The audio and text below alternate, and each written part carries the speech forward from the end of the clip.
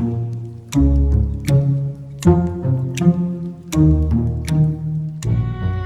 Memoirs of Sherlock Holmes by Sir Arthur Conan Doyle. Read by Beau McKenna.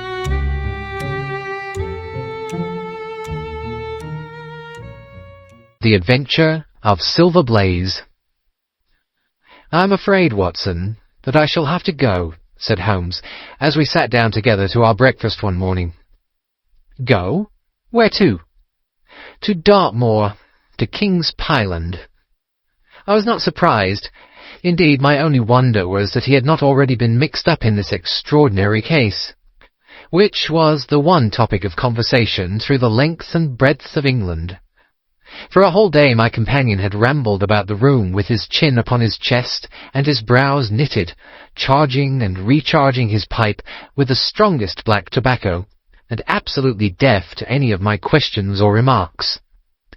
Fresh editions of every paper had been sent up by our newsagent, only to be glanced over and tossed down into a corner. Yet, silent as he was, I knew perfectly well what it was over which he was brooding. There was but one problem before the public which could challenge his powers of analysis, and that was the singular disappearance of the favourite for the Wessex Cup, and the tragic murder of its trainer. When, therefore, he suddenly announced his intention of setting out for the scene of the drama, it was only what I had been expecting and hoped for. "I should be most happy to go down with you if I should not be in the way," said I.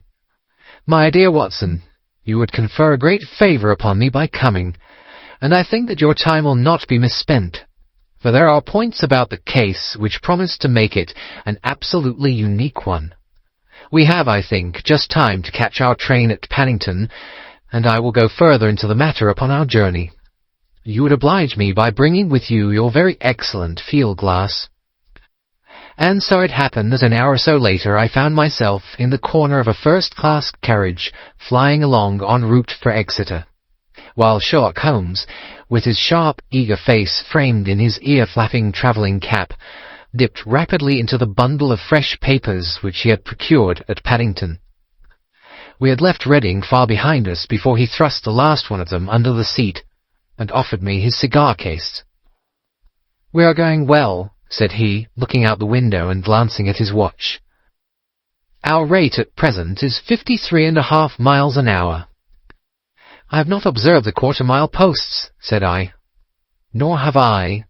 But the telegraph posts upon this line are 60 yards apart, and the calculation is a simple one. I presume that you have looked into this matter of the murder of John Straker and the disappearance of Silver Blaze?" "I've seen what the Telegraph and the Chronicle have to say." "It is one of those cases where the art of the reasoner should be used rather for the sifting of details than for the acquiring of fresh evidence. The tragedy has been so uncommon, so complete, and of such personal importance to so many people, that we are suffering from a plethora of surmise, conjecture, and hypothesis. The difficulty is to detach the framework of fact, of absolute undeniable fact, from the embellishments of theorists and reporters. Then, having established ourselves upon this sound basis, it is our duty to see what inferences may be drawn, and what are the special points upon which the whole mystery turns. On Tuesday evening I received telegrams from both Colonel Ross, the owner of the horse, and from Inspector Gregory, who is looking after the case, inviting my cooperation." "Tuesday evening?" I exclaimed. "And this is Thursday morning. Why didn't you go down yesterday?" "Because I made a blunder, my dear Watson, which is, I am afraid, a more common occurrence than anyone would think who only knew me through your memoirs. The fact is that I could not believe it possible that the most remarkable horse in England could long remain concealed, especially in so sparsely inhabited a place as the north of Dartmoor. From hour to hour yesterday I expected to hear that he had been found, and that his abductor was the murderer of John Straker. When, however, another morning had come, and I found that beyond the arrest of young Fitzroy Simpson nothing had been done, I felt that it was time for me to take action. Yet in some ways I feel that yesterday has not been wasted. You have formed a theory, then? At least I have got a grip of the essential facts of the case. I shall enumerate them to you, for nothing clears up a case so much as stating it to another person, and I can hardly expect your cooperation if I do not show you the position from which we start. I lay back against the cushions, puffing at my cigar, while Holmes, leaning forward with his long, thin forefinger, checking off the points upon the palm of his left hand, gave me a sketch of the events which had led to our journey. Silver Blaze, said he, is from the Salmomi stock, and holds as brilliant a record as his famous ancestor. He is now in his 5th year, and has brought in turn each of the prizes of the turf to Colonel Ross, his fortunate owner. Up to the time of the catastrophe he was the first favourite for the Wessex Cup, the betting being 3-1 on him.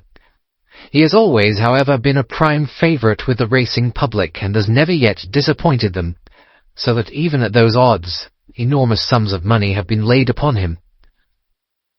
It is obvious, therefore, that there were many people who had the strongest interest in preventing Silver Blaze from being there at the fall of the flag next Tuesday. The fact was, of course, appreciated at King's Pyland, where the Colonel's training stable is situated. Every precaution was taken to guard the favourite.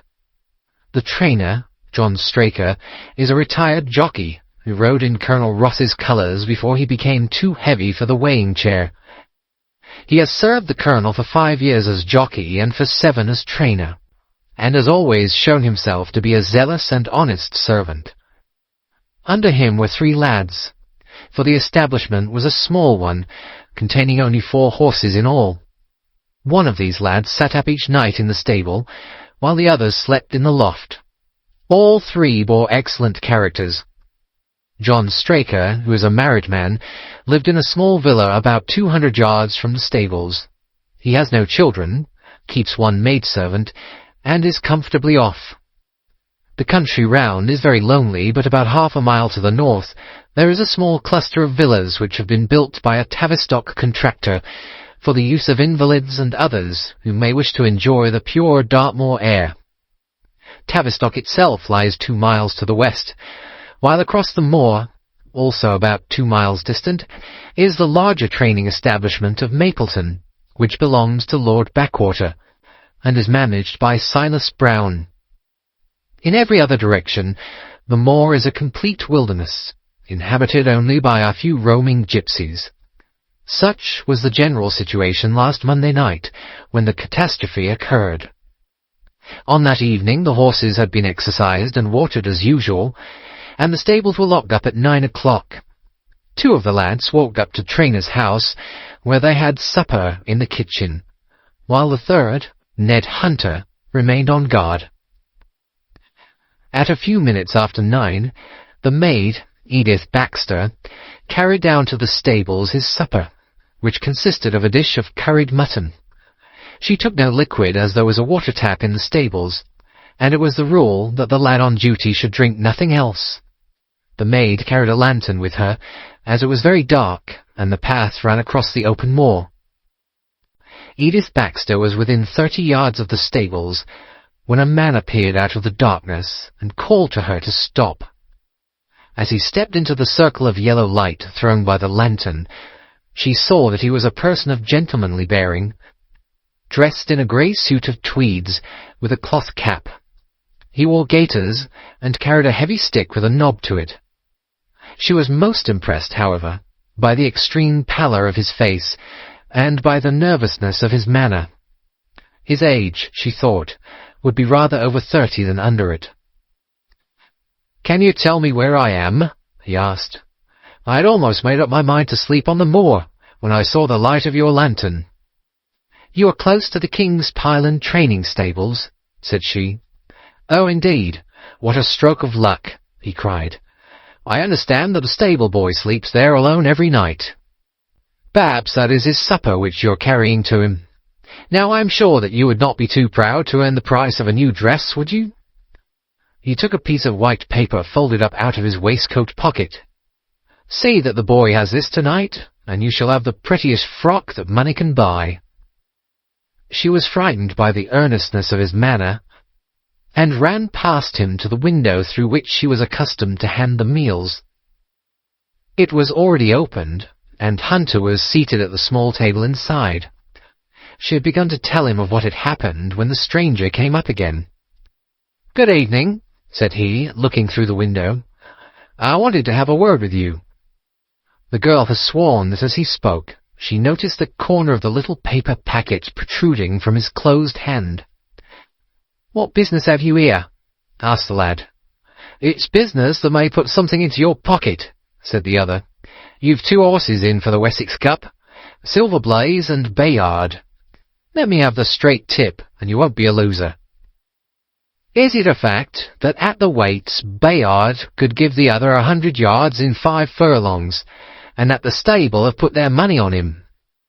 "So, you're one of those damned touts," cried the lad. "I'll show you how we serve them in King's Pyland." He sprang up and rushed across the stable to unloose the dog. The girl fled away to the house, but as she ran, she looked back and saw that the stranger was leaning through the window. A minute later, however, when Hunter rushed out with the hound, he was gone, and though he ran all round the buildings, he failed to find any trace of him. "One moment," I asked. "Did the stable boy, when he ran out with the dog, leave the door unlocked behind him?" "Excellent, Watson, excellent," murmured my companion. The importance of the point struck me so forcibly that I sent a special wire to Dartmoor yesterday to clear the matter up. The boy locked the door before he left it. The window, I may add, was not large enough for a man to get through. Hunter waited until his fellow grooms had returned, when he sent a message to the trainer and told him what had occurred. Straker was excited at hearing the account, although he does not seem to have quite realized its true significance. It left him, however, vaguely uneasy, and Mrs. Straker, waking at 1 in the morning, found that he was dressing. In reply to her inquiries, he said that he could not sleep on account of his anxiety about the horses, and that he intended to walk down to the stables to see that all was well. She begged him to remain at home, as she could hear the rain pattering against the window, but in spite of her entreaties, he pulled on his large mackintosh and left the house. Mrs. Straker awoke at 7 in the morning to find that her husband had not yet returned. She dressed herself hastily, called the maid, and set off for the stables. The door was open. Inside, huddled together upon a chair, Hunter was sunk in a state of absolute stupor. The favourite stall was empty, and there were no signs of his trainer. The 2 lads who slept in the chaff-cutting loft above the harness room were quickly aroused. They had heard nothing during the night, for they are both sound sleepers. Hunter was obviously under the influence of some powerful drug, and as no sense could be got out of him, he was left to sleep it off, while the 2 lads and the 2 women ran out in search of the absentees. They still had hopes that the trainer had for some reason taken out the horse for early exercise, but on ascending the knoll near the house, from which all the neighbouring moors were visible, they not only could see no signs of the missing favourite, but they perceived something which warned them that they were in the presence of a tragedy. About a quarter of a mile from the stables, John Straker's overcoat was flapping from a furze bush. Immediately beyond, there was a bowl-shaped depression in the moor, and at the bottom of this was found the dead body of the unfortunate trainer. His head had been shattered by a savage blow from some heavy weapon, and he was wounded on the thigh, where there was a long, clean cut, inflicted evidently by some very sharp instrument. It was clear, however, that Straker had defended himself vigorously against his assailants, for in his right hand he held a small knife, which was clotted with blood up to the handle, while in his left he clasped a red and black silk cravat, which was recognized by the maid as having been worn on the preceding evening by the stranger who had visited the stables. Hunter, on recovering from his stupor, was also quite positive as to the ownership of the cravat. he was equally certain that the same stranger had, while standing at the window, drugged his curried mutton, and so deprived the stables of their watchman. As to the missing horse, there were abundant proofs in the mud which lay at the bottom of the fatal hollow that he had been there at the time of the struggle. But from that morning he has disappeared, and although a large reward has been offered, and all the gypsies of Dartmoor are on the alert, no news has come of him. Finally, an analysis has shown that the remains of his supper left by the stable lad contained an appreciable quantity of powdered opium, while the people at the house partook of the same dish on the same night without any ill effect. Those are the main facts of the case, stripped of all surmise, and stated as baldly as possible. I shall now recapitulate what the police have done in the matter. Inspector Gregory, to whom the case has been committed, is an extremely competent officer. Were he but gifted with imagination, he might rise to great heights in his profession. On his arrival he promptly found and arrested the man upon whom suspicion naturally rested. There was little difficulty in finding him, for he inhabited one of those villas which I have mentioned. His name, it appears, was Fitzroy Simpson. He was a man of excellent birth and education, who had squandered a fortune upon the turf, and who lived now by doing a little quiet and genteel bookmaking in the sporting clubs of London. An examination of his betting book shows that bets to the amount of £5,000 had been registered by him against the favourite. On being arrested, he volunteered the statement that he had come down to Dartmoor in the hope of getting some information about the King's Pyland horses, and also about Desborough, the second favourite, which was in charge of Silas Brown at the Mapleton stables. He did not attempt to deny that he had acted as described upon the evening before, but declared that he had no sinister designs, and had simply wished to obtain first-hand information. When confronted with his cravat, he turned very pale, and was utterly unable to account for its presence in the hand of the murdered man. His wet clothing showed that he had been out in the storm of the night before, and his stick, which was a Penang lawyer weighted with lead, was just such a weapon as might, by repeated blows, have inflicted the terrible injuries to which the trainer had succumbed. On the other hand, there was no wound upon his person, while the state of Straker's knife would show that one at least of his assailants must bear his mark upon him. There you have it all in a nutshell, Watson, and if you can give me any light, I shall be infinitely obliged to you. I had listened with the greatest interest to the statement which Holmes, with characteristic clearness, had laid before me. Though most of the facts were familiar to me, I had not sufficiently appreciated their relative importance, nor their connection to each other. "Is it not possible," I suggested, "that the incised wound upon Straker may have been caused by his own knife in the convulsive struggles which follow any brain injury?" "It is more than possible. It is probable," said Holmes. "In that case, one of the main points in favour of the accused disappears." "And yet," said I, "even now I fail to understand what the theory of the police can be."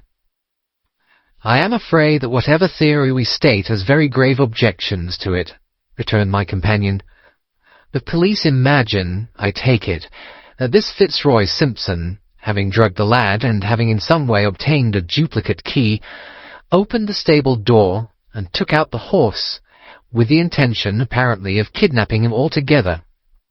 His bridle is missing, so that Simpson must have put this on. Then, having left the door open behind him, he was leading the horse away over the moor, when he was either met or overtaken by the trainer. A row naturally ensued. Simpson beat out the trainer's brains with his heavy stick without receiving any injury from the small knife which Straker used in self-defence, and then the thief either led the horse onto some secret hiding-place, or else it may have bolted during the struggle, and be now wandering out on the moors. That is the case as it appears to the police, and improbable as it is, all other explanations are more improbable still. However, I shall very quickly test the matter when I am once upon the spot, and until then I cannot really see how we can get much further than our present position." It was evening before we reached the little town of Tavistock, which lies, like the boss of a shield, in the middle of the huge circle of Dartmoor. 2 gentlemen were awaiting us in the station. The one, a tall, fair man with lion-like hair and beard, and curiously penetrating light blue eyes. The other, a small, alert person, very neat and dapper, in a frock coat and gaiters, with trim little side whiskers and an eyeglass. The latter was Colonel Ross, the well-known sportsman. The other, Inspector Gregory, a man who was rapidly making his name in the English detective service. "I am delighted that you have come down, Mr. Holmes," said the Colonel. "The Inspector here has done all that could possibly be suggested, but I wish to leave no stone unturned in trying to avenge poor Straker, and in recovering my horse." "Have there been any fresh developments?" asked Holmes. "I'm sorry to say that we have made very little progress," said the Inspector. "We have an open carriage outside, and as you would no doubt like to see the place before the light falls, we might talk it over as we drive." A minute later we were all seated in a comfortable landau, and were rattling through the quaint old Devonshire city. Inspector Gregory was full of his case, and poured out a stream of remarks, while Holmes threw in an occasional question or interjection. Colonel Ross leaned back with his arms folded and his hat tilted over his eyes, while I listened with interest to the dialogue of the 2 detectives. Gregory was formulating his theory, which was almost exactly what Holmes had foretold in the train. "The net is drawn pretty close round Fitzroy Simpson," he remarked, "and I believe myself that he is our man. At the same time, I recognise that the evidence is purely circumstantial, and that some new development may upset it. How about Straker's knife?" "We have quite come to the conclusion that he wounded himself in his fall." "My dear friend Dr. Watson made that suggestion to me as we came down. If so, it would tell against this man Simpson." "Undoubtedly. He has neither a knife nor any sign of a wound. The evidence against him is certainly very strong. He had a great interest in the disappearance of the favourite. He lies under suspicion of having poisoned the stable boy. He was undoubtedly out in the storm. He was armed with a heavy stick, and his cravat was found in the dead man's hand. I really think we have enough to go before a jury." Holmes shook his head. "A clever counsel would tear it all to rags," said he. "Why should he take the horse out of the stable? If he wished to injure it, why could he not do it there? Has a duplicate key been found in his possession? What chemist sold him the powdered opium? Above all, where could he, a stranger to the district, hide a horse, and such a horse as this? What is his own explanation as to the paper which he wished the maid to give to the stable boy?" "He says that it was a £10 note. One was found in his purse. But your other difficulties are not so formidable as they seem. He is not a stranger to the district. He has twice lodged at Tavistock in the summer. The opium was probably brought from London. The key, having served its purpose, will be hurled away. The horse may be at the bottom of one of the pits or old mines upon the moor." "What does he say about the cravat?" "He acknowledges that it is his, and declares that he had lost it, but a new element has been introduced into the case, which may account for his leading the horse from the stable." Holmes pricked up his ears. "We have found traces which show that a party of gypsies encamped on Monday night within a mile of the spot where the murder took place. On Tuesday they were gone. Now, presuming that there was some understanding between Simpson and these gypsies, might he not have been leading the horse to them when he was overtaken, and may they not have him now?" "It is certainly possible. The moor is being scoured for these gypsies. I have also examined every stable and outhouse in Tavistock, and for a radius of 10 miles. There is another training stable quite close, I understand." "Yes, and that is a factor which we must certainly not neglect. As Desborough, their horse, was second in the betting, They had an interest in the disappearance of the favourite, Silas Brown, the trainer, who's known to have had large bets upon the event, and he was no friend to poor Straker. We have, however, examined the stables, and there is nothing to connect him with the affair. And nothing to connect this man Simpson with the interests of the Mapleton stables? Nothing at all. Holmes leaned back in the carriage, and the conversation ceased.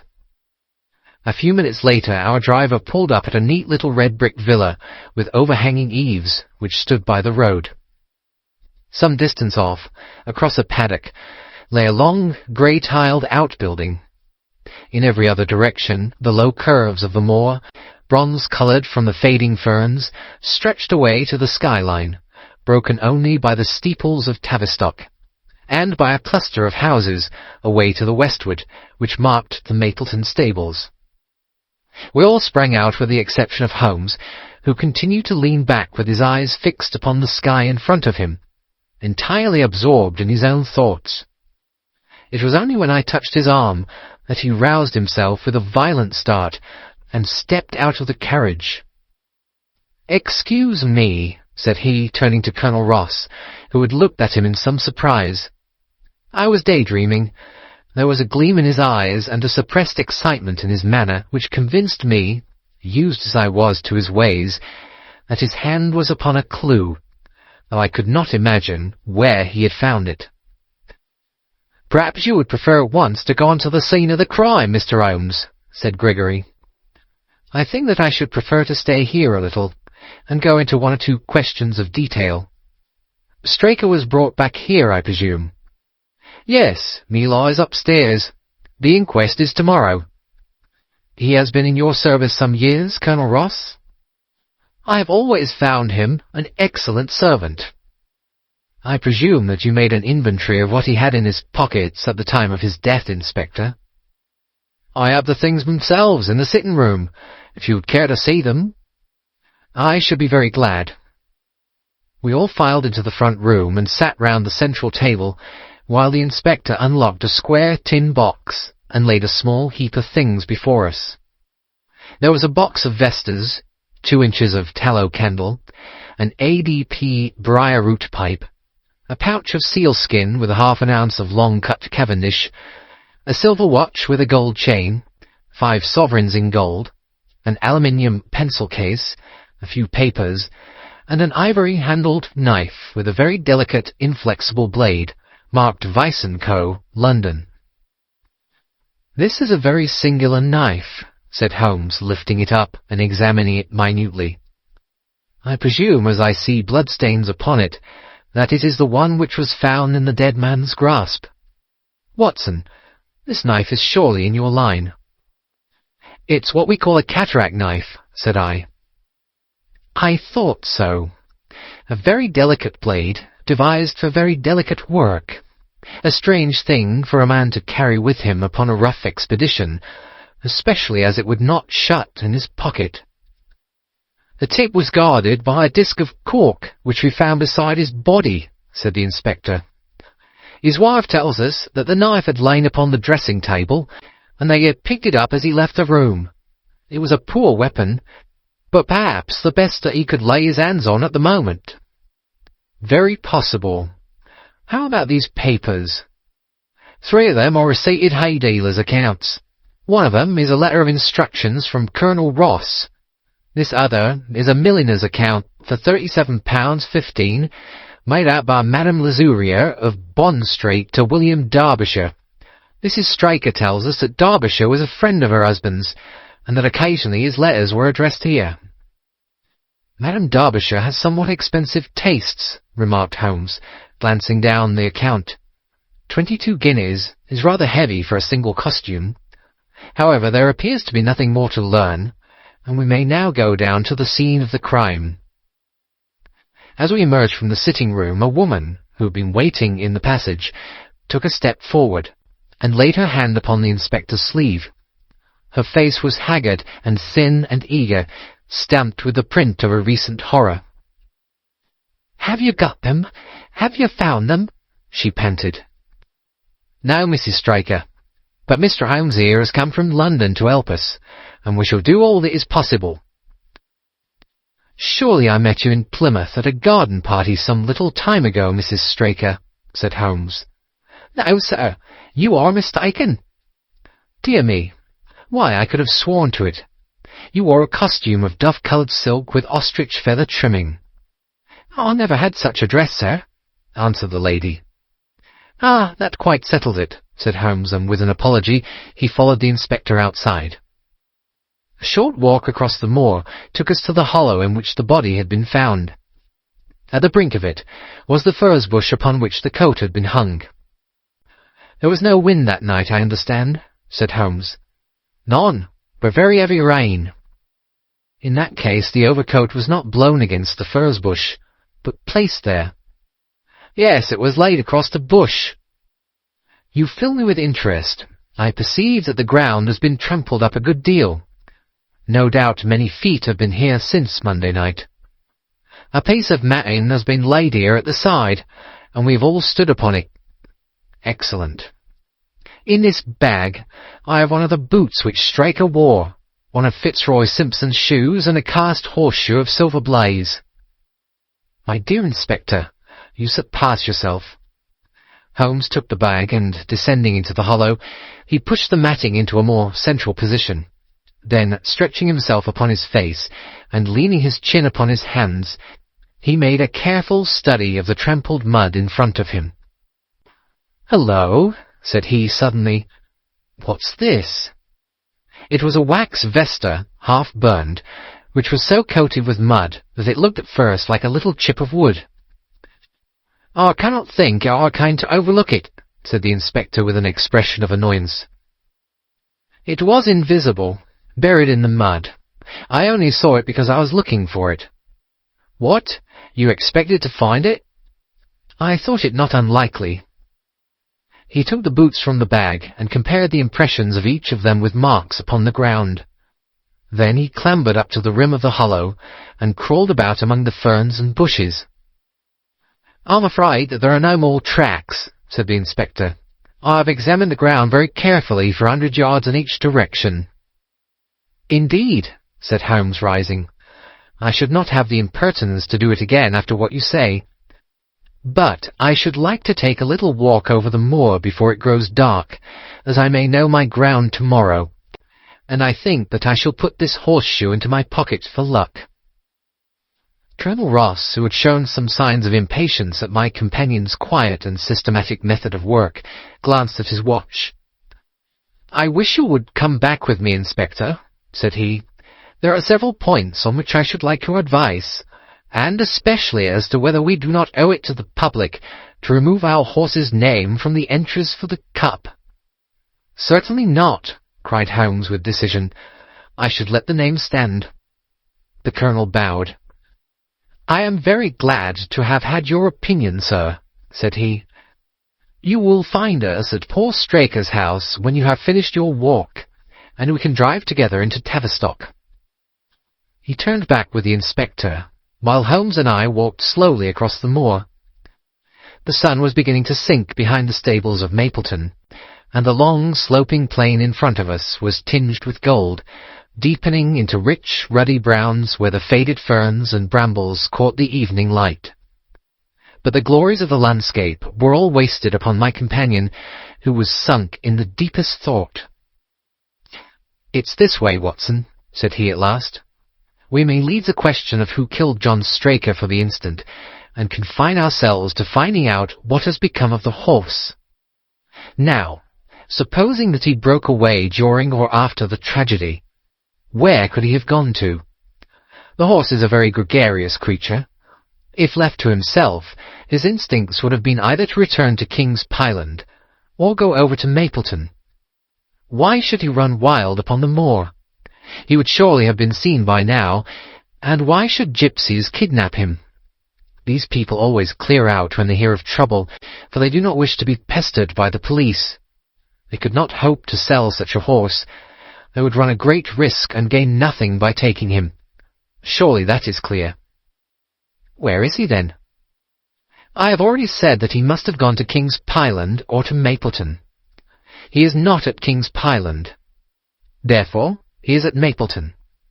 Let us take that as a working hypothesis, and see what it leads us to. This part of the moor, as the inspector remarked, is very hard and dry, but it falls away towards Mapleton, and you can see from here that there is a long hollow over yonder, which must have been very wet on Monday night. If our supposition is correct, then the horse must have crossed that, and there is a point where we should look for his tracks. We had been walking briskly during this conversation, and a few more minutes brought us to the hollow in question. At Holmes' request, I walked down the bank to the right, and he to the left. But I had not taken 50 paces before I heard him give a shout, and saw him waving his hand to me. The track of a horse was plainly outlined in the soft earth in front of him, and the shoe which he took from his pocket exactly fitted the impression.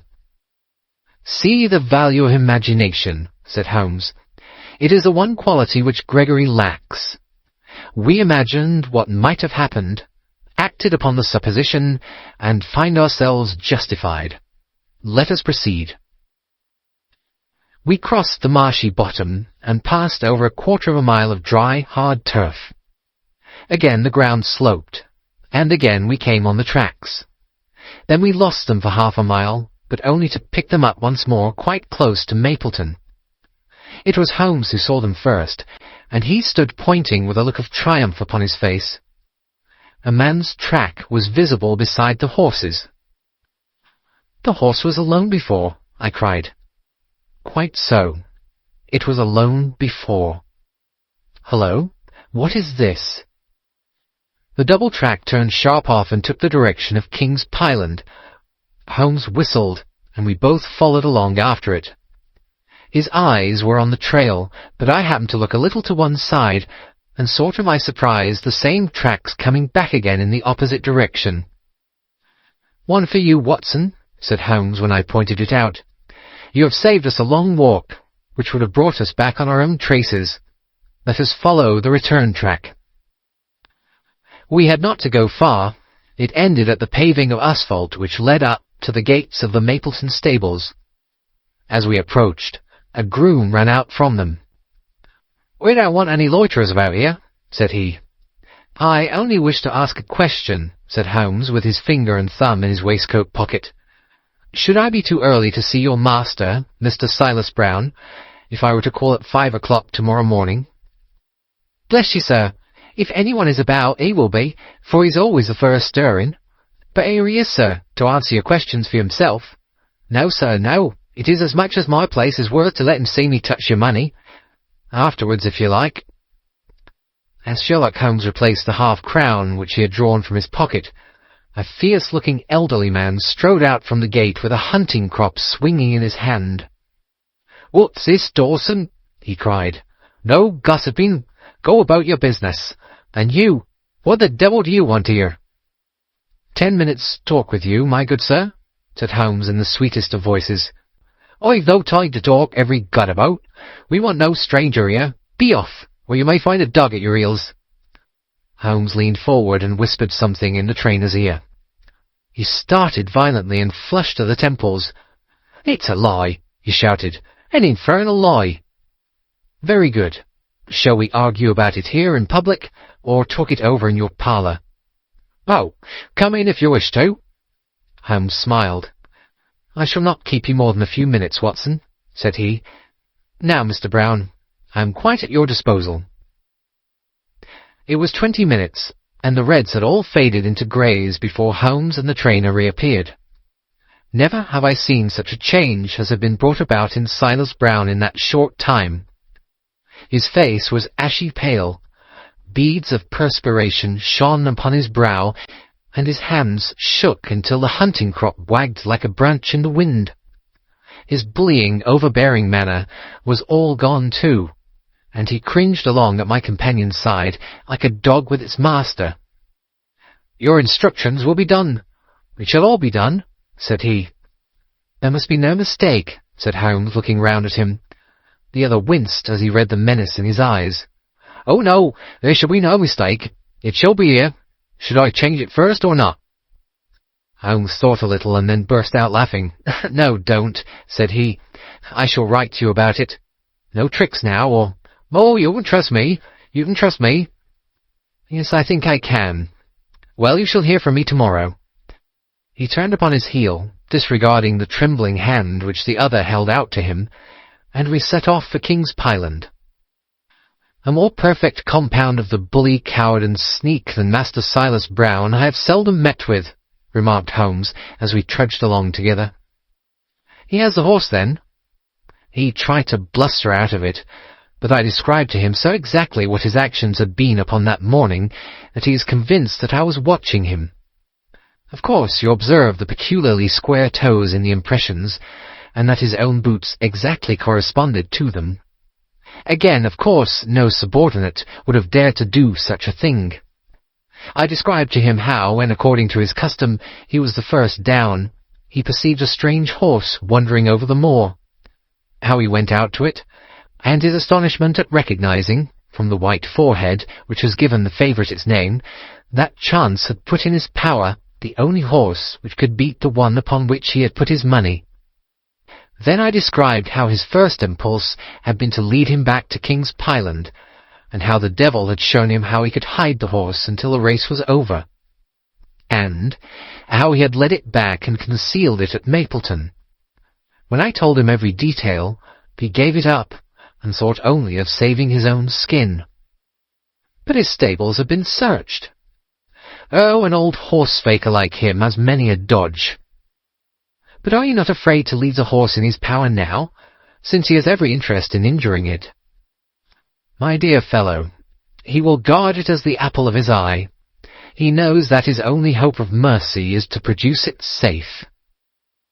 Colonel Ross did not impress me as a man who would be likely to show much mercy in any case. The matter does not rest with Colonel Ross. I follow my own methods and tell as much or as little as I choose. That is the advantage of being unofficial. I don't know whether you observed it, Watson, but the Colonel's manner has been just a trifle cavalier to me. I am inclined now to have a little amusement at his expense. Say nothing to him about the horse. Certainly not without your permission. And, of course, this is all quite a minor point compared to the question of who killed John Straker. And you will devote yourself to that? On the contrary, we both go back to London by the night train. I was thunderstruck by my friend's words. We had only been a few hours in Devonshire, and that he should give up an investigation which he had begun so brilliantly was quite incomprehensible to me. Not a word more could I draw from him until we were back at the trainer's house. The Colonel and the Inspector were awaiting us in the parlour. "My friend and I returned to town by the night express," said Holmes. "We have had a charming little breath of your beautiful Dartmoor air." The Inspector opened his eyes, and the Colonel's lip curled in a sneer. "So, you despair of arresting the murderer of poor Straker," said he. Holmes shrugged his shoulders. "There are certainly grave difficulties in the way," said he. "I have every hope, however, that your horse will start upon Tuesday, and I beg that you will have your jockey in readiness. Might I ask for a photograph of Mr. John Straker?" The Inspector took one from an envelope and handed it to him. "My dear Gregory, you anticipate all my wants. If I might ask you to wait here for an instant, I have a question which I should like to put to the maid." "I must say that I am rather disappointed in our London consultant," said Colonel Ross bluntly as my friend left the room. "I do not see that we are any further than when he came." "At least you have his assurance that your horse will run," said I. "Yes, I have his assurance," said the Colonel with a shrug of his shoulders. "I should prefer to have the horse." I was about to make some reply in defence of my friend when he entered the room again. "Now, gentlemen," he said, "I am quite ready for Tavistock." As we stepped into the carriage, one of the stable lads held the door open for us. A sudden idea seemed to occur to Holmes, for he leaned forward and touched the lad upon the sleeve. "You have a few sheep in the paddock," he said. "Who attends to them?" "I do, sir." Have you noticed anything amiss with them of late?" "Well, sir, not of much account, but 3 of them have gone lame, sir."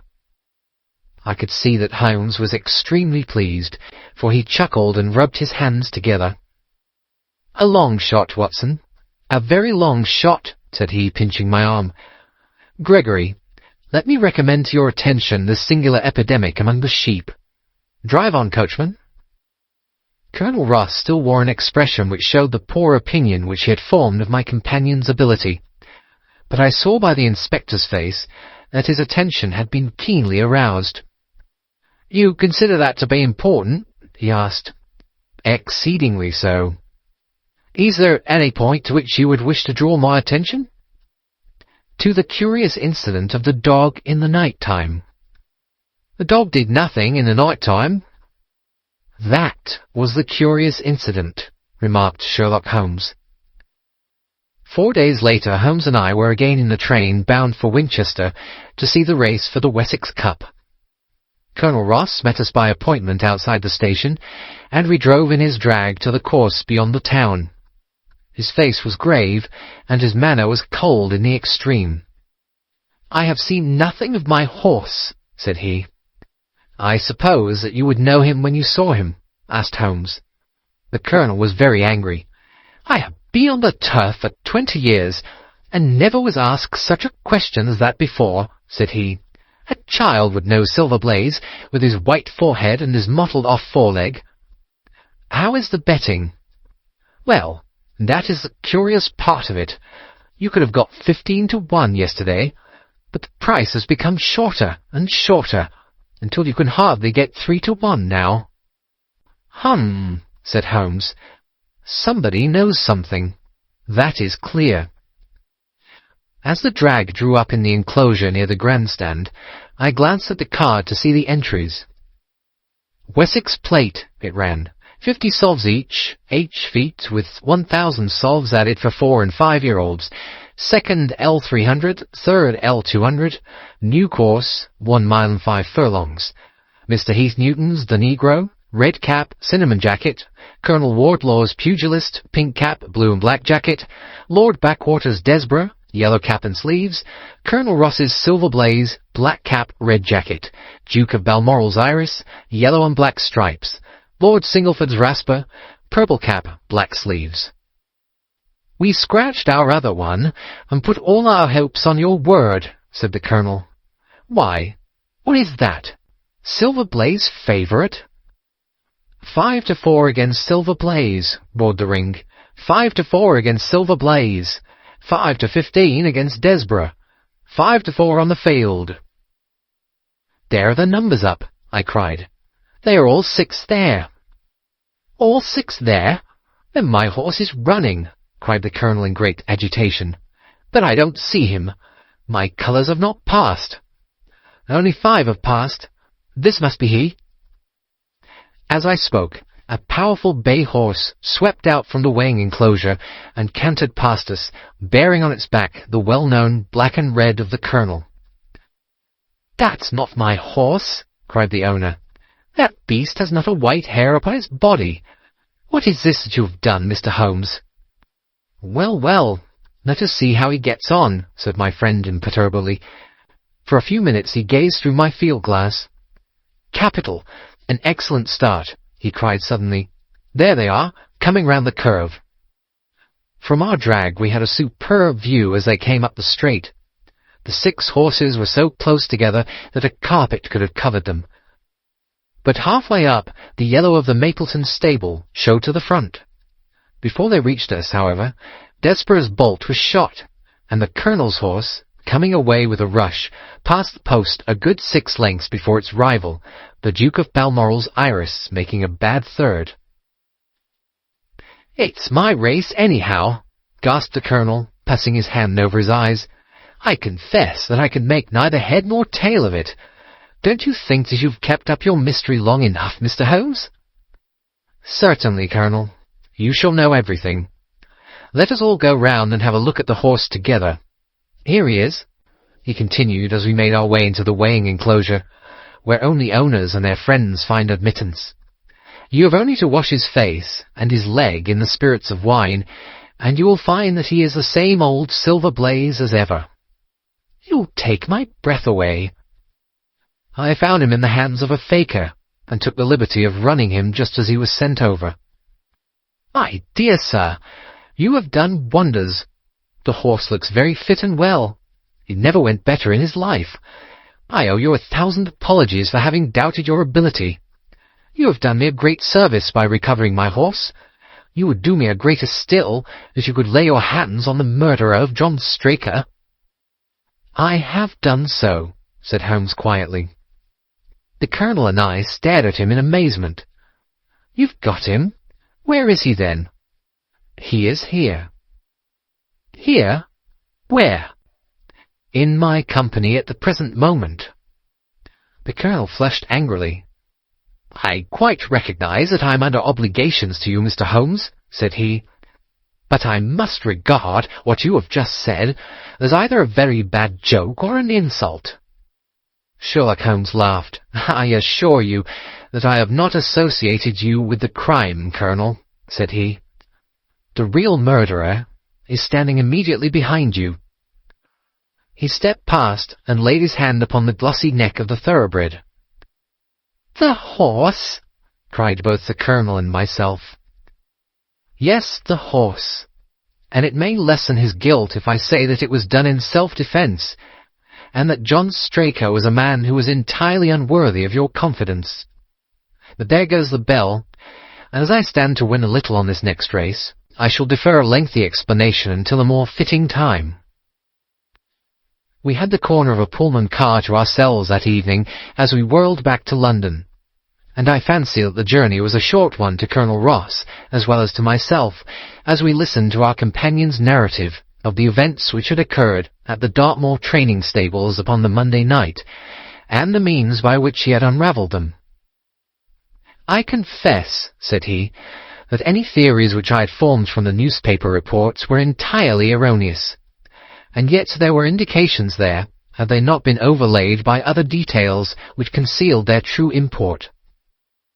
I went to Devonshire with the conviction that Fitzroy Simpson was the true culprit, although of course I saw that the evidence against him was by no means complete.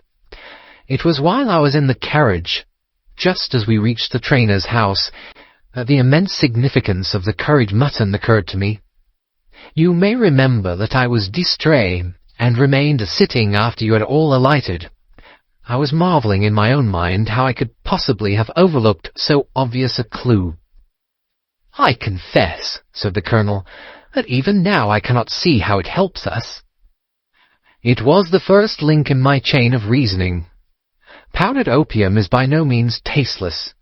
The flavour is not disagreeable, but it is perceptible. Were it mixed with any ordinary dish, the eater would undoubtedly detect it, and would probably eat no more. A curry was exactly the medium which would disguise this taste. By no possible supposition could the stranger, Fitzroy Simpson, have caused curry to be served in the trainer's family that night, and it is surely too monstrous a coincidence to suppose that he happened to come along with powdered opium upon the very night when a dish happened to be served which would disguise the flavour. That is unthinkable. Therefore Simpson becomes eliminated from the case, and our attention centres upon Straker and his wife, the only two people who could have chosen curried mutton for supper that night. The opium was added after the dish was set aside for the stable boy, for the others had the same for supper with no ill effects. Which of them, then, had access to that dish without the maid seeing them? Before deciding that question, I had grasped the significance of the silence of the dog, for one true inference invariably suggests others. The Simpson incident had shown me that a dog was kept in the stables, and yet, though someone had been in and had fetched out a horse, he had not barked enough to arouse the two lads in the loft. Obviously, the midnight visitor was someone whom the dog knew well. I was already convinced, or almost convinced, that John Straker went down to the stables in the dead of the night and took out Silver Blaze. For what purpose? For a dishonest one, obviously. or why should he drug his own stable-boy? And yet I was at a loss to know why. There have been cases before now where trainers have made sure of great sums of money by laying against their own horses through agents, and then preventing them from winning by fraud. Sometimes it is a pulling jockey, sometimes it is some surer and subtler means. What was it here? I hoped that the contents of his pockets might help me to form a conclusion. And they did so. You cannot have forgotten the singular knife which was found in the dead man's hand. A knife which certainly no sane man would choose for a weapon. It was, as Dr. Watson told us, a form of knife which is used for the most delicate operations known in surgery. And it was to be used for a delicate operation that night. You must know, with your wide experience of turf matters, Colonel Ross, that it is possible to make a slight nick upon the tendons of a horse's ham, and to do it subcutaneously, so as to leave absolutely no trace. A horse so treated would develop a slight lameness, which would be put down to a strain in exercise or a touch of rheumatism, but never to foul play. "Villain! Scoundrel!" cried the Colonel. We have here the explanation of why John Straker wished to take the horse out onto the moor. So spirited a creature would have certainly roused the soundest of sleepers when it felt the prick of the knife.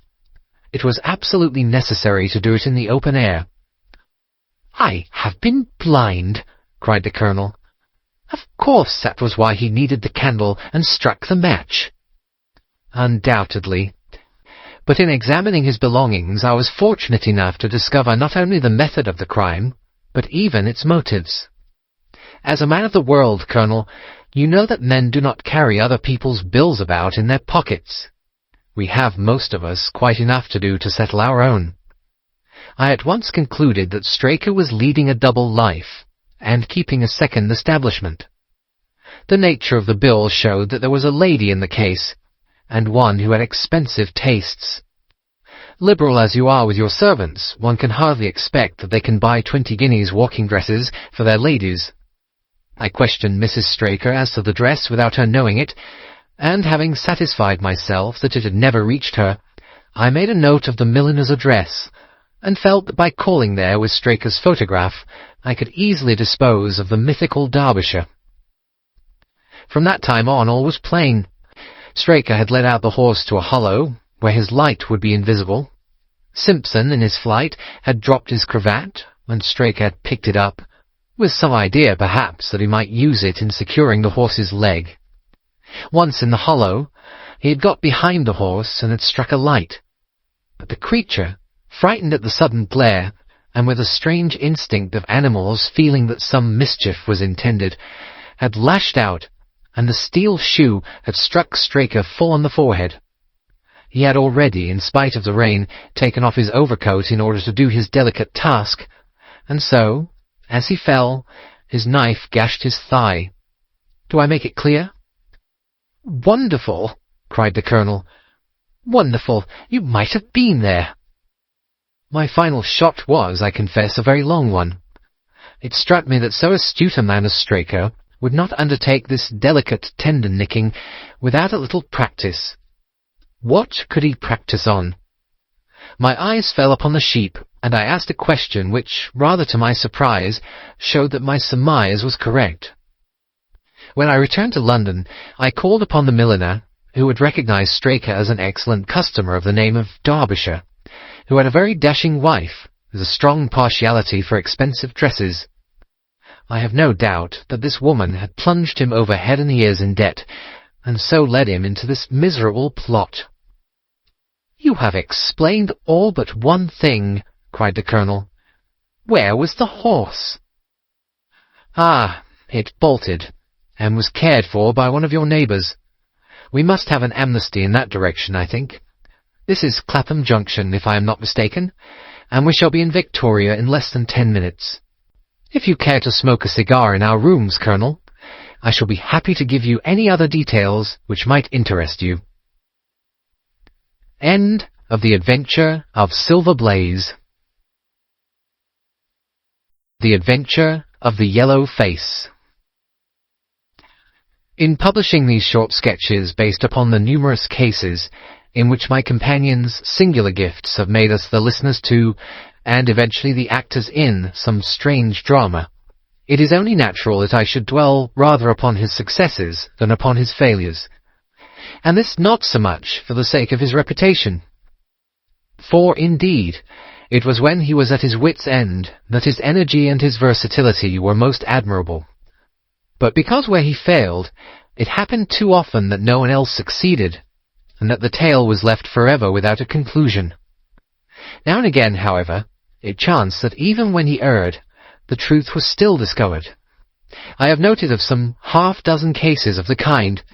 The adventure of the Musgrave ritual, and that which I am about to recount, are the two which present the strongest features of interest. Sherlock Holmes was a man who seldom took exercise for exercise's sake. Few men were capable of greater muscular effort, and he was undoubtedly one of the finest boxers of his weight that I have ever seen. But he looked upon aimless bodily exertion as a waste of energy, and he seldom bestirred himself save when there was some professional object to be served. Then he was absolutely untiring and indefatigable. That he should have kept himself in training under such circumstances is remarkable, but his diet was usually of the sparest, and his habits were simple to the verge of austerity.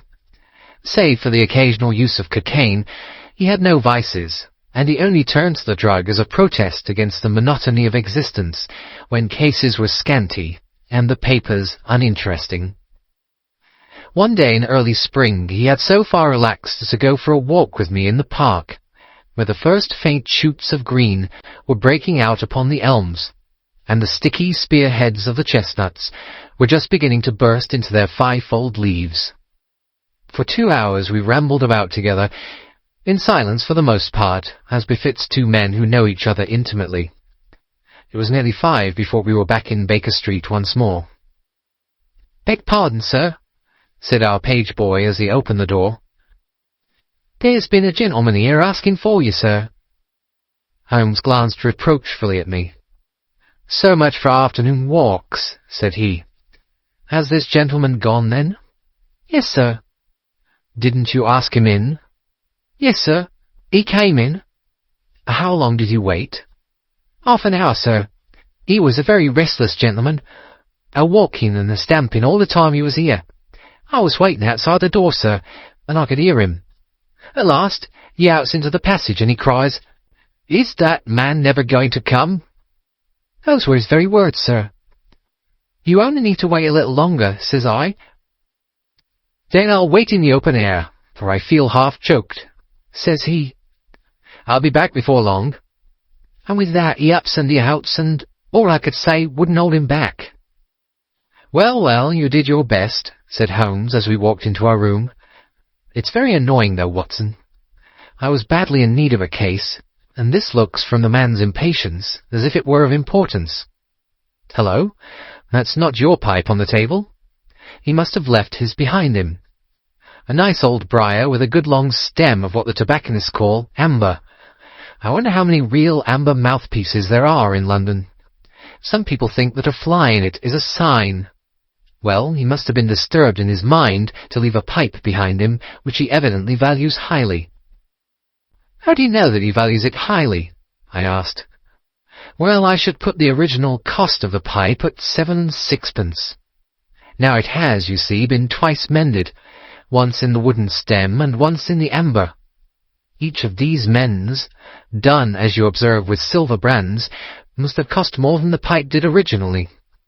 The man must value the pipe highly when he prefers to patch it up rather than buy a new one with the same money." "Anything else?" I asked, for Holmes was turning the pipe about in his hand and staring at it in his peculiar, pensive way. He held it up and tapped on it with his long, thin forefinger, as a professor might who was lecturing on a bone. "Pipes are occasionally of extraordinary interest," said he. "Nothing has more individuality, save perhaps watches and bootlaces. The indications here, however, are neither very marked nor very important. The owner is obviously a muscular man, left-handed with an excellent set of teeth, careless in his habits, and with no need to practice economy. My friend threw out the information in a very offhand way, but I saw that he cocked his eye at me to see if I had followed his reasoning.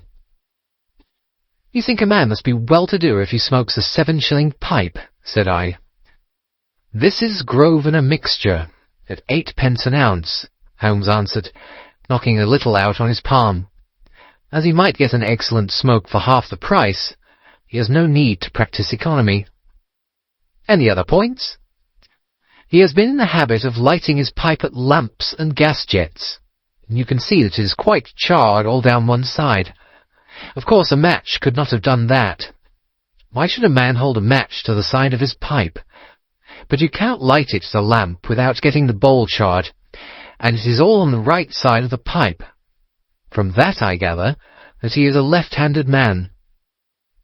You hold your own pipe to the lamp, and see how naturally you, being right-handed, hold the left side to the flame. You might do it once the other way, but not as a constancy.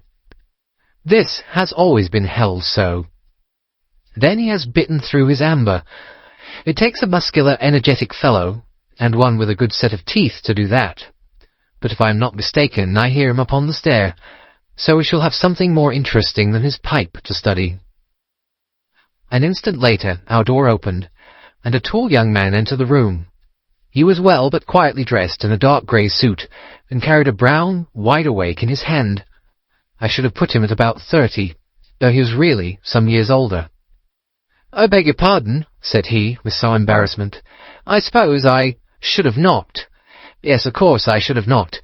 The fact is that I am a little upset, and you must put it all down to that." He passed his hand over his forehead like a man who is half-dazed, and then fell rather than sat down upon a chair. "I can see that you have not slept for a night or two," said Holmes, in his easy, genial way. "That tries a man's nerves more than work, and more even than pleasure. May I ask how I can help you?" "I wanted your advice, sir. I don't know what to do, and my whole life seems to have gone to pieces."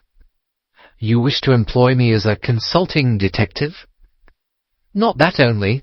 I want your opinion as a judicious man, as a man of the world. I want to know what I ought to do next. I hope to God you'll be able to tell me." He spoke in little, sharp, jerky outbursts, and it seemed to me that to speak at all was very painful to him, and that his will all through was overriding his inclinations. "It's a very delicate thing," said he. "One does not like to speak of one's domestic affairs to strangers. It seems dreadful to discuss the conduct of one's wife with two men whom I have never seen before. It's horrible to have to do it, but I've got to the end of my tether, and I must have advice." "My dear Mr. Grant Munro," began Holmes. Our visitor sprang from his chair. "What?" he cried. "You know my name?" "If you wish to preserve your incognito," said Holmes, smiling, "I would suggest that you cease to write your name upon the lining of your hat, or else that you turn the crown towards the person whom you are addressing. I was about to say that my friend and I have listened to a good many strange secrets in this room, and that we've had the good fortune to bring peace to many troubled souls. I trust that we may do as much for you. Might I beg you, as time may prove to be of importance, to furnish me with the facts of your case without further delay?" Our visitor again passed his hand over his forehead, as if he found it bitterly hard. From every gesture and expression, I could see that he was a reserved, self-contained man, with a dash of pride in his nature, more likely to hide his wounds than to expose them. Then suddenly, with a fierce gesture of his closed hand, like one who throws reserve to the winds, he began. "The facts are these," said he. "I am a married man, and have been so for 3 years. During that time my wife and I have loved each other as fondly and lived as happily as any two that ever were joined. We have not had a difference, not one, in thought or word or deed.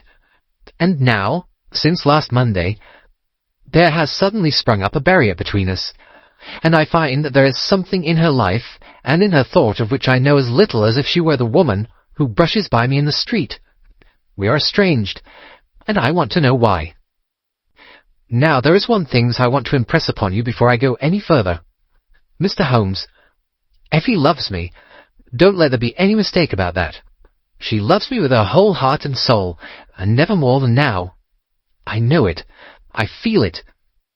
I don't want to argue about that. A man can tell easily enough when a woman loves him. But there's this secret between us, and we can never be the same until it is cleared." "Kindly let me have the facts, Mr. Munro," said Holmes with some impatience. "I'll tell you what I know about Effie's history. She was a widow when I met her first, though quite young, only 25. Her name then was Mrs. Hebron. She went out to America when she was young and lived in the town of Atlanta, where she married this Hebron, who was a lawyer with a good practice. They had one child, but the yellow fever broke out badly in the place, and both husband and child died of it. I've seen his death certificate. This sickened her of America, and she came back to live with a maiden aunt at Pinner in Middlesex.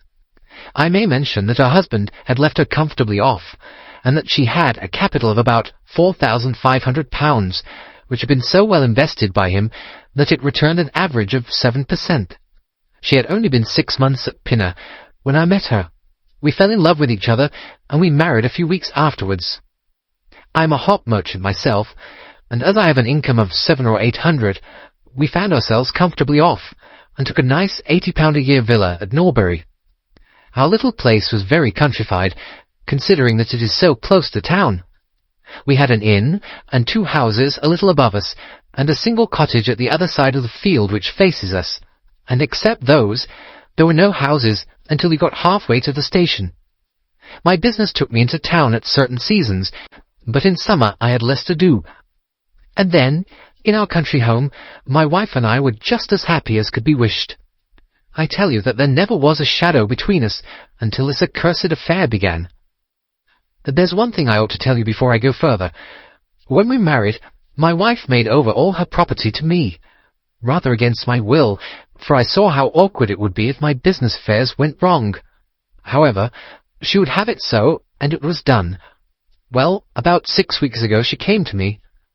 "Jack," said she, "when you took my money, you said that if ever I wanted any, I was to ask you for it." "Certainly," said I. "It's all your own." "Well," said she, "I want £100. I was a bit staggered at this, for I'd imagined it was simply a new dress or something of the kind that she was after. "What on earth for?" I asked. "Oh," said she, in her playful way, "you said that you were only my banker, and bankers never ask questions, you know." "If you really mean it, of course you shall have the money," said I. "Oh, yes, I really mean it." "And you won't tell me what you want it for?" "Some day, perhaps, but not just at present, Jack." So I had to be content with that, though it was the first time that there had ever been any secret between us. I gave her a cheque, and never thought any more of the matter. It may have nothing to do with what came afterwards, but I thought it only right to mention it. Well, I told you just now that there is a cottage not far from our house. There is just a field between us, but to reach it you have to go along the road and then turn down a lane. Just beyond it is a nice little grove of Scotch firs, and I used to be very fond of strolling down there, for trees are always a neighbourly kind of thing. The cottage had been standing empty this 8 months, and it was a pity, for it was a pretty 2-storied place, with an old-fashioned porch and honeysuckle about it. I have stood many a time and thought what a neat little homestead it would make. Well, last Monday evening I was taking a stroll down that way when I met an empty van coming up the lane and saw a pile of carpets and things lying about on the grass plot beside the porch. It was clear that the cottage had at last been let. I walked past it and wondered what sort of folk they were who had come to live so near us, and as I looked, I suddenly became aware that her face was watching me out of one of the upper windows. I don't know what there was about that face, Mr. Holmes, but it seemed to send a chill right down my back. I was some little way off, so that I could not make out the features, but there was something unnatural and inhuman about the face. That was the impression that I had, and I moved quickly forwards to get a nearer view of the person who was watching me. But as I did so, the face suddenly disappeared, so suddenly that it seemed to have been plucked away into the darkness of the room. I stood for 5 minutes, thinking the business over, and trying to analyze my impressions. I could not tell if the face were that of a man or a woman. It had been too far from me for that. But its colour was what had impressed me most.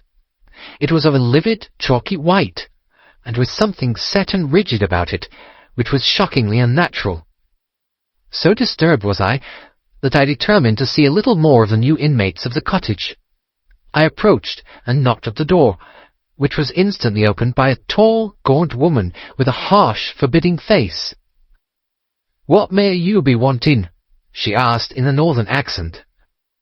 "I'm your neighbour over yonder," said I, nodding towards my house.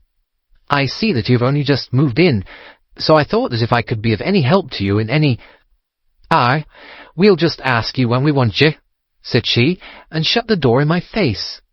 Annoyed at the churlish rebuff, I turned my back and walked home. All evening, though I tried to think of other things, my mind would still turn to the apparition at the window and the rudeness of the woman. I determined to say nothing about the former to my wife, for she is a nervous, highly strung woman, and I had no wish that she should share the unpleasant impression which had been produced upon myself. I remarked to her, however, before I fell asleep, that the cottage was now occupied, to which she returned no reply. I am usually an extremely sound sleeper. It has been a standing jest in the family that nothing could ever wake me during the night. And yet somehow, on that particular night, whether it may have been the slight excitement produced by my little adventure or not, I know not, but I slept much more lightly than usual. Half in my dreams I was dimly conscious that something was going on in the room, and gradually became aware that my wife had dressed herself and was slipping on her mantle and her bonnet. My lips were parted to murmur out some sleepy words of surprise or remonstrance at this untimely preparation, when suddenly my half-opened eyes fell upon her face, illuminated by the candlelight, and astonishment held me dumb. She wore an expression such as I had never seen before, such as I should have thought her incapable of assuming. She was deadly pale and breathing fast, glancing furtively towards the bed as she fastened her mantle to see if she had disturbed me. Then, thinking that I was still asleep, she slipped noiselessly from the room, and an instant later I heard a sharp creaking which could only come from the hinges of the front door. I sat up in bed and rapped my knuckles against the rail to make certain that I was truly awake. Then I took my watch from under the pillow. It was 3 a.m. What on this earth could my wife be doing out on the country road at 3 a.m? I had sat for about 20 minutes, turning the thing over in my mind, and trying to find some possible explanation. The more I thought, the more extraordinary and inexplicable did it appear. I was still puzzling over it when I heard the door gently close again, and her footsteps coming up the stairs. "Where in the world have you been, Effie?" I asked as she entered. She gave a violent start, and a kind of gasping cry when I spoke, and that cry and start troubled me more than all the rest, for there was something indescribably guilty about them. My wife had always been a woman of a frank and open nature, and it gave me a chill to see her slinking into her own room and crying out and wincing when her own husband spoke to her. "You awake, Jack?" she cried with a nervous laugh. "Why, I thought that nothing could awake you." "Where have you been?" I asked more sternly. "I don't wonder that you're surprised," said she, and I could see that her fingers were trembling as she undid the fastenings of her mantle. "Why, I never remember having done such a thing in my life before. The fact is that I felt as though I were choking, and had a perfect longing for a breath of fresh air. I really think that I should have fainted if I had not gone out. I stood at the door for a few minutes, and now I am quite myself again." All the time she was telling me this story, she never once looked in my direction, and her voice was quite unlike her usual tones. It was evident to me that she was saying what was false. I said nothing in reply, but turned my face to the wall, sick at heart, with my mind filled with 1,000 venomous doubts and suspicions. What was it that my wife was concealing from me? Where had she been during that strange expedition? I felt that I should have no peace until I knew, and yet I shrank from asking her again, after once she had told me what was false. All the rest of the night I tossed and tumbled, framing theory after theory, each more unlikely than the last. I should have gone to the city that day, but I was too disturbed in my mind to be able to pay attention to business matters.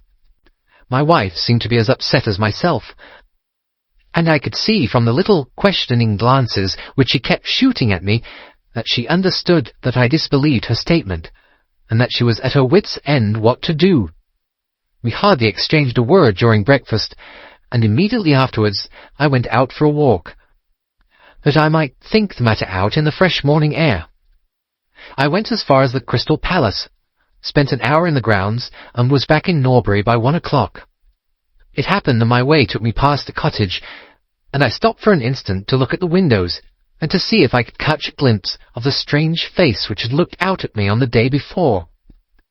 As I stood there, imagine my surprise, Mr. Holmes, when the door suddenly opened, and my wife walked out.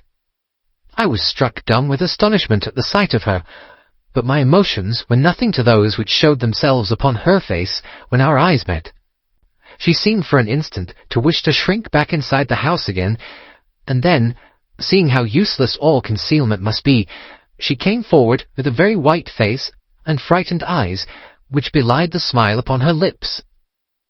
"Ah, Jack," she said, "I have just been in to see if I can be of any assistance to our new neighbours." "Why do you look at me like that, Jack? You are not angry with me?" "So," said I, "this is where you went during the night." "What do you mean?" she cried. "You came here. I am sure of it." "Who are these people, that you should visit them at such an hour?" "I have not been here before."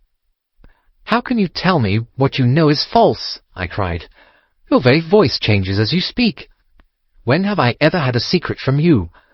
I shall enter that cottage, and I shall probe the matter to the bottom." "No, no, Jack, for God's sake!" she gasped in uncontrollable emotion.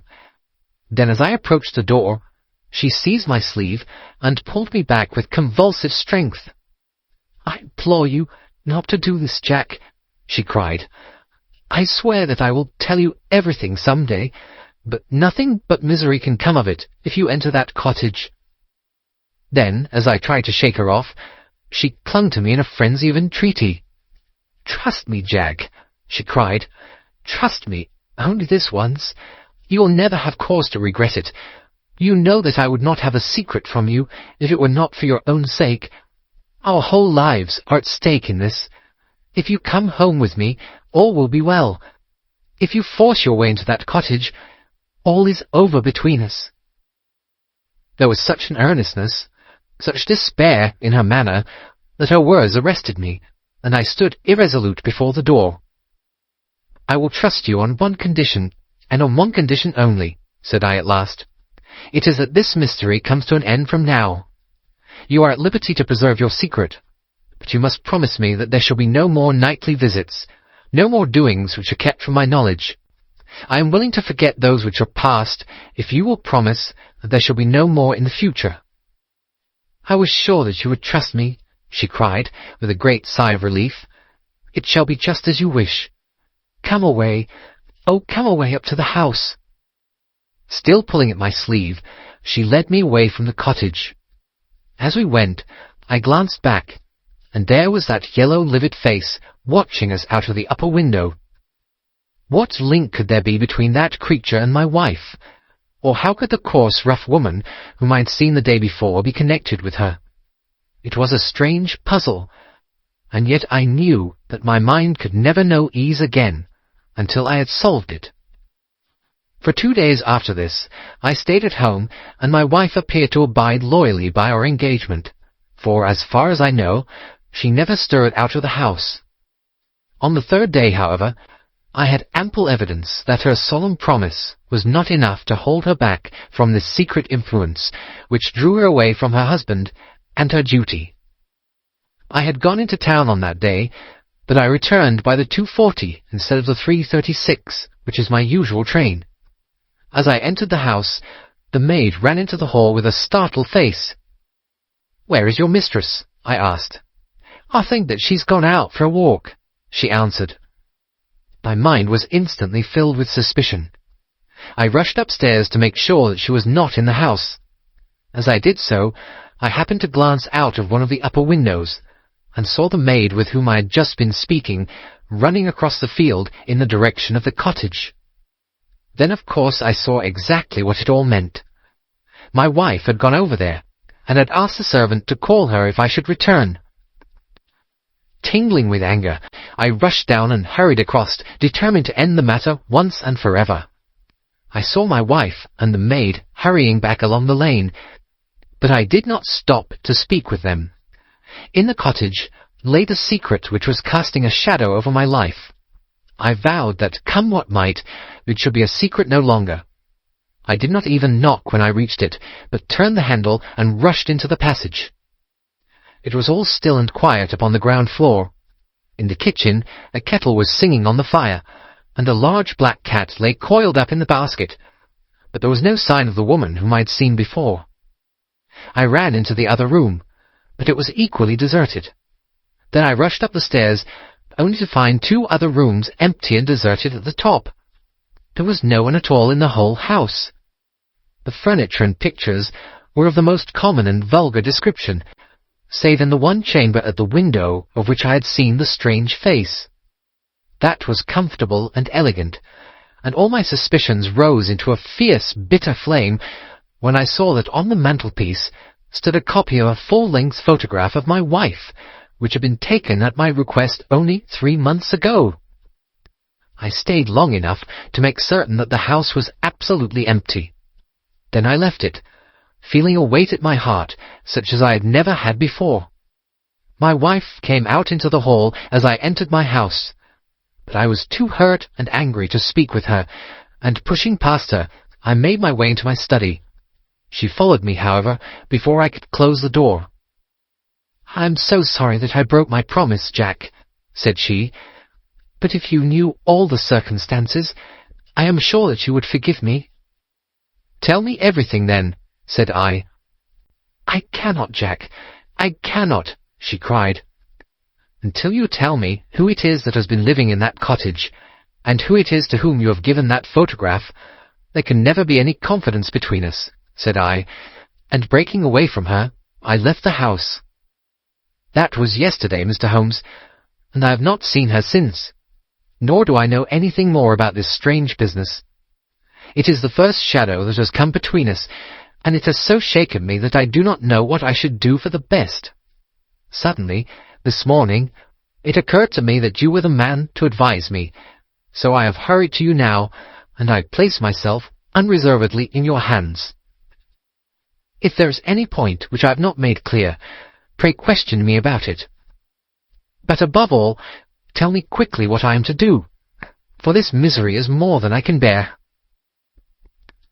Holmes and I had listened with the utmost interest to this extraordinary statement, which had been delivered in the jerky, broken fashion of a man who is under the influence of extreme emotions. My companion sat silent for some time, with his chin upon his hand, lost in thought. "Tell me," said he at last, "could you swear that this was a man's face which you saw at the window?" "Each time that I saw it, I was some distance away from it, so that it is impossible for me to say." "You appear, however, to have been disagreeably impressed by it." "It seemed to be of an unnatural colour, and to have a strange rigidity about the features. When I approached, it vanished with a jerk." "How long is it since your wife asked you for £100? "Nearly 2 months." "Have you ever seen a photograph of her first husband?" "No. There was a great fire at Atlanta very shortly after his death, and all her papers were destroyed." "And yet she had a certificate of death. You say that you saw it?" "Yes. She got a duplicate after the fire." "Did you ever meet anyone who knew her in America?" "No." "Did she ever talk of revisiting the place?" "No." "Or get letters from it?" "No." "Thank you. I should like to think over the matter a little now. If the cottage is now permanently deserted, we may have some difficulty. If, on the other hand, as I fancy is more likely, the inmates were warned of your coming and left before you entered yesterday, then they may be back now, and we should clear it all up easily.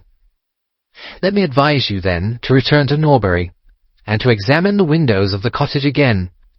If you have reason to believe that it is inhabited, do not force your way in, but send a wire to my friend and me. We shall be with you within an hour of receiving it, and we shall then very soon get to the bottom of the business. And if it is still empty? In that case, I shall come out tomorrow and talk it over with you.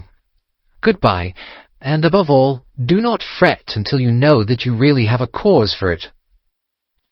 I am afraid that this is a bad business, Watson, said my companion as he returned after accompanying Mr. Grant Munro to the door. What do you make of it?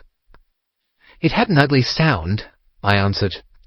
Yes, there's blackmail in it, or I am much mistaken. And who is the blackmailer? Well, it must be the creature who lives in the only comfortable room in the place, and has her photograph above his fireplace. Upon my word, Watson, there is something very attractive about that livid face at the window, and I would not have missed the case for worlds. You have a theory? Yes, a provisional one, but I shall be surprised if it does not turn out to be correct. This woman's first husband is in that cottage. Why do you think so? How else can we explain her frenzied anxiety that her second one should not enter it? The facts, as I read them, are something like this. This woman was married in America. Her husband developed some hateful qualities, or shall we say that he contracted some loathsome disease and became a leper or an imbecile. She flies from him at last, returns to England, changes her name and starts her life, as she thinks, afresh. She has been married 3 years and believes that her position is quite secure, having shown her husband a death certificate of some man whose name she has assumed, when suddenly her whereabouts is discovered by her first husband, or we may suppose by some unscrupulous woman who has attached herself to the invalid. They write to the wife and threaten to come and expose her. She asks for £100 and endeavours to buy them off. They come in spite of it, and when the husband mentions casually to the wife that there are newcomers in the cottage, she knows in some way that they are her pursuers. She waits until her husband is asleep, and then she rushes down to endeavour to persuade them to leave her in peace. Having no success, she goes again next morning, and her husband meets her, as he has told us, as she comes out. She promises him then not to go there again, but 2 days afterwards the hope of getting rid of those dreadful neighbours was too strong for her, and she made another attempt, taking down with her the photograph which had probably been demanded from her. In the midst of this interview the maid rushed in to say that the master had come home, on which the wife, knowing that he would come straight down to the cottage, hurried the inmates out the back door, into the grove of fir trees probably, which was mentioned as standing near. In this way he found the place deserted. I shall be very much surprised, however, if it is still so when he reconnoitres it this evening. What do you think of my theory? It is all surmise, but at least it covers all the facts. When new facts come to our knowledge which cannot be covered by it, it will be time enough to reconsider it.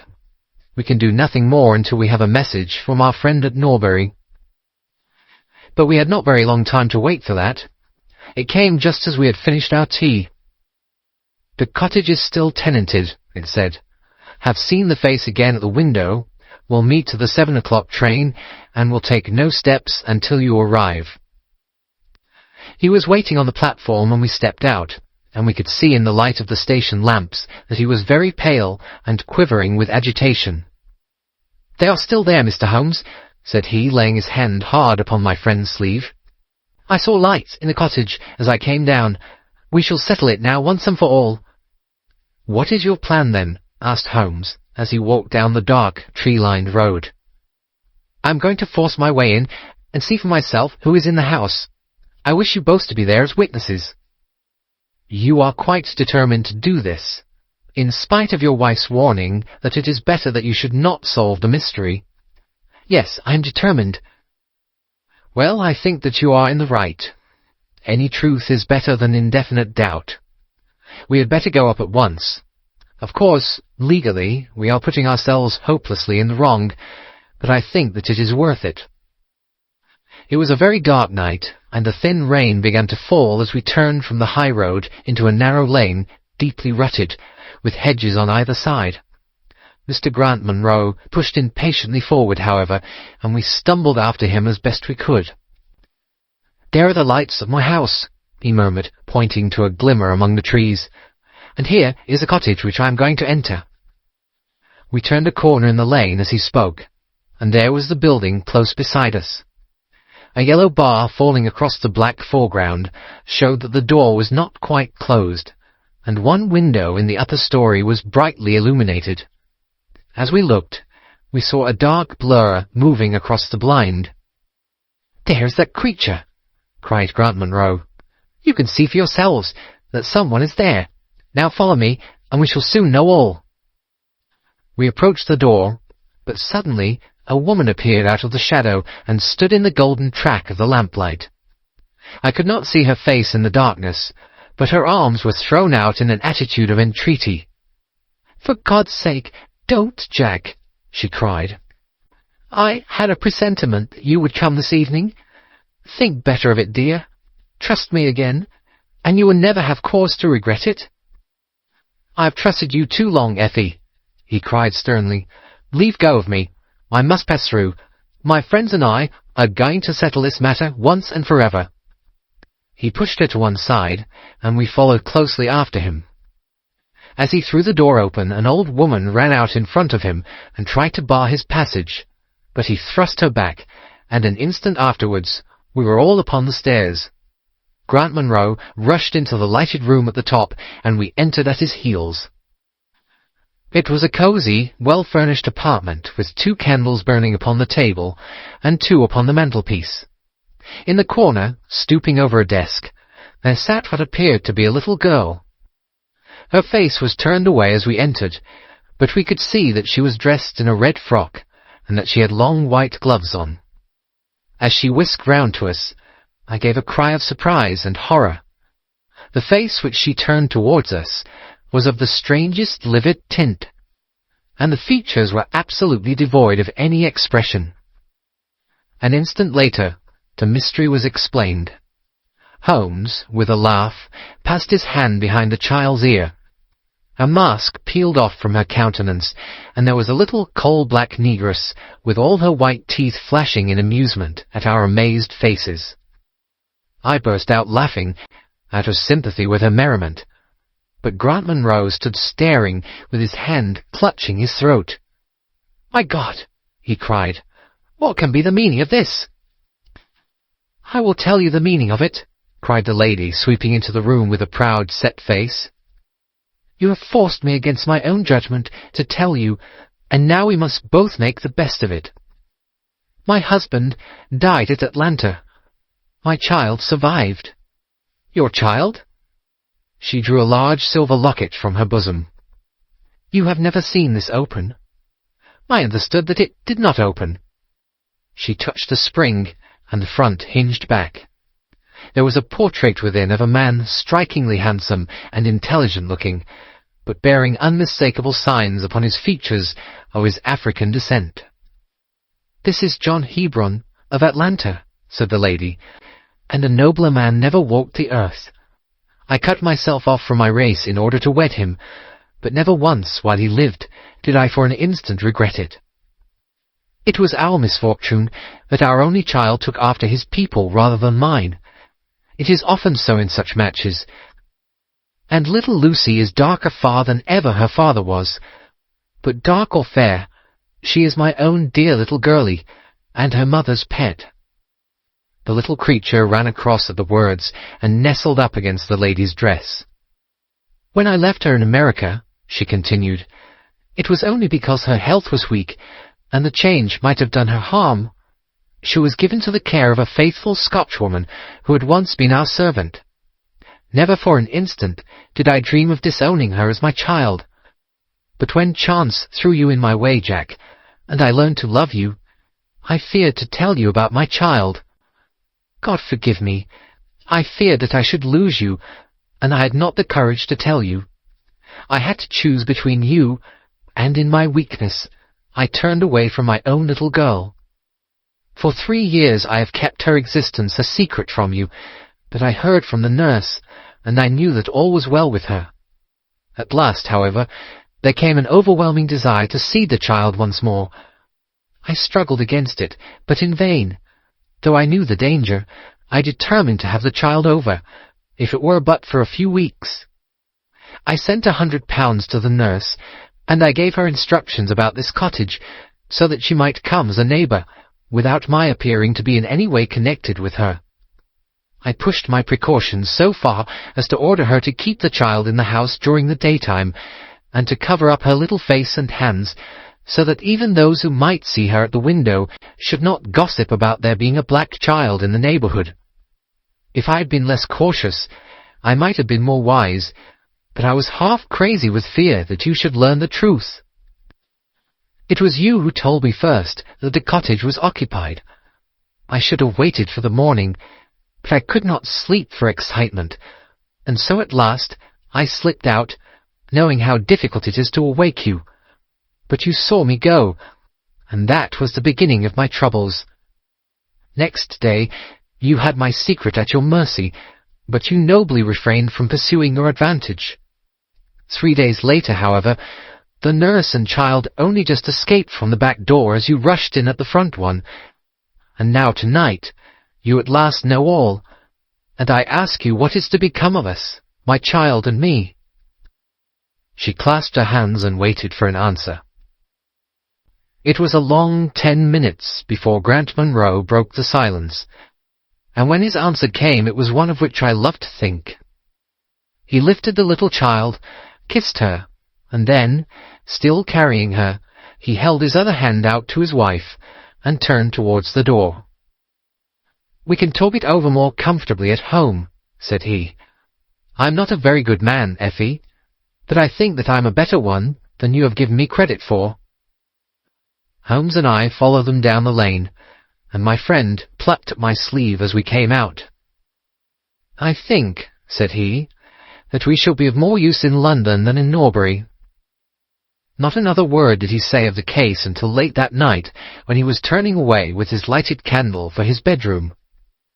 "Watson," said he, "if it should ever strike you that I am getting a little overconfident in my powers, or giving less pains to a case than it deserves, kindly whisper Norbury in my ear, and I shall be infinitely obliged to you." End of The Adventure of the Yellow Face. The Adventure of the Stockbroker's Clerk. Shortly after my marriage, I had bought a connection in the Paddington district. Old Mr. Farquhar, from whom I purchased it, had at one time an excellent general practice, but his age and an affliction of the nature of St. Vitus's dance, from which he suffered, had very much thinned it. The public, not unnaturally, goes on the principle that he who would heal others must himself be whole, and looks askance at the curative powers of the man whose own case is beyond the reach of his drugs. Thus, as my predecessor weakened, his practice declined, until, when I purchased it from him, it had sunk from 1,200 to little more than 300 a year. I had confidence, however, in my own youth and energy, and was convinced that in a very few years the concern would be as flourishing as ever. For 3 months after taking over the practice, I was kept very closely at work, and saw little of my friend Sherlock Holmes, for I was too busy to visit Baker Street, and he seldom went anywhere himself, save upon professional business. I was surprised, therefore, when one morning in June, as I sat reading the British Medical Journal after breakfast, I heard a ring at the bell, followed by the high, somewhat strident tones of my old companion's voice. "Ah, my dear Watson," said he, striding into the room, "I am very delighted to see you. I trust that Mrs. Watson has entirely recovered from all the little excitements connected with our adventure of the Sign of the Four?" "Thank you, we're both doing very well," said I, shaking him warmly by the hand. "And I hope also," he continued, sitting down in the rocking-chair, that the cares of medical practice have not entirely obliterated the interest which you used to take in our little deductive problems." "On the contrary," I answered, "it was only last night that I was looking over my old notes and classifying some of our past results." "I trust that you don't consider your collection closed." "Not at all. I should wish nothing better than to have some more of such experiences." "Today, for example?" "Yes, today, if you like." "And as far off as Birmingham?" "Certainly, if you wish it." "And the practice?" "I do my neighbour's when he goes. He's always ready to work off the debt." "Ha! Nothing could be better," said Holmes, leaning back in his chair and looking keenly at me from under his half-closed lids. "I perceive that you have been unwell lately. Summer colds are always a little trying."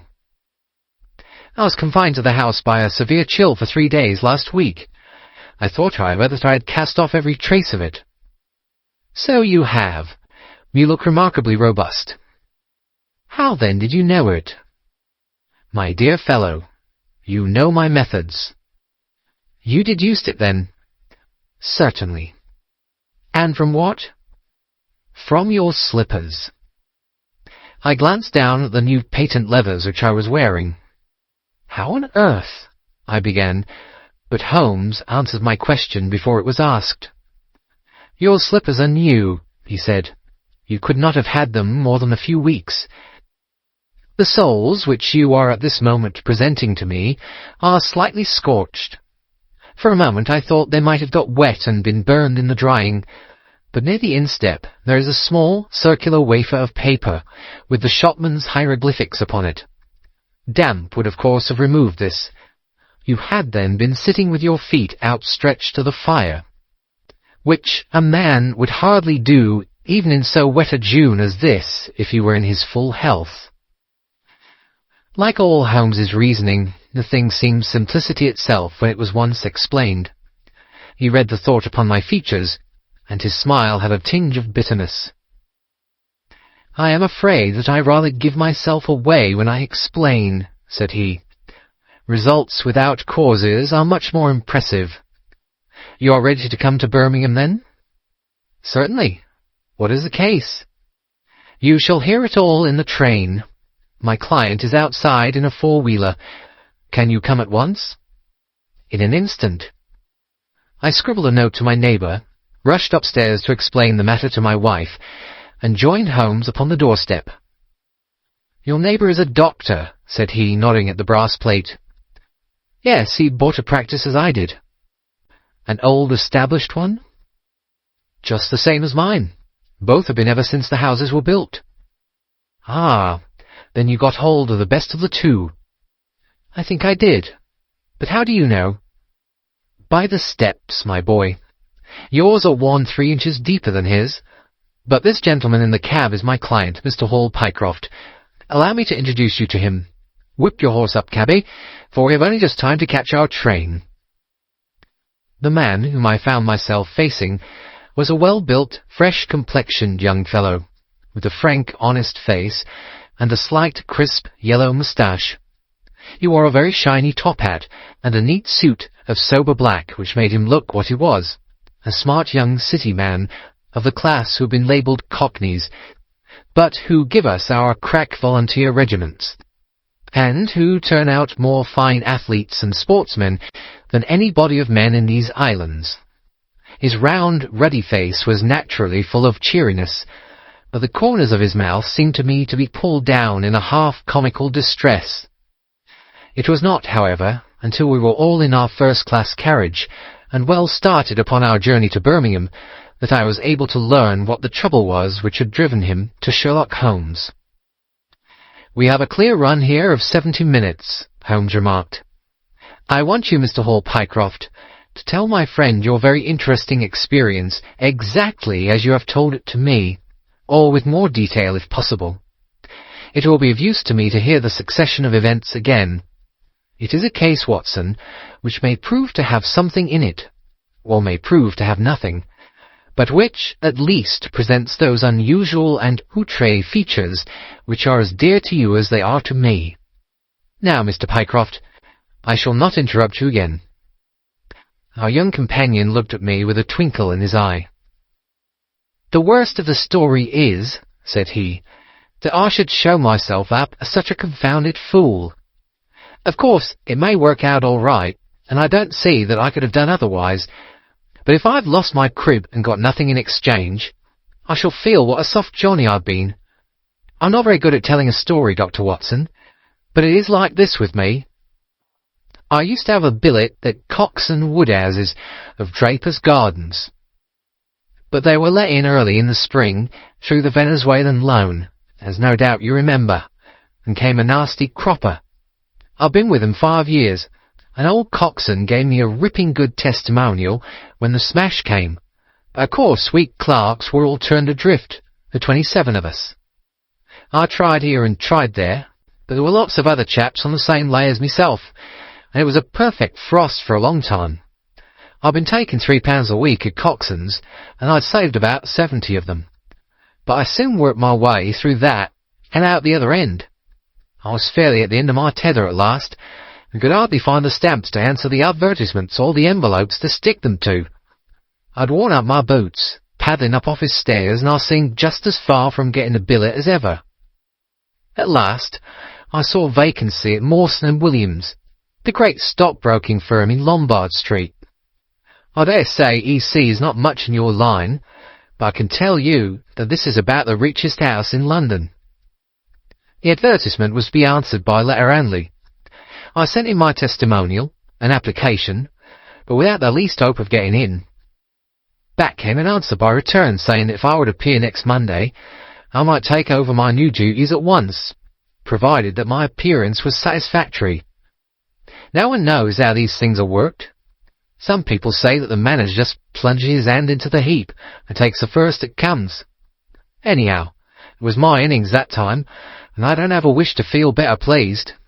The screw was £1 a week rise, and the duties just about the same as at Coxon's. And now I come to the queer part of the business. I was in diggings out Hampstead way, 17 Potter's Terrace. Well, I was sitting doing a smoke that very evening, after I'd been promised the appointment, when up came my landlady with a card which had Arthur Pinner, Financial Agent, printed upon it. I never heard the name before, and could not imagine what he wanted with me. But of course I asked her to show him up.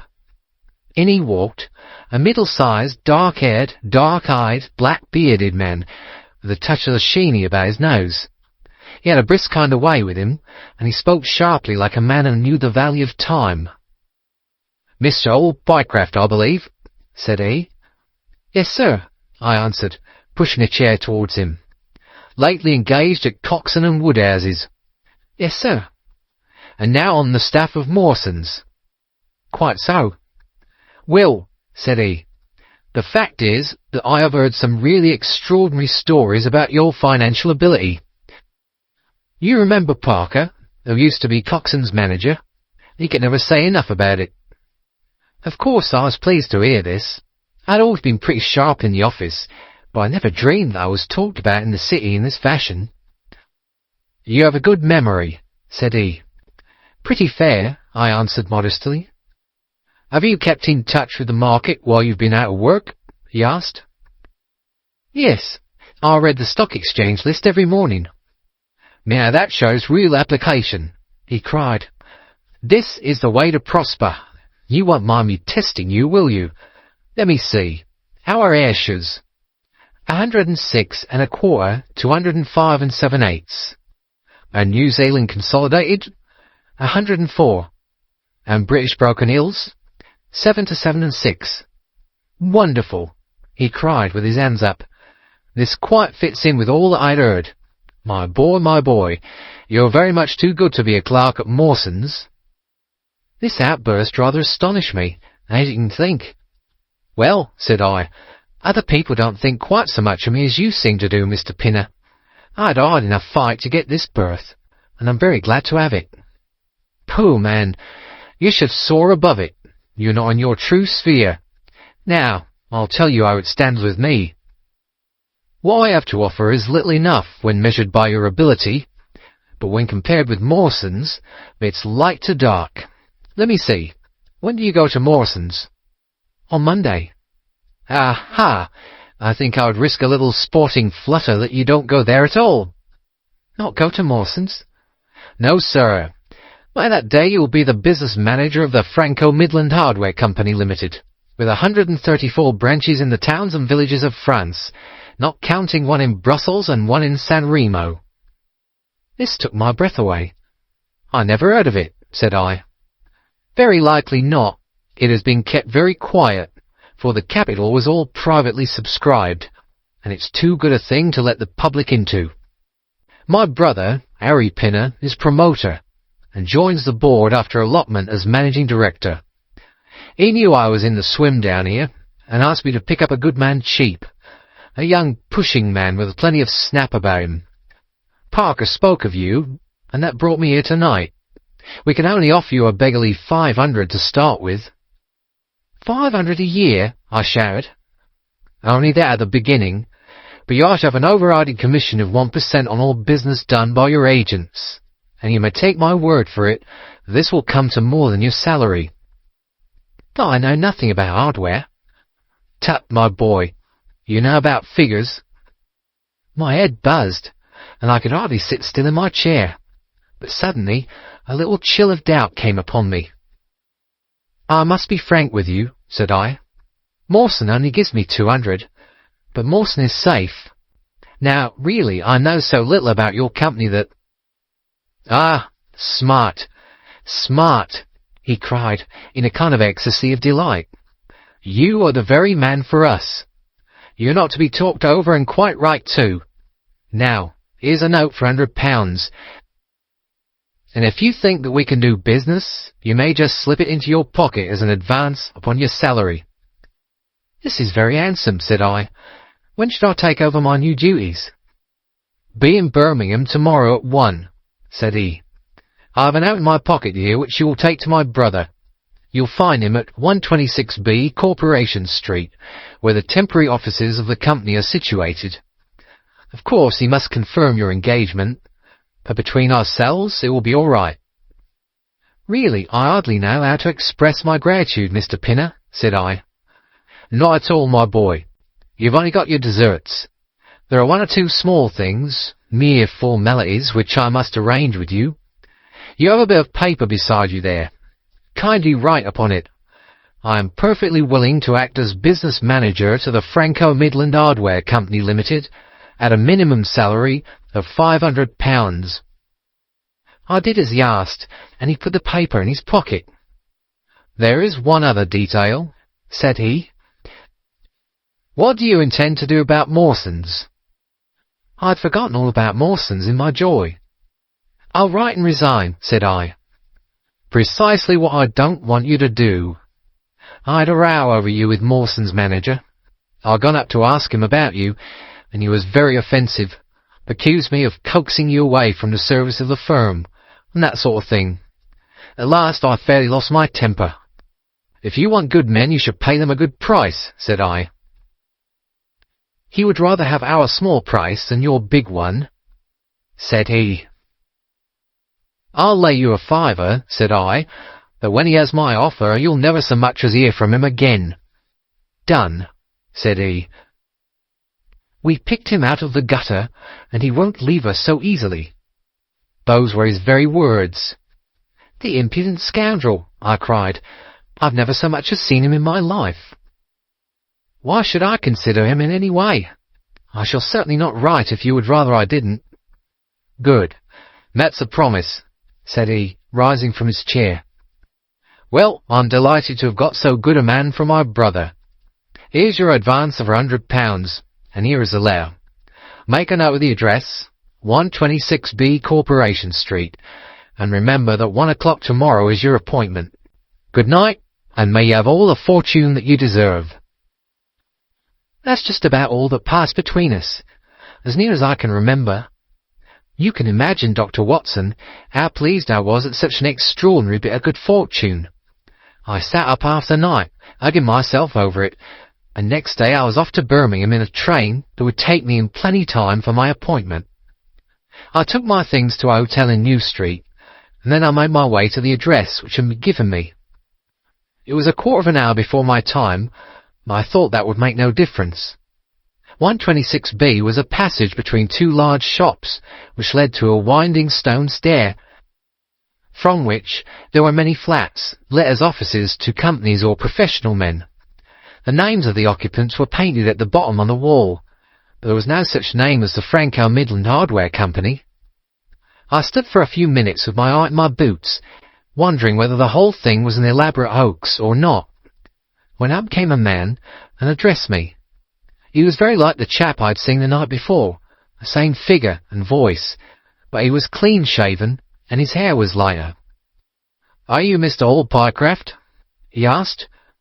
"Yes," said I. "Oh, I was expecting you, but you're a trifle before your time. I had a note from my brother this morning in which he sang your praises very loudly." "I was just looking for the offices when you came." "We have not got our name up yet, for we only secured these temporary premises last week. Come up with me and we'll talk the matter over." I followed him to the top of a very lofty stair, and there, right under the slates, were a couple of empty, dusty little rooms, uncarpeted and uncurtained, into which he led me. I thought of a great office with shining tables and rows of clerks, such as I was used to, and I dare say I stared rather straight at the two deal chairs and one little table, which, with a ledger and a waste paper basket, made up the whole furniture. "Don't be disheartened, Mr. Pycroft," said my new acquaintance, seeing the length of my face. "Rome was not built in a day, and we have lots of money at our backs, though we don't cut much dash yet in offices. Pray sit down and let me have your letter." I gave it to him, and he read it over very carefully. "You seem to have made a vast impression upon my brother Arthur," said he, "and I know that he is a pretty shrewd judge. He swears by London, you know, and I by Birmingham, but this time I shall follow his advice. Pray consider yourself definitely engaged." "What are my duties?" I asked. "You will eventually manage the great depot in Paris, which will pour a flood of English crockery into the shops of 134 agents in France. The purchase will be completed in a week, and meanwhile you'll remain in Birmingham and make yourself useful." "How?" For answer, he took a big red book out of a drawer. "This is a directory of Paris," said he, "with the trades after the names of the people. I want you to take it home with you, and to mark off all the hardware sellers with their addresses. It will be of the greatest use to me to have them." "Surely they're classified lists," I suggested. "Not reliable ones. Their system is different from ours. Stick at it, and let me have the list by Monday at 12. Good day, Mr. Pycroft. If you continue to show zeal and intelligence, you will find the company a good master." I went back to the hotel with the big book under my arm, and with very conflicting feelings in my breast. On the one hand, I was definitely engaged, and I had £100 in my pocket. On the other, the look of the offices, the absence of name on the wall, and other of the points which would strike a businessman, had left a bad impression as to the position of my employers. However, come what might, I had my money, so I settled down to my task. All Sunday I was kept hard at work, and yet by Monday I had only got as far as H. I went round to my employer, found him in the same dismantled kind of room, and was told to keep at it until Wednesday, and then come again. On Wednesday it was still unfinished, so I hammered away until Friday, that is, yesterday. Then I brought it round to Mr. Harry Pinner. "Thank you very much," said he. "I fear that I underrated the difficulty of the task. This list will be of very material assistance to me." "It took some time," said I. "And now," said he, "I want you to make a list of the furniture shops, for they all sell crockery." "Very good." "And you can come up tomorrow evening at 7 and let me know how you're getting on. Don't overwork yourself. A couple of hours at Day's Music Hall in the evening would do you no harm after your labours." He laughed as he spoke, and I saw with a thrill that his second tooth upon the left-hand side had been very badly stuffed with gold. Sherlock Holmes rubbed his hands with delight, and I stared with astonishment at our client. "You may well look surprised, Dr. Watson, but it is this way," said he. "When I was speaking to the other chap in London, at the time that he laughed at my not going to Mawson's, I happened to notice that his tooth was stuffed in this very identical fashion. The glint of the gold in each case caught my eye, you see. When I put that with the voice and figure being the same, and only those things altered which might be changed by a razor or a wig, I could not doubt that it was the same man. Of course you expect two brothers to be alike, but not that they should have the same tooth stuffed in the same way. He bowed me out, and I found myself in the street, hardly knowing whether I was on my head or on my heels. Back I went to my hotel, put my head in a basin of cold water, and tried to think it out. Why had he sent me from London to Birmingham? Why had he got there before me? And why had he written a letter from himself to himself? It was altogether too much for me, and I could make no sense of it. And then, suddenly, it struck me that what was dark to me might be very light to Mr. Sherlock Holmes. I had just time to get up to town by the night train to see him this morning, and to bring you both back with me to Birmingham." There was a pause after the stockbroker's clerk had concluded his surprising experience.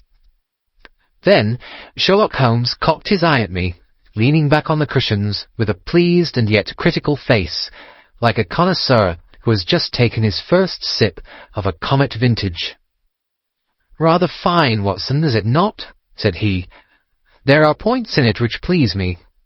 I think that you will agree with me that an interview with Mr. Arthur Harry Pinner in the temporary offices of the Franco-Midland Hardware Company, Limited, would be a rather interesting experience for both of us." "But how can we do it?" I asked. "Oh, easily enough," said Hall Mycroft cheerily. "You are two friends of mine who are in want of a billet, and what could be more natural than that I should bring you both round to the managing director?" "Quite so, of course," said Holmes. "I should like to have a look at the gentleman, and see if I can make anything of his little game. What qualities have you, my friend, which would make your services so valuable? Or is it possible that—" He began biting his nails and staring blankly out of the window, and we hardly drew another word from him until we were in New Street. At 7 o'clock that evening we were walking, the three of us, down Corporation Street to the company's offices. "It is no use our being at all before our time," said our client. "He only comes there to see me, apparently, for the place is deserted up to the very hour he names." "That is suggestive," remarked Holmes. "By Jove, I told you so," cried the clerk. "That's he walking ahead of us there." He pointed to a smallish, dark, well-dressed man who was bustling along the other side of the road. As we watched him, he looked across at a boy who was bawling out the latest edition of the evening paper, and running over among the cabs and buses, he bought one from him. Then, clutching it in his hand, he vanished through a doorway. "There he goes," cried Hall Mycroft. "These are the company's offices into which he has gone. Come with me, and I'll fix it up as easily as possible." Following his lead, we ascended 5 stories, until we found ourselves outside a half-open door at which our client tapped. A voice within bade us enter, and we entered a bare, unfurnished room such as Hall Mycroft had described. At the single table sat the man whom we had seen in the street, with his evening paper spread out in front of him, and as he looked up at us it seemed to me that I had never looked upon a face which bore such marks of grief, and of something beyond grief, of a horror such as comes to a few men in a lifetime. His brow glistened with perspiration, his cheeks were of the dull, dead white of a fish's belly, and his eyes were wild and staring. He looked at his clerk as though he failed to recognize him, and I could see by the astonishment depicted upon our conductor's face that this was by no means the usual appearance of his employer. "You look ill, Mr. Pinner," he exclaimed. "Yes, I'm not very well," answered the other, making obvious efforts to pull himself together, and licking his dry lips before he spoke. "Who are these gentlemen whom you've brought with you?" "One is Mr. Harris of Bermondsey, and the other is Mr. Price of this town," said our clerk glibly. They're friends of mine, and gentlemen of experience, but they've been out of a place for some little time, and they hope that perhaps you might find an opening for them in the company's employment." Very possibly," cried Mr. Pinner with a ghastly smile. "Yes, I have no doubt that we shall be able to do something for you. What is your particular line, Mr. Harris?" "I am an accountant," said Holmes. "Oh, yes, we shall want something of the sort. And you, Mr. Price?" "A clerk," said I. "I have every hope that the company may accommodate you. I will let you know about it as soon as we come to any conclusion. And now I beg that you will go. For God's sake, leave me to myself." These last words were shot out of him as though the constraint which he was evidently setting upon himself had suddenly and utterly burst asunder. Holmes and I glanced at each other, and Hall Pycroft took a step towards the table. "You forget, Mr. Pinner, that I'm here by appointment to receive some directions from you," said he. "Certainly, Mr. Pycroft, certainly," the other resumed in a calmer tone. "You may wait here a moment, and there is no reason why your friends should not wait with you. I will be entirely at your service in 3 minutes, if I may trespass upon your patience so far." He rose with a very courteous air, and, bowing to us, he passed through a door at the farther end of the room, which he closed behind him. "What now?" whispered Holmes. "Is he giving us the slip?" "Impossible," answered Pycroft. "Why so?" "That door leads into an inner room." "There is no exit?" "None." "Is it furnished?" "It was empty yesterday." "Then what on earth can he be doing?" "There is something which I don't understand in this manner. If ever a man was 3 parts mad with terror, that man's name is Pinner. What can have put the shivers on him?" "He suspects that we're detectives," I suggested. "That's it, Mycroft." Holmes shook his head. "He did not turn pale." "He was pale when we entered the room," said he. "It is just possible that—" His words were interrupted by a sharp rat-tat from the direction of the inner door. "What the deuce is he knocking at his own door for?" cried the clerk. Again, and much louder, came the rat-tat-tat. We all gazed expectantly at the closed door. Glancing at Holmes, I saw his face turn rigid, and he leaned forward in intense excitement. Then suddenly came a low, guggling, gargling sound, and a brisk drumming upon woodwork. Holmes sprang frantically across the room and pushed at the door. It was fastened on the inner side. Following his example, we threw ourselves upon it with all our weight. One hinge snapped, then the other, and down came the door with a crash. Rushing over it, we found ourselves in the inner room. It was empty. But it was only for a moment that we were at fault. At one corner, the corner nearest the room which we had left, there was a second door. Holmes sprang to it and pulled it open. A coat and waistcoat were lying on the floor, and from a hook behind the door, with his own braces round his neck, was hanging the managing director of the Franco-Midland Hardware Company. His knees were drawn up, his head hung at a dreadful angle to his body, and the clatter of his heels against the door made the noise which had broken in upon our conversation. In an instant I had caught him around the waist and held him up while Holmes and Pycroft untied the elastic bands which had disappeared between the livid creases of skin. Then we carried him into the other room, where he lay with a clay-coloured face, puffing his purple lips in and out with every breath. A dreadful wreck of all that he had been but 5 minutes before. "What do you think of him, Watson?" asked Holmes. I stooped over him and examined him. His pulse was feeble and intermittent, but his breathing grew longer, and there was a little shivering of his eyelids, which showed a thin white slit of ball beneath. "It has been touch and go with him," said I, "but he'll live now. Just open that window and hand me the water carafe." I undid his collar, poured the cold water over his face, and raised and sank his arms until he drew a long, natural breath. "It's only a question of time now," said I, as I turned away from him. Holmes stood by the table with his hands deep in his trousers pockets and his chin upon his breast. "I suppose we ought to call the police in now," said he, and yet I confess that I'd like to give them a complete case when they come." "It's a blessed mystery to me," cried Mycroft, scratching his head. "Whatever they wanted to bring me all the way up here for, and then—" "Pooh! All that is clear enough," said Holmes impatiently. "It is this last sudden move." "You can understand the rest, then?" "I think that it is fairly obvious. What do you say, Watson?" I shrugged my shoulders. "I must confess I am out of my depths," said I.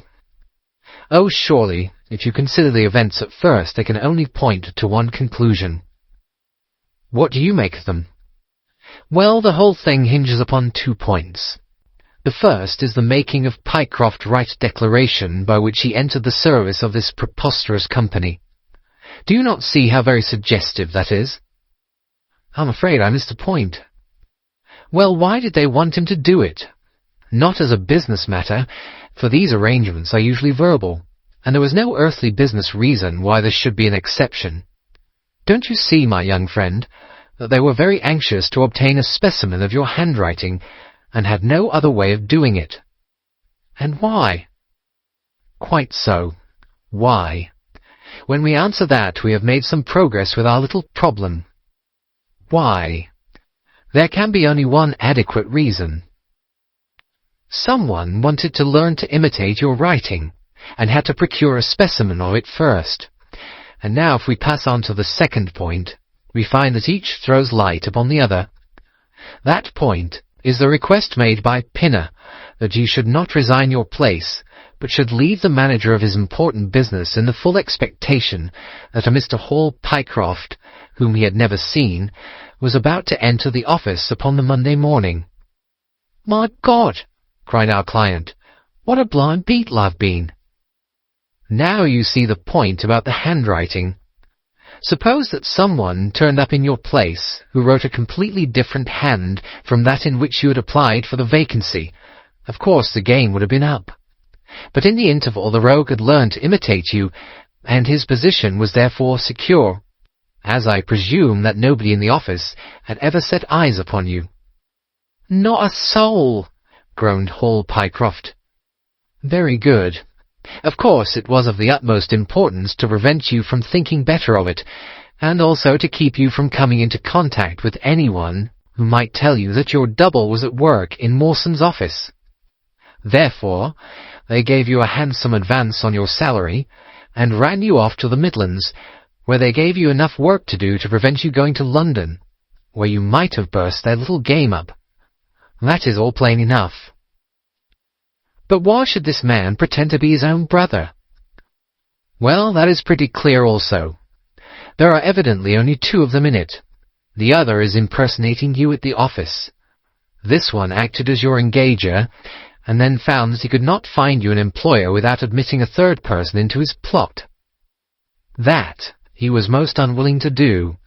He changed his appearance as far as he could, and trusted that the likeness, which you could not fail to observe, would be put down to a family resemblance. But for the happy chance of the gold stuffing, your suspicions would probably never have been aroused." Hall Mycroft shook his clinched hands in the air. "Good Lord!" he cried. "While I've been fooled in this way, what has this other Hall Mycroft been doing at Mawson's? What shall we do, Mr. Holmes?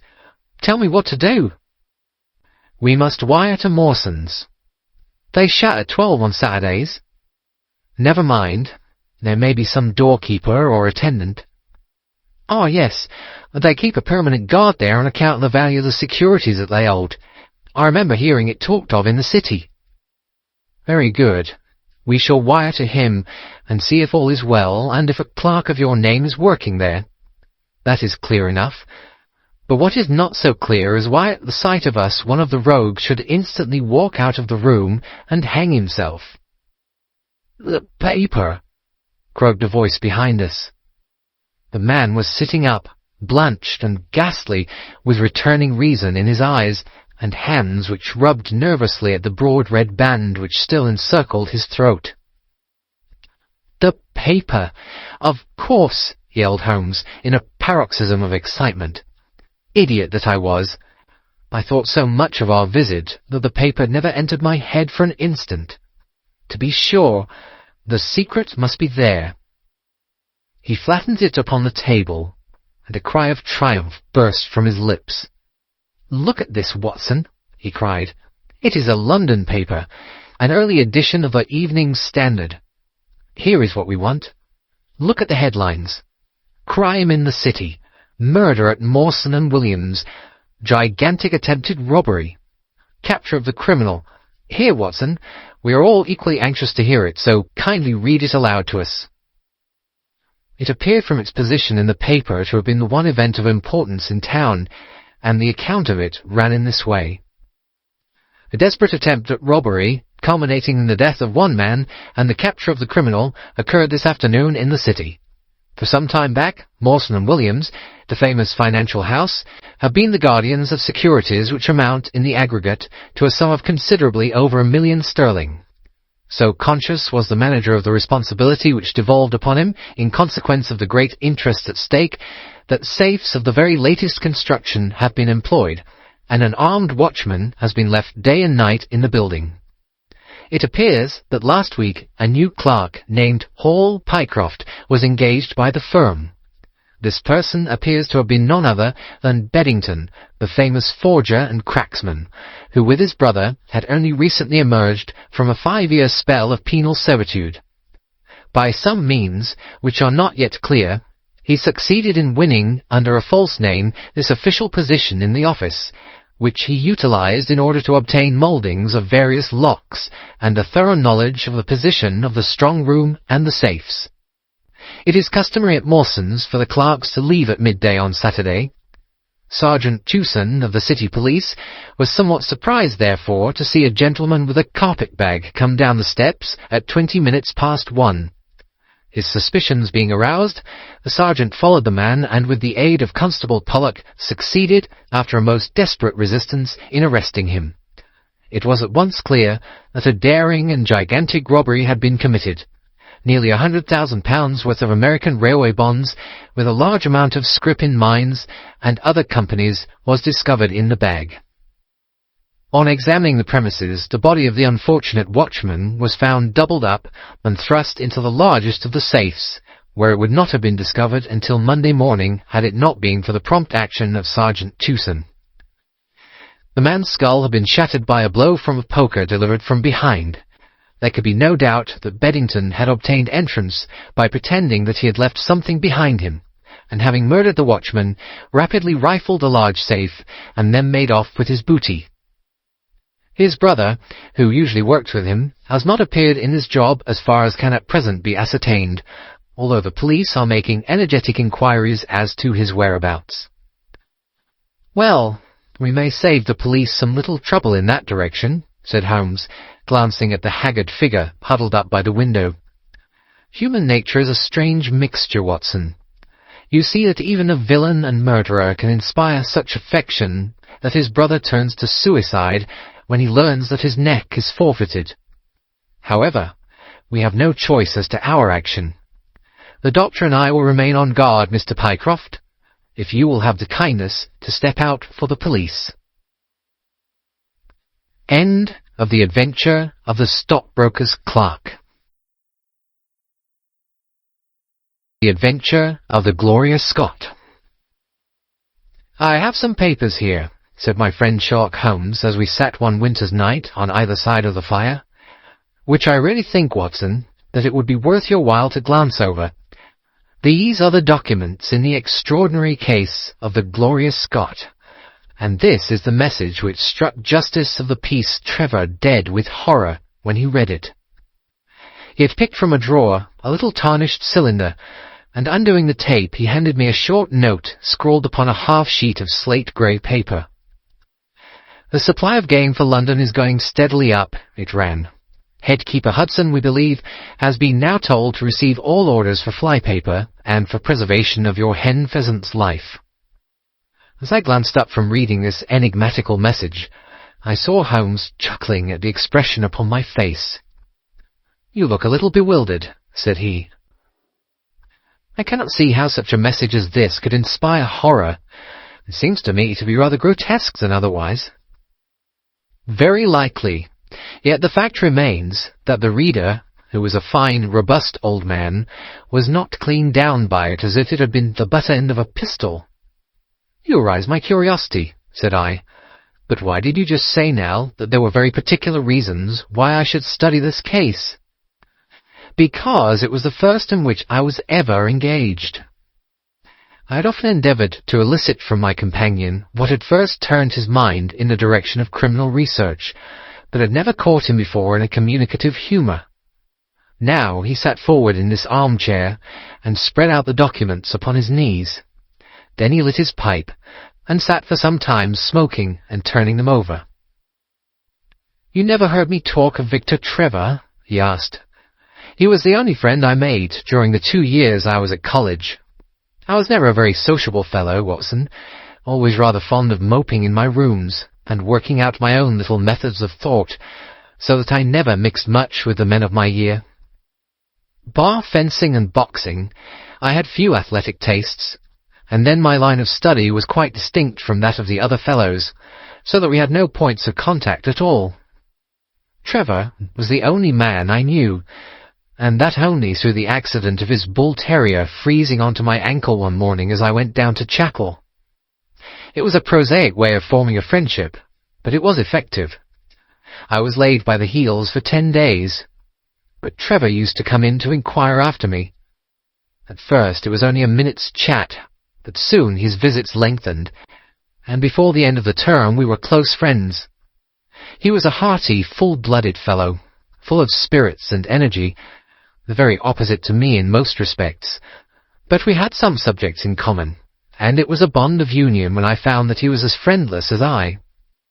Finally, he invited me down to his father's place at Donnithorpe in Norfolk, and I accepted his hospitality for a month of the long vacation. Old Trevor was evidently a man of some wealth and consideration, a J.P. and a landed proprietor. Donnithorpe is a little hamlet just to the north of Langmere, in the country of the Broads.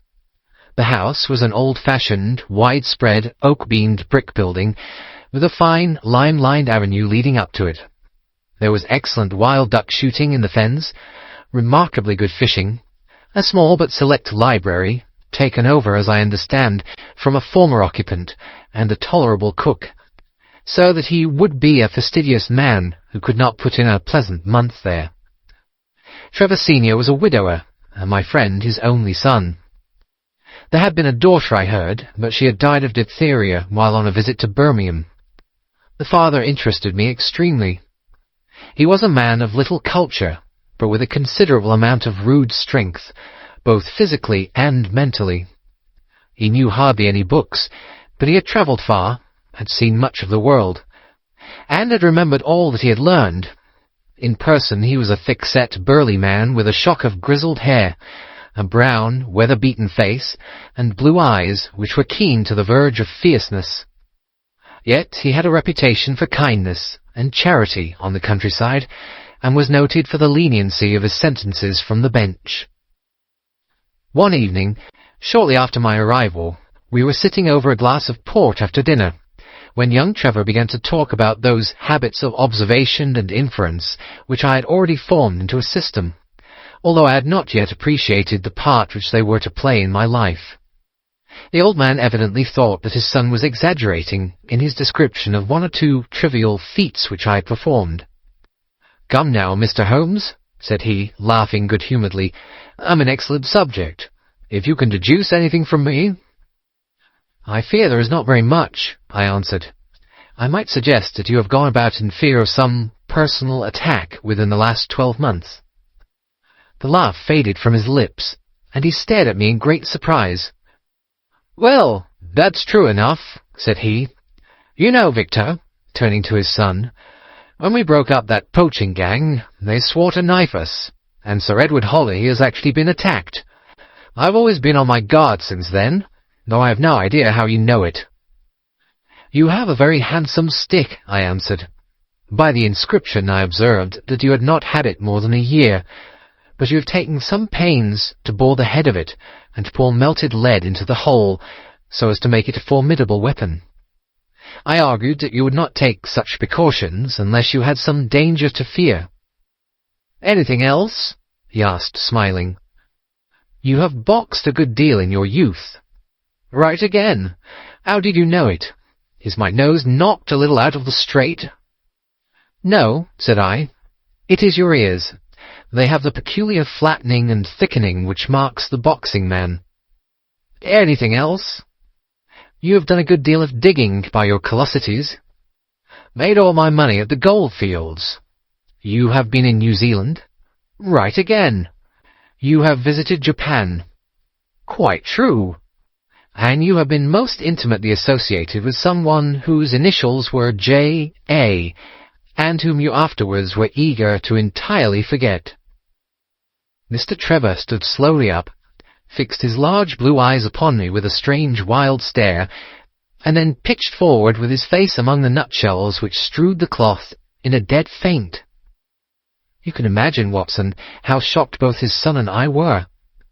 His attack did not last long, however, for when we undid his collar and sprinkled the water from one of the finger-glasses over his face, he gave a gasp or two and sat up. "Ah, boys," said he, forcing a smile, "I hope I haven't frightened you. Strong as I look, there is a weak place in my heart, and it does not take much to knock me over. I don't know how you manage this, Mr. Holmes, but it seems to me that all the detectives of fact and of fancy would be children in your hands. That's your line of life, sir, and you may take the word of a man who has seen something of the world." And that recommendation, with the exaggerated estimate of my ability with which he prefaced it, was, if you will believe me, Watson, the very first thing which ever made me feel that a profession might be made out of what had up to that time been the merest hobby. At the moment, however, I was too much concerned at the sudden illness of my host to think of anything else. "I hope that I've said nothing to pain you," said I. "Well, you certainly touched upon rather a tender point. Might I ask how you know, and how much you know?" He spoke now in a half-jesting fashion, but a look of terror still lurked at the back of his eyes. "It is simplicity itself," said I. "When you bared your arm to draw that fish into the boat, I saw that J.A. had been tattooed in the bend of the elbow. The letters were still legible, but it was perfectly clear from their blurred appearance, and from the staining of the skin around them, that efforts had been made to obliterate them. It was obvious then that those initials had once been very familiar to you, and that you had afterwards wished to forget them." "What an eye you have!" he cried, with a sigh of relief. "It is just as you say. But we won't talk of it. Of all ghosts, the ghosts of our old lovers are the worst. Come into the billiard-room and have a quiet cigar." From that day, amid all his cordiality, there was always a touch of suspicion in Mr. Trevor's manner towards me. Even his son remarked it. "You've given the governor such a turn," said he, "that he'll never be sure again of what you know and what you don't know." He did not mean to show it, I am sure, but it was so strongly in his mind that it peeped out at every action. At last, I became so convinced that I was causing him uneasiness that I drew my visit to a close. On the very day, however, before I left, an incident occurred which proved in the sequel to be of importance.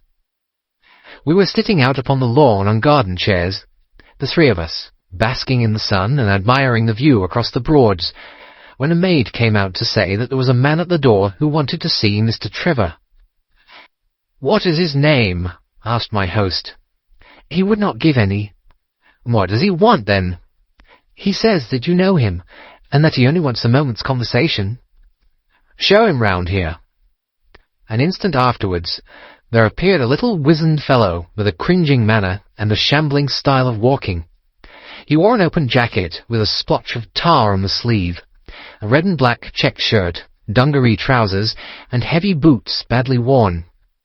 His face was thin and brown and crafty, with a perpetual smile upon it, which showed an irregular line of yellow teeth, and his crinkled hands were half-closed in a way that is distinctive of sailors. As he came slouching across the lawn, I heard Mr. Trevor made a sort of hiccuping noise in his throat, and jumping out of his chair, he ran into the house. He was back in a moment, and I smelt a strong reek of brandy as he passed me. "Well, my man," said he, "what can I do for you?" The sailor stood looking at him with puckered eyes and with the same loose-lipped smile upon his face. "You don't know me?" he asked. "Why, dear me, it is surely Hudson," said Mr. Trevor in a tone of surprise. "Hudson it is, sir," said the seaman. "Why, it's 30 year or more since I saw you last.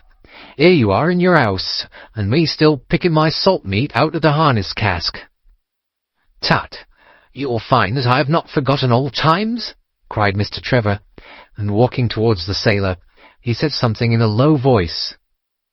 "Go into the kitchen," he continued out loud, "and you will get food and drink. I have no doubt that I shall find you a situation." "Thank you, sir," said the seaman, touching his forelock. "I'm just off a 2-yearer in an 8-knot tramp, short-handed at that, and I wants a rest. I thought I'd get it either with Mr. Beddoes or with you." "Ah!" cried Trevor. "You know where Mr. Beddoes is?" "Bless you, sir, I know where all my old friends are," said the fellow with a sinister smile, and he slouched off after the maid to the kitchen. Mr. Trevor mumbled something to us about having been shipmate with the man when he was going back to the diggings, and then, leaving us on the lawn, he went indoors. An hour later, when we entered the house, we found him stretched dead drunk upon the dining-room sofa. The whole incident left a most ugly impression upon my mind, and I was not sorry next day to leave Donnithorpe behind me, for I felt that my presence must be a source of embarrassment to my friend. All this occurred during the first month of the long vacation. I went up to my London rooms, where I spent 7 weeks working out a few experiments in organic chemistry. One day, however, when the autumn was far advanced, and the vacation drawing to a close, I received a telegram from my friend imploring me to return to Donnithorpe, and saying that he was in great need of my advice and assistance. Of course, I dropped everything and set out for the north once more. He met me with the dog-cart at the station. I saw at a glance that the last 2 months had been very trying ones for him. He had grown thin and careworn, and had lost the loud, cheery manner for which he had been remarkable. "The governor is dying," were the first words he said. "Impossible," I cried. "What is the matter?" "Apoplexy. Nervous shock. He's been on the verge all day. I doubt if we shall find him alive." I was, as you may think, Watson, horrified at this unexpected news. "What has caused it?" I asked. "Ah, that is the point. Jump in, and we can talk it over while we drive. You remember that fellow who came upon the evening before you left us?" "Perfectly." "Do you know who it was that we let into the house that day?" "I have no idea." "It was the devil, Holmes," he cried. I stared at him in astonishment. "Yes, it was the devil himself. We have not had a peaceful hour since, not one. The governor has never held up his head from that evening, and now the life has been crushed out of him and his heart broken, all through this accursed Hudson." "What power had he, then?" "Ah, that is what I would give so much to know." "The kindly, charitable, good old governor. How could he have fallen into the clutches of such a ruffian? But I am so glad that you have come, Holmes. I trust very much to your judgment and discretion, and I know that you will advise me for the best." We were dashing along the smooth white country road, with a long stretch of the Broads in front of us, glimmering in the red light of the setting sun. From a grove upon our left, I could already see the high chimneys and the flagstaff which marked the squire's dwelling. "My father made the fellow gardener," said my companion, "and then, as that did not satisfy him, he was promoted to be butler. The house seemed to be at his mercy, and he wandered about and did what he chose in it. The maids complained of his drunken habits and his vile language. The dad raised their wages all round to recompense them for their annoyance. The fellow would take the boat and my father's best gun, and treat himself to little shooting trips. And all this with such a sneering, leering, insolent face that I would have knocked him down 20 times over if he'd been a man of my own age. I tell you, Holmes, I've had to keep a tight hold upon myself all this time, and now I am asking myself whether, if I had let myself go a little more, I might not have been a wiser man. Well, matters went from bad to worse with us, and this animal Hudson became more and more intrusive, until at last, on making some insolent reply to my father in my presence one day, I took him by the shoulders and turned him out of the room. He slunk away with a livid face and 2 venomous eyes which uttered more threats than his tongue could do. I don't know what passed between the poor dad and him after that, but the dad came to me next day and asked me whether I would mind apologizing to Hudson. I refused, as you can imagine, and asked my father how he could allow such a wretch to take such liberties with himself and his household. "Ah, my boy," said he, "it is all very well to talk, but you don't know how I am placed. But you shall know, Victor. I'll see that you shall know, come what may. You wouldn't believe harm of your poor old father, would you, lad?" He was very much moved, and shut himself up in the study all day, where I could see through the window that he was writing busily. That evening there came what seemed to me to be a grand release, for Hudson told us that he was going to leave us. He walked into the dining-room as we sat after dinner, and announced his intention in the thick voice of a half-drunken man. "I've had enough of Norfolk," said he. "I'll run down to Mr. Beddoes in Hampshire. He'll be as glad to see me as you were, I dare say." "You're not going away in an unkind spirit, Hudson, I hope?" said my father, with a tameness which made my blood boil. "I've not had my apology," said he, sulkily, glancing in my direction. "Victor, you will acknowledge that you have used this worthy fellow rather roughly," said the dad, turning to me. "On the contrary, I think that we have both shown extraordinary patience towards him," I answered. "Oh, you do you?" he snarls. "Very good, mate. We'll see about that." He slouched out of the room, and half an hour afterwards left the house, leaving my father in a state of pitiable nervousness. Night after night I heard him pacing his room, and it was just as he was recovering his confidence that the blow did at last fall. "And how?" I asked eagerly. "In a most extraordinary fashion. A letter arrived from my father yesterday evening, bearing the Fording Bridge postmark." My father read it, clapped both his hands to his head, and began running around the room in little circles, like a man who has been driven out of his senses. When I at last drew him down onto the sofa, his mouth and eyelids were all puckered on one side, and I saw that he had a stroke. Dr. Fordham came over at once. We put him to bed, but the paralysis has spread. He has shown no sign of returning consciousness, and I think that we shall hardly find him alive." "You horrify me, Trevor," I cried.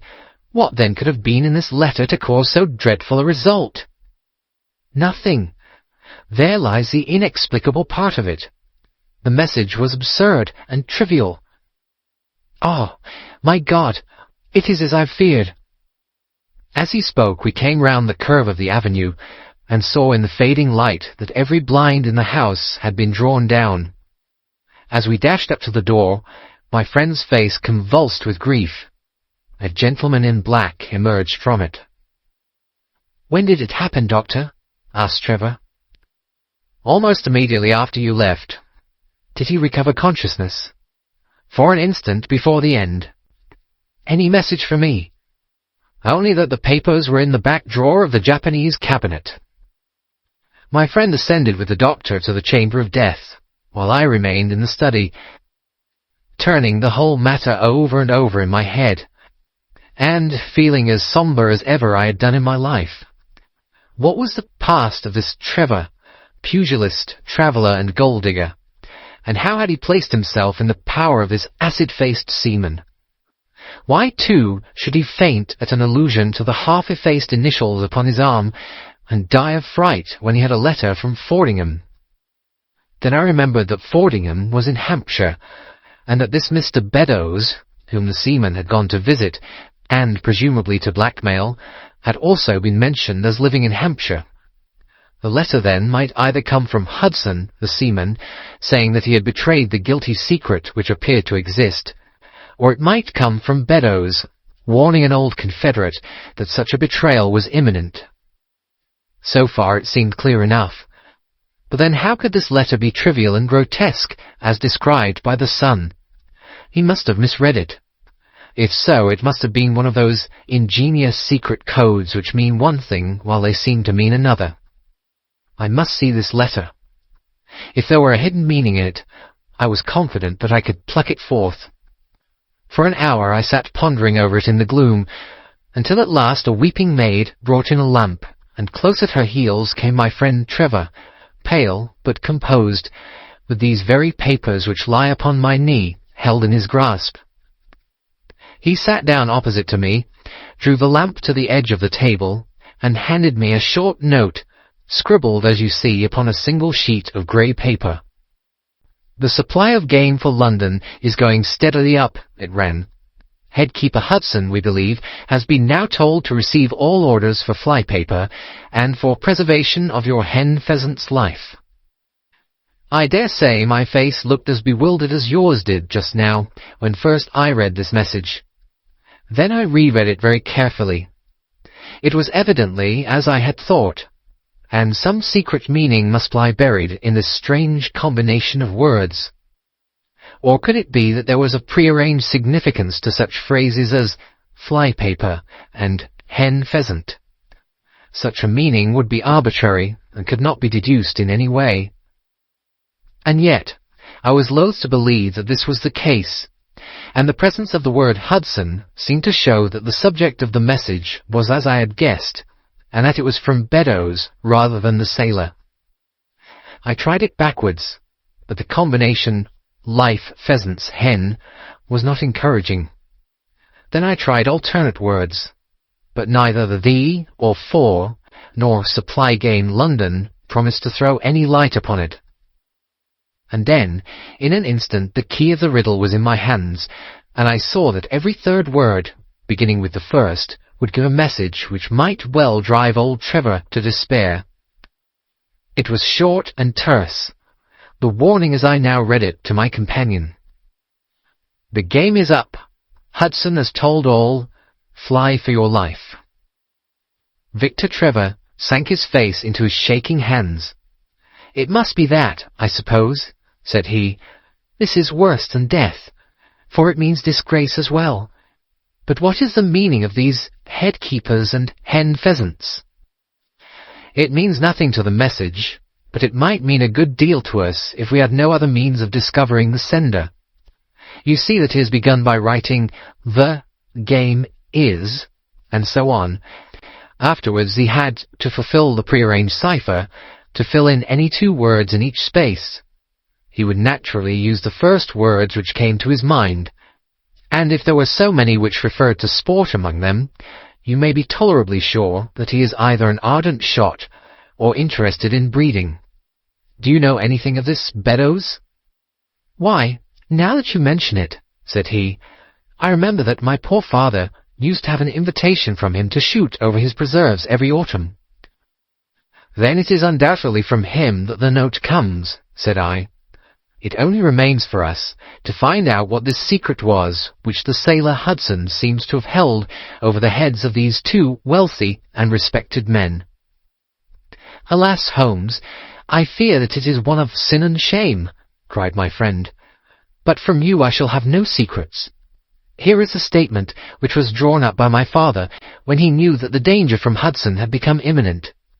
I found it in the Japanese cabinet, as he told the doctor. Take it and read it to me, for I have neither the strength nor the courage to do it myself." These are the very papers, Watson, which he handed to me, and I will read them to you as I read them in the old study that night to him. They are endorsed outside, as you see. Some particulars of the voyage of the bark Gloria Scott, from her leaving Falmouth on the 8th of October 1855, to her destruction in north latitude 15 degrees, 20 west long 25 degrees, 14, on November 6th. It is in the form of a letter, and runs in this way. "My dear, dear son, Now that approaching disgrace begins to darken the closing years of my life, I can write with all truth and honesty that it is not the terror of the law, it is not the loss of my position in the county, nor is it my fall in the eyes of all who have known me, which cuts me to the heart. But it is the thought that you should come to blush for me. You who love me and who have seldom, I hope, had reason to do other than respect me. But if the blow falls which is forever hanging over me, then I should wish you to read this, that you may know straight from me how far I have been to blame. On the other hand, if all should go well, which may kind God Almighty grant, then, if by any chance this paper should be still undestroyed and should fall into your hands, I conjure you, by all you hold sacred, by the memory of your dear mother, and by the love which had been between us, to hurl it into the fire, and to never give one thought to it again. If then your eye goes on to read this line, I know that I shall already have been exposed and dragged from my home, or as is more likely, for you know that my heart is weak, by lying with my tongue sealed forever in death. In either case, the time for suppression is past, and every word which I tell you is the naked truth, and this I swear, as I hope, for mercy. My name, dear lad, is not Trevor. I was James Armitage in my younger days, and you can understand now the shock that it was to me a few weeks ago, when your college friend addressed me in words which seemed to imply that he had surprised my secret. As Armitage it was that I entered a London banking house, and as Armitage I was convicted of breaking my country's laws, and was sentenced to transportation. Do not think very harshly of me, laddie. It was a debt of honour, so-called, which I had to pay, and I used money which was not my own to do it, in the certainty that I could replace it before there could be any possibility of its being missed. But the most dreadful ill luck pursued me. The money which I had reckoned upon never came to hand, and a premature examination of accounts exposed my deficit. The case might have been dealt leniently with, but the laws were more harshly administered 30 years ago than now, and on my 23rd birthday I found myself chained as a felon with 37 other convicts in 'tween decks of the bark Gloria Scott, bound for Australia. It was the year 55, when the Crimean War was at its height, and the old convict ships had been largely used as transports in the Black Sea. The government was compelled, therefore, to use smaller and less suitable vessels for sending out their prisoners. The Gloria Scott had been in the Chinese tea trade, but she was an old-fashioned, heavy-bowed, broad-beamed craft, and the new clippers had cut her out. She was a 500-ton boat, and besides her 38 jailbirds, she carried 26 of a crew, 18 soldiers, a captain, 3 mates, a doctor, a chaplain, and 4 warders. Nearly 100 souls were in her, all told, when we set sail from Falmouth. The partitions between the cells of the convicts, instead of being of thick oak, as is usual in convict ships, were quite thin and frail. The man next to me, upon the aft side, was one whom I had particularly noticed when we were led down the quay. He was a young man with a clear, pearless face, a long, thin nose, and rather nutcracker jaws. He carried his head very jauntily in the air, had a swaggering style of walking, and was, above all else, remarkable for his extraordinary height. I don't think any of our heads would have come up to his shoulder, and I am sure that he could not have measured less than 6.5 feet. It was strange among so many sad and weary faces to see one which was full of energy and resolution. The sight of it was to me like a fire in a snowstorm. I was glad, then, to find that he was my neighbour, and gladder still when, in the dead of night, I heard a whisper close to my ear, and found that he had managed to cut an opening in the board which separated us. "Hello, chummy," said he. "What's your name, and what are you here for?" I answered him, and asked in turn who I was talking with. "I'm Jack Prendergast," said he, "and by God, you'll learn to bless my name before you've done with me." I remembered hearing of his case, for it was one which had made an immense sensation throughout the country some time before my own arrest. He was a man of good family and of great ability, but of incurably vicious habits, who had by an ingenious system of fraud obtained huge sums of money from the leading London merchants. "Ha, you remember my case," said he proudly. "Very well indeed. Then maybe you remember something queer about it." "What was that, then?" "I'd had nearly $250,000, hadn't I?" "So it was said. But none was recovered, eh?" "No." "Well, where do you suppose the balance is?" he asked. "I have no idea," said I. "Right between my finger and thumb," he cried. "By God, I've got more pounds to my name than you've had hairs on your head. And if you've money, my son, and know how to handle it and spread it, you can do anything. Now, you don't think it likely that a man who could do anything is going to wear his breeches out sitting in the stinking hold of a rat-gutted, beetle-ridden, mouldy old coffin of a China coaster? No, sir. Such a man will look after himself and will look after his chums. You may lay to that. You hold on to him, and you may kiss the book that he'll hold you through." That was his style of talk, and at first I thought it meant nothing. But after a while, when he had tested me and sworn me in with all possible solemnity, he let me understand that there really was a plot to gain command of the vessel. A dozen of the prisoners had hatched it before they came aboard. Prendergast was the leader, and his money was the motive power. "I'd a partner," said he, "a rare good man, as true as a stop to a barrel. He's got the dibs, he has, and where do you think he is at this moment? Why, he's the chaplain of this ship. The chaplain, no less. He came aboard with a black coat and his papers right, and money enough in his box to buy the thing right up from keel to main truck. The crew are his, body and soul.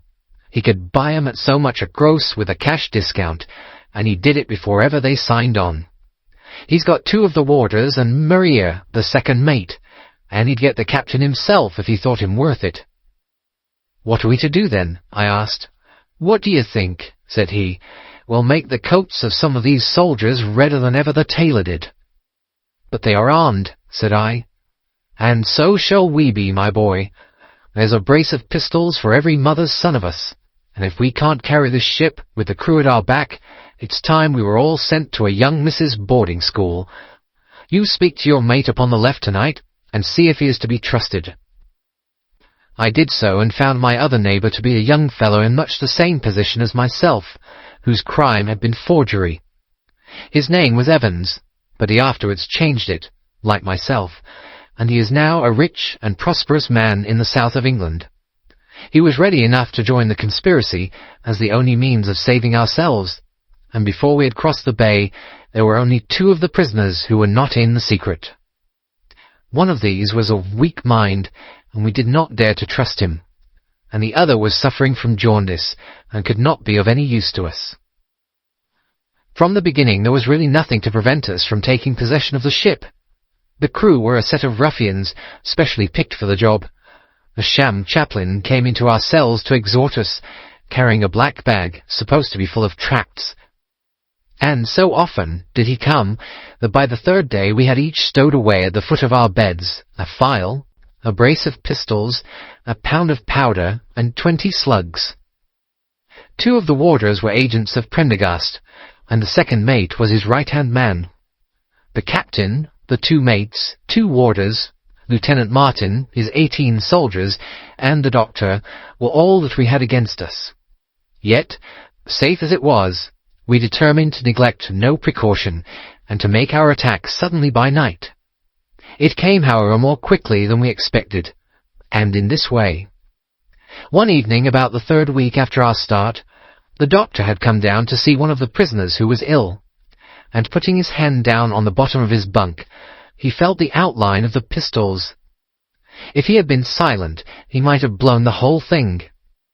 But he was a nervous little chap, so he gave a cry of surprise, and turned so pale that the man knew what was up in an instant, and seized him. He was gagged before he could give the alarm, and tied down upon the bed. He had unlocked the door that led to the deck, and we were through it in a rush. The 2 sentries were shot down, and so was a corporal who came running to see what was the matter.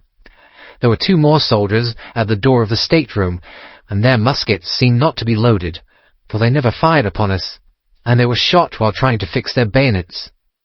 Then we rushed on into the captain's cabin, but as we pushed open the door, there was an explosion from within, and there he lay with his brains smeared over the chart of the Atlantic, which was pinned upon the table, while the chaplain stood with a smoking pistol in his hand at his elbow. The 2 mates had both been seized by the crew, and the whole business seemed to be settled. The stateroom was next to the cabin, and we flopped in there and flopped down on the settees, all speaking together, for we were just mad with the feeling that we were free once more. There were lockers all round, and Wilson, the sham chaplain, knocked one of them in, and pulled out a dozen of brown sherry. We cracked off the necks of the bottles, poured the stuff out into tumblers, and were just tossing them off, when in an instant, without warning, there came the roar of muskets in our ears, and the saloon was so full of smoke that we couldn't see across the table. When it cleared again, the place was a shambles. Wilson and 8 others were wriggling on the top of each other on the floor, and the blood and the brown sherry on that table turn me sick now when I think of it. We were so cowed by the sight that I think we should have given the job up if it had not been for Prendergast. He bellowed like a bull and rushed for the door with all that were left alive at his heels. Out we ran, and there on the poop were the lieutenant and 10 of his men. The swing skylights above the saloon table had been a bit open, and they had fired on us through the slit. We got on them before they could load, when they stood to it like men, but we had the upper hand of them, and in 5 minutes it was all over. My God, was there ever a slaughterhouse like that ship? Prendergast was like a raging devil, and he picked the soldiers up as if they had been children and threw them overboard alive or dead. There was one sergeant that was horribly wounded, and yet kept on swimming for a surprising time, until someone in mercy blew out his brains. When the fighting was over, there was no one left of our enemies except just the warders, the mates, and the doctor. It was over them that the great quarrel arose. There were many of us who were glad enough to win back our freedom, and yet who had no wish to have murder on our souls. It was one thing to knock the soldiers over with their muskets in their hands, and it was another to stand by while men were being killed in cold blood. 8 of us, 5 convicts and 3 sailors, said that we would not see it done. But there was no moving Prendergast and those who were with him. Our only chance of safety lay in making a clean job of it, said he, and he would not leave a tongue with power to wag in a witness box. It nearly came to our sharing the fate of the prisoners, but at last he said that if we wished we might take a boat and go. We jumped at the offer, for we were already sick of these bloodthirsty doings, and we saw that there would be worse before it was done. We were given a suit of sailor togs each, a barrel of water, 2 casks, 1 of junk and 1 of biscuits, and a compass. Prendergast threw us over a chart, told us that we were shipwrecked mariners whose ship had foundered in latitude 15 degrees and long 25 degrees west, and then cut the painter and let us go. And now I come to the most surprising part of my story, my dear son. The seamen had hauled the fore-yard aback during the rising, but now, as we left them, they brought it square again, and as there was a light wind from the north and east, the bark began to draw slowly away from us. Our boat lay rising and falling upon the long, smooth rollers, and Evans and I, who were the most educated of the party, were sitting in the sheets working out our position and planning what coast we should make for. It was a nice question, for the Cape de Verdes were about 500 miles to the north of us, and the African coast about 700 to the east. On the whole, as the wind was coming round to the north, we thought that Sierra Leone might be best, and turned our head in that direction, the bark being at that time nearly hull down on our starboard quarter. Suddenly, as we looked at her, we saw a dense black cloud of smoke shoot up from her, which hung like a monstrous tree upon the skyline. A few seconds later, a roar like thunder burst upon our ears, and as the smoke thinned away, there was no sign left of the Gloria Scott. In an instant we swept the boat's head round again, and pulled with all our strength for the place where the haze still trailing over the water marked the scene of this catastrophe. It was a long hour before we reached it, and at first we feared that we had come too late to save anyone. a splintered boat, and a number of crates and fragments of spars rising and falling on the waves, showed us where the vessel had foundered. But there was no sign of life, and we had turned away in despair, when we heard a cry for help, and saw at some distance a piece of wreckage with a man lying stretched across it.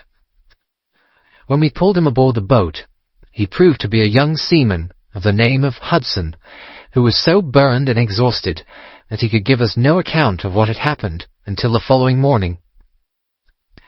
It seemed that after we had left, Prendergast and his gang had proceeded to put to death the 5 remaining prisoners. The 2 warders had been shot and thrown overboard, and so also had the 3rd mate. Prendergast then descended into the 'tween-decks, and with his own hands cut the throat of the unfortunate surgeon. There only remained the 1st mate, who was a bold and active man. When he saw the convict approaching him with the bloody knife in his hand, he kicked off his bonds, which he had somehow contrived to loosen, and rushing down the deck, he plunged into the afterhold. A dozen convicts, who descended with their pistols in search of him, found him with a matchbox in his hand, seated beside an open powder barrel, which was one of 100 carried on board, and swearing that he would blow all hands up if he were in any way molested. An instant later, the explosion occurred, though Hudson thought it was caused by the misdirected bullet of one of the convicts rather than the mate's match. Be the cause what it may, it was the end of the Gloria Scott, and of the rabble who held command of her. Such, in a few words, my dear boy, is the history of this terrible business in which I was involved.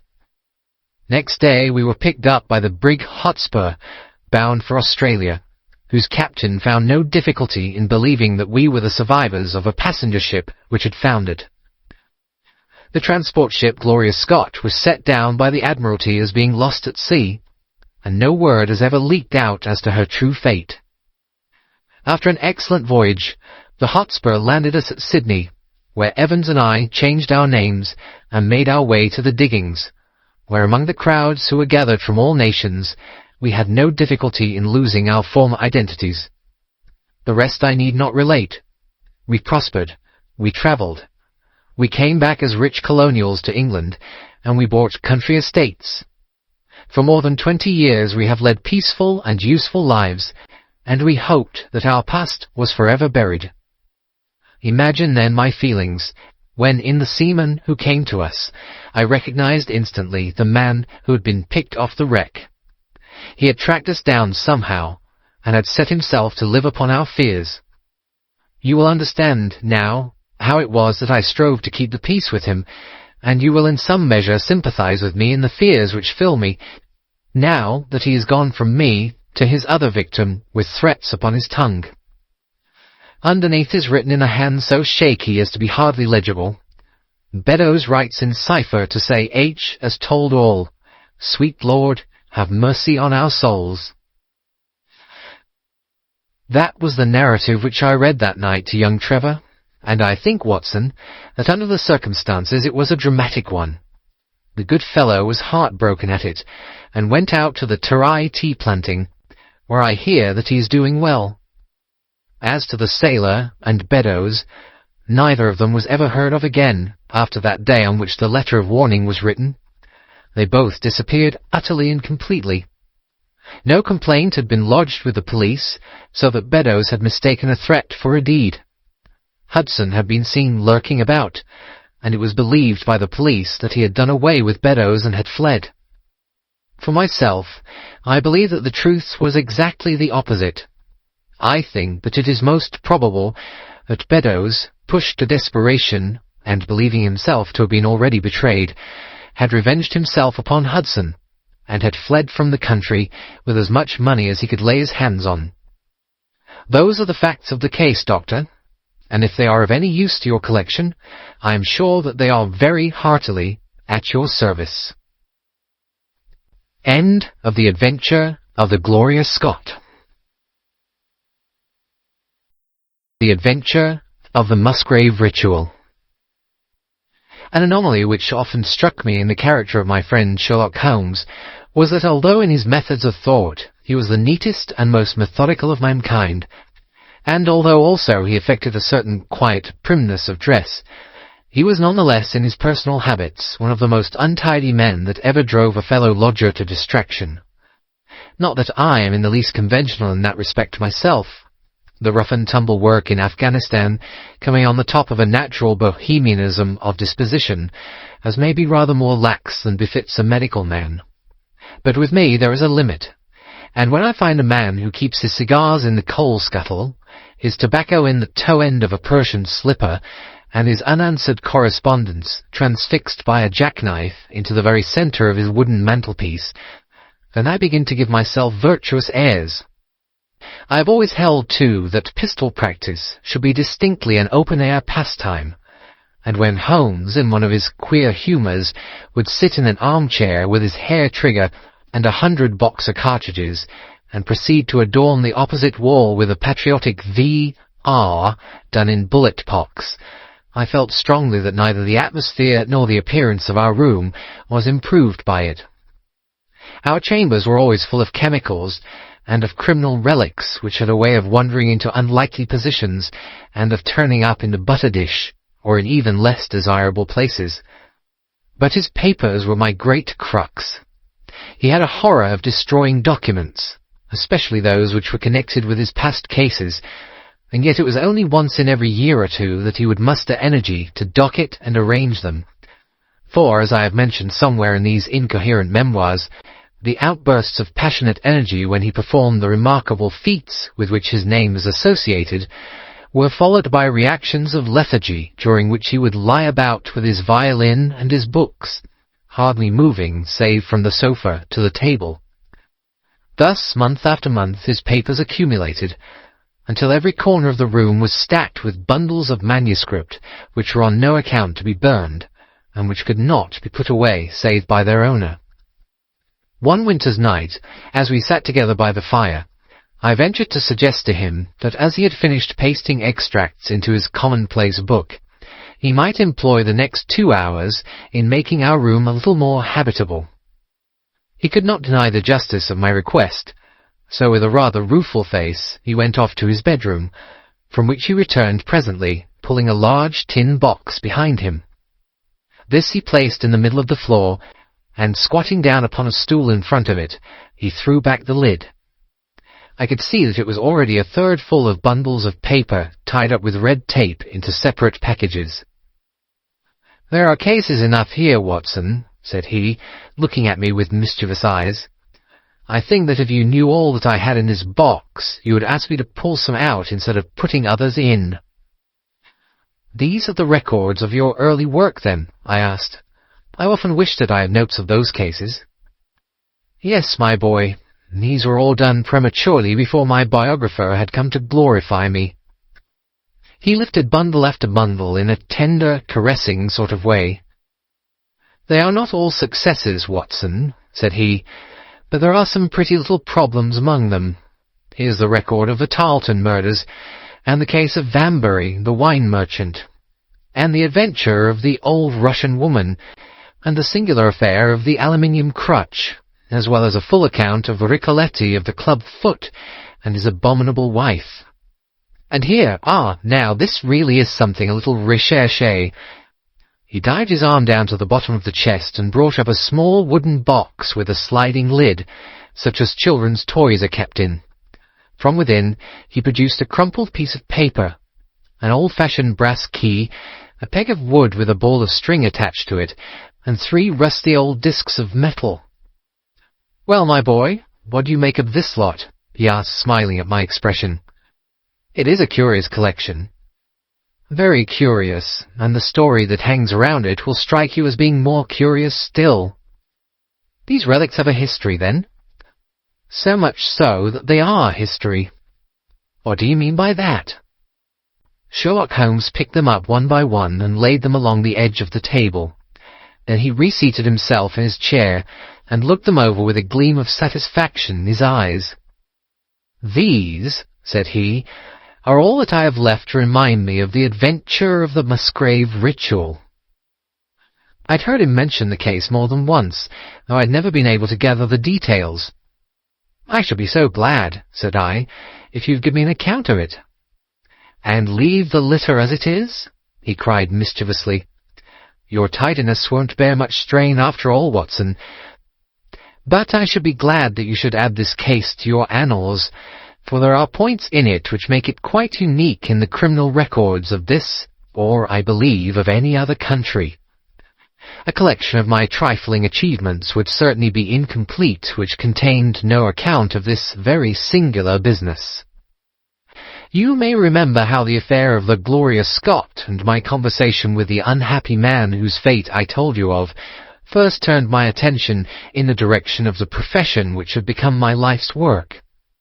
You see me now when my name has become known far and wide, and when I am generally recognized both by the public and by the official force as being a final court of appeal in doubtful cases. Even when you knew me first, at the time of the affair which you have commemorated in A Study in Scarlet, I had already established a considerable, though not a very lucrative, connection. You can hardly realize, then, how difficult I found it at first, and how long I had to wait before I succeeded in making any headway. When I first came up to London, I had rooms in Montague Street, just round the corner from the British Museum, and there I waited, filling in my too abundant leisure time by studying all those branches of science which might make me more efficient. Now and again cases came in my way, principally through the introduction of old fellow students, for during my last years at the university there was a good deal of talk there about myself and my methods. The third of these cases was that of the Musgrave ritual, and it is to the interest which was aroused by that singular chain of events, and the large issues which proved to be at stake, that I trace my first stride towards the position which I now hold. Reginald Musgrave had been in the same college as myself, and I had some slight acquaintance with him. He was not generally popular among the undergraduates, though it always seemed to me that what was set down as pride was really an attempt to cover extreme natural diffidence. In appearance he was a man of exceedingly aristocratic type, thin, high-nosed, and large-eyed, with languid and yet courtly manners. He was indeed a scion of one of the very oldest families in the kingdom, though his branch was a cadet one which had separated from the northern Musgraves some time in the 16th century, and had established itself in western Sussex, where the manor house of Hurlstone is perhaps the oldest inhabited building in the county. Something of his birthplace seemed to cling to the man, and I never looked at his pale, keen face, or the poise of his head, without associating him with grey archways and mullioned windows, and all the venerable wreckage of a feudal keep. Once or twice we drifted into talk, and I can remember that more than once he expressed a keen interest in my methods of observation and inference. For 4 years I had seen nothing of him until one morning he walked into my room in Montague Street. He had changed little, was dressed like a young man of fashion. He was always a bit of a dandy, and preserved the same quiet, suave manner which had formerly distinguished him. "How has all gone with you, Musgrave?" I asked, after we had cordially shaken hands. "You probably heard of my poor father's death," said he. "He was carried off about 2 years ago. Since then, I have, of course, had the Hurlstone estates to manage, and as I am member for my district as well, my life has been a busy one. But I understand, Holmes, that you are turning to practical ends those powers with which you used to amaze us." "Yes," said I have taken to living by my wits." "I am delighted to hear it, for your advice at present would be exceedingly valuable to me. We have had some very strange doings at Hurlstone, and the police have been able to throw no light upon the matter. It is really the most extraordinary and inexplicable business." You can imagine with what eagerness I listened to him, Watson, for the very chance for which I had been panting during all those months of inaction seemed to have come within my reach. In my inmost heart I believed that I could succeed where others failed, and now I had the opportunity to test myself. "Pray let me have the details," I cried. Reginald Musgrave sat down opposite to me and lit the cigarette which I had pushed towards him. "You must know," said he, "that though I am a bachelor, I have to keep up a considerable staff of servants at Hurlstone, for it is a rambling old place, and takes a good deal of looking after. I preserve, too, and in the pheasant months I usually have a house party, so that it would not do to be short-handed.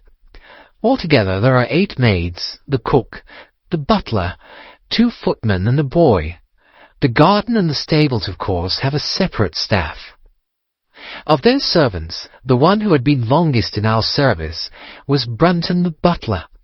He was a young schoolmaster out of place when he first taken up by my father, but he was a man of great energy and character, and he soon became quite invaluable in the household. He was a well-grown, handsome man with a splendid forehead, and though he has been with us for 20 years, he cannot be more than 40 now. With his personal advantages and his extraordinary gifts, for he can speak several languages and play nearly every musical instrument, it is wonderful that he should have been satisfied so long in such a position. But I suppose that he was comfortable and lacked energy to make any change. The butler of Hurlstone is always a thing that is remembered by all who visit us. But this paragon has one fault. He is a bit of a Don Juan, and you can imagine that for a man like him it is not a very difficult part to play in a quiet country district. When he was married it was all right, but since he's been a widower we have had no end of trouble with him. A few months ago we were in hopes that he was about to settle down again, for he became engaged to Rachel Howells, our second housemaid. But he has thrown her over since then, and taken up with Janet Drugellis, the daughter of the head gamekeeper. Rachel, who is a very good girl, but of an excitable Welsh temperament, had a sharp touch of brain fever, and goes about the house now, or did until yesterday, like a black-eyed shadow of her former self. That was our first drama at Hurlstone, but a second one came to drive it from our minds, and it was prefaced by the disgrace and dismissal of Butler Brunton. This is how it came about. I have said that the man was intelligent, and this very intelligence has caused his ruin, for it seems to have led to an insatiable curiosity about things which did not in the least concern him. I had no idea of the lengths to which this would carry him, until the merest accident opened my eyes to it. I have said that the house is a rambling one. One day last week, on Thursday night to be more exact, I found that I could not sleep, having foolishly taken a cup of strong café noir after my dinner. After struggling against it until 2 in the morning, I felt that it was quite hopeless. So I rose and lit the candle with the intention of continuing a novel which I was reading. The book, however, had been left in the billiard-room, so I pulled on my dressing-gown and started off to get it. In order to reach the billiard-room, I had to descend a flight of stairs, and then to cross the head of a passage which led to the library and the gun-room. You can imagine my surprise when, as I looked down this corridor, I saw a glimmer of light coming from the open door of the library. I had myself extinguished the lamp and closed the door before coming to bed. Naturally, my first thought was of burglars. The corridors at Hurlstone have their walls largely decorated with trophies of old weapons.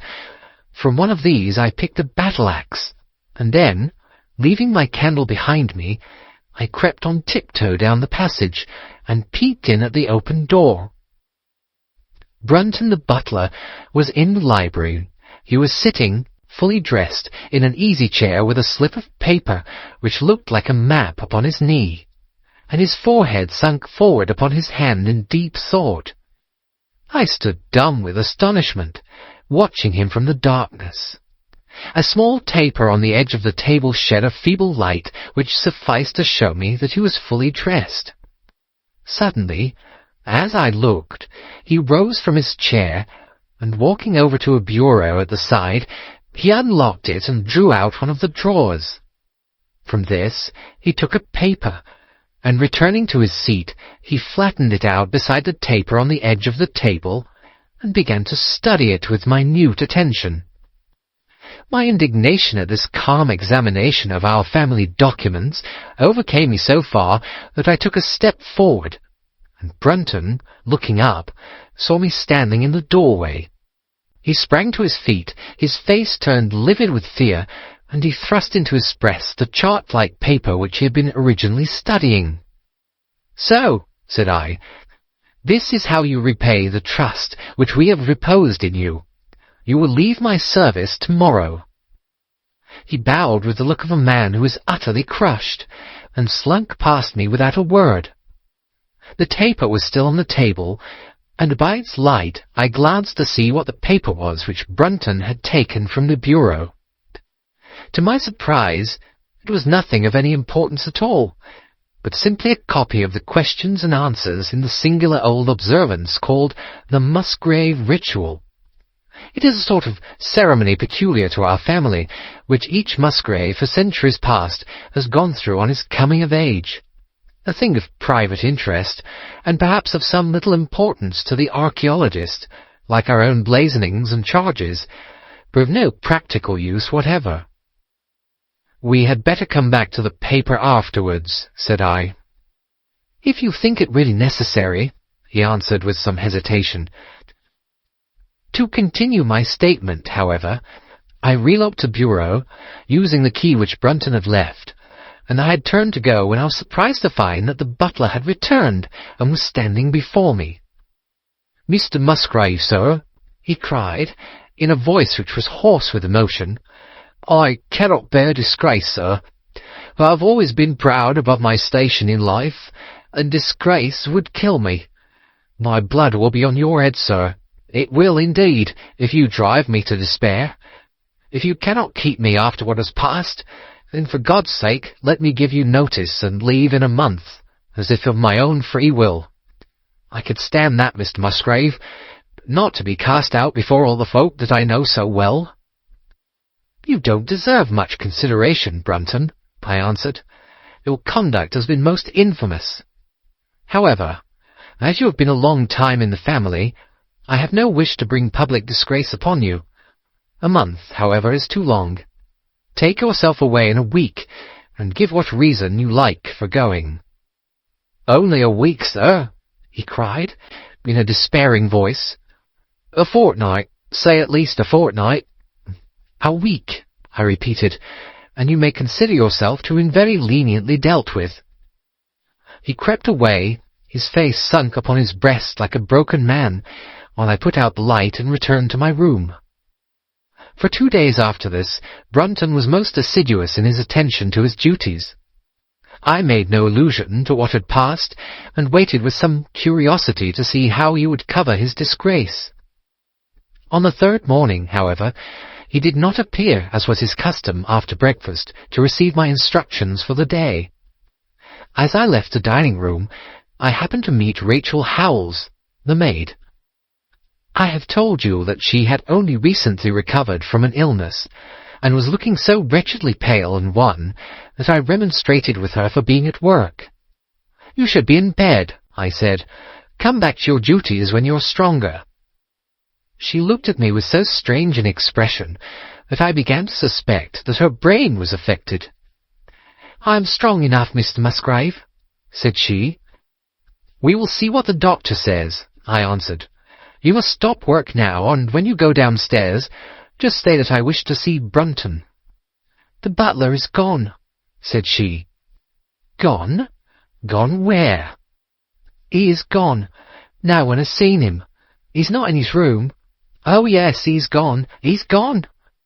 She fell back against the wall with shriek after shriek of laughter, while I, horrified at this sudden hysterical attack, rushed to the bell to summon help.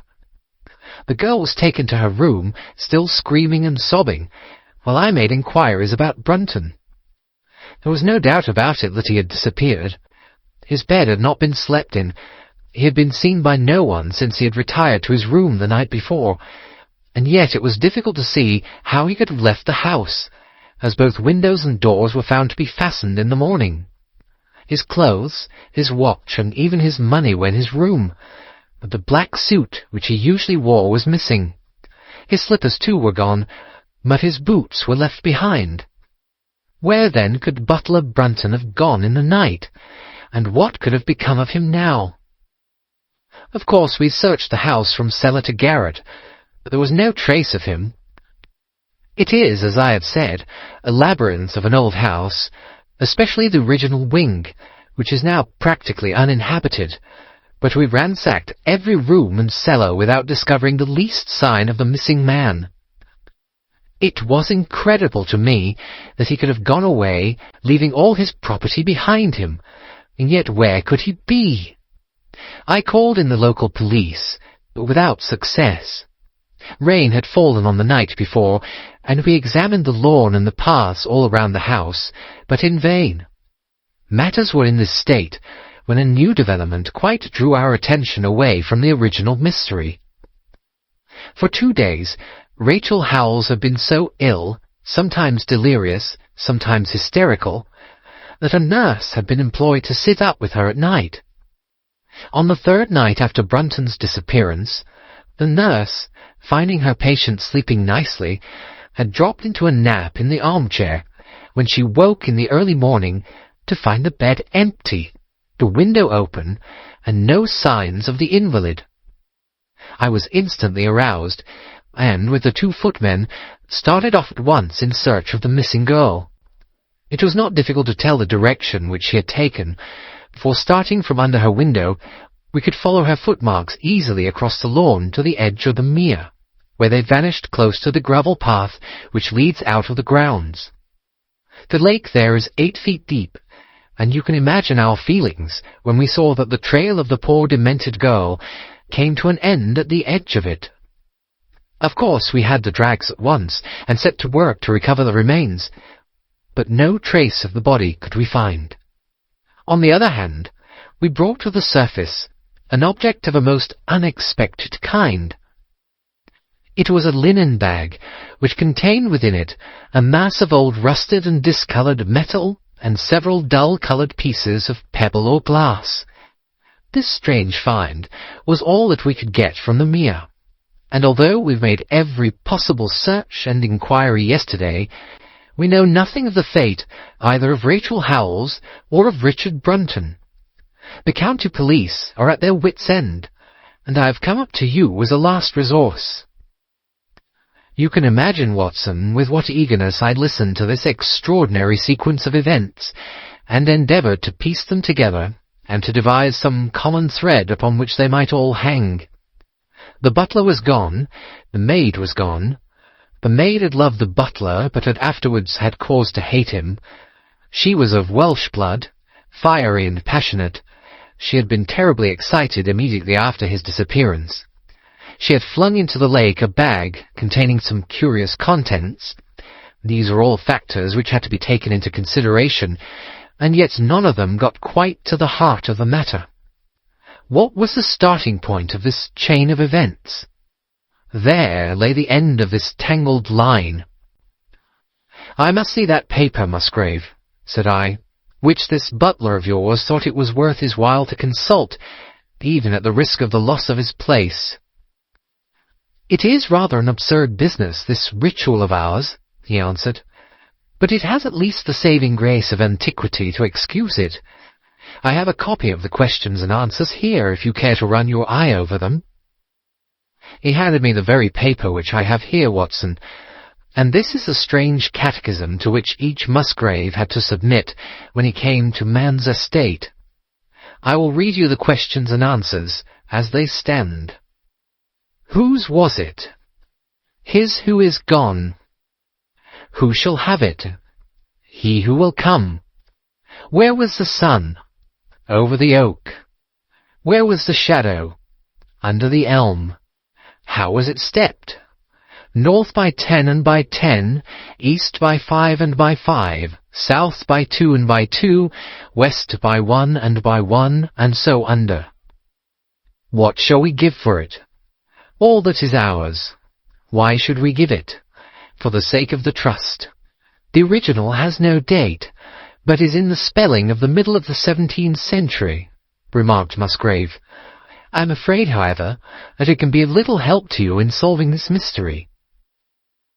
At least, said I, it gives us another mystery, and one which is even more interesting than the first. It may be that the solution of the one may prove to be the solution of the other. You will excuse me, Musgrave, if I say that your butler appears to me to have been a very clever man, and to have had a clearer insight than 10 generations of his masters." "I hardly follow you," said Musgrave. "The paper seems to me to be of no practical importance." "But to me it seems immensely practical, and I fancy that Brunton took the same view. He had probably seen it before that night on which you caught him." "It is very possible. We took no pains to hide it." "He simply wished, I should imagine, to refresh his memory upon that last occasion. He had, as I understand, some sort of map or chart which he was comparing with the manuscript, and which he thrust into his pocket when you appeared."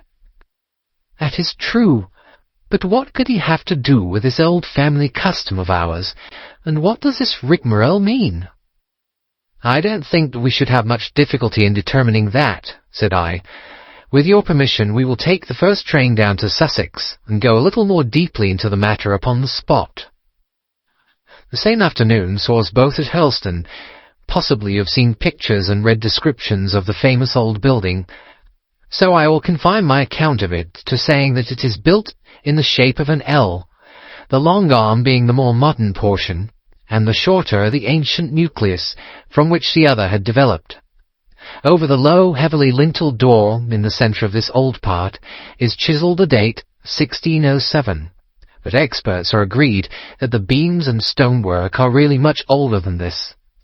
The enormously thick walls and tiny windows of this part had in the last century driven the family into building the new wing, and the old one was used now as a storehouse and a cellar, when it was used at all.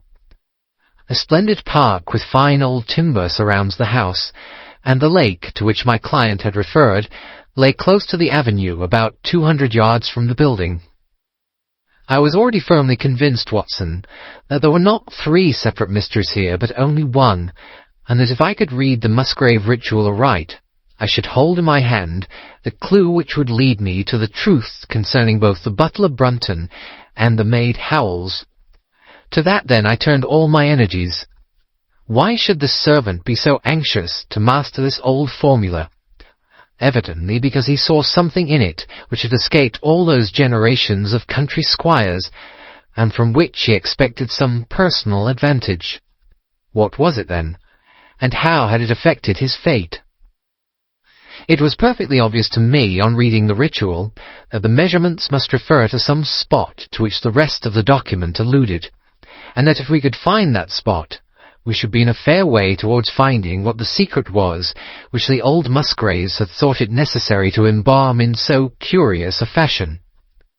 There were 2 guides given us to start with, an oak and an elm. As to the oak, there could be no question at all. Right in front of the house, upon the left-hand side of the drive, there stood a patriarch among oaks, one of the most magnificent trees that I have ever seen. "That was there when your ritual was drawn up," said I, as we drove past it. "It was there at the Norman Conquest in all probability," he answered. "It has a girth of 23 feet. "Have you any old elms?" I asked. "There used to be a very old one over yonder, but it was struck by lightning 10 years ago, and we cut down the stump." "You can see where it used to be?" "Oh, yes." "There are no other elms?" "No old ones, but plenty of beeches." "I should like to see where it grew." We had driven up in a dog-cart, and my client led me away at once, without our entering the house, to the scar on the lawn where the elm had stood. It was nearly midway between the oak and the house. My investigation seemed to be progressing. "I suppose it is impossible to find out how high the elm was?" I asked. "I can give you it at once. It was 64 feet. "How do you come to know it?" I asked in surprise. "When my old tutor used to give me an exercise in trigonometry, it always took the shape of measuring heights. When I was a lad, I worked out every tree and building in the estate." This was an unexpected piece of luck. My data were coming more quickly than I could have reasonably hoped. "Tell me," I asked, "did your butler ever ask you such a question?" Reginald Musgrave looked at me in astonishment. "Now that you call it to my mind," he answered, "Brunton did ask me about the height of the tree some months ago, in connection with some little argument with the groom." This was excellent news, Watson, for it showed me that I was on the right road. I looked up at the sun. It was low in the heavens, and I calculated that in less than an hour it would lie just above the topmost branches of the old oak. One condition mentioned in the ritual would then be fulfilled, and the shadow of the elm must mean the farther end of the shadow. Otherwise the trunk would have been chosen as the guide. I had then to find out where the far end of the shadow would fall when the sun was just clear of the oak. That must have been difficult, Holmes, when the elm was no longer there. Well, at least I knew that if Brunton could do it, I could also. Besides, there was no real difficulty. I went with Musgrave to his study and whittled myself this peg, to which I tied this long string with a knot at each yard. Then I took 2 lengths of a fishing rod, which came to just 6 feet, and I went back with my client to where the elm had been. The sun was just grazing the top of the oak. I fastened the rod on end, marked out the direction of the shadow, and measured it. It was 9 feet in length. Of course, the calculation now was a simple one.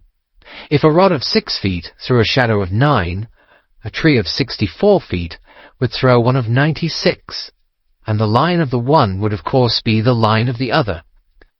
I measured out the distance, which brought me almost to the wall of the house, and I thrust a peg into the spot.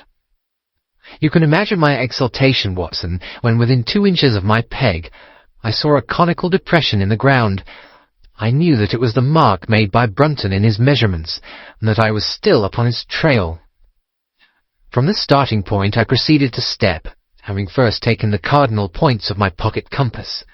10 steps with each foot took me along parallel with the wall of the house, and again I marked my spot with a peg. Then I carefully paced off 5 to the east and 2 to the south. It brought me to the very threshold of the old door. 2 steps to the west meant now that I was to go 2 paces down the stone-flagged passage, and this was the place indicated by the ritual. Never have I felt such a cold chill of disappointment, Watson. For a moment it seemed to me that there must be some radical mistake in my calculations. The setting sun shone full upon the passage floor, and I could see that the old, foot-worn grey stones with which it was paved were firmly cemented together, and had certainly not been moved for many a long year.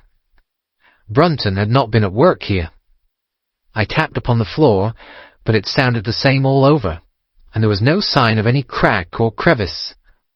But fortunately Musgrave, who had begun to appreciate the meaning of my proceedings, and who was now as excited as myself, took out his manuscript to check my calculation. "And under," he cried. "You have omitted the 'and under.'" I had thought it meant that we were to dig, but now, of course, I saw at once that I was wrong. "There is a cellar under this, then," I cried. "Yes, and as old as the house. Down here, through this door." We went down a winding stone stair, and my companion, striking a match, lit a large lantern which stood on a barrel in the corner. In an instant it was obvious that we had at last come upon the true place, and that we had not been the only people to visit the spot recently. It had been used for the storage of wood, but the billets, which had evidently been littered over the floor, were now piled at the sides, so as to leave a clear space in the middle. In this space lay a large and heavy flagstone with a rusted iron ring in the centre, to which a thick shepherd's check muffler was attached. "By Jove!" cried my client.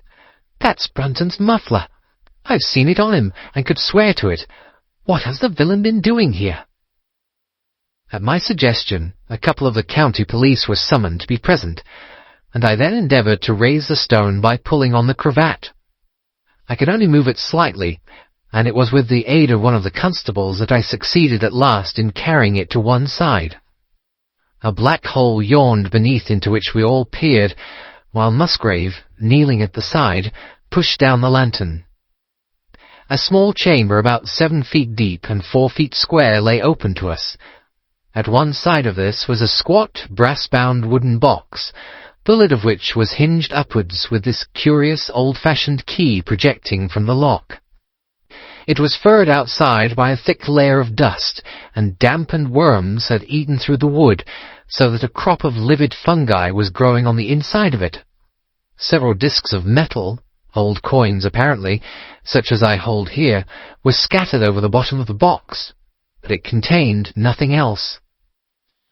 At the moment, however, we had no thought for the old chest, for our eyes were riveted upon that which crouched beside it. It was the figure of a man clad in a suit of black, who squatted down upon his hams with his forehead sunk upon the edge of the box, and his 2 arms thrown out on each side of it. The attitude had drawn all the stagnant blood to the face, and no man could have recognized that distorted, liver-coloured countenance, but his height, his dress, and his hair were all sufficient to show my client, when we had drawn the body up, that it was indeed his missing butler. He had been dead some days, but there was no wound or bruise upon his person to show how he had met his dreadful end. When his body had been carried from the cellar, we found ourselves still confronted with a problem which was almost as formidable as that which we had started. I confess that so far, Watson, I had been disappointed in my investigation. I had reckoned upon solving the matter when once I had found the place referred to in the ritual. But now I was there, and was apparently as far as ever from knowing what it was which the family had concealed with such elaborate precautions. It is true that I had thrown a light upon the fate of Brunton, but now I had to ascertain how that fate had come upon him, and what part had been played in the matter by the woman who had disappeared. I sat down upon a keg in the corner, and thought the whole matter carefully over. You know my methods in such cases, Watson. I put myself in the man's place, and, having first gauged his intelligence, I try to imagine how I should myself have proceeded under the same circumstances. In this case the matter was simplified by Brunton's intelligence being quite first-rate, so that it was unnecessary to make any allowance for the personal equation, as the astronomers have dubbed it. He knew that something valuable was concealed. He had spotted the place. He found that the stone which covered it was just too heavy for a man to move unaided. What would he do next? He could not get help from outside, even if he had someone whom he could trust, without the unbarring of doors and considerable risk of detection. It was better, if he could, to have his helpmate inside the house. But whom could he ask? This girl had been devoted to him. A man always finds it hard to realize that he may have finally lost a woman's love, however badly he may have treated her. He would try by a few attentions to make his peace with the girl Howells, and then would engage her as his accomplice. Together they would come at night to the cellar, and their united force would suffice to raise the stone. So far I could follow their actions as if I had actually seen them. But for 2 of them, and one a woman, it must have been heavy work, the raising of that stone. A burly Sussex policeman and I had found it no light job. What would they do to assist them? Probably what I should have done myself. I rose and examined carefully the different billets of wood which were scattered round the floor. Almost at once I came upon what I expected. One piece, about 3 feet in length, had a very marked indentation at one end, while several were flattened at the sides as if they had been compressed by some considerable weight. Evidently, as they had dragged the stone up, they had thrust the chunks of wood into the chink, until at last, when the opening was large enough to crawl through, they would hold it open by a billet placed lengthwise, which might very well become indented at the lower end, since the whole weight of the stone would press it down to the edge of this other slab. So far, I was still on safe ground. And now, how was I to proceed to reconstruct this midnight drama? Clearly only one could fit into the hole, and that one was Brunton. The girl must have waited above. Brunton then unlocked the box, handed up the contents, presumably, since they were not to be found, and then what happened? What smouldering fire of vengeance had suddenly sprung into flame in this passionate Celtic woman's soul when she saw the man who had wronged her, wronged her perhaps far more than we suspected, in her power. Was it a chance that the wood had slipped, and that the stone had shut Brunton into what had become his sepulchre? Had she only been guilty of silence as to his fate?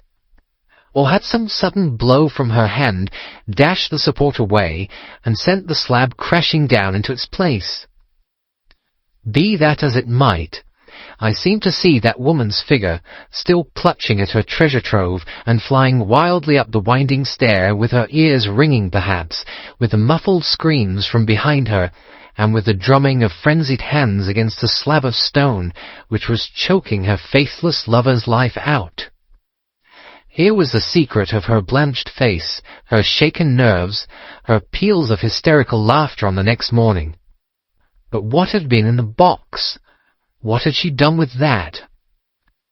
Of course, it must have been the old metal and pebbles which my client had dragged from the mere. She had thrown them in there the first opportunity to remove the last trace of her crime. For 20 minutes I had sat motionless, thinking the matter out. Musgrave still stood with a very pale face, swinging his lantern and peering down into the hole. "These are the coins of Charles I," said he, holding out the few which had been in the box. "You see we were right in fixing our date for the ritual." "We may find something else of Charles I," I cried, as the probable meaning of the first two questions of the ritual broke suddenly upon me. "Let me see the contents of the bag which you fished from the mere." We ascended to his study, and he laid the debris before me. I could understand his regarding it as of small importance when I looked at it, for the metal was almost black and the stones lustreless and dull. I rubbed one of them on my sleeve, however, and it glowed afterwards like a spark in the dark hollow of my hand. The metalwork was in the form of a double ring, but it had been bent and twisted out of its original shape. "You must bear in mind," said I, "that the royal party made head in England even after the death of the king, and that when they at last fled, they probably left many of their most precious possessions buried behind them, with the intention of returning for them in more peaceful times. My ancestor, Sir Ralph Musgrave, was a prominent cavalier, and the right-hand man of Charles II in his wanderings," said my friend. "Ah, indeed," I answered. "Well now, I think that really should give us the last link that we wanted. I must congratulate you on coming into the possession, though in rather a tragic manner, of a relic which is of great intrinsic value, but of even greater importance as an historical curiosity." "What is it, then?" he gasped in astonishment. "It is nothing less than the ancient crown of the kings of England." "The crown?" "Precisely. Consider what the ritual says. How does it run? Whose was it? His who is gone. That was after the execution of Charles. Then, who shall have it? He who will come. That was Charles II, whose advent was already foreseen. There can, I think, be no doubt that this battered and shapeless diadem once encircled the brows of the royal Stuarts." "And how came it in the pond?" "Ah, that is a question that will take some time to answer." And with that I sketched out to him the whole long chain of surmise and of proof which I had constructed. The twilight had closed in, and the moon was shining brightly in the sky before my narrative was finished. "And how was it, then, that Charles did not get his crown when he returned?" asked Musgrave, pushing back the relic into its linen bag. "Ah, there you lay your finger upon the one point which we shall probably never be able to clear up. It is likely that the Musgrave who held the secret died in the interval, and by some oversight left this guide to his descendant without explaining the meaning of it. From that day to this it has been handed down from father to son, until at last it came within reach of a man who tore its secret out of it and lost his life in the venture." "And that's the story of the Musgrave ritual, Watson. They have the crown down at Hurlstone, though they had some legal bother and a considerable sum to pay before they were allowed to retain it. I am sure that if you mentioned my name, they would be happy to show it to you." Of the woman nothing was ever heard, and the probability is that she got away out of England and carried herself and the memory of her crime to some land beyond the seas. End of the adventure of the Musgrave ritual. The adventure of the Reigate puzzle. It was some time before the health of my friend Mr. Sherlock Holmes recovered from the strain caused by his immense exertions in the spring of '87. The whole question of the Netherlands Sumatra Company and of the colossal schemes of Baron Maupertuis are too recent in the minds of the public, and are too intimately concerned with politics and finance to be fitting subjects for this series of sketches.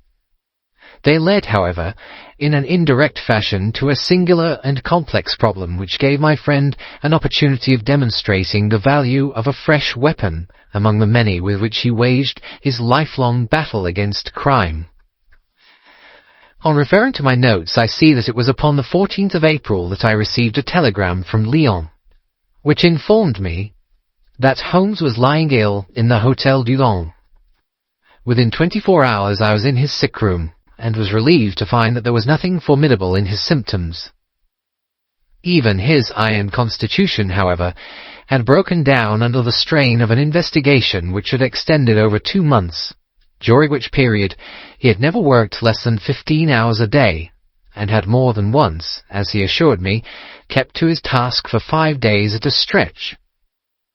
Even the triumphant issue of his labours could not save him from reaction after so terrible an exertion, and at a time when Europe was ringing with his name, and when his room was literally ankle-deep with congratulatory telegrams. I found him a prey to the blackest depression. Even the knowledge that he had succeeded where the police of 3 countries had failed, and that he had outmanoeuvred at every point the most accomplished swindler in Europe, was insufficient to rouse him from his nervous prostration. 3 days later we were back in Baker Street together, but it was evident that my friend would be much the better for a change, and the thought of a week of springtime in the country was full of attractions to me also. My old friend Colonel Hayter, who had come under my professional care in Afghanistan, had now taken a house near Reigate in Surrey, and had frequently asked me to come down to him upon a visit. On the last occasion he had remarked that if my friend would only come with me, he would be glad to extend his hospitality to him also. A little diplomacy was needed, but when Holmes understood that the establishment was a bachelor one, and that he would be allowed the fullest freedom, he fell in with my plans, and a week after our return from Lyon, we were under the Colonel's roof. Hayter was a fine old soldier who had seen much of the world, and he soon found, as I had expected, that Holmes and he had much in common. On the evening of our arrival, we were sitting in the Colonel's gun-room after dinner, Holmes stretched upon the sofa, while Hayter and I looked over his little armoury of Eastern weapons. "By the way," said he suddenly, "I think I'll take one of these pistols upstairs with me in case we have an alarm." "An alarm?" said I. "Yes, we've had a scare in this part lately. Old Acton, who is one of our county magnates, had his house broken into last Monday. No great damage done, but the fellows are still at large." "No clue?" asked Holmes, cocking his eye at the Colonel. "None as yet, but the affair is a petty one. One of our little country crimes, which must seem too small for your attention, Mr. Holmes, after this great international affair." Holmes waved away the compliment, though his smile showed that it had pleased him. "Was there any feature of interest?" "I fancy not. The thieves ransacked the library and got very little for their pains. The whole place was turned upside down, drawers burst open, and presses ransacked, with the result that an odd volume of Pope's Homer, 2 plated candlesticks, an ivory letter-weight, a small oak barometer, and a ball of twine are all that have vanished." "What an extraordinary assortment!" I exclaimed. "Oh, the fellows evidently grabbed hold of everything they could get." Holmes grunted from the sofa. "The county police ought to make something of that," said he. "Why, it is surely obvious that—" But I held up a warning finger. "You are here for a rest, my dear fellow. For heaven's sake, don't get started on a new problem when your nerves are all in shreds." Holmes shrugged his shoulders with a glance of comic resignation towards the Colonel, and the talk drifted away into less dangerous channels. It was destined, however, that all my professional caution should be wasted, for next morning the problem obtruded itself upon us in such a way that it was impossible to ignore it, and our country visit took a turn which neither of us could have anticipated. We were at breakfast when the Colonel's butler rushed in with all his propriety shaken out of him. "Have you heard the news, sir?" he gasped. "At the Cunningham, sir?" "Burglary?" cried the Colonel with his coffee cup in mid-air. "Murder?" The Colonel whistled. "By Jove," said he. "Who's killed, then? The J.P. or his son?" "Neither, sir. It was William the coachman. Shot through the heart, sir, and never spoke again."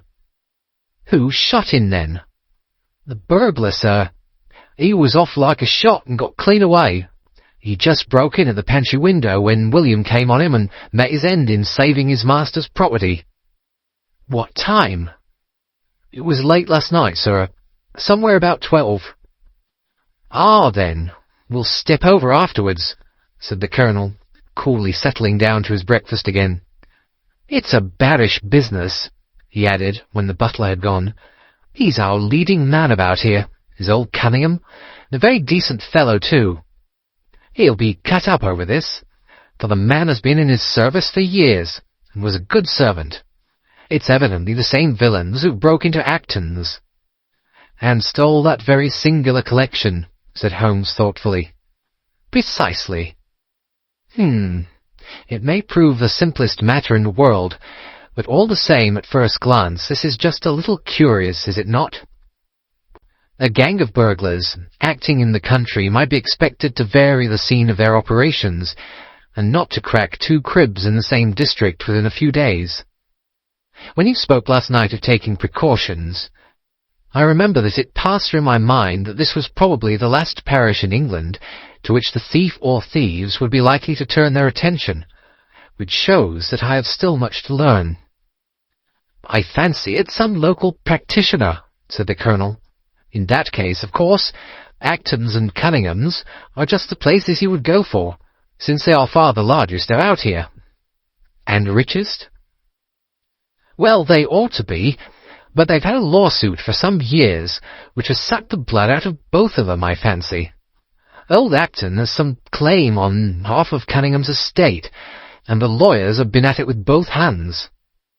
"If it's a local villain, there should not be much difficulty in running him down," said Holmes with a yawn. "All right, Watson. I don't intend to meddle." "Inspector Forrester, sir," said the butler, throwing open the door. The official, a smart, keen-faced young fellow, stepped into the room. "Good morning, Colonel," said he. "I hope I don't intrude, but we hear that Mr. Holmes of Baker Street is here." The Colonel waved his hand towards my friend, and the inspector bowed. "We thought that perhaps you would care to step across, Mr. Holmes." "The fates are against you, Watson," said he, laughing. "Ha! We were chatting about the matter when you came in, Inspector. Perhaps you can let us have a few details." As he leaned back in his chair in the familiar attitude, I knew that the case was hopeless. "We had no clue in the Acton affair, but here we have plenty to go on, and there's no doubt it is the same party in each case. The man was seen." "Ah." "Yes, sir, but he was off like a deer after the shot that killed poor William Kerwin was fired. Mr. Cunningham saw him from the bedroom window, and Mr. Alec Cunningham saw him from the back passage. It was 11:45 when the alarm broke out. Mr. Cunningham had just got into bed, and Mr. Alec was smoking a pipe in his dressing-gown. They both heard William, the coachman, calling for help, and Mr. Alec ran down to see what was the matter.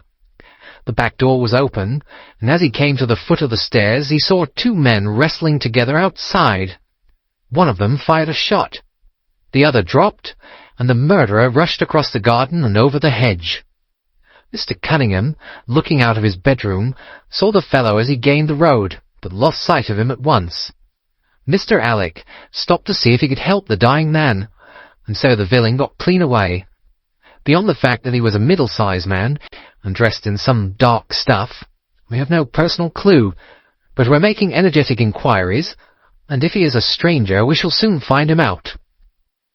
What was this William doing there? Did he say anything before he died? Not a word. He lives at the lodge with his mother, and as he was a very faithful fellow, we imagine that he walked up to the house with the intention of seeing that all was right there.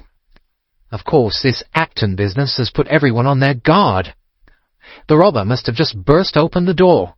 The lock has been forced when William came upon him. Did William say anything to his mother before going out? She is very old and deaf, and we can get no information from her. The shock has made her half-witted, but I understand that she was never very bright. There is one very important circumstance, however. Look at this. He took a small piece of torn paper from a notebook and spread it out upon his knee. This was found between the finger and thumb of the dead man. It appears to be a fragment torn from a larger sheet. You will observe that the hour mentioned upon it is the very time at which the poor fellow met his fate. You see that his murderer might have torn the rest of the sheet from him, or he might have taken this fragment from the murderer. It reads almost as though it were an appointment. Holmes took up the scrap of paper, a facsimile of which is here produced. D. At 11:45, learn what may be. Presuming there is an appointment, continued the inspector, it is of course a conceivable theory that this William Kerwin, though he had the reputation of being an honest man, may have been in league with the thief. He may have met him there, may even have helped him to break in the door, and then they may have fallen out between themselves. This writing is of extraordinary interest, said Holmes, who had been examining it with intense concentration. These are much deeper waters than I had thought. He sank his head upon his hands, while the inspector smiled at the effect which his case had had upon the famous London specialist. Your last remark, said Holmes presently, as to the possibility of there being an understanding between the burglar and the servant, and this being a note of appointment from one to the other, is an ingenious and not entirely impossible supposition. But this writing opens up— He sank his head into his hands again, and remained for some minutes in the deepest thought. When he raised his face again, I was surprised to see that his cheek was tinged with colour, and his eyes as bright as before his illness. He sprang to his feet with all his old energy. "I'll tell you what," said he. "I should like to have a quiet little glance into the details of this case. There is something in it which fascinates me extremely. If you will permit me, Colonel, I will leave my friend Watson and you, and I will step around with the inspector to test the truth of one or two little fancies of mine. I will be with you again in half an hour." An hour and a half had elapsed before the inspector returned alone. "Mr. Holmes is walking up and down in the field outside," said he. "He wants us all four to go up to the house together." "To Mr. Cunningham's?" "Yes, sir." "What for?" The inspector shrugged his shoulders. "I don't quite know, sir. Between ourselves, I think Mr. Holmes had not quite got over his illness yet. He's been behaving very queerly, and is very much excited." "I don't think you need alarm yourself," said I. "I have usually found that there was method in his madness." "Some folks might say there was madness in his method," muttered the inspector. "But he's all on fire to start, Colonel, so we'd best go out if you're ready." We found Holmes pacing up and down in the field, his chin sunk upon his breast and his hands thrust into his trousers pockets. "The matter grows in interest," said he. "Watson, your country trip has been a distinct success. I've had a charming morning." "You've been up to the scene of the crime, I understand," said the Colonel. "Yes. The inspector and I have made quite a little reconnaissance together." "Any success?" "Well, we've seen some very interesting things. I'll tell you what we did as we walk. First of all, we saw the body of this unfortunate man. He certainly died from a revolver wound, as reported." "Had you doubted it, then?" "Oh, it is as well to test everything." Our inspection was not wasted. We then had an interview with Mr. Cunningham and his son, who were able to point out the exact spot where the murderer had broken through the garden hedge in his flight. That was of great interest. Naturally. Then we had a look at this poor fellow's mother. We could get no information from her, however, as she is very old and feeble. And what is the result of your investigations? The conviction that the crime is a very peculiar one. Perhaps our visit now may do something to make it less obscure. I think that we are both agreed, Inspector, that the fragment of paper in the dead man's hand, bearing as it does the very hour of his death written upon it, is of extreme importance. It should give a clue, Mr. Holmes. It does give a clue. Whoever wrote that note was the man who brought William Kerwin out of his bed at that hour. But where is the rest of that sheet of paper? I examined the ground carefully in the hope of finding it, said the inspector. It was torn out of the dead man's hand. Why was someone so anxious to get possession of it? Because it incriminated him? And what would he do with it? Thrust it into his pocket, most likely, never noticing that a corner of it had been left in the grip of the corpse. If we could get the rest of that sheet, it is obvious that we should have gone a long way towards solving the mystery. Yes, but how can we get at the criminal's pocket before we catch the criminal? Well, well, it was worth thinking over. Then there is another obvious point. The note was sent to William. The man who wrote it could not have taken it. Otherwise, of course, he might have delivered his own message by word of mouth. Who brought the note, then? Or did it come through the post? I've made inquiries, said the inspector. William received a letter by the afternoon post yesterday. The envelope was destroyed by him. Excellent, cried Holmes, clapping the inspector on the back. You've seen the postman. It is a pleasure to work with you. Well, here is the lodge, and if you will come up, Colonel, I will show you the scene of the crime.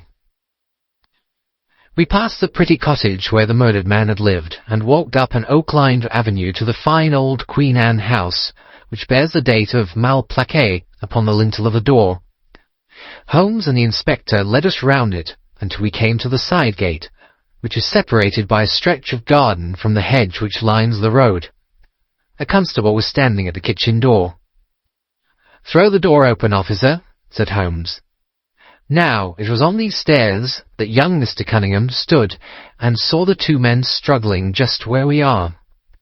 Old Mr. Cunningham was at that window, the second on the left, and he saw the fellow get away just to the left of that bush.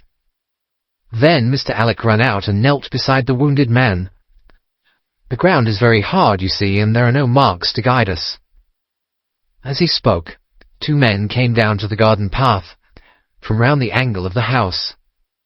The one was an elderly man with a strong, deep-lined, heavy-eyed face, the other a dashing young fellow, whose bright, smiling expression and showy dress were in strange contrast with the business which had brought us there. "Still at it, then?" said he to Holmes. "I thought you Londoners were never at fault. You don't seem to do so very quick, after all." "Ah, you must give us a little time," said Holmes good-humouredly. "You'll want it," said young Alec Cunningham. "Why, I don't see that we have any clue at all." "There's only one," answered the inspector. "We thought that if we could only find— Good heavens, Mr. Holmes, what is the matter?" My poor friend's face had suddenly assumed the most dreadful expression. His eyes rolled upwards, his features writhed in agony, and with a suppressed groan he dropped on his face upon the ground. Horrified at the suddenness and severity of the attack, we carried him into the kitchen, where he lay back in a large chair and breathed heavily for some minutes. Finally, with a shamefaced apology for his weakness, he rose once more. "Watson would tell you that I have only just recovered from a severe illness," he explained. "I am liable to these sudden nervous attacks." "Shall I send you home in my trap?" asked old Cunningham. "Well, since I'm here, there is one point on which I should like to feel sure. We can very easily verify it." "What was it?" "Well, it seems to me that it is just possible that the arrival of this poor fellow William was not before, but after, the entrance of the burglar into the house. You appear to take it for granted that although the door was forced, the robber never got in." "I fancy that is quite obvious," said Mr. Cunningham gravely. Why, my son Alec had not yet gone to bed, and he would certainly have heard anyone moving about." "Where was he sitting?" "I was smoking in my dressing-room." "Which window is that?" "The last on the left, next to my father's." "Both of your lamps were lit, of course?" "Undoubtedly." "There are some very singular points here," said Holmes, smiling. "Is it not extraordinary that a burglar, and a burglar who had had some previous experience, should deliberately break into a house at a time when he could see from the lights that two of the family were still afoot? He must have been a cool hand." "Well, of course, if the case were not an odd one, we should not have been driven to ask you for an explanation," said young Mr. Alec.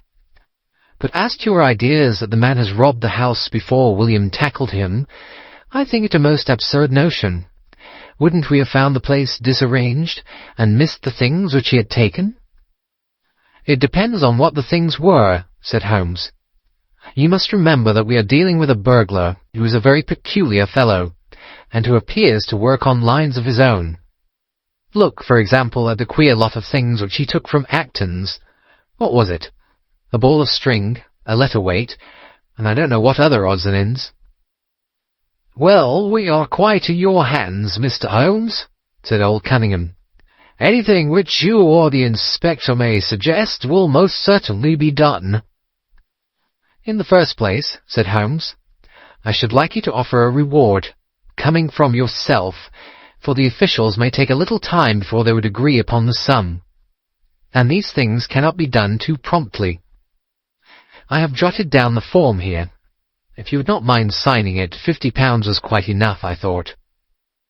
"I would willingly give you 500, said the J.P., taking the slip of paper and the pencil which Holmes handed to him. "This is not quite correct, however," he added, glancing over the document. "I wrote it rather hurriedly. You see, you begin, 'Whereas at about 1:45 on Tuesday morning an attempt was made,' and so on. It was at 11:45, as a matter of fact." I was pained at the mistake, for I knew how keenly Holmes would feel any slip of the kind. It was his speciality to be accurate as to fact, but his recent illness had shaken him, and this one little incident was enough to show me that he was still far from being himself. He was obviously embarrassed for an instant, while the inspector raised his eyebrows, and Alec Cunningham burst into a laugh. The old gentleman corrected the mistake, however, and handed the paper back to Holmes. "Get it printed as soon as possible," he said. "I think your idea is an excellent one." Holmes put the slip of paper carefully away into his pocket-book. "And now," said he, "it really would be a good thing that we should all go over the house together, and make certain that this rather erratic burglar did not, after all, carry anything away with him." Before entering, Holmes made an examination of the door which had been forced. It was evident that a chisel or strong knife had been thrust in, and the lock forced back with it. We could see the marks in the wood where it had been pushed in. "You don't use bars, then?" he asked. "We have never found it necessary." "You don't keep a dog?" "Yes, but he is chained on the other side of the house." "When do your servants go to bed?" "About 10. "I understand that William was usually in bed also at that hour." "Yes." "It is singular that on this particular night he should have been up. Now I should be very glad if you would have the kindness to show us over the house, Mr. Cunningham." A stone-flagged passage, with the kitchens branching away from it, led by a wooden staircase directly to the first floor of the house. It came out upon the landing opposite to a second, more ornamental stair, which came up from the front hall. Out of this landing opened the drawing-room and several bedrooms, including those of Mr. Cunningham and his son. Holmes walked slowly, taking keen note of the architecture of the house. I could tell from his expression that he was on a hot scent, and yet I could not in the least imagine in what direction his inferences were leading him. "My good sir," said Mr. Cunningham with some impatience, "this is surely very unnecessary. That is my room at the end of the stairs, and my son's is the one beyond it. I leave it to your judgment whether it was possible for the thief to have come up here without disturbing us." "You must try round and get on a fresh scent, I fancy," said the son with a rather malicious smile. "Still, I must ask you to humour me a little further. I should like, for example, to see how far the windows of the bedrooms command the front. This, I understand, is your son's room." He pushed open the door. "And that, I presume, is the dressing-room in which he sat smoking when the alarm was given. Where does the window of that look out to?" He stepped across the bedroom, pushed open the door, and glanced around the other chamber. "I hope that you are satisfied now," said Mr. Cunningham tartly. "Thank you. I think I have seen all that I wished." "Then if it is really necessary, we can go into my room." "If it is not too much trouble." The J.P. shrugged his shoulders and led the way into his own chamber, which was a plainly furnished and commonplace room. As we moved across it in the direction of the window, Holmes fell back until he and I were the last of the group. Near the foot of the bed stood a dish of oranges and a carafe of water. As we passed it, Holmes, to my unutterable astonishment, leaned over in front of me and deliberately knocked the whole thing over. The glass smashed into 1,000 pieces, and the fruit rolled about into every corner of the room. "You've done it now, Watson," said he coolly. "A pretty mess you've made of the carpet." I stooped in some confusion and began to pick up the fruit, understanding for some reason my companion desired me to take the blame upon myself. The others did the same, and set the table on its legs again. "Hello!" cried the inspector. "Where's he got to?" Holmes had disappeared. "Wait here an instant," said young Alec Cunningham. "Fellow is off his head, in my opinion. Come with me, father, and see where he has got to." They rushed out of the room, leaving the inspector, the colonel, and me staring at each other. "'Pon my word, I'm inclined to agree with Master Alec," said the official.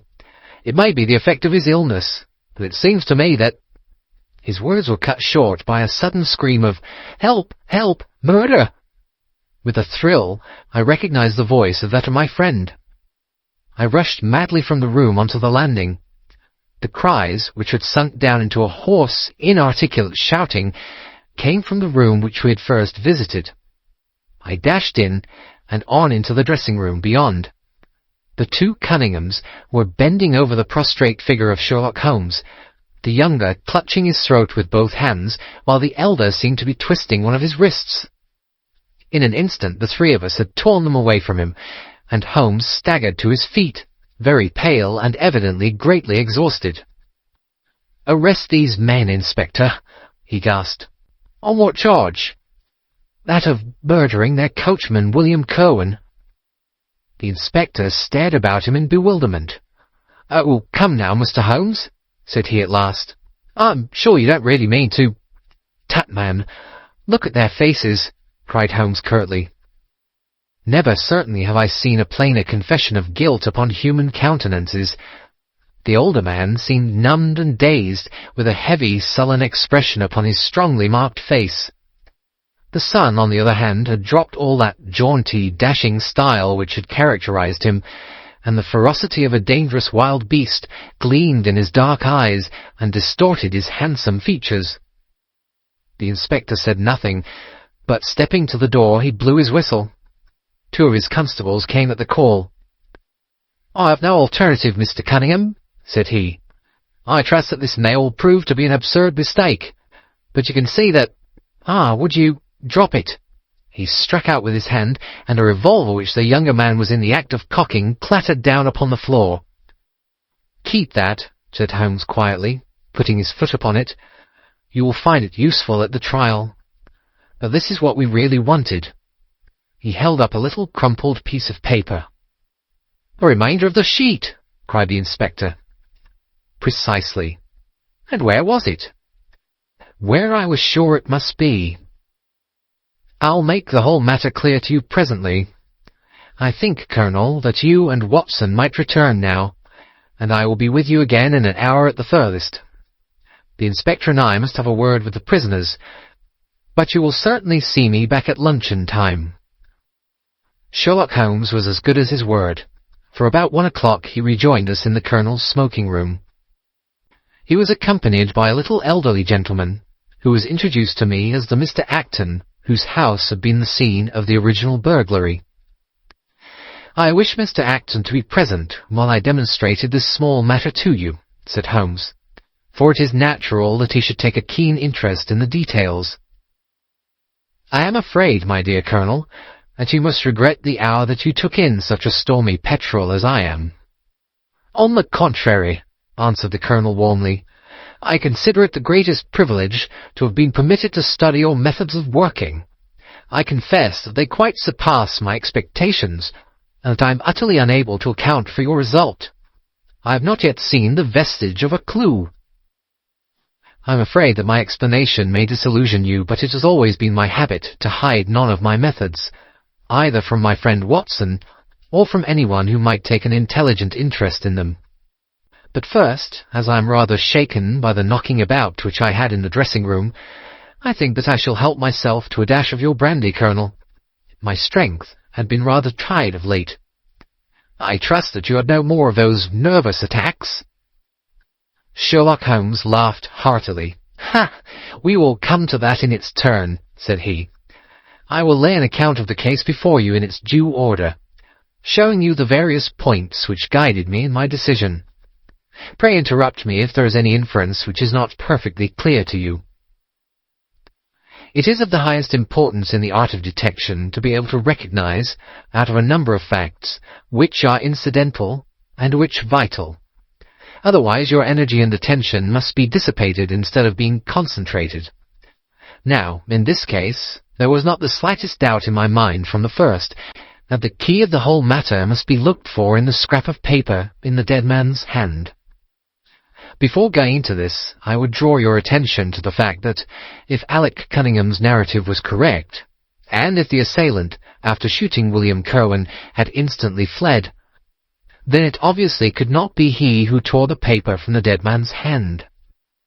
But if it was not he, it must have been Alec Cunningham himself. For by the time that the old man had descended, several servants were upon the scene.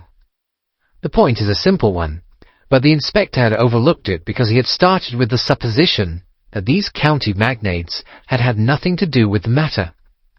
Now, I make a point of never having any prejudices, and of following docilely wherever fact may lead me. And so, in the very first stage of the investigation, I found myself looking a little askance at the part which had been played by Mr. Alec Cunningham. And now I made a very careful examination of the corner of paper which the inspector had submitted to us. It was at once clear to me that it formed part of a very remarkable document. Here it is. Do you not now observe something very suggestive about it? "It has a very irregular look," said the Colonel. "My dear sir," cried Holmes, "there cannot be the least doubt in the world that it has been written by two persons doing alternate words. When I draw your attention to the strong T's of at and to, and ask you to compare them with the weak ones of quarter and 12, you will instantly recognize the fact. A very brief analysis of these 4 words would enable you to say with the utmost confidence that the learn and the maybe are written in the stronger hand, and that the what in the weaker." "By Jove, it's as clear as day," cried the Colonel. "Why on earth should 2 men write a letter in such a fashion?" Obviously the business was a bad one, and one of the men who distrusted the other was determined that whatever was done, each should have an equal hand in it. Now, of the 2 men, it is clear that the one who wrote the at and to was the ringleader. How do you get at that? We might deduce it from the mere character of the one hand as compared with the other, but we have more assured reasons than that for supposing it. If you examine this scrap with attention, you will come to the conclusion that the man with the stronger hand wrote all his words first, leaving blanks for the other to fill up. These blanks were not always sufficient, and you can see that the second man had a squeeze to fit his quarter in between the at and the to, showing that the latter was already written. The man who wrote all his words first is undoubtedly the man who planned the affair. "Excellent!" cried Mr. Acton. "But very superficial," said Holmes. "We come now, however, to a point which is of importance. You may not be aware that the deduction of a man's age from his writing is one which has been brought to considerable accuracy by experts. In normal cases, one can place a man in his true decade with tolerable confidence. I say normal cases, because ill health and physical weakness reproduce the signs of old age, even when the invalid is a youth. In this case, looking at the bold, strong hand of the one, and the rather broken-backed appearance of the other, which still retains its legibility although the T's have begun to lose their crossing, we can say that the one was a young man, and the other was advanced in years without being positively decrepit." "Excellent!" cried Mr. Acton again. "There is a further point, however, which is subtler and of greater interest. There is something in common between these hands. They belong to men who are blood relatives. It may be most obvious to you in the Greek E's, but to me there are many small points which indicate the same thing. I have no doubt at all that a family mannerism can be traced in these two specimens of writing. I am only, of course, giving you the leading results now of my examination of the paper. There were 23 other deductions which will be of more interest to experts than to you. They all tend to deepen the impression upon my mind that the Cunninghams, father and son, had written this letter. Having got so far, my next step was, of course, to examine into the details of the crime, and to see how far they would help us. I went up to the house with the inspector, and saw all that was to be seen. The wound upon the dead man was, as I was able to determine with absolute confidence, fired from a revolver at the distance of something over 4 yards. There was no powder blackening on the clothes. Evidently, therefore, Alec Cunningham had lied when he said that the two men were struggling when the shot was fired. Again, both father and son agreed as to the place where the man escaped into the road. At that point, however, as it happens, there is a broadish ditch, moist at the bottom.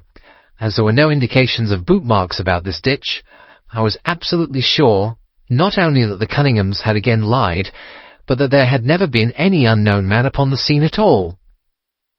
And now I have to consider the motive of this singular crime. To get at this, I endeavoured first of all to solve the reason of the original burglar at Mr. Acton's. I understood from something which the Colonel told us that a lawsuit had been going on between you, Mr. Acton, and the Cunninghams. Of course, it instantly occurred to me that they had broken into your library with the intention of getting at some document which might be of importance in the case.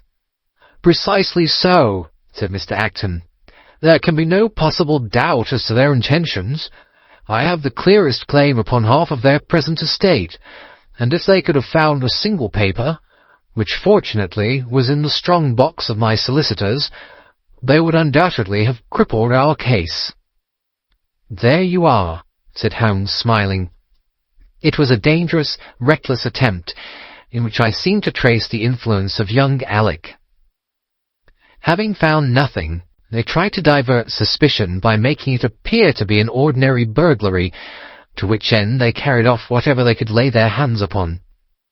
That is all clear enough, but there was much that was still obscure. What I wanted above all was to get the missing part of that note. I was certain that Alec had torn it out of the dead man's hand, and almost certain that he must have thrust it into the pocket of his dressing-gown. Where else could he have put it? The only question was whether it was still there. It was worth an effort to find out, and for that object we all went up to the house. The Cunninghams joined us, as you doubtless remember, outside the kitchen door. It was, of course, of the very first importance that they should not be reminded of the existence of this paper. Otherwise they would naturally destroy it without delay. The inspector was about to tell them the importance which we attached to it, when by the luckiest chance in the world I tumbled down in a sort of fit, and so changed the conversation. "Good heavens!" cried the Colonel, laughing. "Do you mean to say all our sympathy was wasted, and your fit an imposture?"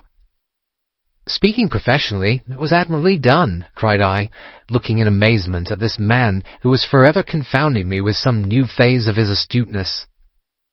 "It is an art which is often useful," said he. "When I recovered, I managed, by a device which had perhaps some little merit of ingenuity, to get old Cunningham to write the word 12, so that I might compare it with the 12 upon the paper." "Oh, what an ass I have been!" I exclaimed. "I could see that you were commiserating me over my weakness," said Holmes, laughing. "I was sorry to cause you the sympathetic pain which I know that you felt." We then went upstairs together, and having entered the room and seen the dressing-gown hanging up behind the door, I contrived, by upsetting a table, to engage their attention for the moment, and slipped back to examine the pockets. I had hardly got the paper, however, which was, as I had expected, in one of them, when the two Cunninghams were on me, and would, I verily believe, have murdered me then and there, but for your prompt and friendly aid. As it is, I feel that young man's grip on my throat now, and the father has twisted my wrist round in the effort to get the paper out of my hand. They saw that I must know all about it, you see, and the sudden change from absolute security to complete despair made them perfectly desperate. I had a little talk with old Cunningham afterwards as to the motive of the crime. He was tractable enough, though his son was a perfect demon, ready to blow out his own or anybody else's brains if he could have got to his revolver. When Cunningham saw that the case against him was so strong, he lost all heart, and made a clean breast of everything. It seems that William had secretly followed his two masters on the night when they made their raid upon Mr. Acton's, and having thus got them into his power, proceeded under threats of exposure to levy blackmail upon them. Mr. Alec, however, was a dangerous man to play games of that sort with. It was a stroke of positive genius on his part to see in the burglary scare which was convulsing the countryside an opportunity of plausibly getting rid of the man whom he feared. William was decoyed up and shot, and had they only got the whole of the note, and paid a little more attention to detail in the accessories, it is very possible that suspicion might never have been aroused. "And the note?" I asked. Sherlock Holmes placed the subjoined paper before us. "If you will only come around to the East Gate, it will very much surprise you and be of the greatest service to you, and also to Annie Morrison, but say nothing to anyone upon the matter." "It is very much the sort of thing that I expected," said he. "Of course, we do not yet know what the relations may have been between Alec Cunningham, William Kerwin, and Annie Morrison. The result shows that the trap was skilfully baited. I am sure that you cannot fail to be delighted with the traces of heredity shown in the P's and in the tails of the G's. The absence of the I dots in the old man's writing is also more characteristic. Watson, I think our quiet rest in the country has been a distinct success, and I shall certainly return much invigorated to Baker Street tomorrow." End of The Adventure of the Reigate Puzzle. The Adventure of the Crooked Man. One summer night, a few months after my marriage, I was seated by my own hearth, smoking a last pipe and nodding over a novel, for my day's work had been an exhausting one. My wife had already gone upstairs, and the sound of the locking of the hall door some time before told me that the servants had also retired. I had risen from my seat and was knocking out the ashes of my pipe when I suddenly heard the clang of the bell. I looked at the clock. It was 11:45. This could not be a visitor at so late an hour. A patient, evidently, and possibly an all-night sitting. With a wry face, I went out into the hall and opened the door. To my astonishment, it was Sherlock Holmes who stood upon my step. "Ah, Watson," said he, "I hoped that I might not be too late to catch you." "My dear fellow, pray come in." "You look surprised, and no wonder. Relieved, too, I fancy. You still smoke the Arcadia mixture of your bachelor days, then.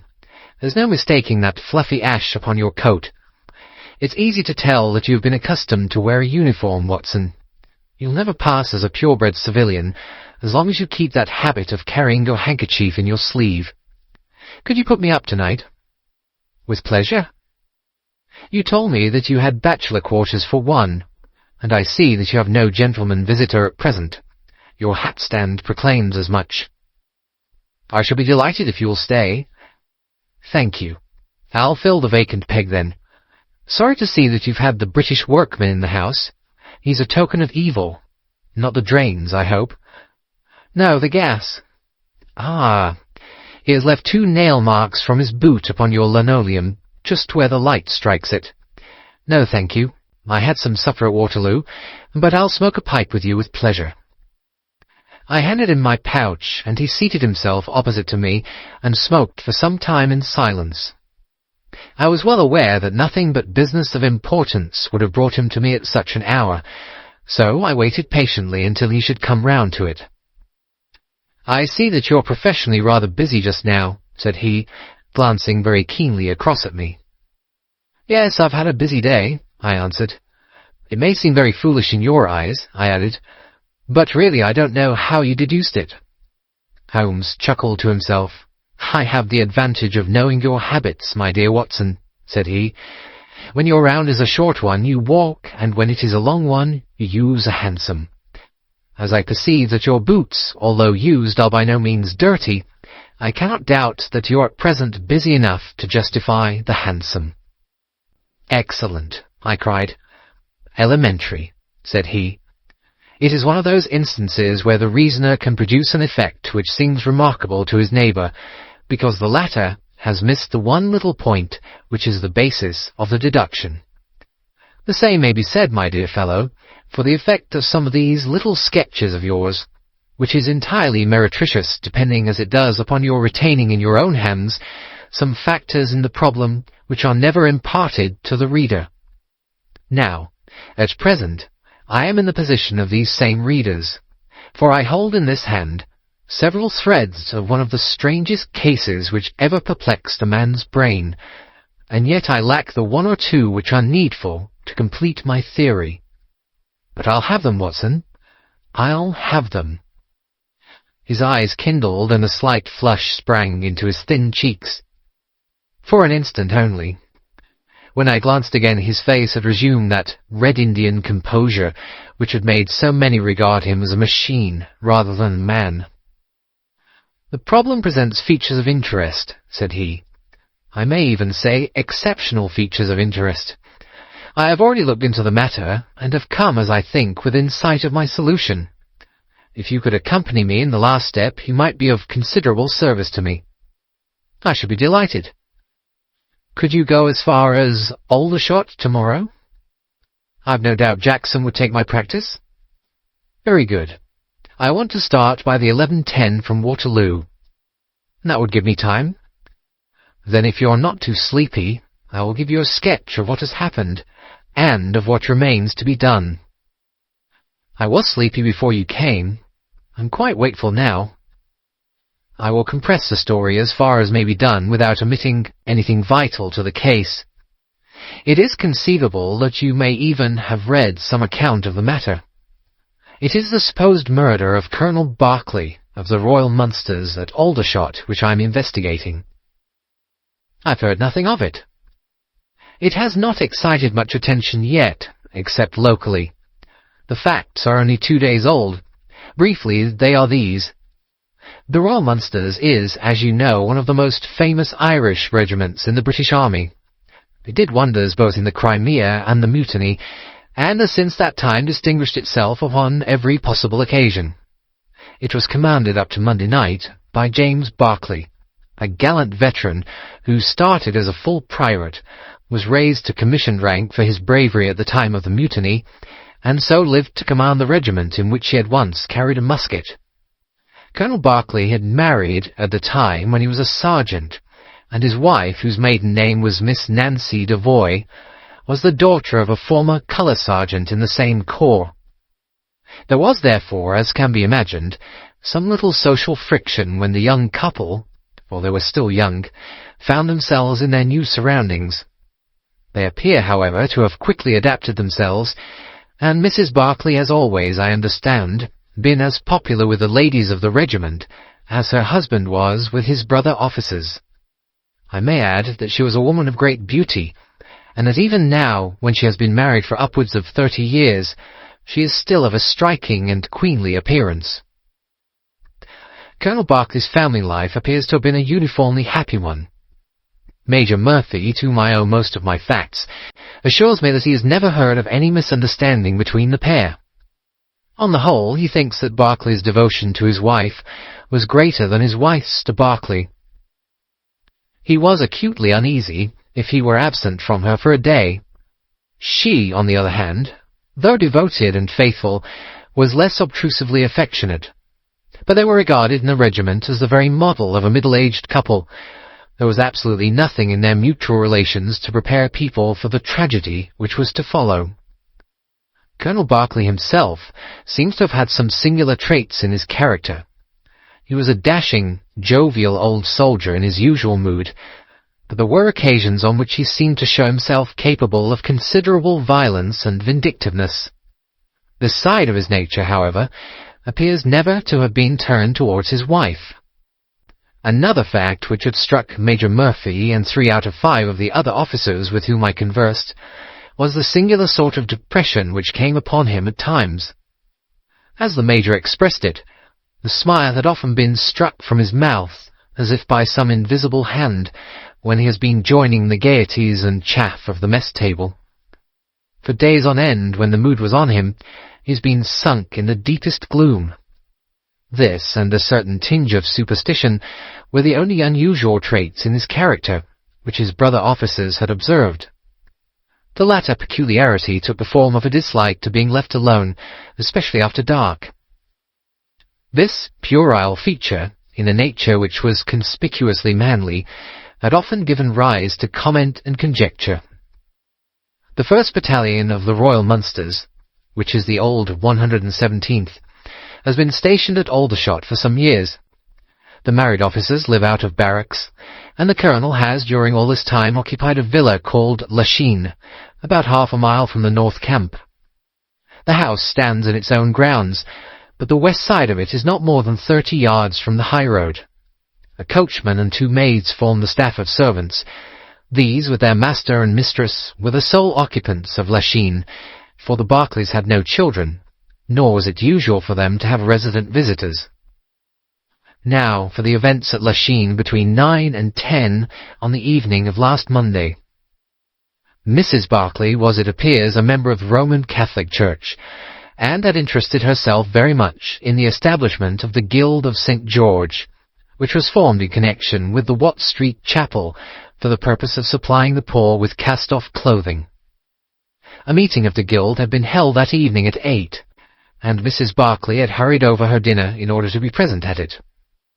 When leaving the house, she was heard by the coachman to make some commonplace remark to her husband, and to assure him that she would be back before very long.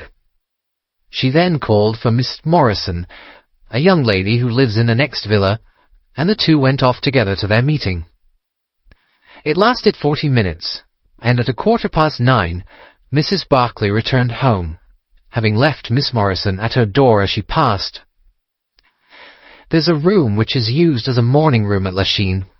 This faces the road, and opens by a large glass folding door onto the lawn.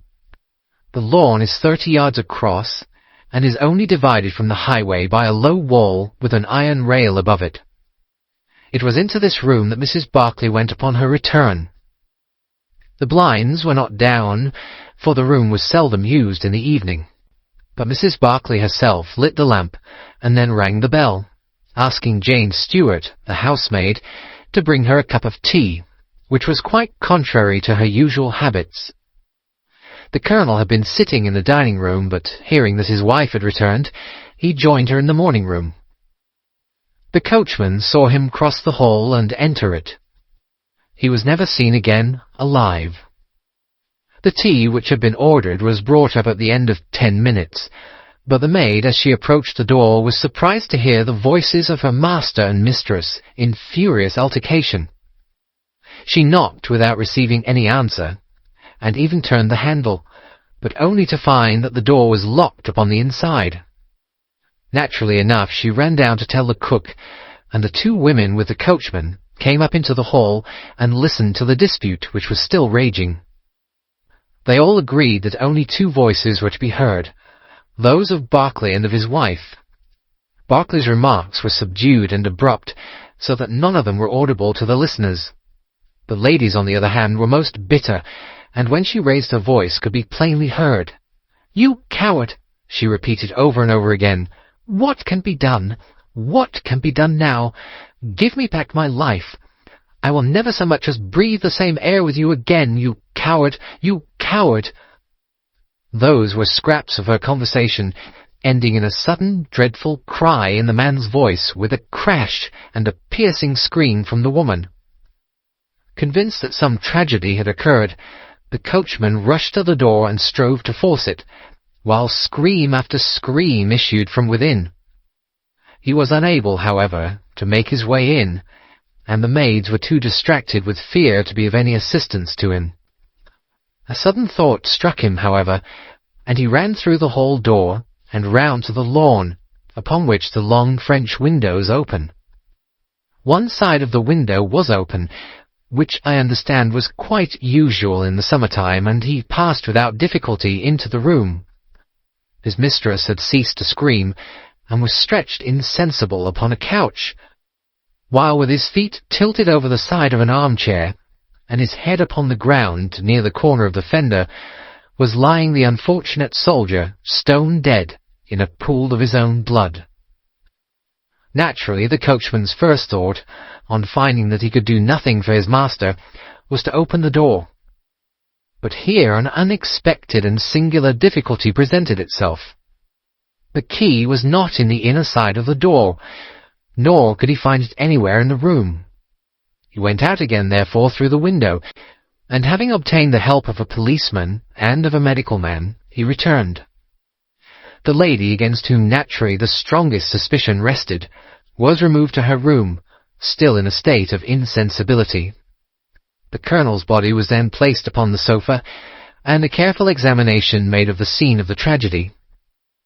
The injury from which the unfortunate veteran was suffering was found to be a jagged cut, some 2 inches long, at the back part of his head, which had evidently been caused by a violent blow from a blunt weapon. Nor was it difficult to guess what that weapon may have been. Upon the floor, close to the body, was lying a singular club of hard carved wood with a bone handle. The colonel possessed a varied collection of weapons brought from the different countries in which he had fought, and it is conjectured by the police that his club was among his trophies. The servants deny having seen it before, but among the numerous curiosities in the house it is possible that it may have been overlooked. Nothing else of importance was discovered in the room by the police, save the inexplicable fact that neither upon Mrs. Berkeley's person, nor upon that of the victim, nor in any part of the room, was the missing key to be found. The door had eventually to be opened by a locksmith from Aldershot. That was the state of things, Watson, when upon the Tuesday morning I, at the request of Major Murphy, went down to Aldershot to supplement the efforts of the police. I think that you will acknowledge that the problem was already one of interest, but my observations soon made me realize that it was in truth much more extraordinary than would at first sight appear. Before examining the room, I cross-questioned the servants, but only succeeded in eliciting the facts which I have already stated. One other detail of interest was remembered by Jane Stewart, the housemaid. You will remember that on hearing the sound of the quarrel, she descended and returned with the other servants. On that first occasion, when she was alone, she says that the voices of her master and mistress were sunk so low that she could hear hardly anything, and judged by their tones, rather than their words, that they had fallen out. On my pressing her, however, she remembered that she heard the word David uttered twice by the lady. The point is of the utmost importance as guiding us towards the reason of the sudden quarrel. The colonel's name, you remember, was James.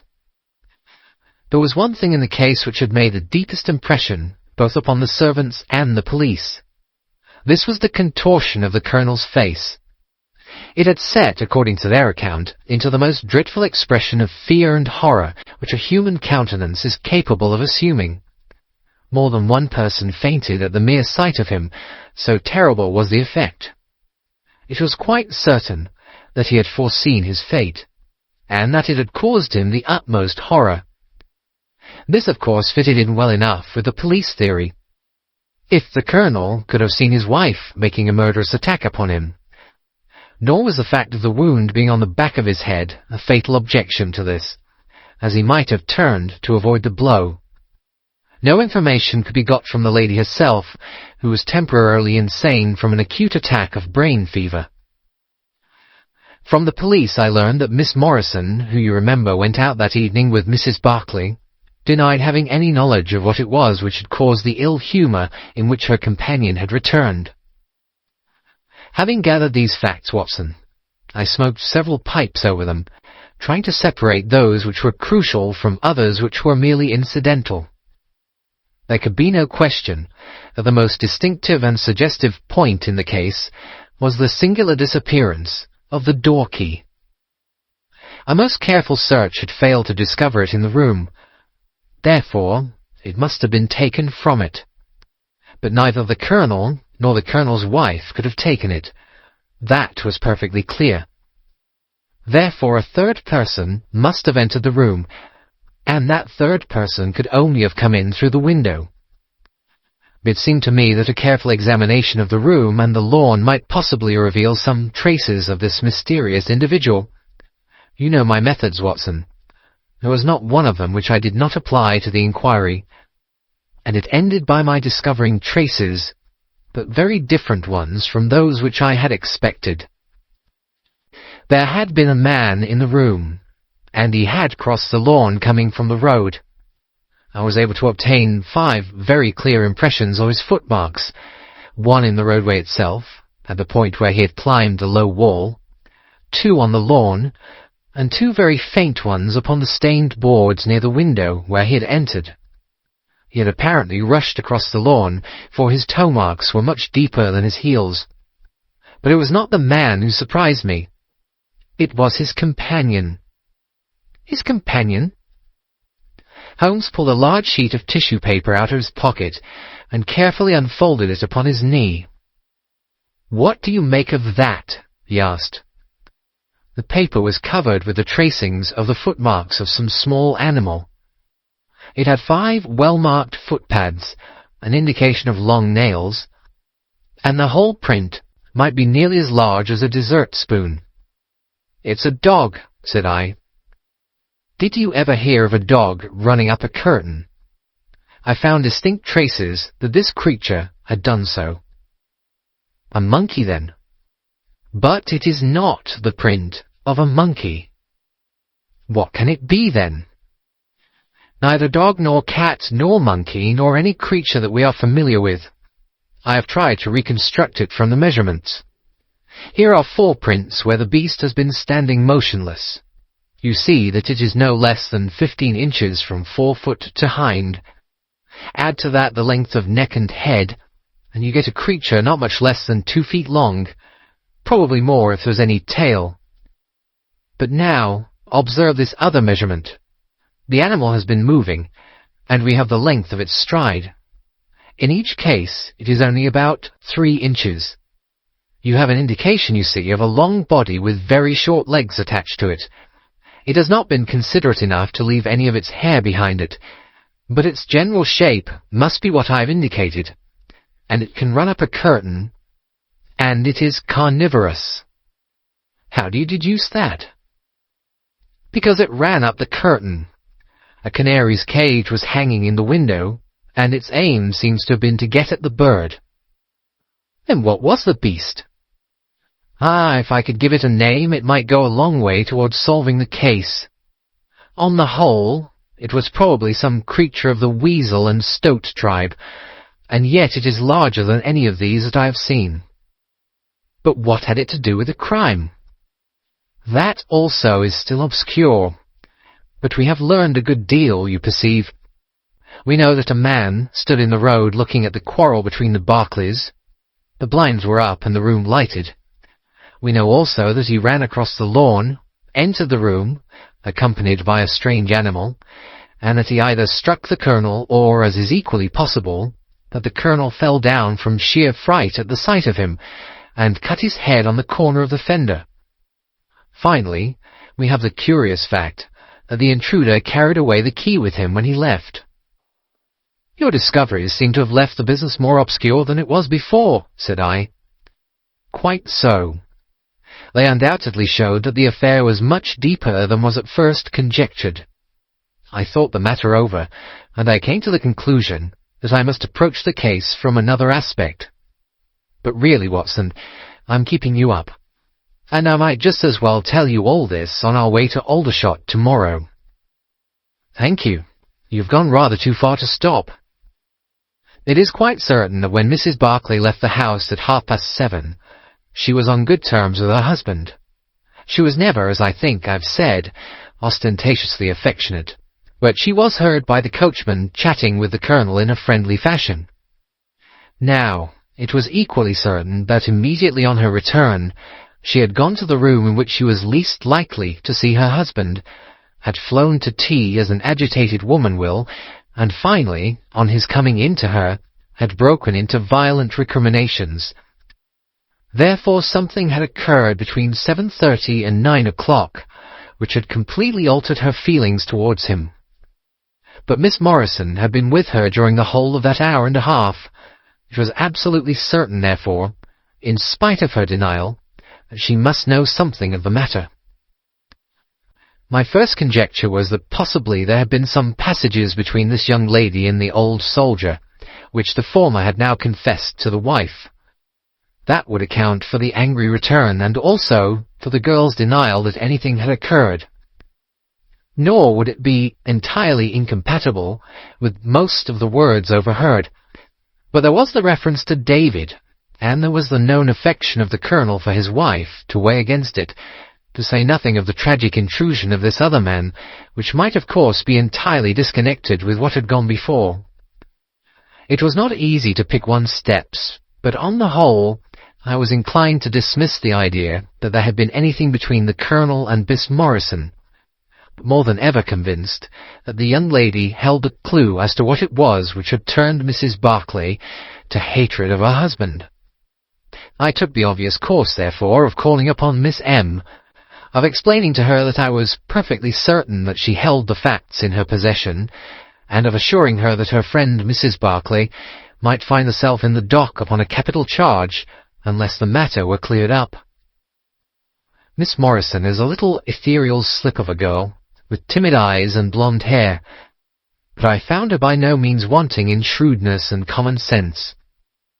She sat thinking for some time after I had spoken, and then turning to me with a brisk air of resolution, she broke into a remarkable statement, which I will condense for your benefit. I promised my friend that I would say nothing of the matter, and a promise is a promise, said she. But if I can really help her when so serious a charge is laid against her, and when her own mouth, poor darling, is closed by illness, then I think I am absolved from my promise. I will tell you exactly what happened upon Monday evening. We were returning from the Watt Street Mission about 9:15 o'clock. On our way we had to pass through Hudson Street, which is a very quiet thoroughfare.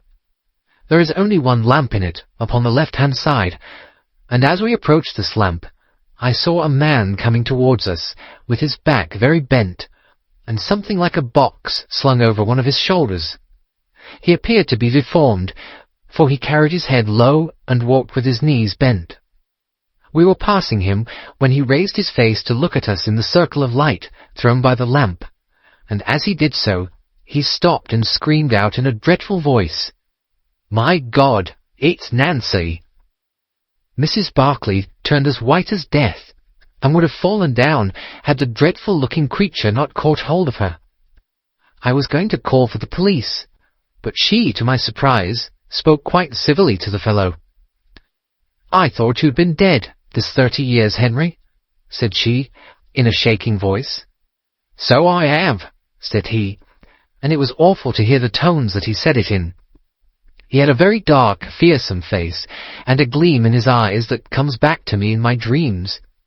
His hair and whiskers were shot with grey, and his face was all crinkled and puckered like a withered apple. "Just walk on a little way, dear," said Mrs. Barclay. "I want to have a word with this man. There's nothing to be afraid of." She tried to speak boldly, but she was still deadly pale, and could hardly get her words out for the trembling of her lips. I did as she asked me, and they talked together for a few minutes. Then she came down the street with her eyes blazing, and I saw the crippled wretch standing by the lamp-post and shaking his clenched fists in the air as if he were mad with rage. She never said a word until we were at the door again, when she took me by the hand and begged me to tell no one what had happened. "It's an old acquaintance of mine who's come down in the world," said she. When I promised her I would say nothing, she kissed me, and I have never seen her since. I've told you now the whole truth, and if I withheld it from the police, it is because I did not realize then the danger in which my dear friend stood. I know that it can only be to her advantage that everything should be known." There was her statement, Watson, and to me, as you can imagine, it was like a light on a dark night. Everything which had been disconnected before began at once to assume its true place, and I had a shadowy presentiment of the whole sequence of events. My next step, obviously, was to find the man who had produced such a remarkable impression upon Mrs. Barclay. If he was still in Aldershot, it should not be a very difficult matter. There are not such a very great number of civilians, and a deformed man was sure to have attracted attention. I spent a day in the search, and by evening, this very evening, Watson, I had run him down. The man's name is Henry Wood, and he lives in lodgings in this same street in which the ladies met him. He has only been 5 days in the place. In the character of a registration agent, I had a most interesting gossip with his landlady. The man is by trade a conjurer and performer, going round the canteens after nightfall and giving a little entertainment at each. He carries some creature about with him in that box, about which the landlady seemed to be in considerable trepidation, for she had never seen an animal like it. He uses it in some of his tricks, according to her account. So much the woman was able to tell me, and also that it was a wonder the man lived, seeing how twisted he was, and that he spoke in a strange tongue sometimes, and that for the last 2 nights she had heard him groaning and weeping in his bedroom. He was all right as far as money went, but in his deposit he had given her what looked like a bad florin. She showed it to me, Watson, and it was an Indian rupee. So now, my dear fellow, you see exactly how we stand and why it is I want you. It is perfectly plain that after the ladies parted from this man, he followed them at a distance, that he saw the quarrel between husband and wife through the window, that he rushed in, and that the creature which he carried in his box got loose. That is all very certain, but he is the only person in this world who can tell us exactly what happened in that room." "And you intend to ask him?" "Most certainly, but in the presence of a witness." "And I am the witness?" "If you will be so good. If he can clear the matter up, well and good. If he refuses, we have no alternative but to apply for a warrant." "But how do you know he'll be there when we return?" "You may be sure that I took some precautions. I have one of my Baker Street boys mounting guard over him, who would stick to him like a burr, go where he might. We shall find him in Hudson Street tomorrow, Watson, and meanwhile I should be the criminal myself if I kept you out of bed any longer." It was midday when we found ourselves at the scene of the tragedy, and under my companion's guidance we made our way at once to Hudson Street. In spite of his capacity for concealing his emotions, I could easily see that Holmes was in a state of suppressed excitement, while I was myself tingling with that half-sporting, half-intellectual pleasure which I invariably experienced when I associated myself with him in his investigations. "This is the street," said he, as we turned into a short thoroughfare lined with plain 2-storied brick houses. "Ah, here is Simpson to report." "Is he all right, Mr. Holmes?" cried a small street Arab running up to us. "Good, Simpson," said Holmes, patting him on the head. "Come along, Watson. This is the house." He sent in his card with a message that he had come on important business, and a moment later we were face to face with the man whom we had come to see. In spite of the warm weather, he was crouching over a fire, and the little room was like an oven. The man sat all twisted and huddled in his chair, in a way which gave an indescribable impression of deformity, but the face which he turned towards us, though worn and swarthy, must at some time have been remarkable for its beauty. He looked suspiciously at us now out of yellow-shot, bilious eyes, and without speaking or rising, he waved towards 2 chairs. "Mr. Henry Wood, late of India, I believe," said Holmes affably. "I've come over this little matter of Colonel Berkeley's death." "What should I know about that?" "That's what I want to ascertain. You know, I suppose, that unless the matter is cleared up, Mrs. Berkeley, who is an old friend of yours, will in all probability be tried for murder." The man gave a violent start. "I don't know who you are," he cried, "nor how you come to know what you do know, but will you swear that this is true that you tell me?" "Why, they are only waiting for her to come to her senses to arrest her." "My God! Are you in the police yourself?" "No." "What business is it of yours, then?" "It's every man's business to see justice done." "You can take my word that she is innocent." "Then you are guilty." "No, I'm not." "Who killed Colonel James Berkeley, then?" "It was a just providence that killed him. But mind you this, that if I had knocked his brains out, as it was in my heart to do, he would have had no more than his due from my hands. If his own guilty conscience had not struck him down, it is likely enough that I may have had his blood upon my soul. You want me to tell the story? Well, I don't know why I shouldn't, for there's no cause for me to be ashamed of it. It was in this way, sir. You see me now, with my back like a camel and my ribs all awry, but there was a time when Corporal Henry Wood was the smartest man in the 117th foot. We were in India then, in cantonments, at a place we'll call Moriarty. Berkeley, who died the other day, was sergeant in the same company as myself. And the belle of the regiment, aye, and the finest girl that ever had the breath of life between her lips, was Nancy Devoy, the daughter of the colour sergeant. There were 2 men who loved her, and one that she loved. And you'll smile when you look at this poor thing huddled before the fire, and hear me say that it was for my good looks that she loved me. Well, though I had her heart, her father was set upon her marrying Berkeley. I was a harum-scarum, reckless lad, and he had had an education and was already marked for the sword belt. But the girl held true to me, and it seemed that I would have had her when the mutiny broke out, and all hell was loose in the country. We were shut up in Bertie, the regiment of us with half a battery of artillery, a company of Sikhs, and a lot of civilians and women folk. There were 10,000 rebels around us, and they were as keen as a set of terriers round a rat cage. About the 2nd week of it our water gave out, and it was a question whether we could communicate with General Neal's column, which was moving up country.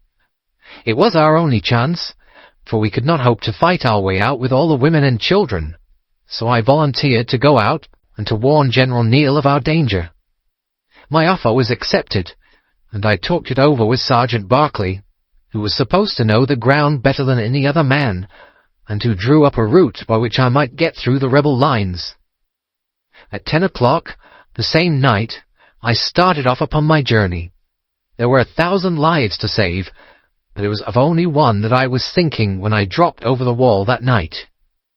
My way ran down a dried-up watercourse, which we hoped would screen me from the enemy's sentries.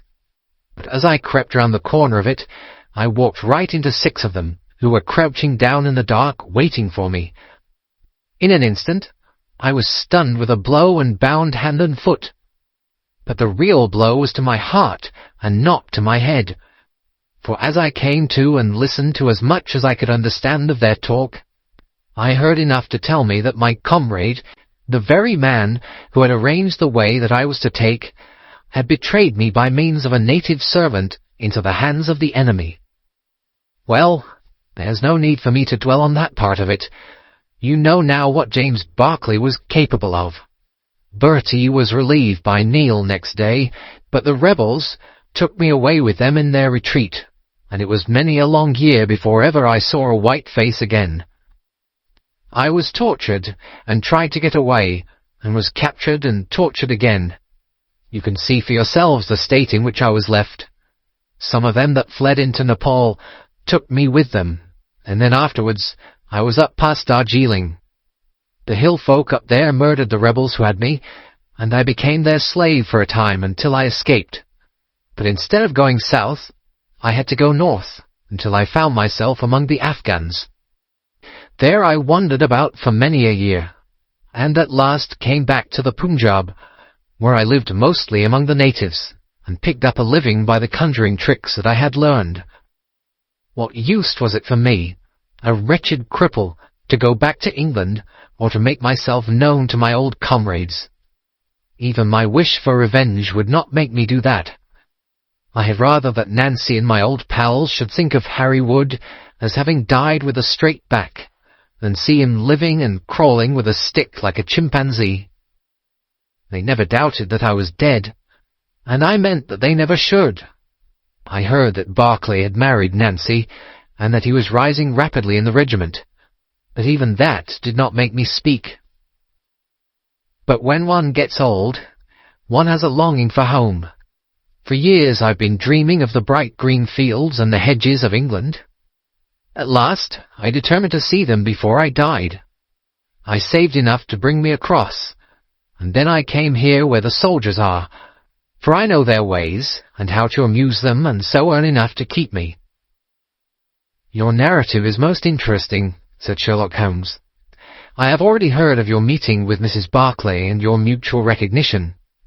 You then, as I understand, followed her home, and saw through the window an altercation between her husband and her, in which she doubtless cast his conduct to you in his teeth. Your own feelings overcame you, and you ran across the lawn and broke in upon them. I did, sir, and at the sight of me, he looked as I have never seen a man look before, and over he went with his head on the fender. But he was dead before he fell. I read death on his face as plain as I can read that text over the fire.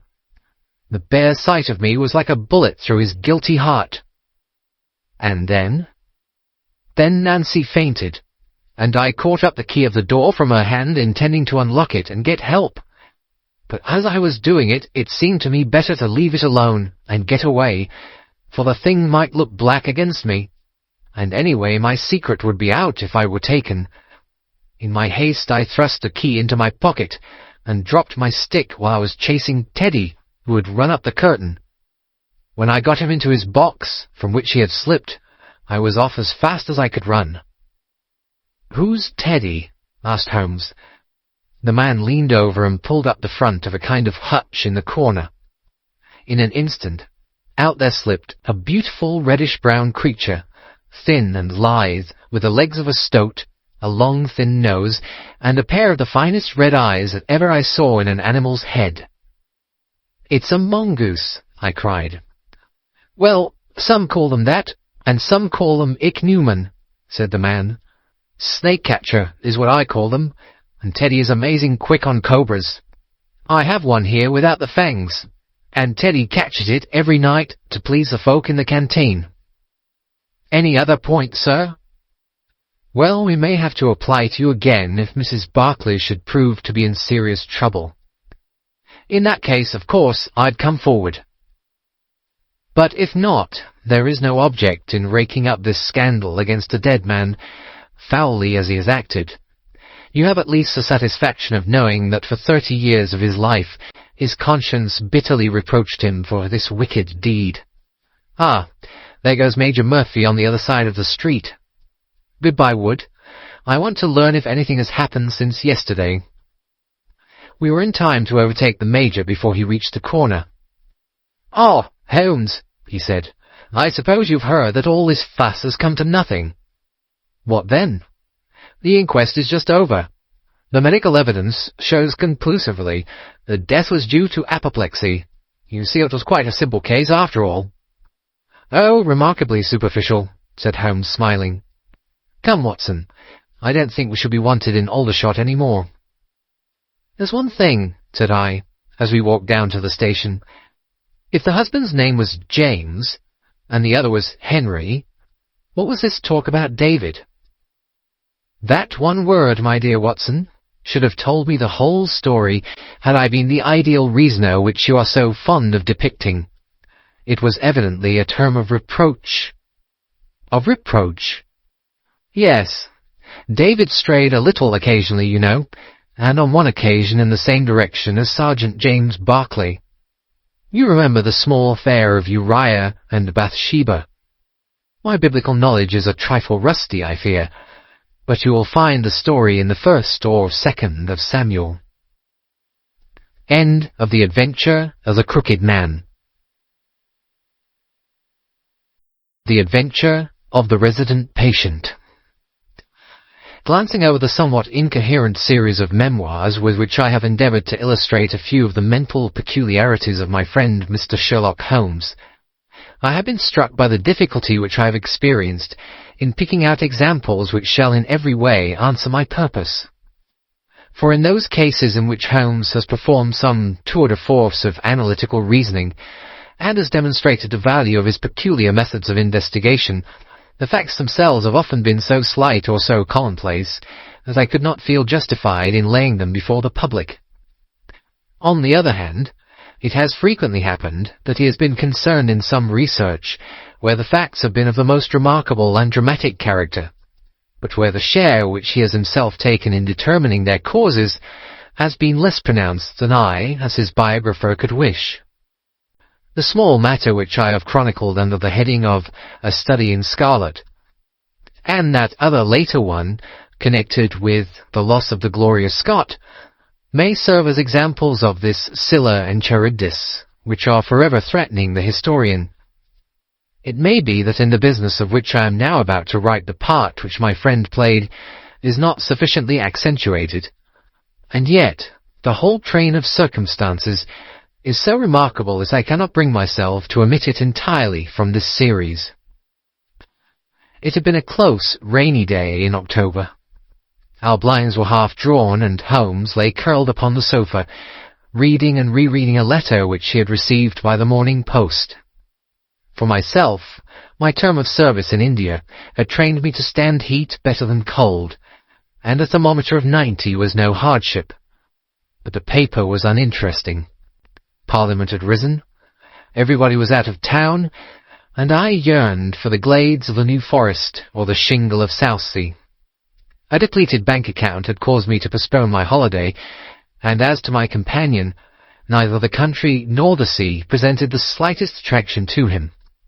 He loved to lie in the very centre of 5 millions of people, with his filaments stretching out and running through them, responsive to every little rumour or suspicion of unsolved crime. Appreciation of nature found no place among his many gifts, and his only change was when he turned his mind from the evil-doer of the town to track down his brother of the country. Finding that Holmes was too absorbed for conversation, I had tossed aside the barren paper, and leaning back in my chair, I fell into a brown study. Suddenly, my companion's voice broke in upon my thoughts. "You are right, Watson," said he. "It does seem a very preposterous way of settling a dispute." "Most preposterous," I exclaimed, and then, suddenly realizing how he had echoed the inmost thought of my soul, I sat up in my chair and stared at him in blank amazement. "What is this, Holmes?" I cried. "This is beyond anything which I could have imagined." He laughed heartily at my perplexity. "You remember," said he, "that some little time ago, when I read you the passage in one of Poe's sketches, in which a close reasoner follows the unspoken thought of his companion, you were inclined to treat the matter as a mere tour de force of the author. On my remarking that I was constantly in the habit of doing the same thing, you expressed incredulity."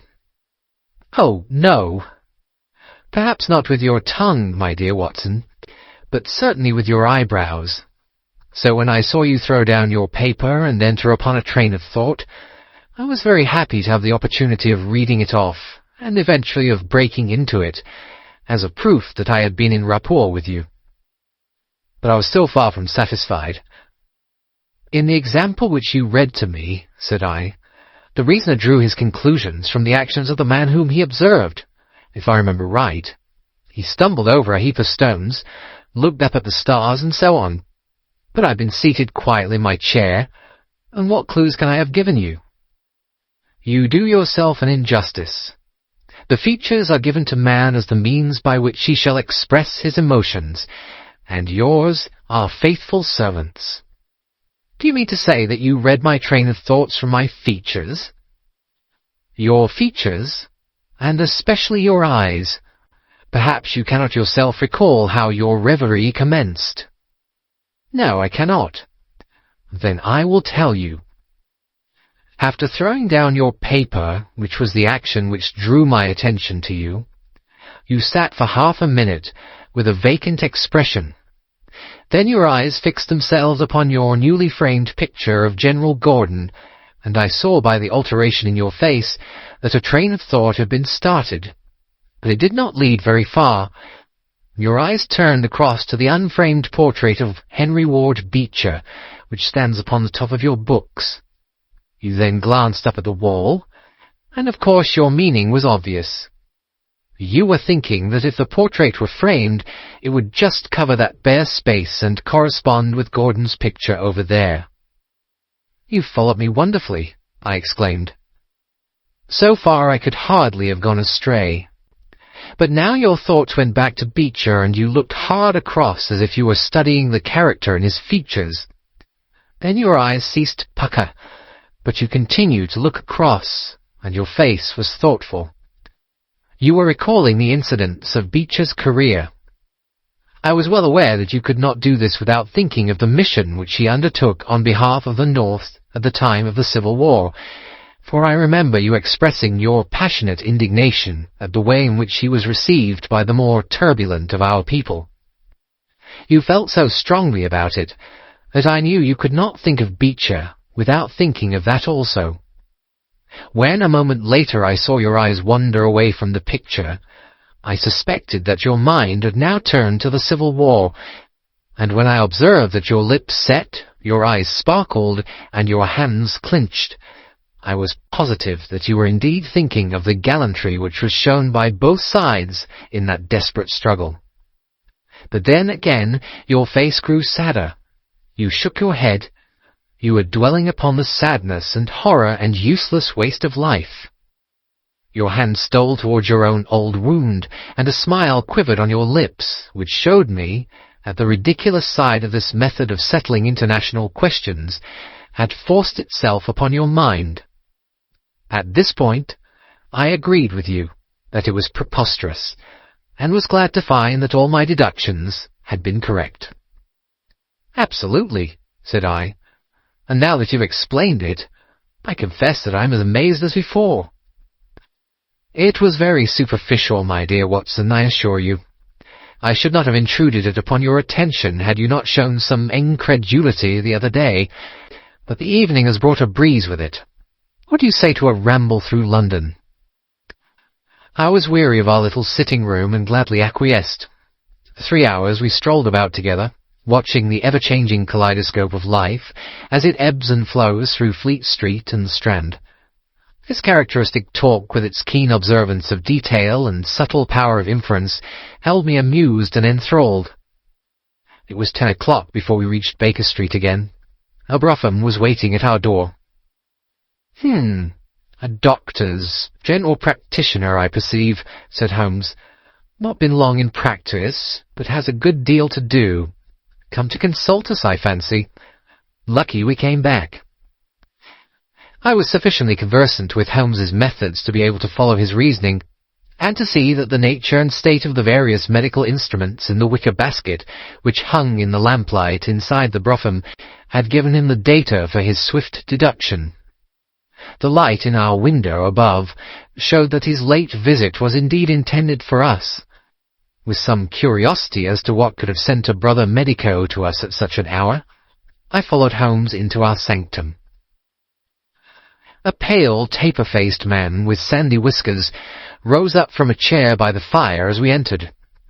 His age may not have been more than 3 or 34, but his haggard expression and unhealthy hue told of a life which has sapped his strength and robbed him of his youth. His manner was nervous and shy, like that of a sensitive gentleman, and the thin white hand which he laid on the mantelpiece as he rose was that of an artist rather than of a surgeon. His dress was quiet and sombre, a black frock coat, dark trousers, and a touch of colour about his necktie. "Good evening, Doctor," said Holmes cheerily. "I am glad to see that you have only been waiting a very few minutes." "You spoke to my coachman, then?" "No, it was the candle on the side table that told me. Pray, resume your seat and let me know how I can serve you." "My name is Dr. Percy Trevelyan," said our visitor, "and I live at 403 Brook Street." "Are you not the author of a monograph upon obscure nervous lesions?" I asked. His pale cheeks flushed with pleasure at hearing that his work was known to me. "I so seldom hear of the work that I thought it was quite dead," said he. "My publishers gave me most discouraging account of its sale. You are yourself, I presume, a medical man?" "A retired army surgeon. My own hobby has always been nervous disease. I should wish to make it an absolute speciality, but of course a man must take what he can get at first. This, however, is beside the question, Mr. Sherlock Holmes, and I quite appreciate how valuable your time is. The fact is that a very singular train of events has occurred recently at my house in Brook Street, and tonight they came to such a head that I felt it was quite impossible for me to wait another hour before asking for your advice and assistance." Sherlock Holmes sat down and lit his pipe. "You are very welcome to both," said he. "Pray let me have a detailed account of what the circumstances are which have disturbed you." "One or two of them are so trivial," said Dr. Trevelyan, "that really I am almost ashamed to mention them. But the matter is so inexplicable, and the recent turn which it has taken is so elaborate, that I shall lay it all before you, and you shall judge what is essential and what is not. I am compelled to begin with to say something of my own college career. I am a London University man, you know, and I am sure that you will not think that I am unduly singing my own praises if I say that my student career was considered by my professors to be a very promising one. After I graduated, I continued to devote myself to research, occupying a minor position in King's College Hospital, and I was fortunate enough to excite considerable interest by my research into the pathology of catalepsy, and finally to win the Bruce Pinkerton Prize and medal by the monograph on nervous lesions to which your friend has just alluded. I should not go too far if I were to say that there was a general impression at the time that a distinguished career lay before me. But the one great stumbling block lay in my want of capital. As you will readily understand, a specialist who aims high is compelled to start in one of a dozen streets in the Cavendish Square quarter, all of which entail enormous rents and furnishing expenses. Besides this preliminary outlay, he must be prepared to keep himself for some years, and to hire a presentable carriage and horse. To do this was quite beyond my power, and I could only hope that by economy I might in 10 years' time save enough to enable me to put up my plate. Suddenly, however, an unexpected incident opened up quite a new prospect to me. This was a visit from a gentleman of the name of Blessington, who was a complete stranger to me. He came up to my room one morning and plunged into business in an instant. "You are the same Percy Trevelyan who has had so distinguished a career and won a great prize lately?" said he. I bowed.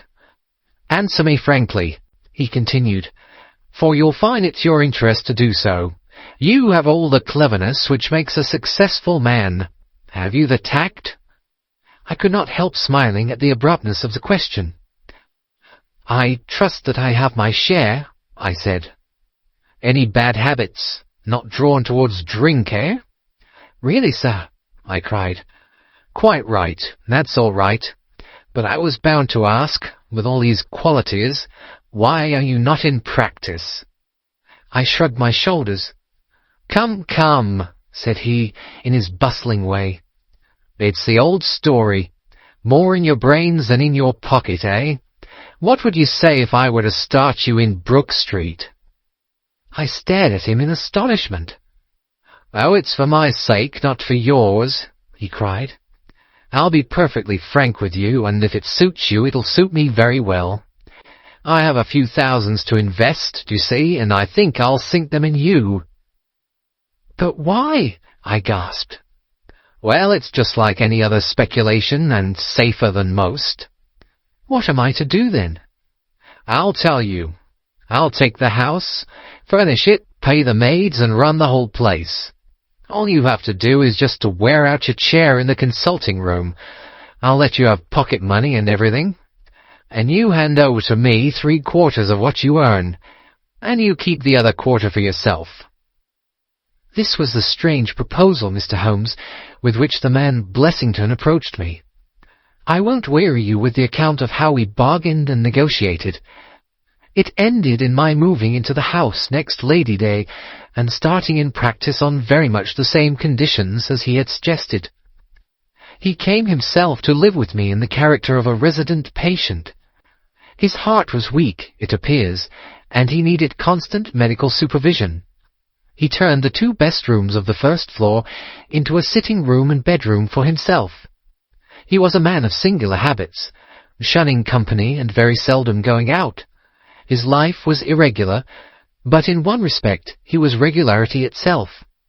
Every evening, at the same hour, he walked into the consulting room, examined the books, put down 5 and 3 for every guinea that I had earned, and carried the rest off to the strong box in his own room. I may say with confidence that he never had occasion to regret his speculation. From the first it was a success. A few good cases, and the reputation which I had won in the hospital brought me rapidly to the front, and during the last few years I have made him a rich man. So much, Mr. Holmes, for my past history and my relations with Mr. Blessington. It only remains for me now to tell you what has occurred to bring me here tonight. Some weeks ago, Mr. Blessington came down to me in, as it seemed to me, a state of considerable agitation. He spoke of some burglary which, he said, had been committed in the West End, and he appeared, I remember, to be quite unnecessarily excited about it, declaring that a day should not pass before we should add stronger bolts to our windows and doors. For a week he continued to be in a peculiar state of restlessness, peering continually out of the windows, and ceasing to take the short walk which had usually been the prelude to his dinner.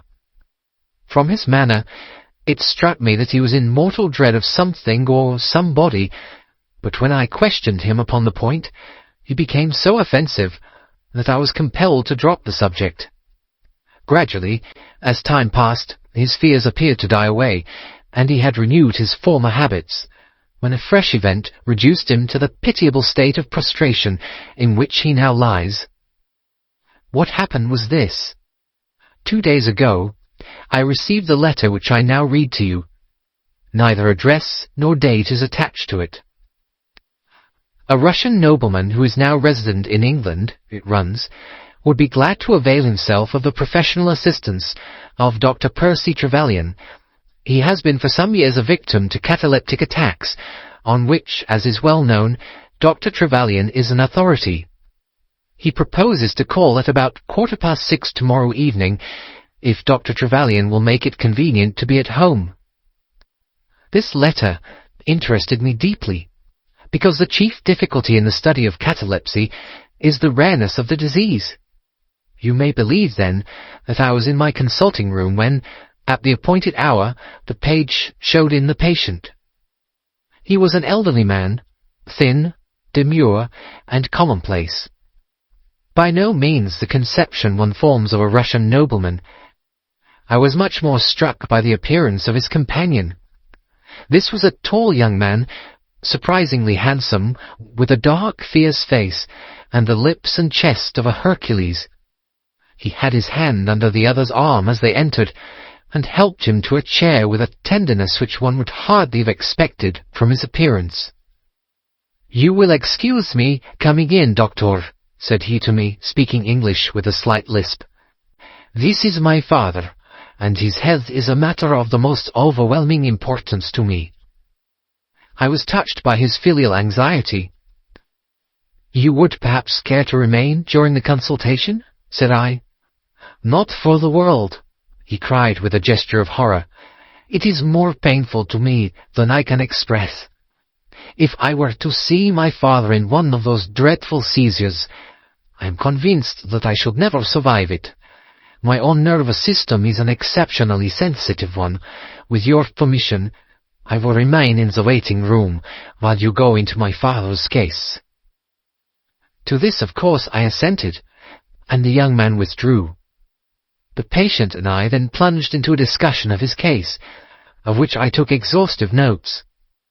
He was not remarkable for intelligence, and his answers were frequently obscure, which I attributed to his limited acquaintance with our language.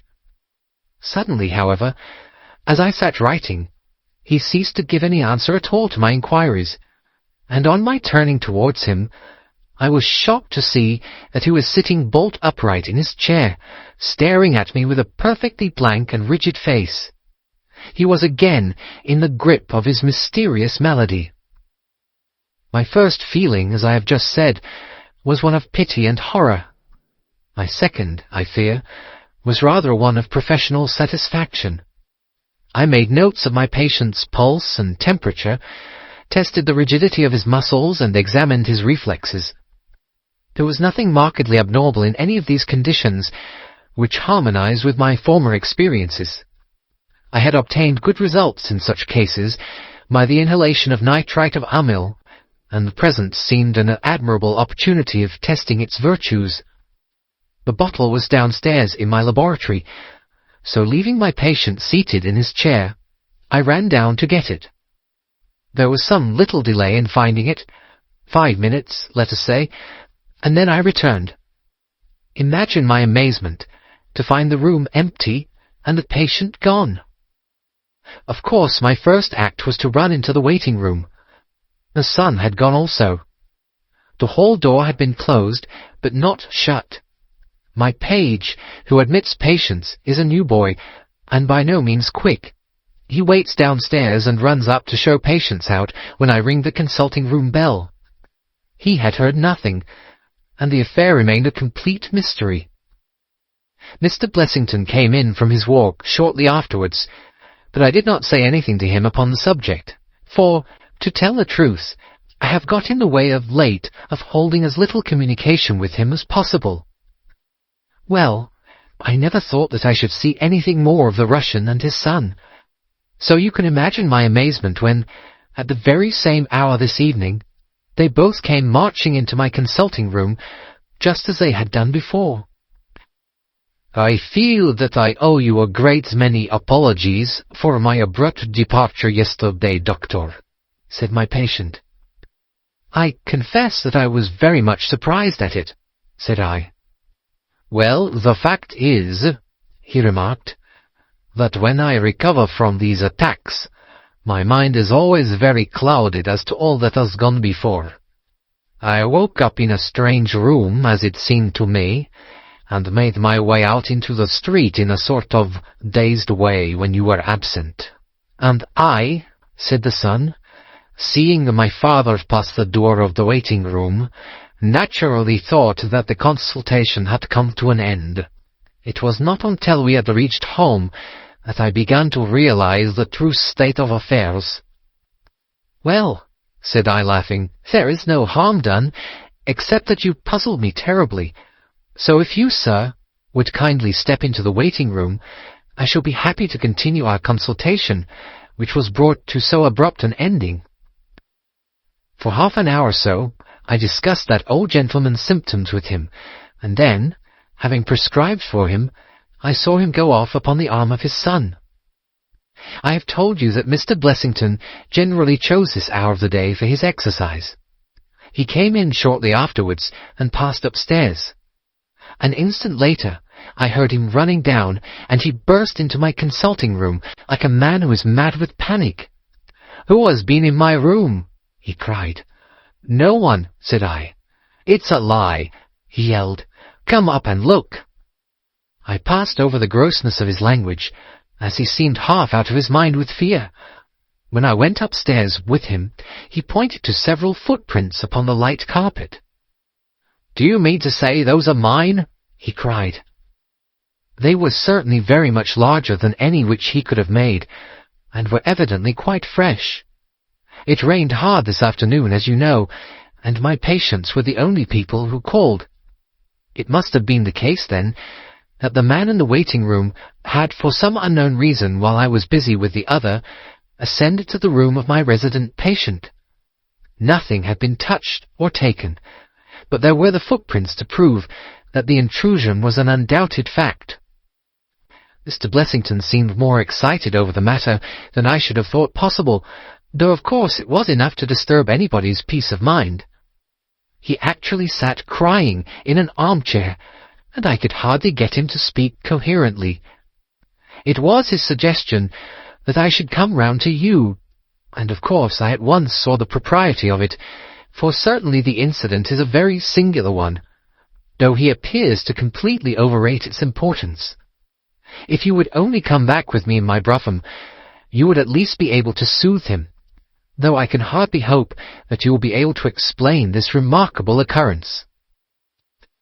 Sherlock Holmes had listened to this long narrative with an intentness which showed me that his interest was keenly aroused. His face was as impassive as ever, but his lids had dropped more heavily over his eyes, and his smoke had curled up more thickly from his pipe to emphasize each curious episode in the doctor's tale. As our visitor concluded, Holmes sprang up without a word, handed me my hat, picked his own from the table, and followed Dr. Trevelyan to the door.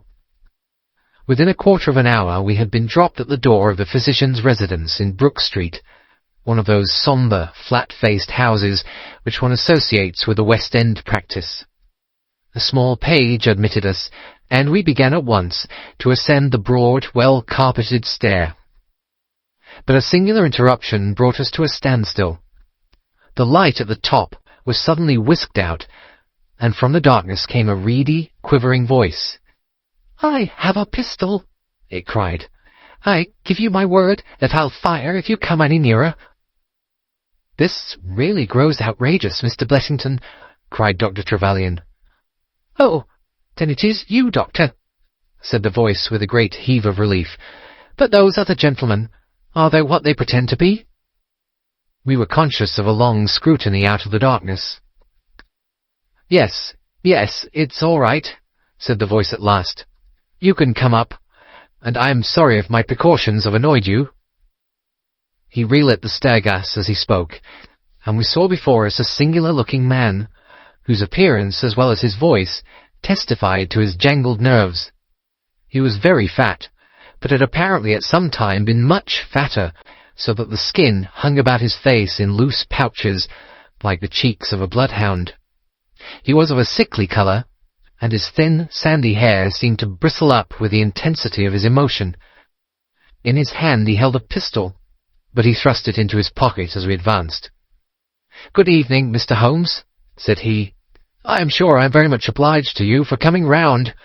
No one ever needed your advice more than I do. I suppose that Dr. Trevelyan has told you of this most unwarrantable intrusion into my rooms?"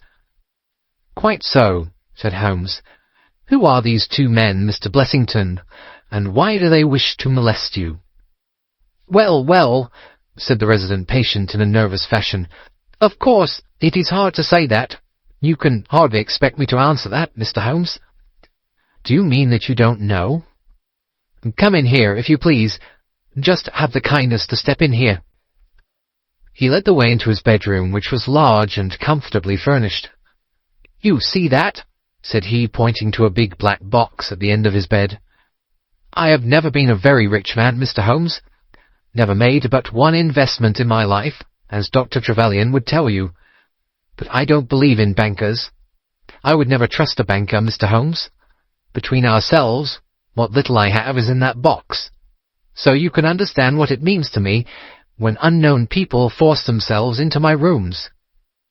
Holmes looked at Blessington in his questioning way and shook his head. "I cannot possibly advise you if you try to deceive me," said he. "But I have told you everything." Holmes turned on his heel with a gesture of disgust. "Good night, Dr. Trevelyan," said he. "And no advice for me?" cried Blessington in a breaking voice. "My advice to you, sir, is to speak the truth." A minute later we were in the street and walking for home. We had crossed Oxford Street and were halfway down Harley Street before I could get a word from my companion. "Sorry to bring you out on such a fool's errand, Watson," he said at last. "It is an interesting case, too, at the bottom of it." "I can make little of it," I confessed. "Well, it is quite evident that there are two men, more perhaps, but at least two, who are determined for some reason to get at this fellow Blessington. I have no doubt in my mind that both on the first and on the second occasion that young man penetrated to Blessington's room, while his confederate, by an ingenious device, kept the doctor from interfering." "And the catalepsy?"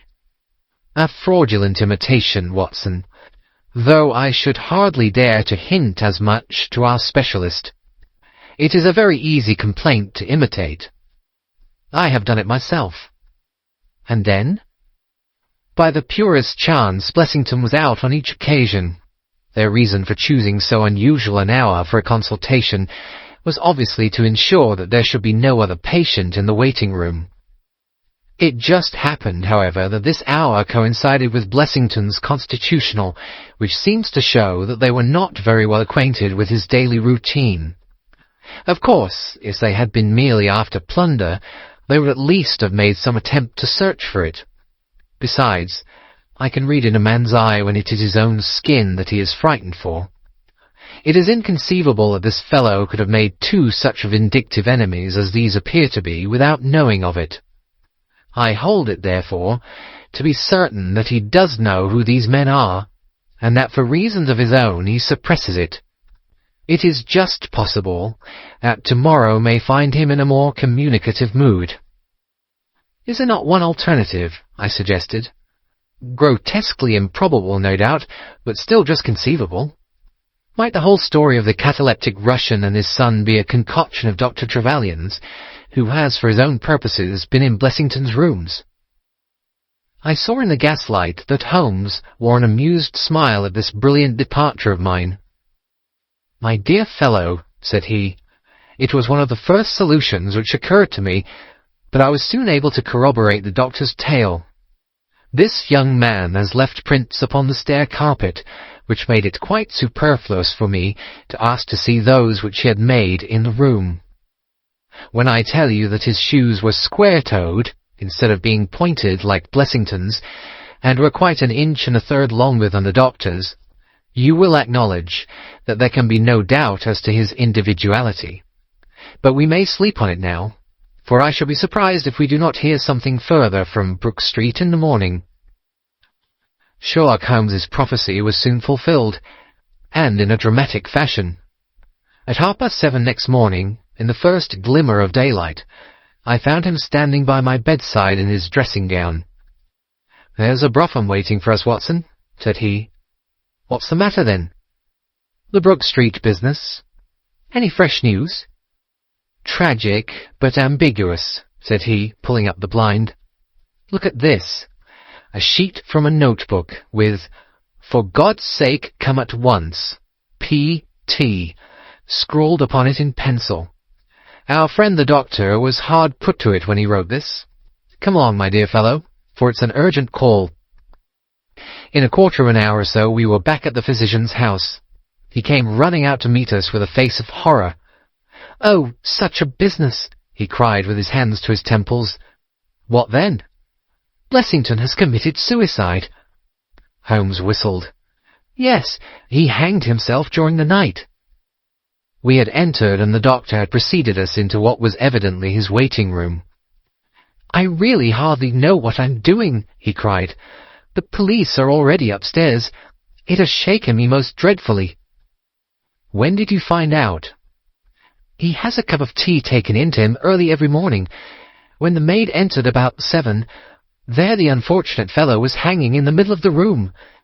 He had tied his cord to the hook on which the heavy lamp used to hang, and he had jumped off from the top of the very box that he showed us yesterday." Holmes stood for a moment in deep thought. "With your permission," said he at last, "I should like to go upstairs and look into the matter." We both ascended, followed by the doctor. It was a dreadful sight which met us as we entered the bedroom door. I have spoken of the impression of flabbiness which this man Blessington conveyed. As he dangled from the hook, it was exaggerated and intensified until he was scarce human in his appearance. The neck was drawn out like a plucked chicken's, making the rest of him seem the more obese and unnatural by contrast.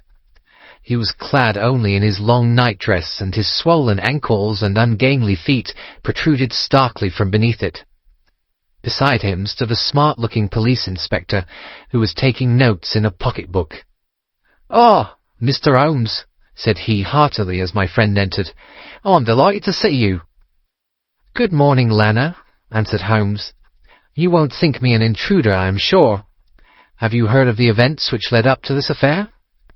"Yeah, I heard something of them." "Have you formed any opinion?"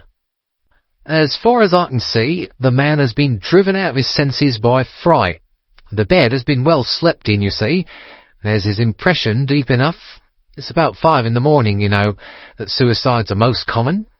That would be about his time for hanging himself. It seems to have been a very deliberate affair." "I should say that he's been dead about 3 hours, judging by the rigidity of the muscles," said I. "Noticed anything peculiar about the room?" asked Holmes. "Found a screwdriver and some screws on the wash-hand stand. Seems to have smoked heavily during the night, too. Here are 4 cigar ends that I picked out of the fireplace." Said Holmes. "Have you got his cigar holder?" "No, I've seen none." "His cigar case, then?" "Yes, it was in his coat pocket." Holmes opened it and smelled the single cigar which it contained. "Oh, this is an Havana, and these others are cigars of the peculiar sort which are imported by the Dutch from their East Indian colonies. They're usually wrapped in straw, you know, and are thinner for their length than any other brand." He picked up the 4 ends and examined them with his pocket lens. "2 of these have been smoked from a holder and 2 without," said he. "2 have been cut by a not very sharp knife, and 2 have had the ends bitten off by a set of excellent teeth.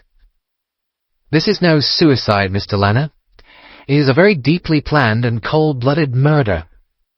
"Impossible!" cried the inspector. "And why? Why should anyone murder a man in so clumsy a fashion as by hanging him?" "That is what we have to find out." "How could they get in?" "Through the front door." "It was barred in the morning." "Then it was barred after them." "How do you know?" "I saw their traces. Excuse me a moment, and I may be able to give you some further information about it." He went over to the door, and turning the lock he examined it in his methodical way. Then he took out the key, which was on the inside, and inspected that also. The bed, the carpet, the chairs, the mantelpiece, the dead body, and the rope were each in turn examined, until at last he professed himself satisfied, and with my aid, and that of the inspector, cut down the wretched object and laid it reverently under a sheet. "How about this rope?" he asked. "It is cut off this," said Dr. Trevelyan, drawing a large coil from under the bed. "He was morbidly nervous of fire, and always kept this beside him, so that he might escape by the window in case the stairs were burning." "That must have saved them trouble," said Holmes thoughtfully. "Yes, the actual facts are very plain, and I shall be surprised if by the afternoon I cannot give you the reasons for them as well. I will take this photograph of Blessington, which I see upon the mantelpiece, as it may help me in my inquiries." "But you have told us nothing," cried the doctor. "Oh, there can be no doubt as to the sequence of events," said Holmes. "There were 3 of them in it. The young man, the old man, and a third, to whose identity I have no clue. The first 2, I need hardly remark, are the same who masqueraded as the Russian Count and his son, so we can give a very full description of them. They were admitted by a confederate inside the house. If I might offer you a word of advice, Inspector, it would be to arrest the page, who, as I understand, has only recently come into your service, Doctor." "The young imp cannot be found," said Dr. Trevelyan. "The maid and the cook have just been searching for him." Holmes shrugged his shoulders. "He has played a not unimportant part in this drama," said he, "the three men having ascended the stairs, which they did on tiptoe, the elder man first, the younger man second, and the unknown man in the rear."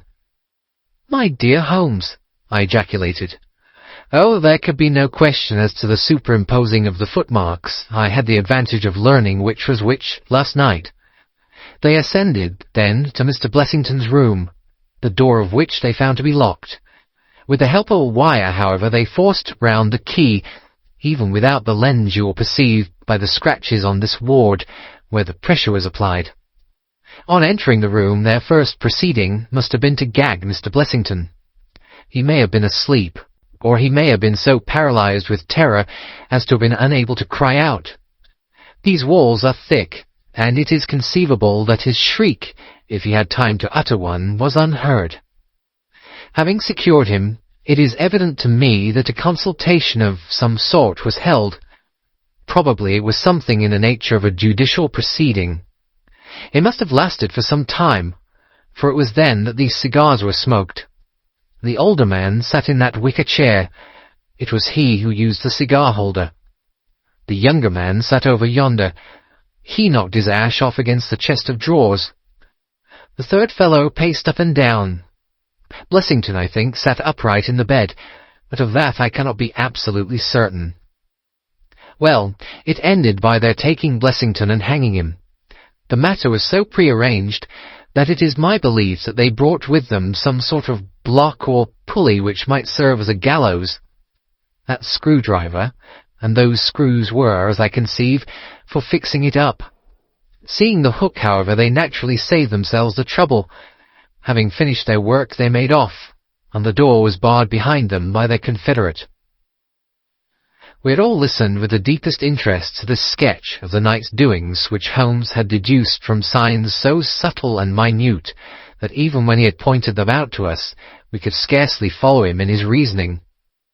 The inspector hurried away on the instant to make inquiries about the page, while Holmes and I returned to Baker Street for breakfast.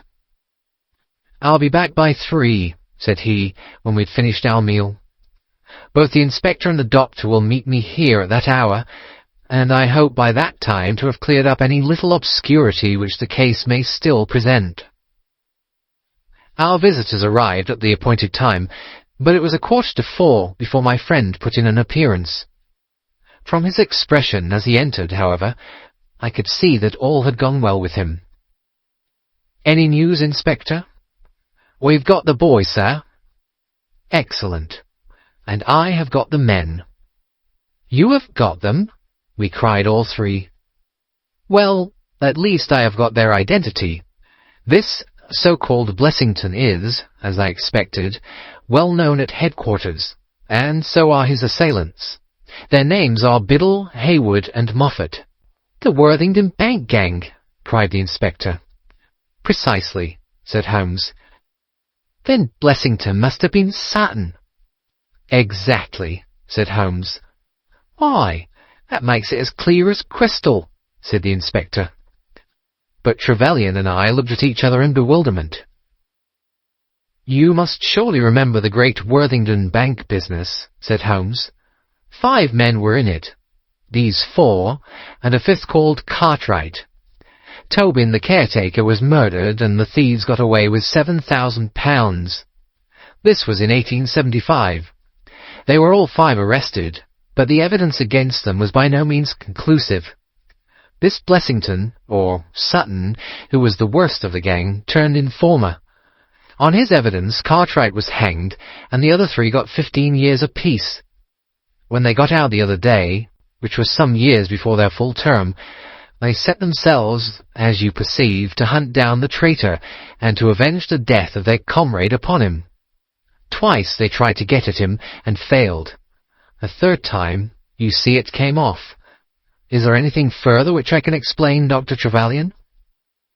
"I think you've made it all remarkably clear," said the doctor. No doubt the day on which he was perturbed was the day when he had seen of their release in the newspapers. "Quite so. His talk about a burglary was the merest blind." "But why could he not tell you this?" "Well, my dear sir, knowing the vindictive character of his old associates, he was trying to hide his own identity from everybody as long as he could. His secret was a shameful one, and he could not bring himself to divulge it. However wretched as he was still living under the shield of British law, and I have no doubt, Inspector, that you will see that though that shield might fail to guard, the sword of justice is still there to avenge." Such were the singular circumstances in connection with the resident patient and the Brook Street doctor. From that night nothing has been seen of the 3 murderers by the police, and it is surmised at Scotland Yard that they were among the passengers of the ill-fated steamer Nora Craina, which was lost some years ago with all hands upon the Portuguese coast, some leagues to the north of Oporto. The proceedings against the page broke down for want of evidence, and the Brook Street mystery, as it was called, has never until now been fully dealt with in any public print. End of The Adventure of the Resident Patient. The Adventure of the Greek Interpreter. During my long and intimate acquaintance with Mr. Sherlock Holmes, I had never heard him refer to his relations, and hardly ever to his own early life. This reticence upon his part had increased the somewhat inhuman effect which he produced upon me, until sometimes I found myself regarding him as an isolated phenomenon, a brain without a heart, as deficient in human sympathy as he was preeminent in intelligence. His aversion to women and his disinclination to form new friendships were both typical of his unemotional character, but not more so than his complete suppression of every reference to his own people.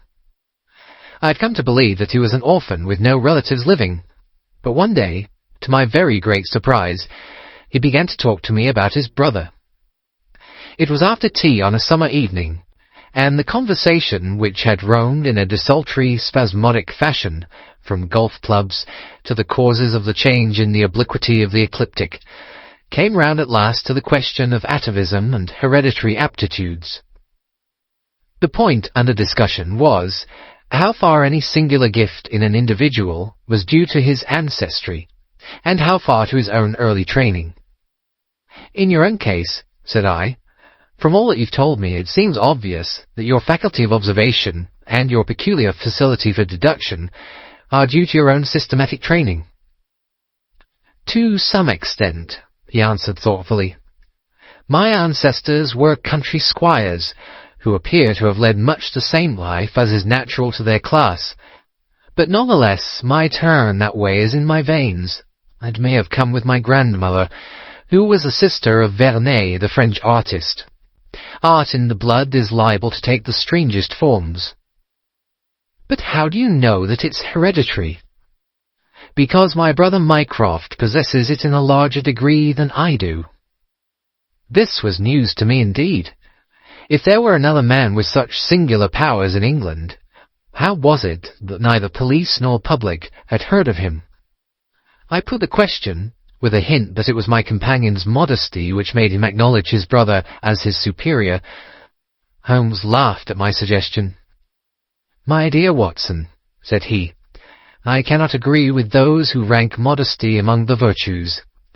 To the logician, all things should be seen exactly as they are, and to underestimate oneself is as much a departure from truth as to exaggerate one's own powers. When I say, therefore, that Mycroft has better powers of observation than I, you may take it that I am speaking the exact and literal truth." "Is he your junior?" "7 years my senior." "How comes it that he's unknown?" "Oh, he's very well known in his own circle." "Where then?" "Well, in the Diogenes Club, for example." I'd never heard of the institution, and my face must have proclaimed as much, for Sherlock Holmes pulled out his watch. The Diogenes Club is the queerest club in London, and Mycroft one of the queerest men. He's always there from 5:15 to 8:20. It's 6 now, so if you care for a stroll this beautiful evening, I shall be very happy to introduce you to 2 curiosities. 5 minutes later we were in the street, walking towards Regent Circus. You wonder, said my companion, why it is that Mycroft does not use his powers for detective work. He is incapable of it. But I thought you said... I said that he was my superior in observation and deduction. If the art of the detective began and ended in reasoning from an armchair, my brother would be the greatest criminal agent that ever lived. But he has no ambition and no energy. He will not even go out of his way to verify his own solutions, and would rather be considered wrong than take the trouble to prove himself right. Again and again I've taken a problem to him, and have received an explanation which was afterwards proved to be the correct one. And yet he was absolutely incapable of working out the practical points which must be gone into before a case could be laid before a judge or jury. It is not his profession, then? By no means. What is to me a means of livelihood is to him the merest hobby of a dilettante. He has an extraordinary faculty for figures, and audits the books in some of the government departments. Mycroft lodges in Pall Mall, and he walks round the corner into Whitehall every morning and back every evening. From year's end to year's end, he takes no other exercise, and is seen nowhere else, except only in the Diogenes Club, which is just opposite his rooms. I cannot recall the name. Very likely not. There are many men in London, you know, who, some from shyness, some from misanthropy, have no wish for the company of their fellows. Yet they are not averse to comfortable chairs and the latest periodicals. It is for the convenience of these that the Diogenes Club was started, and it now contains the most unsociable and unclubbable men in town. No member is permitted to take the least notice of any other one. Save in the strangers' room, no talking is, under any circumstances, allowed, and 3 offences, if brought to the notice of the committee, render the talker liable to expulsion. My brother was one of the founders, and I have myself found it a very soothing atmosphere.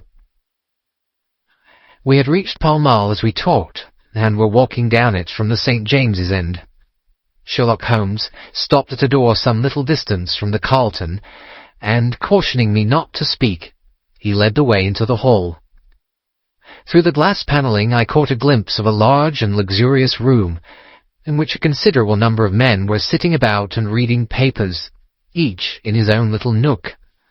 Holmes showed me into a small chamber which looked out into Pall Mall, and then, leaving me for a minute, he came back with a companion, whom I knew could only be his brother. Mycroft Holmes was a much larger and stouter man than Sherlock. His body was absolutely corpulent, but his face, though massive, had preserved something of the sharpness of expression which was so remarkable in that of his brother. His eyes, which were of a peculiarly light, watery grey, seemed to have always retained that far-away, introspective look which I had only observed in Sherlock's when he was exerting his full powers. "I am glad to meet you, sir," said he, putting out a broad, fat hand like the flipper of a seal. "I hear of Sherlock everywhere since you became his chronicler. By the way, Sherlock, I expected to see you round last week to consult me over that Manor House case. I thought you might be a little out of your depth." "No, I solved it," said my friend, smiling. "It was Adams, of course?" "Yes, it was Adams." "I was sure of it from the first." The two sat down together in the bow window of the club. "To anyone who wishes to study mankind, this is the spot," said Mycroft. "Look at the magnificent types. Look at those 2 men who are coming towards us, for example." "The billiard marker and the other?" "Precisely. What do you make of the other?" The 2 men had stopped opposite the window.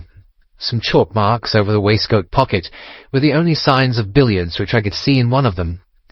The other was a very small, dark fellow, with his hat pushed back and several packages under his arm. "An old soldier, I perceive," said Sherlock. "And very recently discharged," remarked the brother. "Served in India, I see. And a non-commissioned officer." "Royal Artillery, I fancy," said Sherlock. "And a widower." "But with a child." "Children, my dear boy, children." "Come," said I, laughing, "this is a little too much." "Surely," answered Holmes, "it is not hard to say that a man with that bearing, expression of authority, and sun-baked skin is a soldier, is more than a private, and is not long from India. That he has not left the service long is shown by his still wearing his ammunition boots, as they are called," observed Mycroft.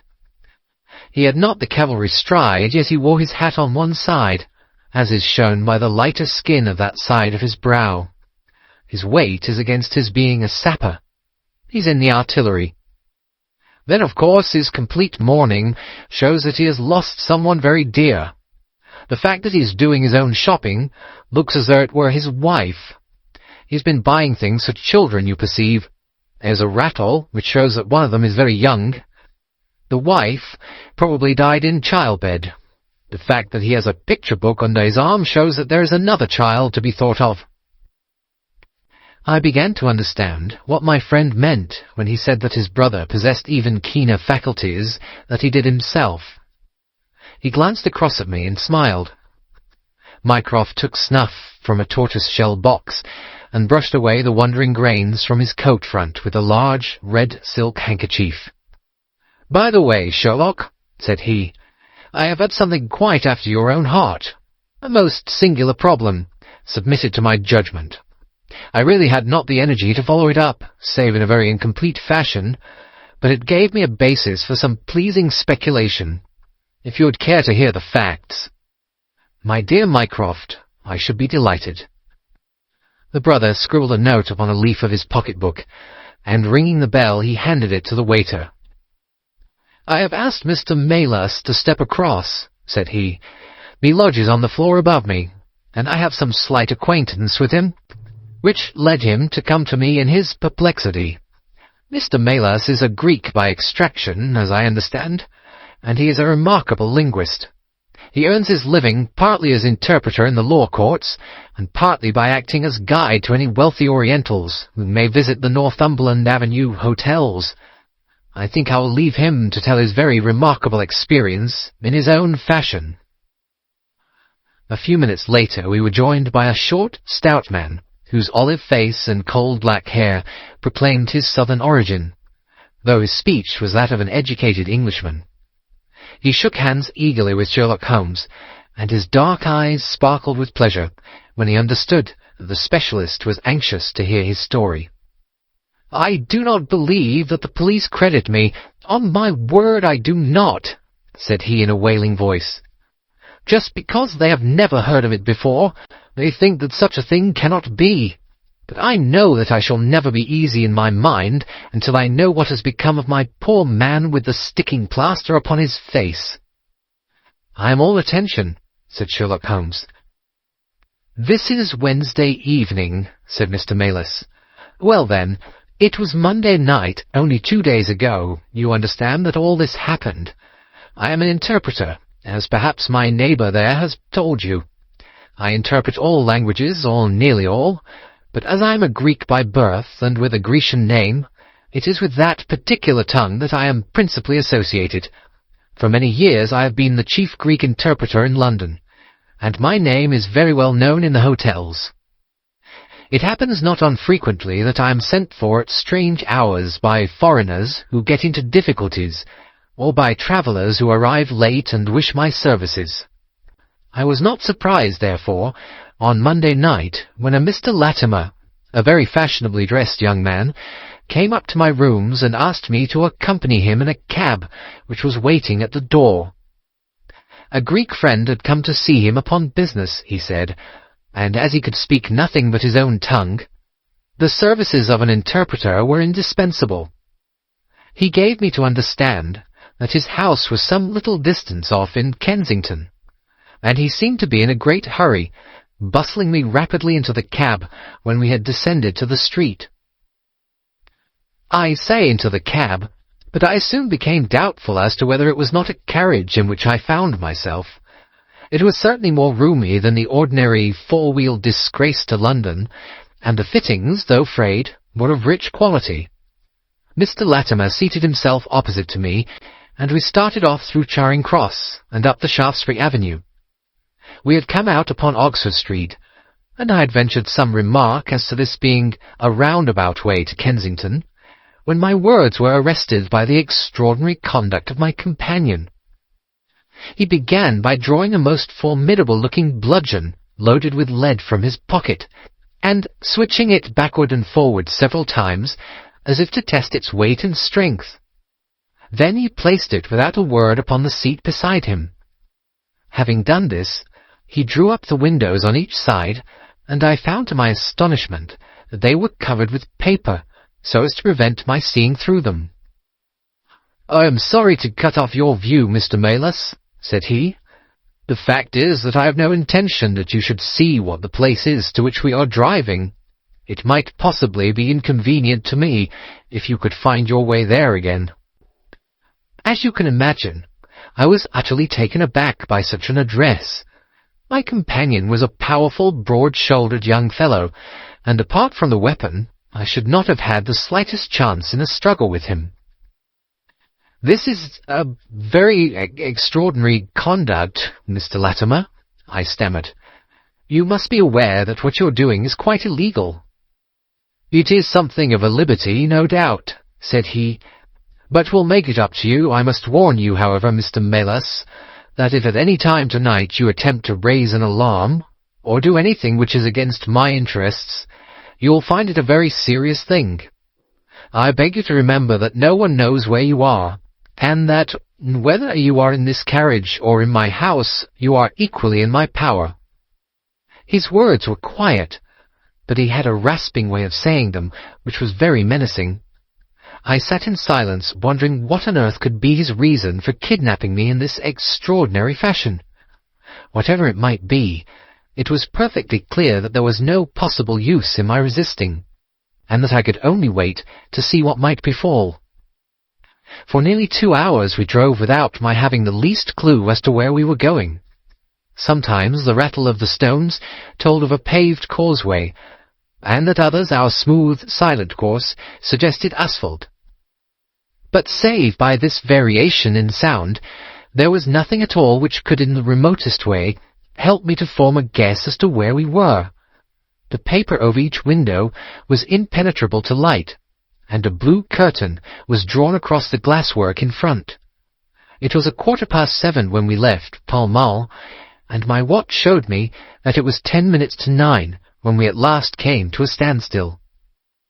My companion let down the window, and I caught a glimpse of a low, arched doorway with a lamp burning above it. As I was hurried from the carriage, it swung open, and I found myself inside the house, with a vague impression of a lawn and trees on each side of me as I entered. Whether these were private grounds, however, or bona fide country, was more than I could possibly venture to say.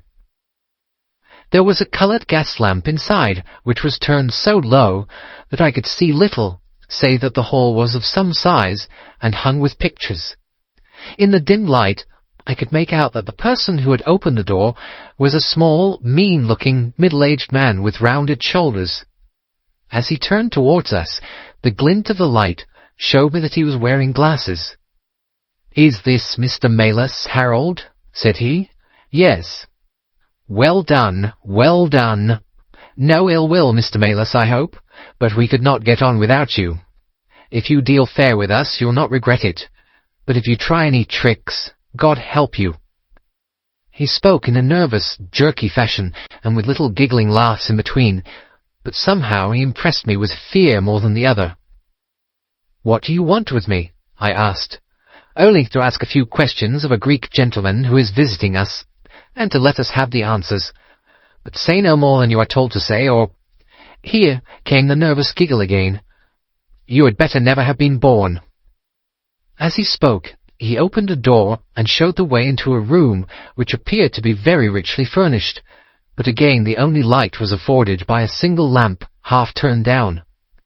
The chamber was certainly large, and the way in which my feet sank into the carpet as I stepped across it told me of its richness. I caught glimpses of velvet chairs, a high white marble mantelpiece, and what seemed to be a suit of Japanese armour at one side of it. There was a chair just under the lamp, and the elderly man motioned that I should sit in it. The younger had left us, but he suddenly returned through another door, leading with him a gentleman clad in some sort of loose dressing-gown, who moved slowly towards us.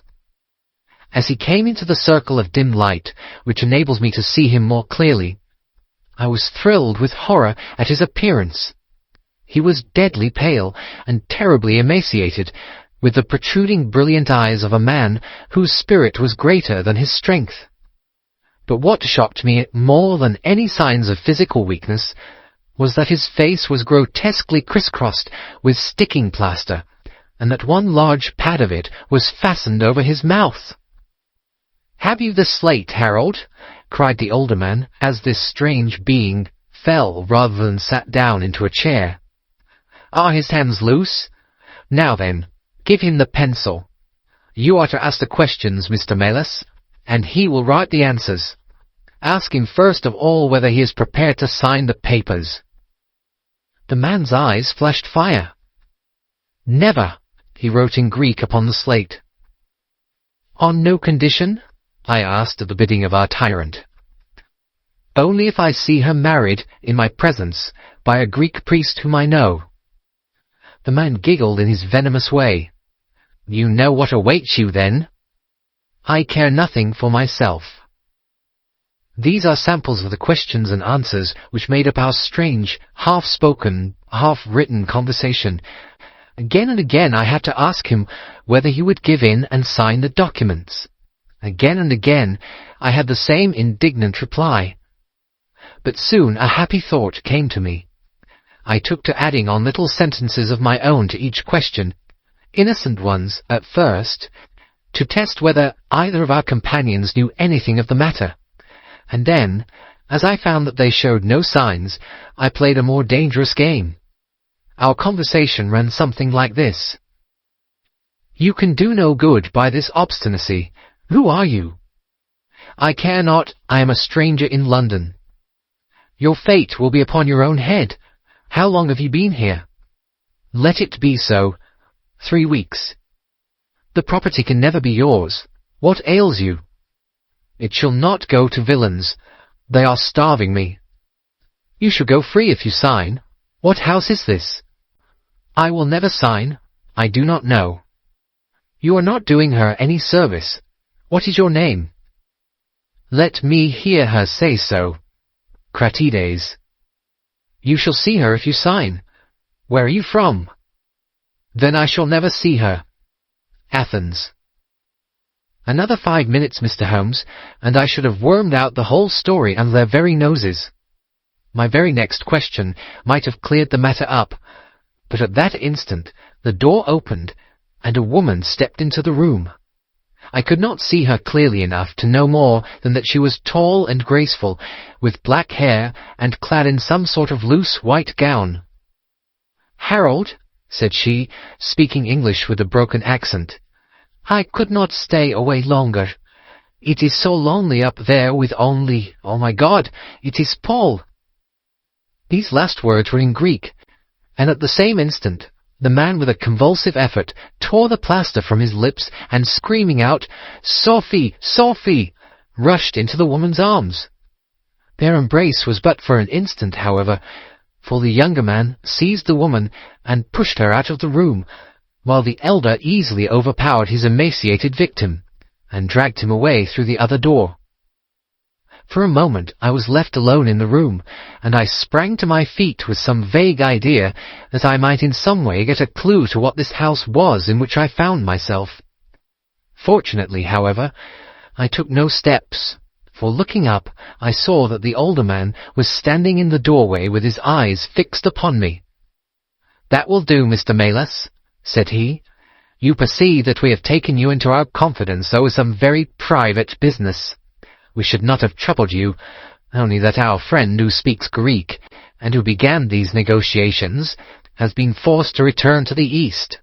It was quite necessary for us to find someone to take his place, and we were fortunate in hearing of your powers.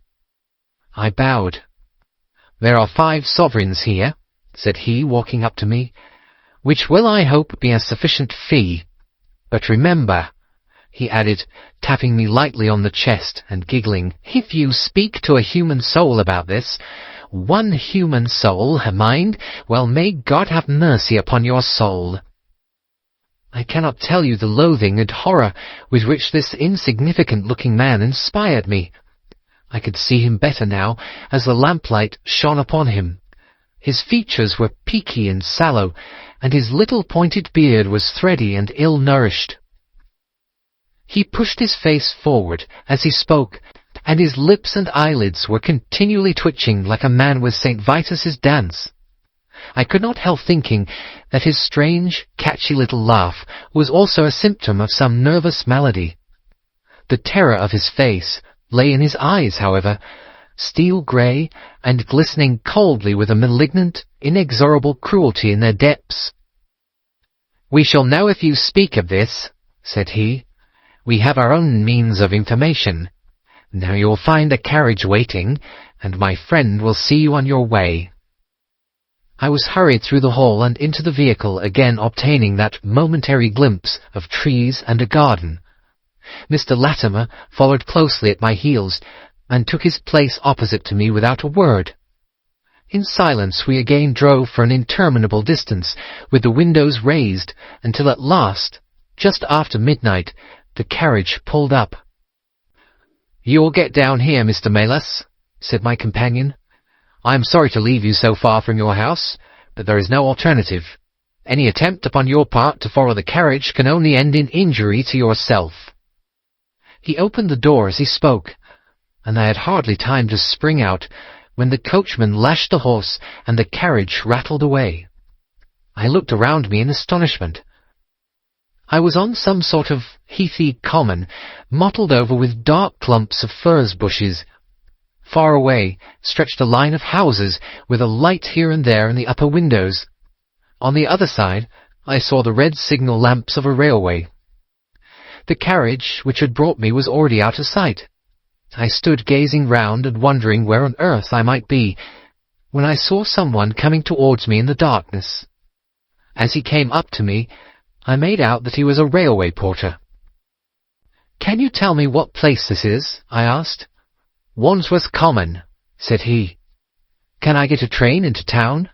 "If you walk on a mile or so to Clapham Junction," said he, "you'll just be in time for the last Victoria." So that was the end of my adventure, Mr. Holmes. I do not know where I was, nor whom I spoke with, nor anything save what I have told you. But I know that there is foul play going on, and I want to help that unhappy man if I can. I told the whole story to Mr. Mycroft Holmes next morning, and subsequently to the police. We all sat in silence for some little time after listening to this extraordinary narrative. Then Sherlock looked across at his brother. "Any steps?" he asked. Mycroft picked up the Daily News, which was lying on the side table. "Anybody supplying any information to the whereabouts of a Greek gentleman named Paul Cratides from Athens, who is unable to speak English, will be rewarded. A similar reward paid to anyone giving information about a Greek lady whose first name is Sophie, X2473. That was in all the dailies. No answer. How about the Greek legation? I have inquired. They know nothing. A wire to the head of the Athens police, then? Sherlock has all the energy of the family, said Mycroft, turning to me. Well, you take the case up by all means, and let me know if you do any good. Certainly, answered my friend, rising from his chair. I'll let you know, and Mr. Melas also. In the meantime, Mr. Melas, I should certainly be on my guard if I were you, for of course they must know through these advertisements that you have betrayed them.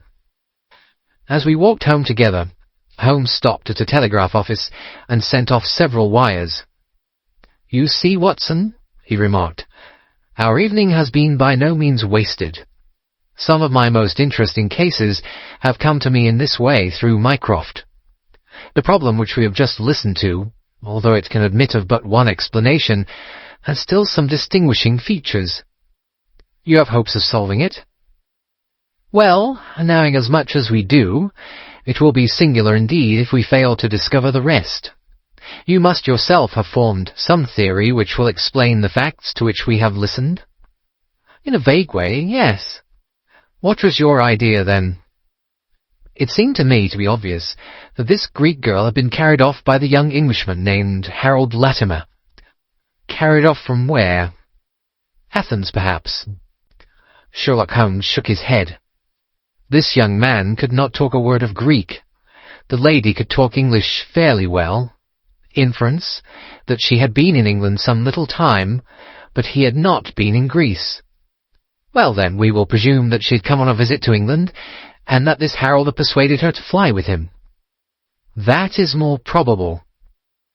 "Then the brother, for that I fancy must be the relationship, comes over from Greece to interfere. He imprudently puts himself into the power of the young man and his older associate. They seize him and use violence towards him in order to make him sign some papers to make over the girl's fortune, of which he may be trustee, to them. This he refuses to do. In order to negotiate with him, they have to get an interpreter, and they pitch upon this Mr. Melas, having used some other one before. The girl is not told of the arrival of her brother, and finds it out by the merest accident." "Excellent, Watson," cried Holmes. "I really fancy that you are not far from the truth. You see that we hold all the cards, and we have only to fear some sudden act of violence on their part. If they give us time, we must have them." "How can we find where this house lies?" "Well, if our conjecture is correct, and the girl's name is, or was, Sophie Catrides, we should have no difficulty in tracing her. That must be our main hope, for the brother is, of course, a complete stranger. It is clear that some time has elapsed since this Harold established these relations with the girl, some weeks, at any rate, since the brother in Greece has had time to hear of it and come across. If they have been living in the same place during this time, it is probable that we shall have some answer to Mycroft's advertisement." We had reached our house in Baker Street while we had been talking. Holmes ascended the stair first, and as he opened the door of our room he gave a start of surprise. Looking over his shoulder, I was equally astonished. His brother Mycroft was sitting smoking in the armchair. "Come in, Sherlock. Come in, sir," said he blandly, smiling at our surprised faces. "You don't expect such energy from me, do you, Sherlock? But somehow this case attracts me." "How did you get here?" "I passed you in a hansom." "There has been some new development?" "I had an answer to my advertisement." "Ah!" "Yes, it came within a few minutes of your leaving." "And to what effect?" Mycroft Holmes took out a sheet of paper. "Here it is," said he, "written with a J pen on royal cream paper by a middle-aged man with a weak constitution. 'Sir,' he says, 'in answer to your advertisement of today's date, I beg to inform you that I know the young lady in question very well.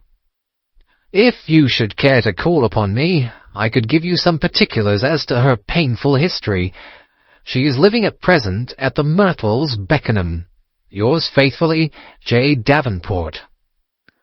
"He writes from Lower Brixton," said Mycroft Holmes. "Do you not think that we might drive to him now, Sherlock, and learn these particulars?" "My dear Mycroft, the brother's life is more valuable than the sister's story. I think we should call at Scotland Yard for Inspector Gregson, and go straight out to Beckenham.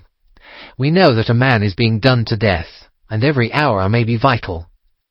"Better pick up Mr. Melas on our way," I suggested. "We may need an interpreter." "Excellent," said Sherlock Holmes. "Send the boy for a four-wheeler, and we shall be off at once." He opened the table drawer as he spoke, and I noticed that he slipped his revolver into his pocket. "Yes," said he in answer to my glance, I should say from what we have heard that we are dealing with a particularly dangerous gang. It was almost dark before we found ourselves in Pall Mall at the rooms of Mr. Melas. A gentleman had just called for him, and he was gone. "Can you tell me where?" asked Mycroft Holmes. "I don't know, sir," answered the woman who had opened the door. "I only know that he drove away with a gentleman in a carriage." "Did the gentleman give a name?" "No, sir." "He wasn't a tall, handsome, dark young man?" "Oh, no, sir. He was a little gentleman with glasses, thin in the face, but very pleasant in his ways, for he was laughing all the time that he was talking." "Come along," cried Sherlock Holmes abruptly. "This grows serious," he observed as we drove to Scotland Yard. "These men have got hold of Melas again. He is a man of no physical courage, as they are well aware from their experience the other night. This villain was able to terrorize him the instant that he got into his presence. No doubt they want his professional services, but having used him, they may be inclined to punish him for what they will regard as his treachery." Our hope was that by taking the train we might get to Beckenham as soon or sooner than the carriage. On reaching Scotland Yard, however, it was more than an hour before we could get Inspector Gregson and comply with the legal formalities which would enable us to enter the house. It was 10:15 before we reached London Bridge, and past before the four of us alighted on the Beckenham platform. A drive of half a mile brought us to the Myrtles, a large, dark house standing back from the road in its own grounds. Here we dismissed our cab and made our way up the drive together. "The windows are all dark," remarked the inspector. "The house seems deserted." "Our birds are flown and the nest empty," said Holmes. "Why do you say so?" "A carriage heavily loaded with luggage has passed out during the last hour." The inspector laughed. "I saw the wheel tracks in the light of the gate lamp. But where does the luggage come in?" "You may have observed the same wheel tracks going the other way, but the outward bound ones were very much deeper, so much so that we can say for a certainty that there was a very considerable weight on the carriage."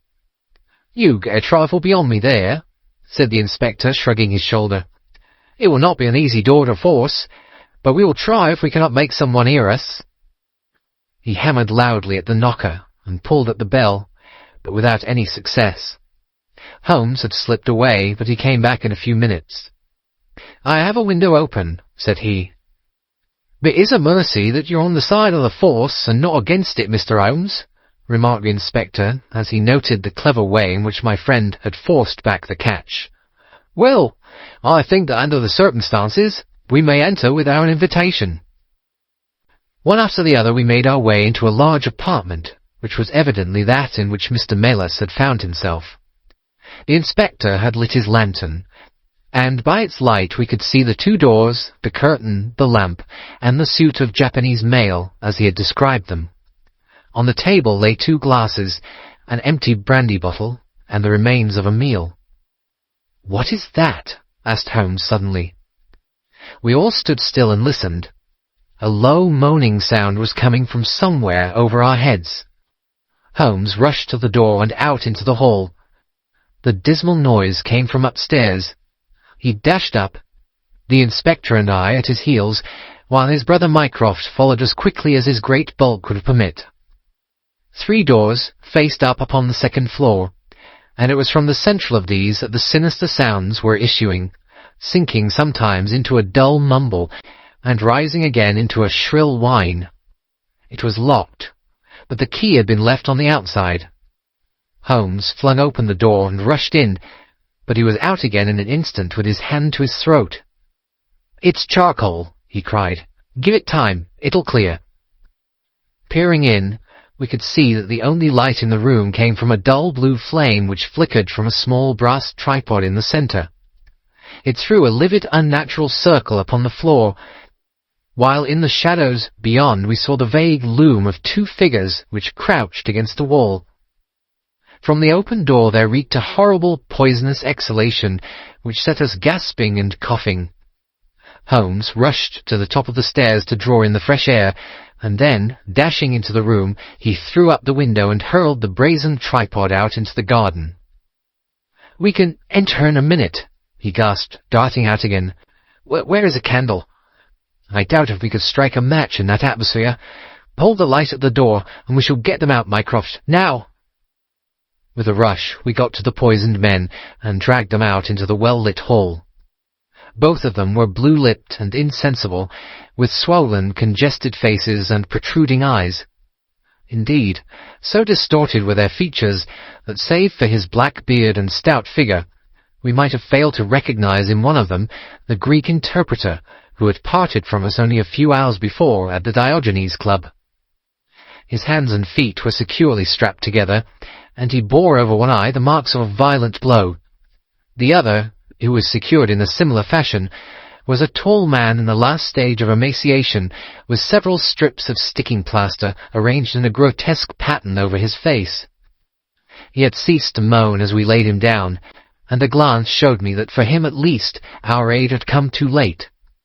Mr. Melas, however, still lived, and in less than an hour, with the aid of ammonia and brandy, I had the satisfaction of seeing him open his eyes, and of knowing that my hand had drawn him back from that dark valley in which all paths meet. It was a simple story which we had to tell, and one which did not but confirm our own deductions. His visitor, on entering his rooms, had drawn a life-preserver from his sleeve, and had so impressed him with the fear of instant and inevitable death that he had kidnapped him for the second time. Indeed, it was almost mesmeric, the effect which this giggling ruffian had produced upon the unfortunate linguist, for he could not speak of him save with trembling hands and a blanched cheek. He had been taken swiftly to Beckenham, and had acted as interpreter in a second interview, even more dramatic than the first, in which the two Englishmen had menaced their prisoner with instant death if he did not comply with their demands. Finally, finding him proof against every threat, they had hurled him back into his prison, and after reproaching Melas with his treachery, which appeared from the newspaper advertisement, they had stunned him with a blow from a stick, and he remembered nothing more until he found us bending over him. And this was a singular case of the Grecian interpreter, the explanation of which is still involved in some mystery.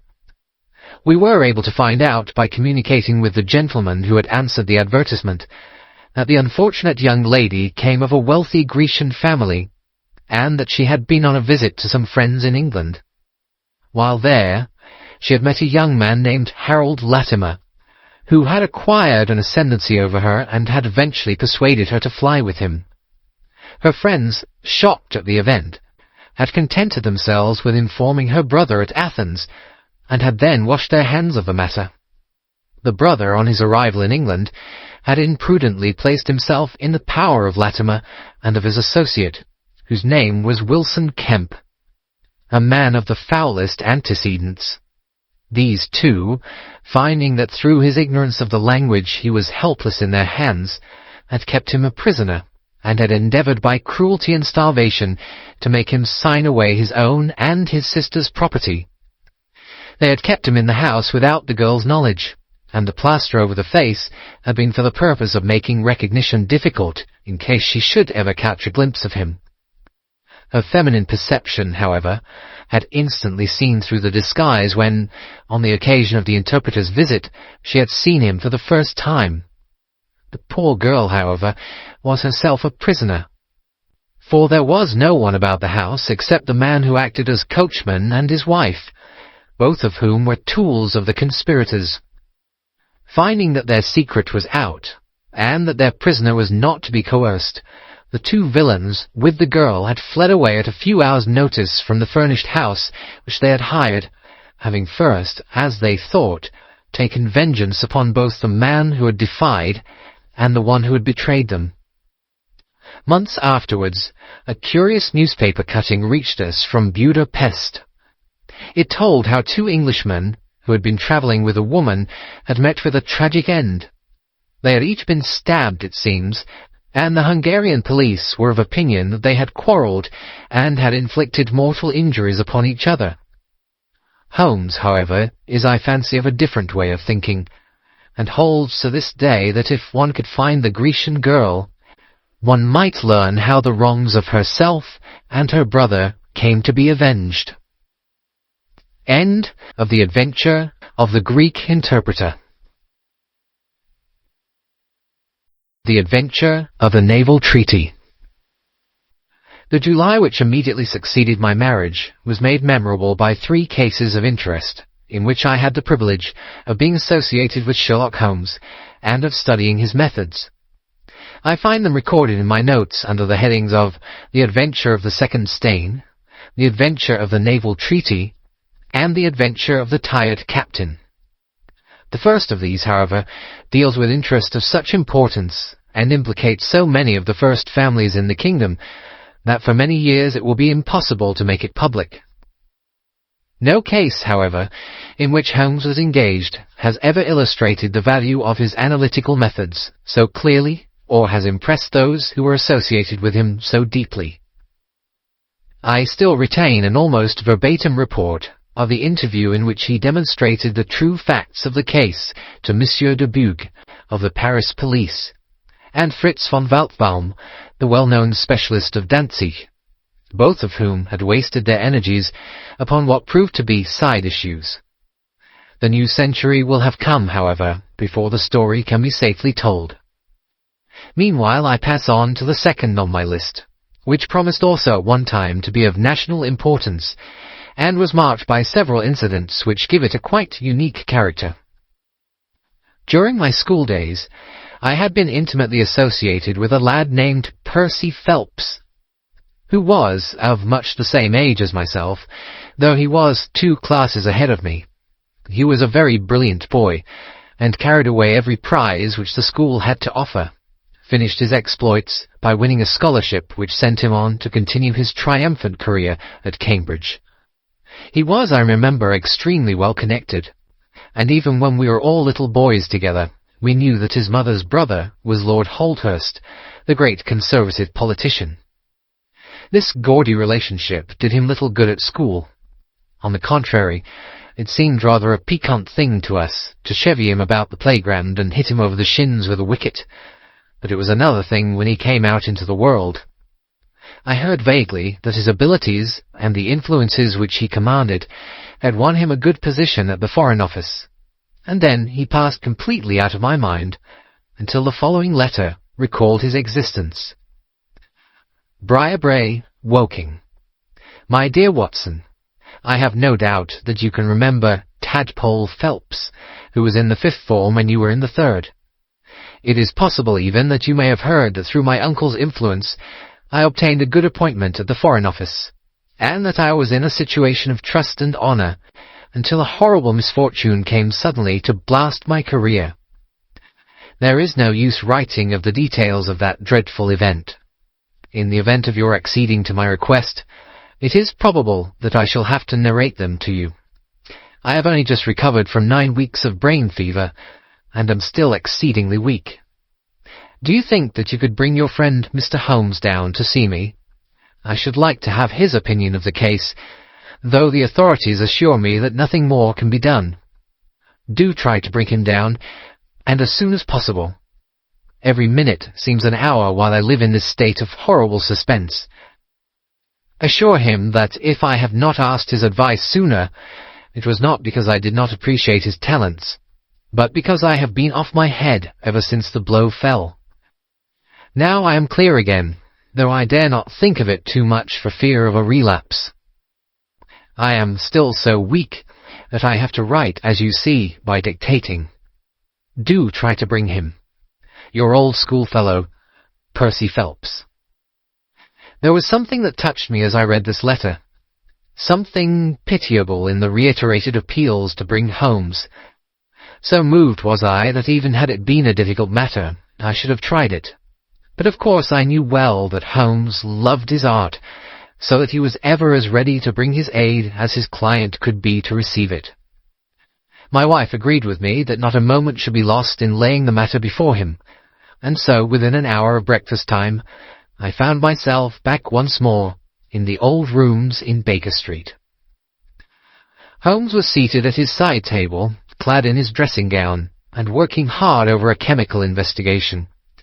A large curved retort was boiling furiously in the bluish flame of a Bunsen burner, and the distilled drops were condensing into a 2-litre measure. My friend hardly glanced up as I entered, and I, seeing that his investigation must be of importance, seated myself in an armchair and waited. He dipped into this bottle or that, drawing out a few drops of each with his glass pipette, and finally brought a test tube containing a solution over to the table. In his right hand he held a slip of litmus paper. "You come at a crisis, Watson," said he. "If this paper remains blue, all is well. If it turns red, it means a man's life." He dipped it into the test tube, and it flushed at once into a dull, dirty crimson. I thought as much," he cried. "I will be at your service in an instant, Watson. You will find tobacco in the Persian slipper." He turned to his desk and scribbled off several telegrams, which were handed over to the page boy. Then he threw himself down into the chair opposite, and drew up his knees until his fingers clasped round his long, thin shins. "A very commonplace little murder," said he. "You've got something better, I fancy. You are the stormy petrel of crime, Watson. What is it?"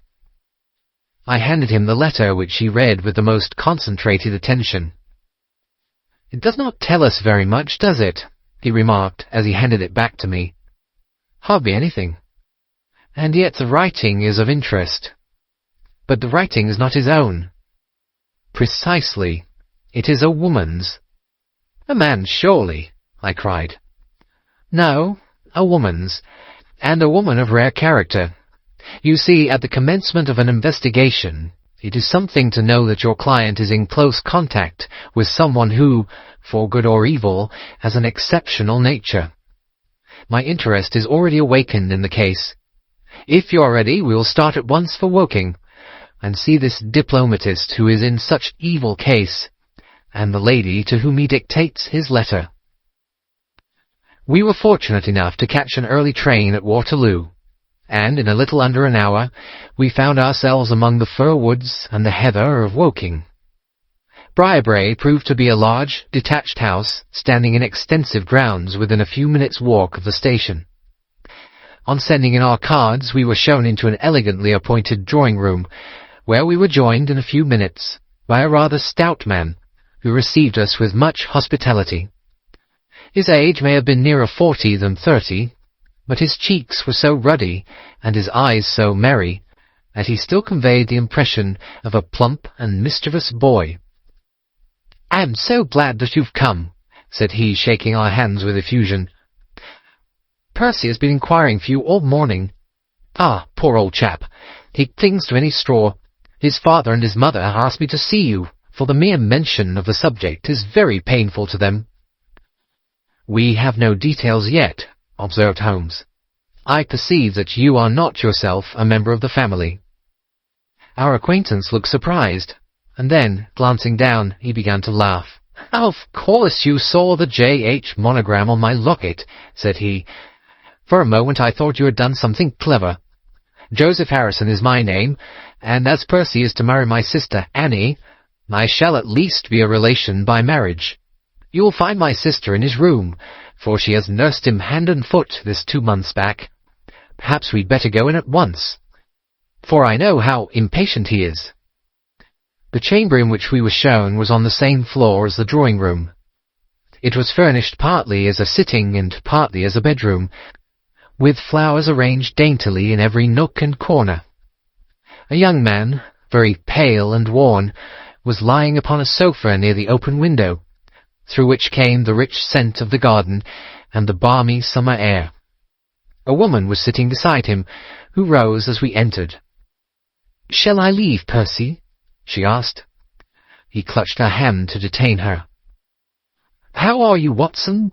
said he cordially. "I should never have known you under that moustache, and I dare say you would not be prepared to swear to me. This, I presume, is your celebrated friend, Mr. Sherlock Holmes." I introduced him in a few words, and we both sat down. The stout young man had left us, but his sister still remained with her hand in that of the invalid. She was a striking-looking woman, a little short and thick for symmetry, but with a beautiful olive complexion, large, dark Italian eyes and a wealth of deep black hair. Her rich tints made the white face of her companion the more worn and haggard by the contrast. "I won't waste your time," said he, raising himself upon the sofa. "I'll plunge into the matter without further preamble. I was a happy and successful man, Mr. Holmes, and on the eve of being married, when a sudden and dreadful misfortune wrecked all my prospects in life. I was, as Watson may have told you, in the Foreign Office, and through the influences of my uncle, Lord Holdhurst, I rose rapidly to a responsible position. When my uncle became Foreign Minister in this administration, he gave me several missions of trust, and as I always brought them to a successful conclusion, he came at last to have the utmost confidence in my ability and tact. Nearly 10 weeks ago, to be more accurate, on the 23rd of May, he called me into his private room, and after complimenting me on the good work which I had done, he informed me that he had a new commission of trust for me to execute. "This," said he, taking a grey roll of paper from his bureau, "is the original of that secret treaty between England and Italy, of which, I regret to say, some rumours have already got into the public press. It is of enormous importance that nothing further should leak out. The French or the Russian embassy would pay an immense sum to learn the contents of these papers. They should not leave my bureau, were it not that it is absolutely necessary to have them copied. You have a desk in your office?" "Yes, sir." "Then take the treaty and lock it up there. I shall give directions that you may remain behind when the others go, so that you may copy it at your leisure, without fear of being overlooked. When you have finished, relock both the original and the draft in the desk, and hand them over to me personally tomorrow morning." I took the papers and— "Excuse me an instant," said Holmes. "Were you alone during this conversation?" "Absolutely." "In a large room?" 30 feet each way." "In the centre?" "Yes, about it." "And speaking low?" "My uncle's voice is always remarkably low. I hardly spoke at all." "Thank you," said Holmes, shutting his eyes. "Pray, go on." I did exactly what he indicated, and waited until the other clerks had departed. One of them in my room, Charles Gorrow, had some arrears of work to make up, so I left him there and went out to dine. When I returned, he was gone. I was anxious to hurry my work, for I knew that Joseph, the Mr. Harrison whom you saw just now, was in town, and that he would travel down to Woking by the 11 o'clock train, and I wanted, if possible, to catch it. When I came to re-examine the treaty, I saw at once that it was of such importance that my uncle had been guilty of no exaggeration in what he had said. Without going into details, I may say that it defined the position of Great Britain towards the Triple Alliance, and foreshadowed the policy which this country would pursue in the event of a French fleet gaining a complete ascendancy over that of Italy in the Mediterranean. The questions treated in it were purely naval. At the end were the signatures of the high dignitaries who had signed it. I glanced my eyes over it, and then settled down to make my task of copying. It was a long document, written in the French language, and containing 26 separate articles. I copied as quickly as I could, but at 9 o'clock I had only done 9 articles, and it seemed hopeless for me to attempt to catch my train. I was feeling drowsy and stupid, partly from my dinner, and also from the effects of a long day's work. A cup of coffee would clear my brain. A commissionaire remains all night in a little lodge at the foot of the stairs, and is in the habit of making coffee at his spirit lamp for any of the officials who may be working overtime. I rang the bell, therefore, to summon him. To my surprise, it was a woman who answered the summons, a large, coarse-faced, elderly woman in an apron. She explained that she was the commissionnaire's wife, who did the charring, and I gave her the order for the coffee. I wrote 2 more articles, and then, feeling more drowsy than ever, I rose and walked up and down the room to stretch my legs. My coffee had not yet come, and I wondered what the cause of the delay could be. Opening the door, I started down the corridor to find out.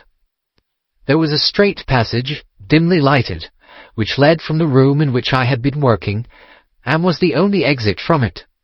It ended in a curving staircase, with the commissionaire's lodge in the passage at the bottom.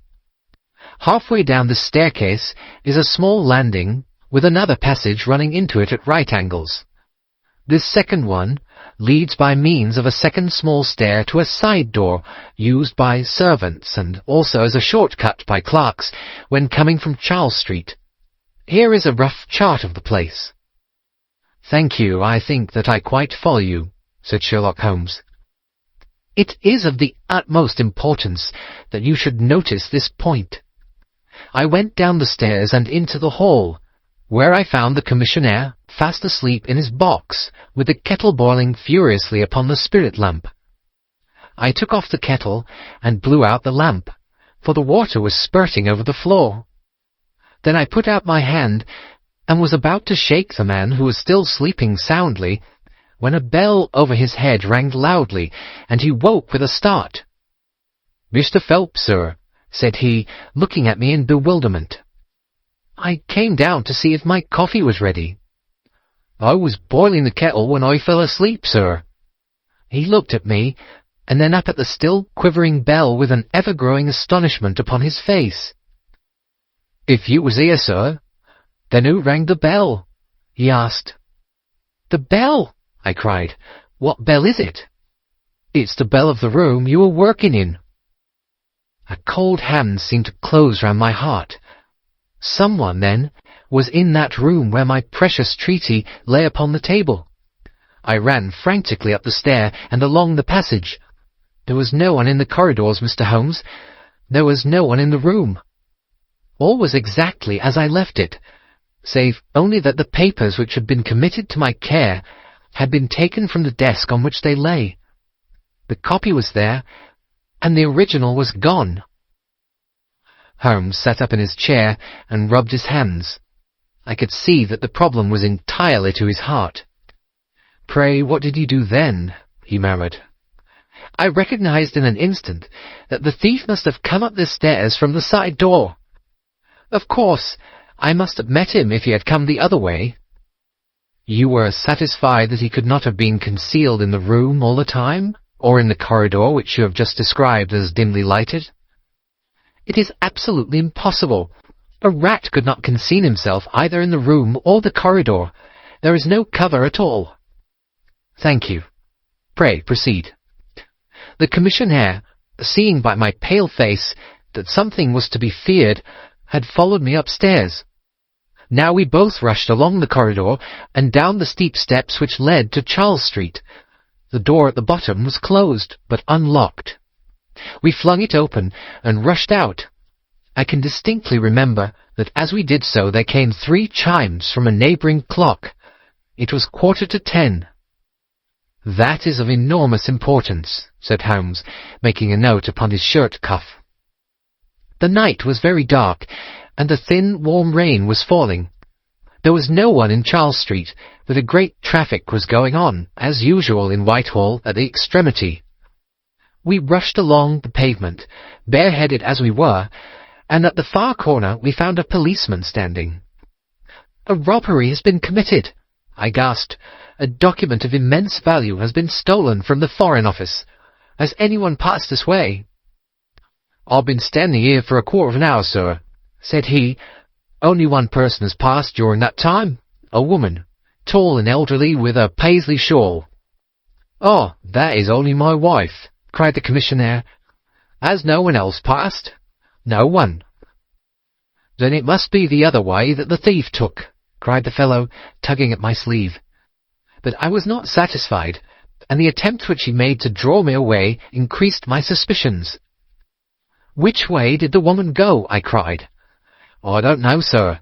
I noticed her pass, but I had no special reason for watching her. She seemed to be in a hurry." "How long ago was it?" Oh, not very many minutes. Within the last 5?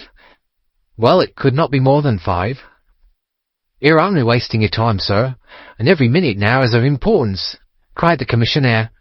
Take my word for it, that my old woman has nothing to do with it, and come down to the other end of the street. Well, if you won't, I will.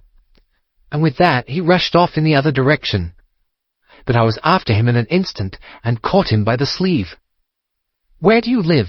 Said I. 16 Ivy Lane, Brixton, he answered. But don't let yourself be drawn away upon a false scent, Mr. Phelps. Come to the other end of the street, and let us see if we can hear of anything. Nothing was to be lost by following his advice. With the policeman we both hurried down, but only to find the street full of traffic, many people coming and going, but all only too eager to get to a place of safety upon so wet a night. There was no lounger who could tell us who had passed. Then we returned to the office and searched the stairs and the passage without result. The corridor which led to the room was laid down with a kind of creamy linoleum, which shows an impression very easily. We examined it very carefully, but found no outline of any footmark. Had it been raining all evening? Since about 7. How is it, then, that the woman who came into the room about 9 left no traces with her muddy boots? I am glad you raised that point. It occurred to me at the time. The charwomen are in the habit of taking off their boots at the commissionnaire's office and putting on list slippers.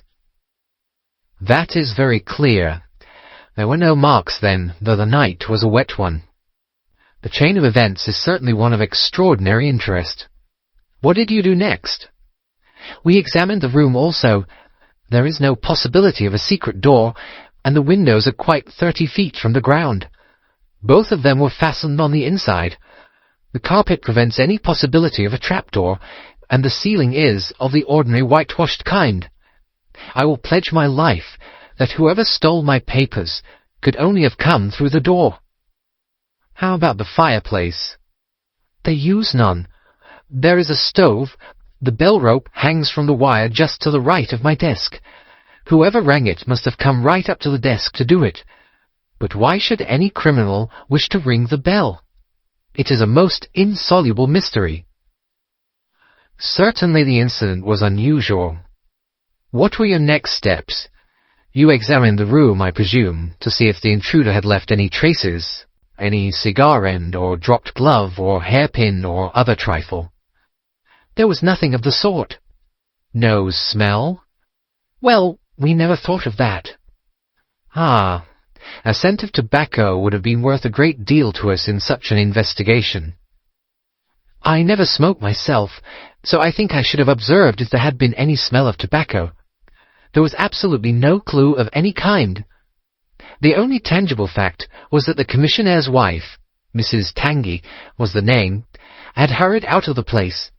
He could give no explanation, save that it was about the time when the woman always went home. The policeman and I agreed that our best plan would be to seize the woman before she could get rid of the papers, presuming that she had them. The alarm had reached Scotland Yard by this time, and Mr. Forbes, the detective, came round at once and took up the case with a great deal of energy. We hired a hansom, and in half an hour we were at the address which had been given to us. A young woman opened the door, who proved to be Mrs. Tangy's eldest daughter. Her mother had not come back yet, and we were shown into the front room to wait. About 10 minutes later, a knock came at the door, and here we made the one serious mistake, for which I blame myself. Instead of opening the door ourselves, we allowed the girl to do so. We heard her say, "Mother, there are 2 men in the house waiting to see you." And an instant afterwards we heard the patter of feet rushing down the passage. Forbes flung open the door, and we both ran into the back room or kitchen, but the woman had got there before us. She stared at us with defiant eyes, and then, suddenly, recognizing me, an expression of absolute astonishment came over her face. "Why, if it isn't Mr. Phelps of the office," she cried. "Come, come, who did you think we were when you ran away from us?" asked my companion. "Oh, I thought you were the brokers," said she. "We've had some trouble with a tradesman." "That's not quite good enough," answered Forbes. "We have reason to believe that you have taken a paper of importance from the Foreign Office, and that you ran in here to dispose of it. You must come back with us to Scotland Yard to be searched." It was in vain that she protested and resisted. A four-wheeler was brought, and we all three drove back in it. We had first made an examination of the kitchen, and especially of the kitchen fire, to see whether she might have made away with the papers during the instant that she was alone. There were no signs, however, of any ashes or scraps. When we reached Scotland Yard, she was handed over at once to the female searcher. I waited in an agony of suspense until she came back with her report. There were no signs of the papers. Then, for the first time, the horror of my situation came in its full force. Hitherto, I had been acting, and action had none thought. I had been so confident of regaining the treaty at once that I had not dared to think of what would be the consequence if I failed to do so. But now there was nothing more to be done, and I had leisure to realize my position. It was horrible. Watson there would tell you that I was a nervous, sensitive boy at school. It is my nature. I thought of my uncle and of his colleagues in the cabinet, of the shame which I had brought upon him, upon myself, upon everyone connected with me. What though I was the victim of an extraordinary accident? No allowance is made for accidents where diplomatic interests are at stake. I was ruined, shamefully, hopelessly ruined. I don't know what I did. I fancy I must have made a scene. I have a dim recollection of a group of officials who crowded round me, endeavouring to soothe me.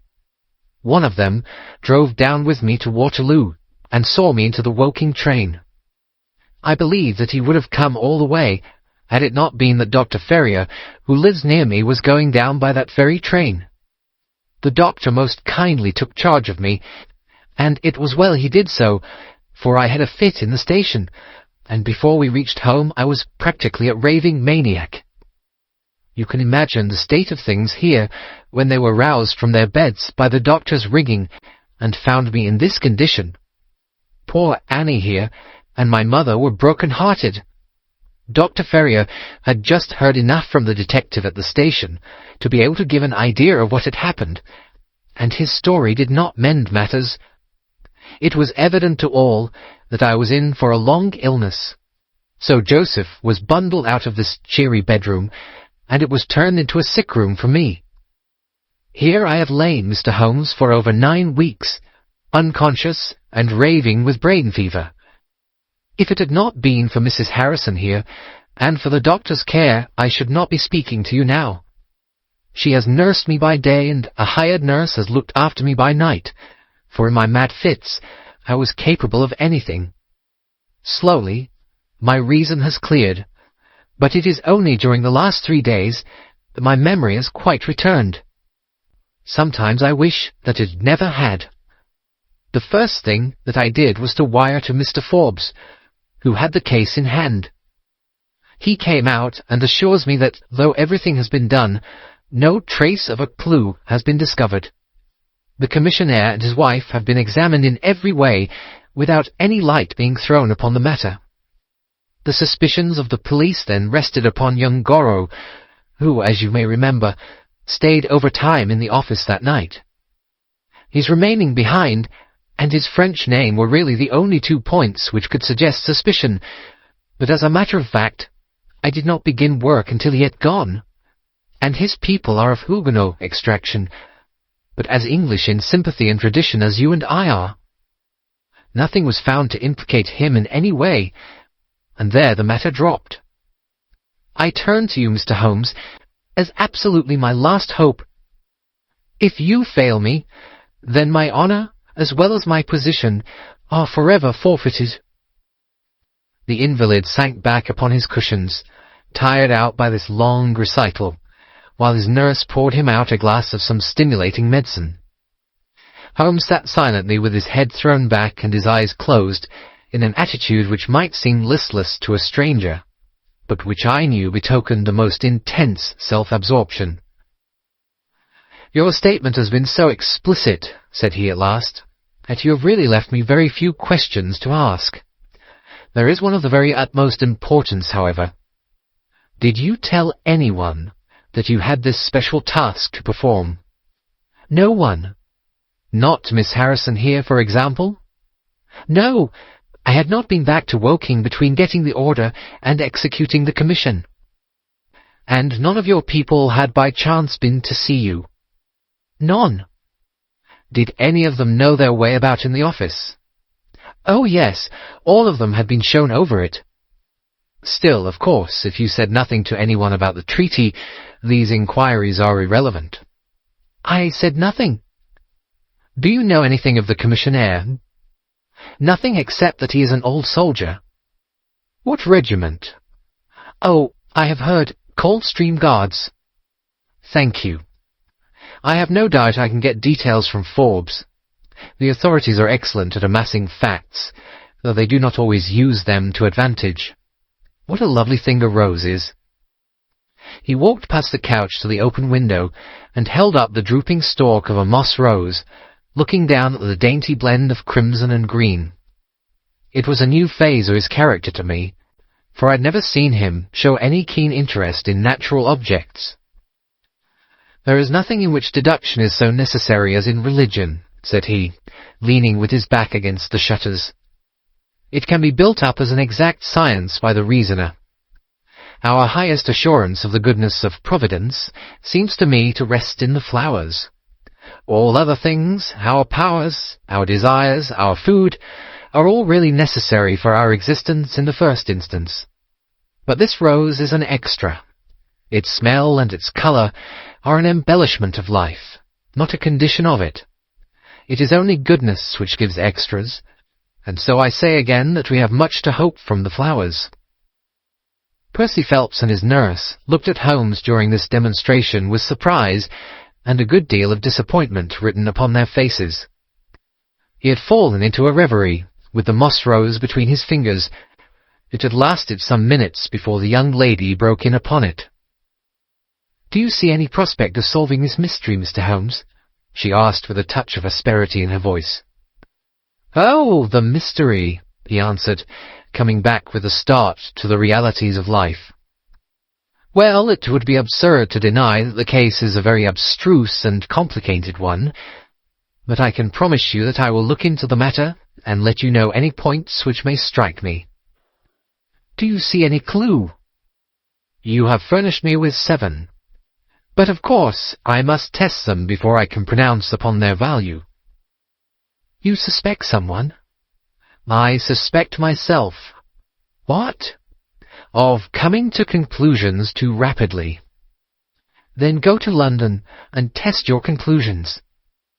"Your advice is very excellent, Miss Harrison," said Holmes, rising. "I think, Watson, we cannot do better. Do not allow yourself to indulge in false hopes, Mr. Phelps. The affair is a very tangled one." "I shall be in a fever until I see you again," cried the diplomatist. "Well, I'll come out by the same train tomorrow, though it's more than likely that my report will be a negative one." "God bless you for promising to come," cried our client. "It gives me fresh life to know that something is being done. By the way, I have had a letter from Lord Holdhurst." "Ha! What did he say?" "He was cold, but not harsh. I dare say my severe illness prevented him from being that. He repeated that the matter was of the utmost importance, and added that no steps will be taken about my future, by which he means, of course, my dismissal, until my health was restored, and I had an opportunity of repairing my misfortune." "Well, that was reasonable and considerate," said Holmes. "Come, Watson, for we have a good day's work before us in town." Mr. Joseph Harrison drove us down to the station, and we were soon whirling up in a Portsmouth train. Holmes was sunk in profound thought, and hardly opened his mouth until we had passed Clapham Junction. "It's a very cheery thing to come into London by any of these lines which run high, and allow you to look down upon the houses like this." I thought he was joking, for for the view was sordid enough, but he soon explained himself. Look at those big, isolated clumps of building rising up above the slates, like brick islands in a lead-coloured sea. The board schools? Lighthouses, my boy. Beacons of the future. Capsules with hundreds of bright little seeds in each, out of which will spring the wise, better England of the future. I suppose that man Phelps does not drink? I should not think so. Nor should I, but we are bound to take every possibility into account. The poor devil has certainly got himself into very deep water, and it's a question whether we shall ever be able to get him ashore. What did you think of Miss Harrison? A girl of strong character. Yes, but she is a good sort, or I'm mistaken. She and her brother are the only children of an ironmaster somewhere up Northumberland way. He got engaged to her when travelling last winter, and she came down to be introduced to his people with her brother as escort. Then came the smash, and she stayed on to nurse her lover, while brother Joseph, finding himself pretty snug, stayed on too. I've been making a few independent inquiries, you see, but today must be a day of inquiries. My practice, I began. Oh, if you find your own cases more interesting than mine, said Holmes with some asperity. I was going to say that my practice could get along very well for a day or two, since it is the slackest time in the year. Excellent, said he, recovering his good humour. Then we'll look into this matter together. I think we should begin by seeing Forbes. He can probably tell us all the details we want until we know from what side the case is to be approached. You said you had a clue? Well, we have several, but we can only test their value by further inquiry. The most difficult crime to track is the one which is purposeless. Now, this is not purposeless. Who is it who profits by it? There is the French ambassador, there is the Russian, there is whoever might sell it to either of these, and there is Lord Holdhurst. Lord Holdhurst? Well, it is just conceivable that a statesman might find himself in a position where he was not sorry to have such a document accidentally destroyed. Not a statesman with the honourable record of Lord Holdhurst. It is a possibility, and we cannot afford to disregard it. We shall see the noble lord today, and find out if he can tell us anything. Meanwhile, I have already set inquiries on foot. Already? Yes, I sent wires from Woking Station to every evening paper in London. This advertisement will appear in each of them. He handed over a sheet torn from a notebook. On it was scribbled in pencil, £10 reward.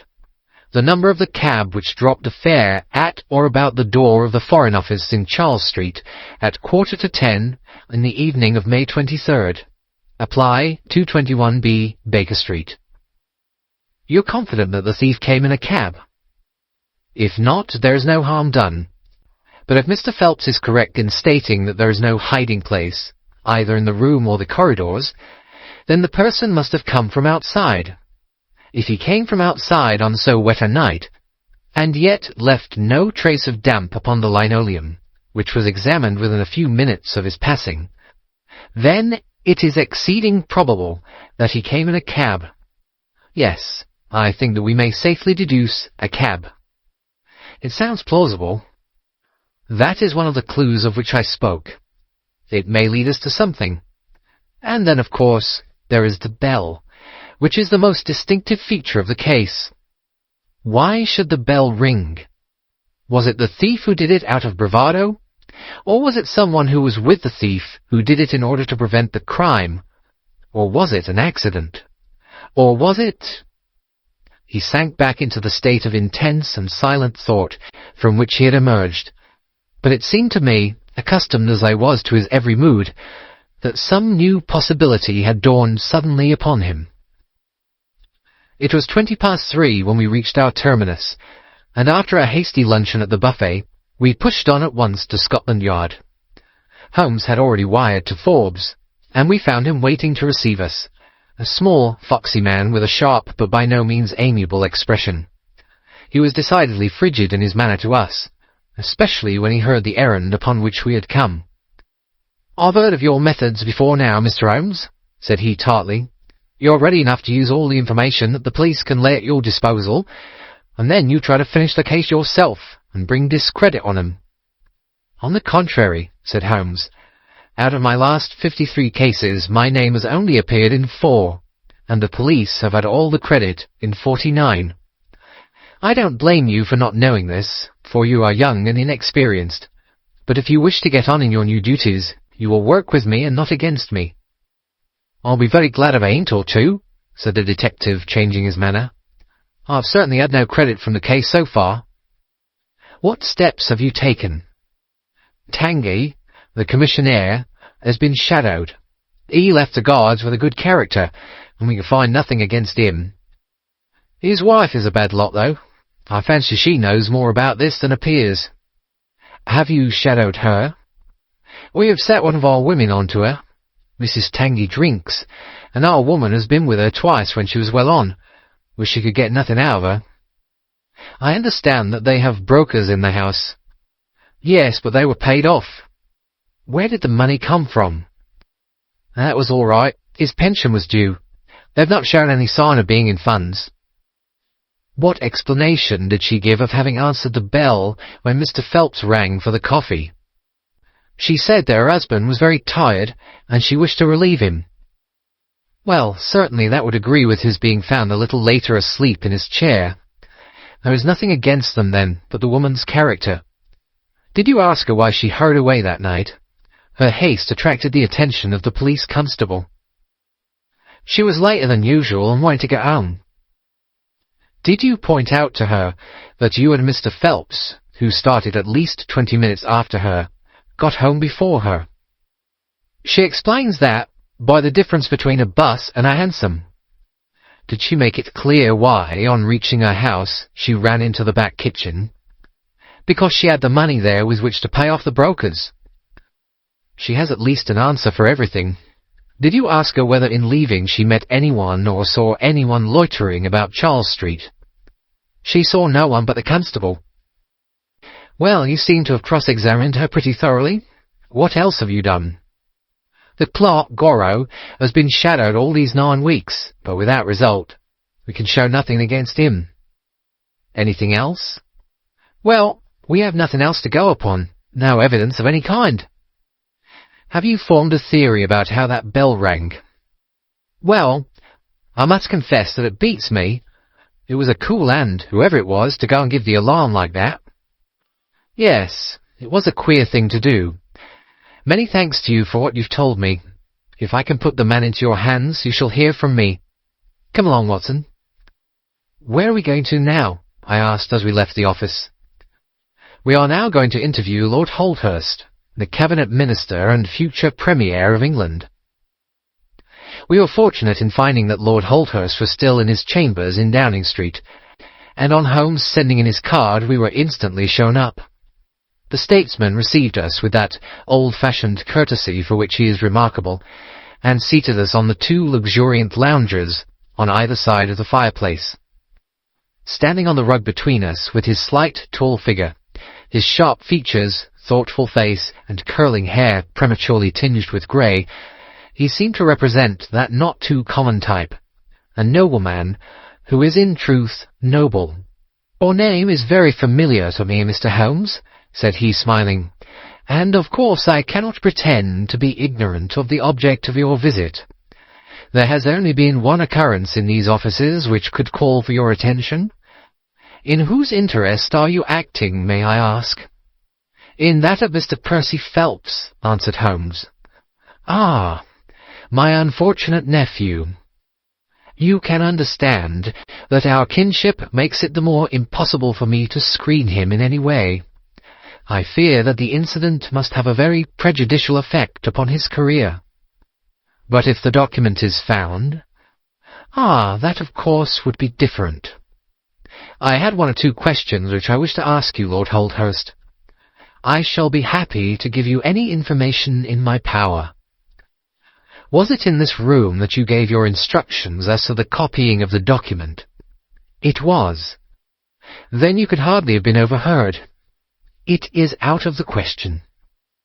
Did you ever mention to anyone that it was your intention to give anyone the treaty to be copied? Never. You are certain of that? Absolutely. Well, since you never said so, and Mr. Phelps never said so, and nobody else knew anything of the matter, then the thief's presence in the room was purely accidental. He saw his chance, and he took it. The statesman smiled. "You take me out of my province there," said he. Holmes considered for a moment. "There is another very important point which I wish to discuss with you," said he. "You feared, as I understand, that very grave results might follow from the details of this treaty becoming known." A shadow passed over the expressive face of the statesman. "Very grave results indeed. And have they occurred?" "Not yet. If the treaty had reached, let us say, the French or Russian Foreign Office, you would expect to hear of it." "I should," said Lord Holdhurst with a wry face. "Since nearly 10 weeks have elapsed, then, and nothing has been heard, it is not unfair to suppose that for some reason the treaty has not reached them." Lord Holdhurst shrugged his shoulders. "We can hardly suppose, Mr. Holmes, that the thief took the treaty in order to frame it and hang it up. Perhaps he's waiting for a better price. If he waits a little longer, he will get no price at all. The treaty will cease to be secret in a few months." "That is most important," said Holmes. "Of course, it is a possible supposition that the thief has had a sudden illness." "An attack of brain fever, for example?" asked the statesman, flashing a swift glance at him. "I did not say so," said Holmes imperturbably. "And now, Lord Holdhurst, we have already taken up too much of your valuable time, and we shall wish you good day." "Every success to your investigation, be the criminal who it may," answered the nobleman as he bowed us out the door. "He's a fine fellow," said Holmes as we came out into Whitehall, "but he has a struggle to keep up his position. He is far from rich and has many calls. You noticed, of course, that his boots had been resold. Now, Watson, I won't detain you from your legitimate work any longer. I shall do nothing more today, unless I have an answer to my cab advertisement, but I shall be extremely obliged to you if you would come down with me to Woking tomorrow, by the same train which we took yesterday." I met him accordingly next morning, and we travelled down to Woking together. He had had no answer to his advertisement, he said, and no fresh light had been thrown upon the case. He had, when he so willed it, the utter immobility of countenance of a Red Indian, and I could not gather from his appearance whether he was satisfied or not with the position of the case. His conversation, I remember, was about the Bertillon system of measurements, and he expressed his enthusiastic admiration of the French savant. We found our client still under the charge of his devoted nurse, but looking considerably better than before. He rose from the sofa and greeted us without difficulty when we entered. "Any news?" he asked eagerly. "My report, as I expected, is a negative one," said Holmes. "I have seen Forbes, and I have seen your uncle, and I have set 1 or 2 trains of inquiry upon foot which may lead to something." "You have not lost heart, then?" "By no means." "God bless you for saying that," cried Miss Harrison. "If we keep our courage and our patience, the truth must come out." "We have more to tell you than you have for us," said Phelps, reseating himself upon the couch. "I hoped you might have something." "Yes, we have had an adventure during the night, and one which might have proved to be a serious one." His expression grew very grave as he spoke, and the look of something akin to fear sprang up in his eyes. "Do you know," said he, "that I begin to believe that I am the unconscious centre of some monstrous conspiracy, and that my life is aimed at as well as my honour." "Ah!" cried Holmes. "It sounds incredible, for I have not, as far as I know, an enemy in the world. Yet from last night's experience I can come to no other conclusion." "Pray let me hear it." "You must know that last night was the very first night that I have ever slept without a nurse in the room.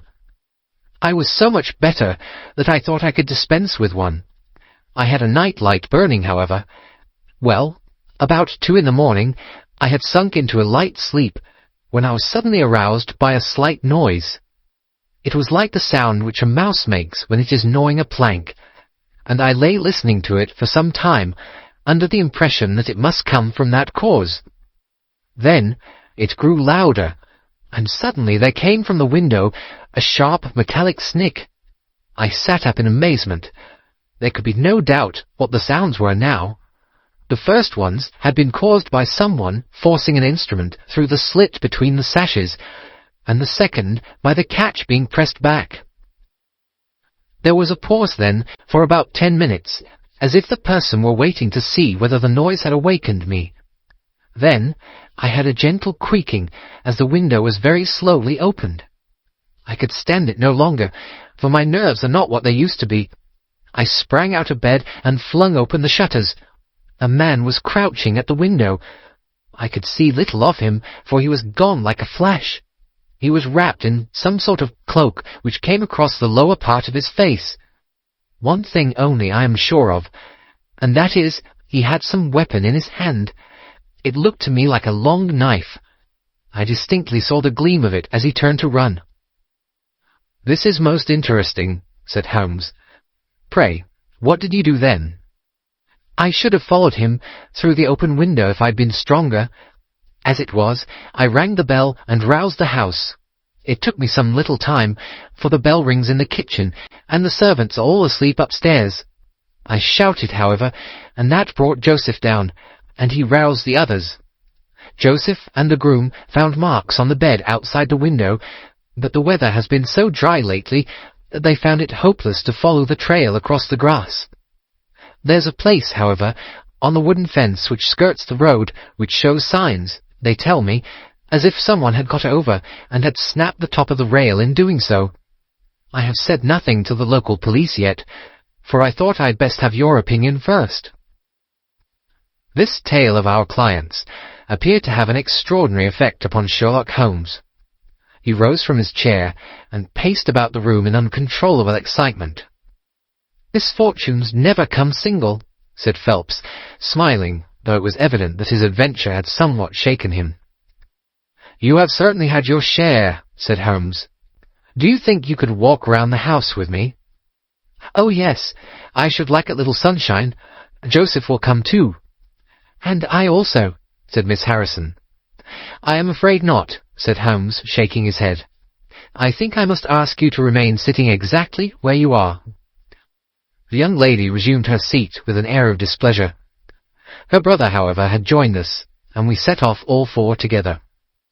We passed round the lawn to the outside of the young diplomatist's window. There were, as he had said, marks upon the bed, but they were hopelessly blurred and vague. Holmes stooped over them for an instant, and then rose, shrugging his shoulders. "I don't think anyone could make much of this," said he. "Let us go round the house and see why this particular room was chosen by the burglar. I should have thought those larger windows of the drawing-room and dining-room would have had more attractions for him." "They are more visible from the road," suggested Mr. Joseph Harrison. "Ah, yes, of course. There is a door here which he might have attempted. What is it for?" "It is a side entrance for tradespeople. Of course it is locked at night." "Have you ever had an alarm like this before?" "Never," said our client. "Do you keep plate in the house, or anything to attract burglars?" "Nothing of value." Holmes strolled round the house with his hands in his pockets and a negligent air which was unusual with him. "By the way," said he to Joseph Harrison, "you found some place, I understand, where the fellow scaled the fence. Let us have a look at it."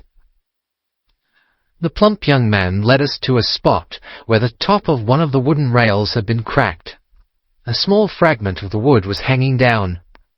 Holmes pulled it off and examined it critically. "Do you think that was done last night? It looks rather old, does it not?" "Well, possibly so." "There are no marks of anyone jumping down upon the other side." "No, I fancy we shall get no help here. Let us go back to the bedroom and talk the matter over." Percy Phelps was walking very slowly, leaning upon the arm of his future brother-in-law. Holmes walked swiftly across the lawn, and we were at the open window of the bedroom long before the others came. "Miss Harrison," said Holmes, speaking with the utmost intensity of manner, "you must stay where you are all day. Let nothing prevent you from staying where you are all day. It is of the utmost importance." "Certainly, if you wish it, Mr. Holmes," said the girl in astonishment. "When you go to bed, lock the door of this room on the outside, and keep the key. Promise to do this."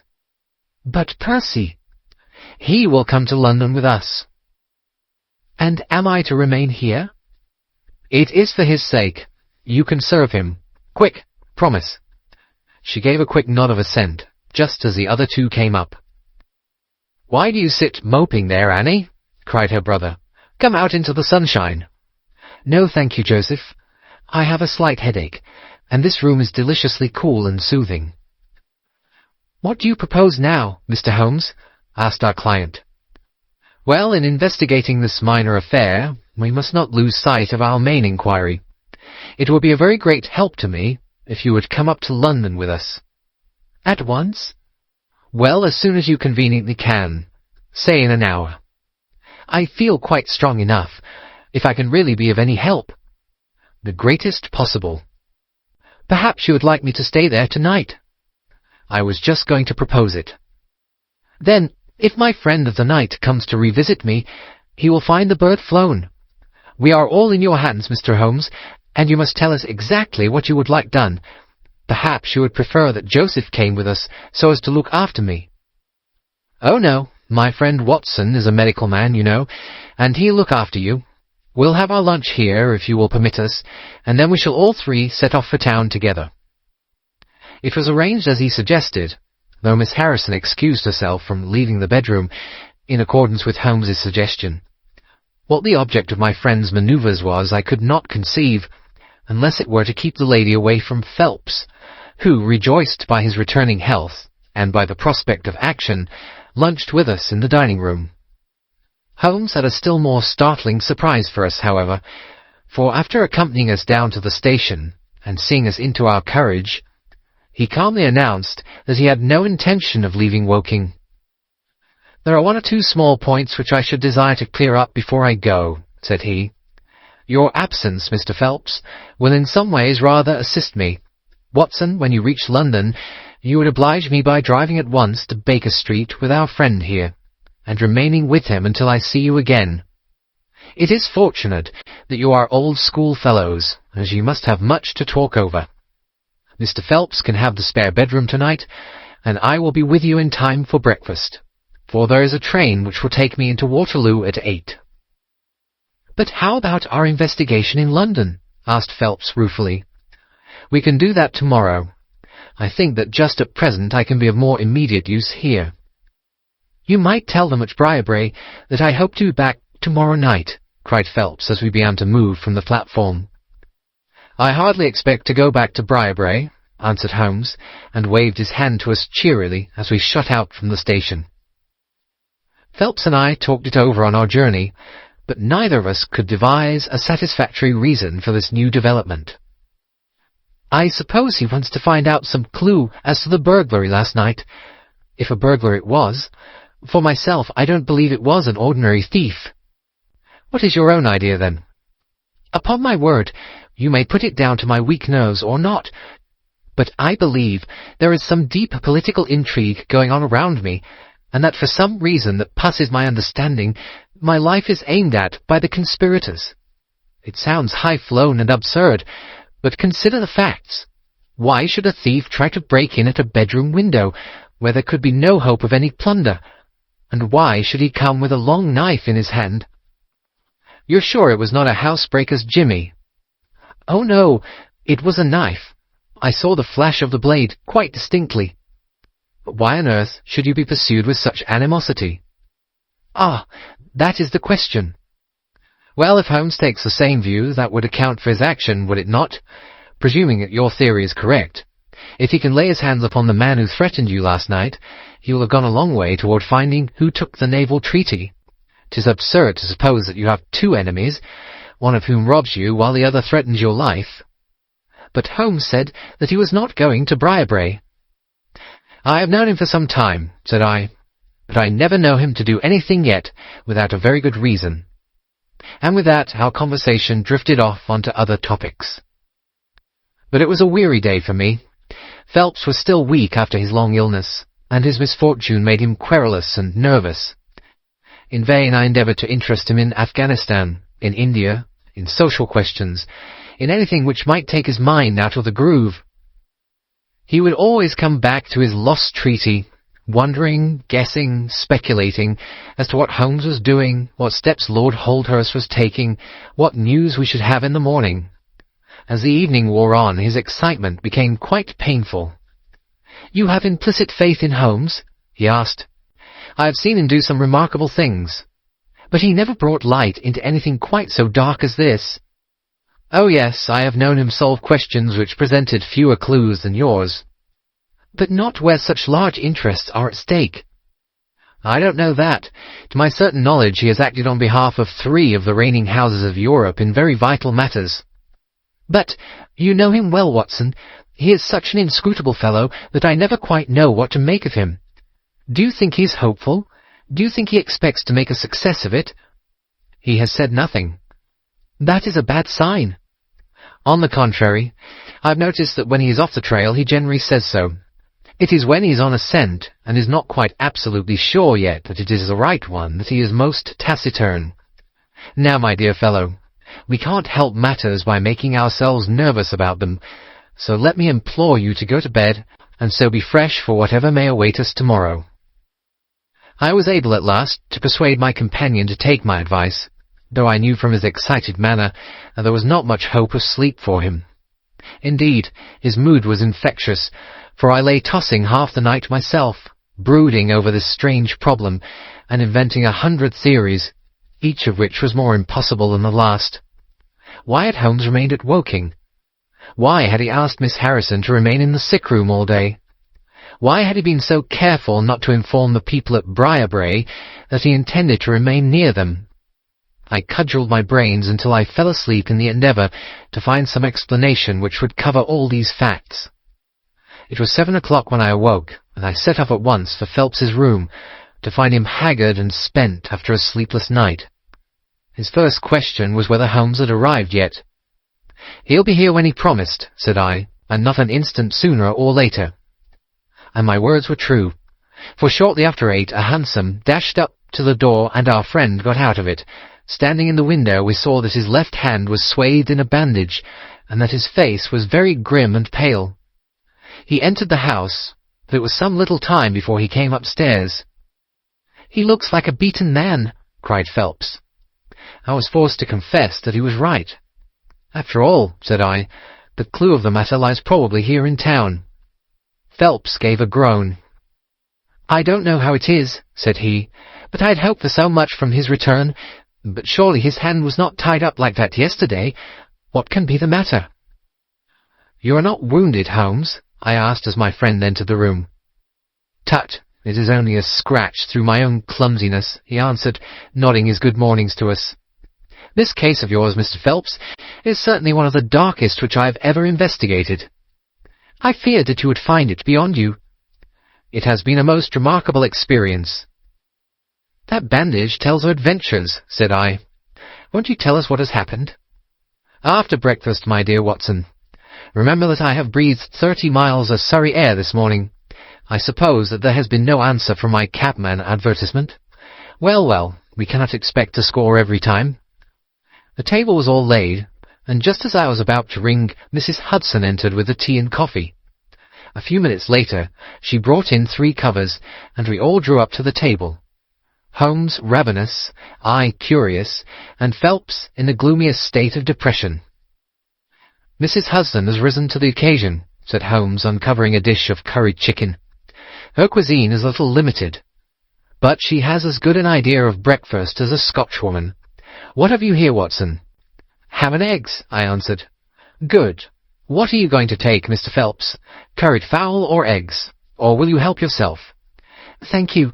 I can eat nothing," said Phelps. "Oh, come, try the dish before you." "Thank you, I would really rather not."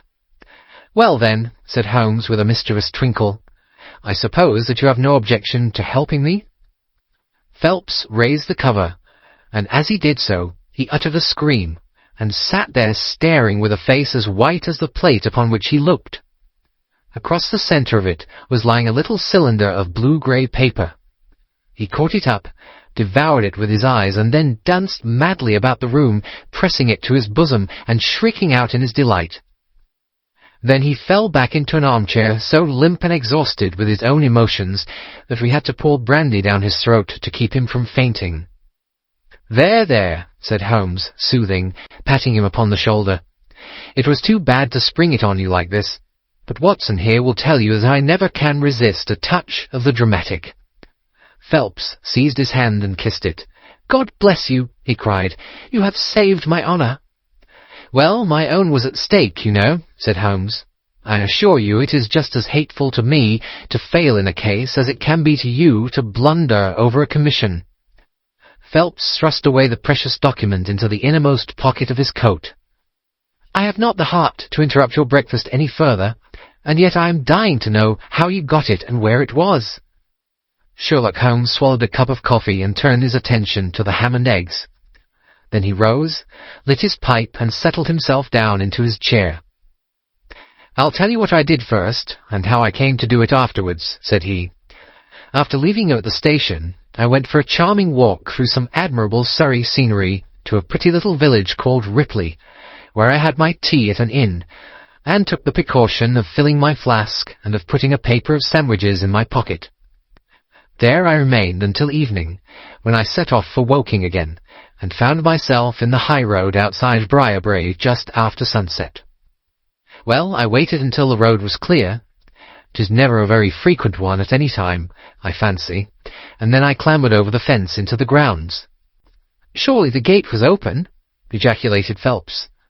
"Yes, but I have a peculiar taste in these matters. I chose the place where the 3 fir trees stand, and behind their screen I got over without the least chance of anyone in the house being able to see me. I crouched down among the bushes on the other side, and crawled from one to the other, witness the disreputable state of my trouser knees, until I had reached the clump of rhododendrons just opposite to your bedroom window. There I squatted down and awaited developments. The blind was not down in your room, and I could see Miss Harrison sitting there, reading by the table. It was 10:15 when she closed her book, fastened the shutters, and retired.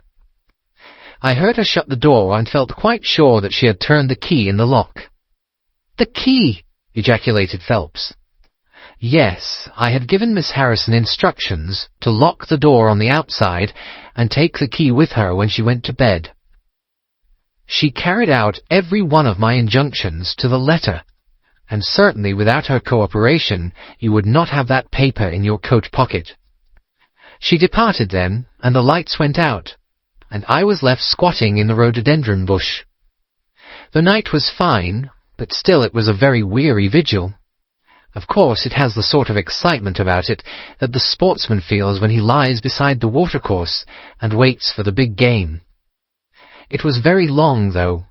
Almost as long, Watson, as when you and I waited in that deadly room when we looked into the little problem of the speckled band. There was a church clock down at Woking which struck the quarters, and I thought more than once that it had stopped. At last, however, about 2 a.m, I suddenly heard the gentle sound of a bolt being pushed back and the creaking of a key. A moment later, the servants' door was opened, and Mr. Joseph Harrison stepped out into the moonlight. "Joseph!" ejaculated Phelps. He was bareheaded, but he had a black coat thrown over his shoulder so that he could conceal his face in an instant if there were any alarm. He walked on tiptoe under the shadow of the wall, and when he reached the window, he worked a long-bladed knife through the sash and pushed back the catch. Then he flung open the window, and putting his knife through the crack in the shutters, he thrust the bar up and swung them open. From where I lay, I had a perfect view of the inside of the room and of every one of his movements. He lit the 2 candles which stood upon the mantelpiece, and then he proceeded to turn back the corner of the carpet in the neighbourhood of the door. Presently, he stopped and picked out a square piece of board, such as is usually left to enable plumbers to get at the joints of the gas pipes. This one covered, as a matter of fact, the T-joint which gives off the pipe which supplies the kitchen underneath. Out of this hiding place, he drew that little cylinder of paper, pushed down the board, rearranged the carpet, blew out the candles, and walked straight into my arms as I stood waiting for him outside the window. Well, he has rather more viciousness than I gave him credit for, has Master Joseph. He flew at me with his knife, and I had to grasp him twice and got a cut over the knuckles before I had the upper hand of him. He looked murder out of the only eye he could see with when we had finished, but he listened to reason and gave up the papers. Having got them, I let my man go, but I wired full particulars to Forbes this morning. If he is quick enough to catch his bird, well and good, but if, as I shrewdly suspect, he finds the nest empty before he gets there, why, all the better for the government. I fancy that Lord Holdhurst, for one, and Mr. Percy Phelps, for another, would very much rather that the affair never got as far as a police court. "My God!" gasped our client. "Do you tell me that during these long 10 weeks of agony, the stolen papers were within the very room with me all the time?" So it was. And Joseph, a villain and a thief. I'm afraid Joseph's character is a rather deeper and more dangerous one than one might judge from his appearance. From what I have heard from him this morning, I gather that he has lost heavily in dabbling with stocks, and that he is ready to do anything on earth to better his fortunes. Being an absolutely selfish man, when a chance presented itself, he did not allow either his sister's happiness or your reputation to hold his hand. Percy Phelps sank back in his chair. "My head whirls," said he. "Your words have dazed me." "The principal difficulty in your case," remarked Holmes, in his didactic fashion, "lay in the fact there being too much evidence. What was vital was overlaid and hidden by what was irrelevant. Of all the facts which were presented to us, we had to pick just those which we deemed to be essential, and then piece them together in their order, so as to reconstruct this very remarkable chain of events. I had already begun to suspect Joseph, from the fact that you had intended to travel home with him that night, and that therefore it was a likely enough thing that he should call for you, knowing the Foreign Office well, upon his way. When I heard that someone had been so anxious to get into the bedroom, in which no one but Joseph could have concealed anything, you told us in your narrative how you had turned Joseph out when you arrived with the doctor, my suspicions all changed to certainties, especially as the attempt was made on the first night upon which the nurse was absent, showing that the intruder was well acquainted with the ways of the house. How blind I have been! The facts of the case, as far as I have worked them out, are these. This Joseph Harrison entered the office through the Charles Street door, and knowing his way, he walked straight into your room, the instant after you left it. Finding no one there, he promptly rang the bell, and at the instant that he did so, his eyes caught the paper upon the table. A glance showed him that chance had put in his way a state document of immense value, and in an instant he had thrust it into his pocket and was gone. A few minutes elapsed, as you remember, before the sleepy commissionaire drew your attention to the bell, and those were just enough to give the thief time to make his escape. He made his way to Woking by the first train, and having examined his booty, and assured himself that it really was of immense value, he had concealed it in what he thought was a very safe place, with the intention of taking it out again in a day or two, and carrying it to the French embassy, or wherever he thought that a long price was to be had. Then came your sudden return. He, without a moment's warning, was bundled out of his room, and from that time onward there were always at least 2 of you there to prevent him from regaining his treasure. The situation to him must have been a maddening one, but at last he thought he saw his chance. He tried to steal in, but was baffled by your wakefulness. You remember that you did not take your usual draught that night. I remember. I fancy that he had taken steps to make that draught efficacious, and that he quite relied upon you being unconscious. Of course, I understood that he would repeat the attempt whenever it could be done with safety. Your leaving the room gave him the chance he wanted. I kept Miss Harrison in it all day so that he might not anticipate us. Then, having given him the idea that the coast was clear, I kept guard as I have described. I already knew that the papers were probably in the room, but I had no desire to rip up all the planking and skirting in search of them. I let him take them, therefore, from the hiding-place, and so saved myself an infinity of trouble. Is there any other point which I can make clear? Why did he try the window on the first occasion, I asked, when he might have entered by the door? In reaching the door, he would have to pass 7 bedrooms. On the other hand, he could get out onto the lawn with ease. Anything else? You do not think, asked Phelps, that he had any murderous intention? The knife was only meant as a tool. It may be so, answered Holmes, shrugging his shoulders.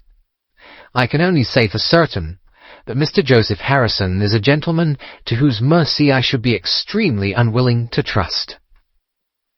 End of the adventure of the Naval Treaty. The final problem. It is with a heavy heart that I take up my pen to write these the last words in which I shall ever record the singular gifts by which my friend Mr. Sherlock Holmes was distinguished. In an incoherent, and as I deeply feel, an entirely inadequate fashion, I have endeavoured to give some account of my strange experiences in his company, from the chance which first brought us together, at the period of the study in scarlet, up to the time of his interference in the matter of the naval treaty, an interference which had the unquestionable effect of preventing a serious international complication. It was my intention to have stopped there, and to have said nothing of that event which has created a void in my life which the lapse of 2 years has done little to fill. My hand has been forced, however, by the recent letters in which Colonel James Moriarty defends the memory of his brother, and I have no choice but to lay the facts before the public, exactly as they occurred. I alone know the absolute truth of the matter, and I am satisfied that the time has come when no good purpose is to be served by its suppression. As far as I know, there have been only 3 accounts in the public press. That in the Journal de Genève on May 6, 1891, the Reuters dispatch in the English papers on May 7th, and finally the recent letter to which I have alluded. Of these, the first and second were extremely condensed, while the last is, as I shall now show, an absolute perversion of the facts. It lies with me to tell for the first time what really took place between Professor Moriarty and Mr. Sherlock Holmes. It may be remembered that after my marriage and my subsequent start in private practice, the very intimate relations which had existed between Holmes and myself became to some extent modified.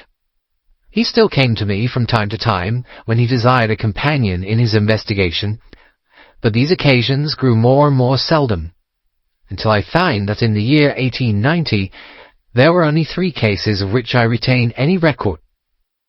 During the winter of that year and the early spring of 1891, I saw in the papers that he had been engaged by the French government upon a matter of supreme importance, and I received 2 notes from Holmes, dated from Narbonne and from Nîmes, from which I gathered that his stay in France was likely to be a long one. It was with some surprise, therefore, that I saw him walk into my consulting room upon the evening of April 24th. It struck me that he was looking even paler and thinner than usual. "Yes, I have been using myself up rather too freely," he remarked in answer to my look rather than to my words. "I have been a little pressed of late. Have you any objection to my closing your shutters?" The only light in the room came from the lamp upon the table at which I had been reading. Holmes edged his way round the wall, and flinging the shutters together, he bolted them securely. "You're afraid of something?" I asked. "Well, I am." "Of what?" "Of air guns." "My dear Holmes, what do you mean?" "I think that you know me well enough, Watson, to understand that I am by no means a nervous man. At the same time, it is stupidity rather than courage to refuse to recognize danger when it is close upon you. Might I trouble you for a match?" He drew in the smoke of his cigarette, as if the soothing influence was grateful to him. "I must apologize for calling so late," said he, "and I must further beg you to be so unconventional as to allow me to leave your house presently by scrambling over your back garden wall." "But what does it all mean?" I asked. He held out his hand, and I saw in the light of the lamp that 2 of his knuckles were burst and bleeding. "It is not an airy nothing, you see," said he, smiling. "On the contrary, it is solid enough for a man to break his hand over. Is Mrs. Watson in?" "She's away upon a visit." "Indeed. You are alone?" "Quite." "Then it makes it easier for me to propose that you should come away with me for a week to the continent." "Where?" "Oh, anywhere. It's all the same to me." There was something very strange in all this. It was not Holmes's nature to take an aimless holiday, and something about his pale, worn face told me that his nerves were at their highest tension. He saw the question in my eyes, and putting his fingertips together and his elbows upon his knees, he explained the situation. "You have probably never heard of Professor Moriarty," said he. "Never." "Aye, there's the genius and the wonder of the thing," he cried. "The man pervades London, and no one has heard of him. That's what puts him on a pinnacle in the records of crime. I tell you, Watson, in all seriousness, that if I could beat that man, if I could free society of him, I should feel that my own career had reached its summit, and I should be prepared to turn to some more placid line in life. Between ourselves, the recent cases in which I have been of assistance to the royal family of Scandinavia and to the French Republic have left me in such a position that I could continue to live in the quiet fashion which is most congenial to me, and to concentrate my attention upon my chemical researches. But I could not rest, Watson. I could not sit quiet in my chair if I thought that such a man as Professor Moriarty were walking the streets of London unchallenged." "What has he done, then?" "His career has been an extraordinary one. He is a man of good birth and excellent education, endowed by nature with a phenomenal mathematical faculty. At the age of 21, he wrote a treatise upon the binomial theorem, which has had a European vogue. On the strength of it, he won the mathematical chair at one of our smaller universities, and had, to all appearances, a most brilliant career before him. But the man had hereditary tendencies of the most diabolical kind. A criminal strain ran in his blood, which, instead of being modified, was increased and rendered infinitely more dangerous by his extraordinary mental powers.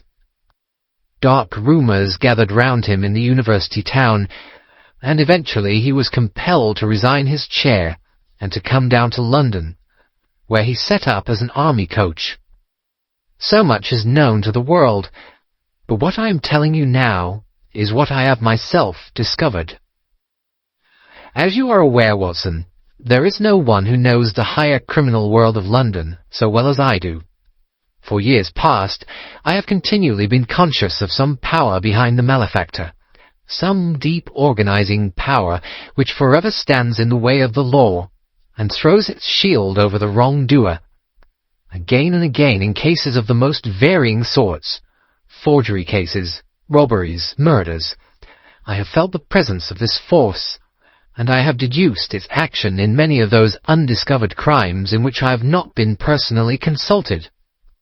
For years I have endeavoured to break through the veil which shrouded it, and at last the time came when I seized my thread and followed it, until it led me, after 1,000 cunning windings, to ex-Professor Moriarty of mathematical celebrity. He is the Napoleon of crime, Watson. He is the organizer of half that is evil, of nearly all that is undetected in this great city. He is a genius, a philosopher, an abstract thinker. He has a brain of the first order. He sits motionless, like a spider in the centre of its web, but that web has 1,000 radiations, and he knows well every quiver of each of them. He does little himself. He only plans, but his agents are numerous and splendidly organized. Is there a crime to be done, a paper to be abstracted, we will say a house to be rifled, a man to be removed, the word is passed to the professor. The matter is organized and carried out. The agent may be caught.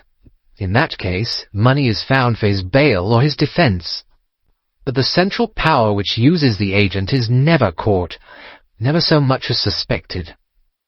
This was the organization which I deduced, Watson, and which I devoted my whole energy to exposing and breaking up. But the professor was fenced around with safeguards so cunningly devised that, do what I would, it seemed impossible to get evidence which would convict in a court of law. You know my powers, my dear Watson, and yet at the end of 3 months I was forced to confess that I had at last met an antagonist who was my intellectual equal. My horror at his crimes was lost in my admiration at his skill. But at last he made a trip, only a little trip, but it was more than he could afford when I was so close upon him. I had my chance, and starting from that point, I have woven my net around him until now it is all ready to close.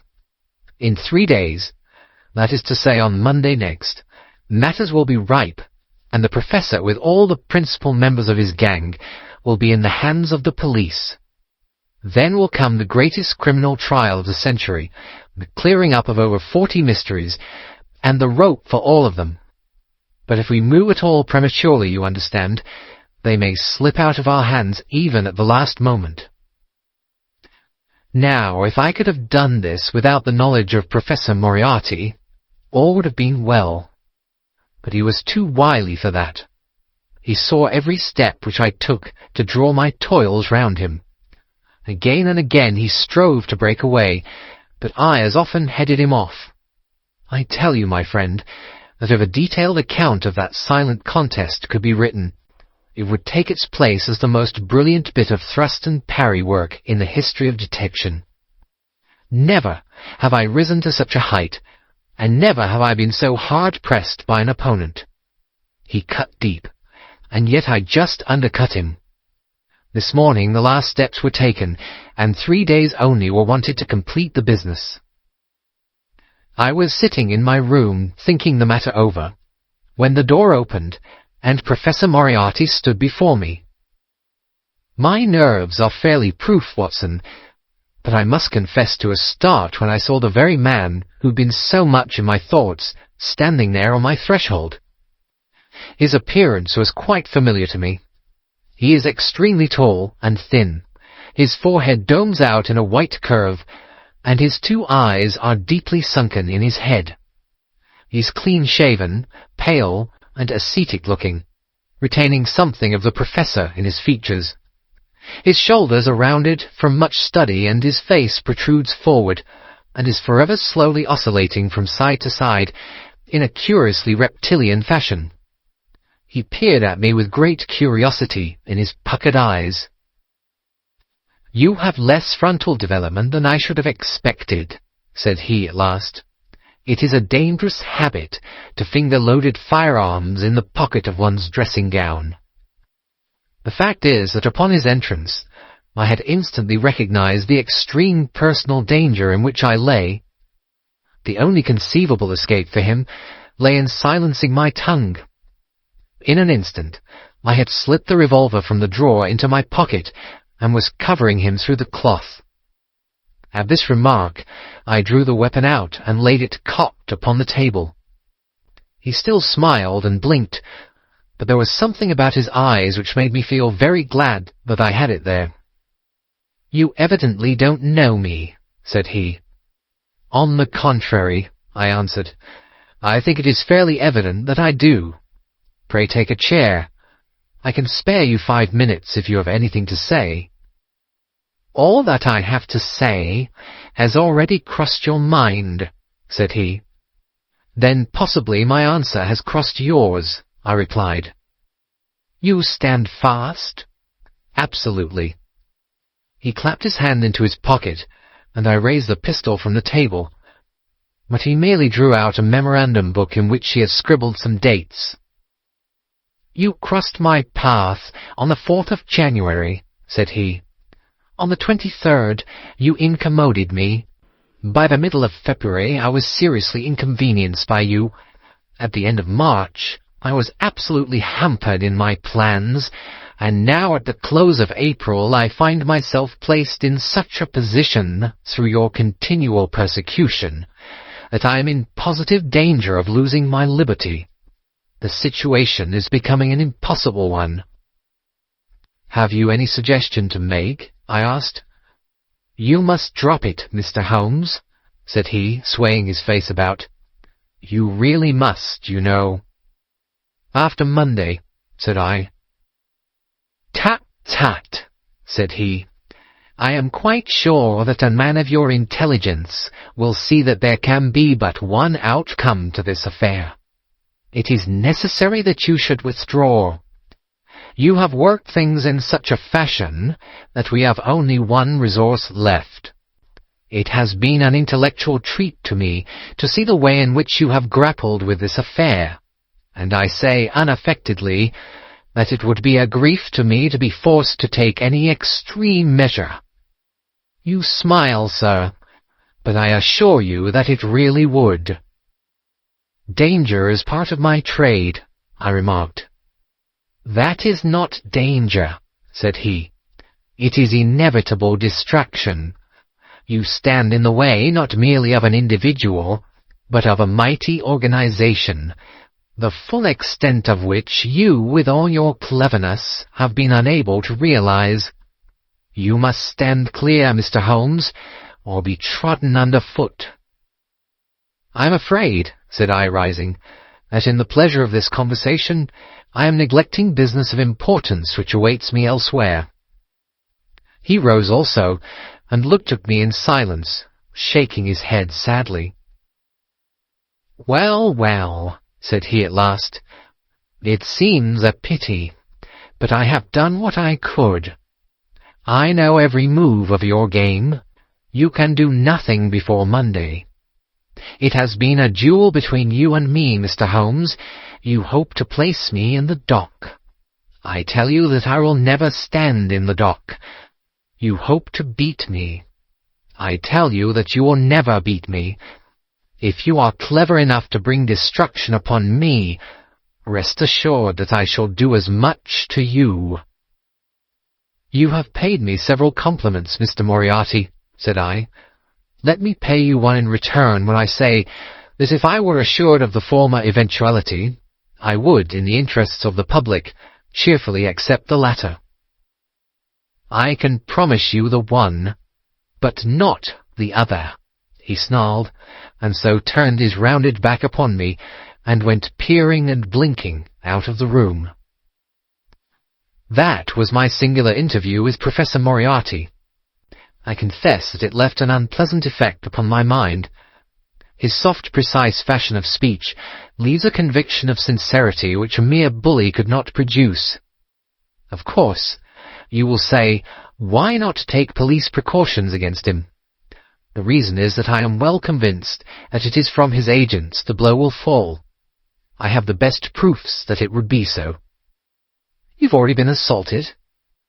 "My dear Watson, Professor Moriarty is not a man who lets the grass grow under his feet.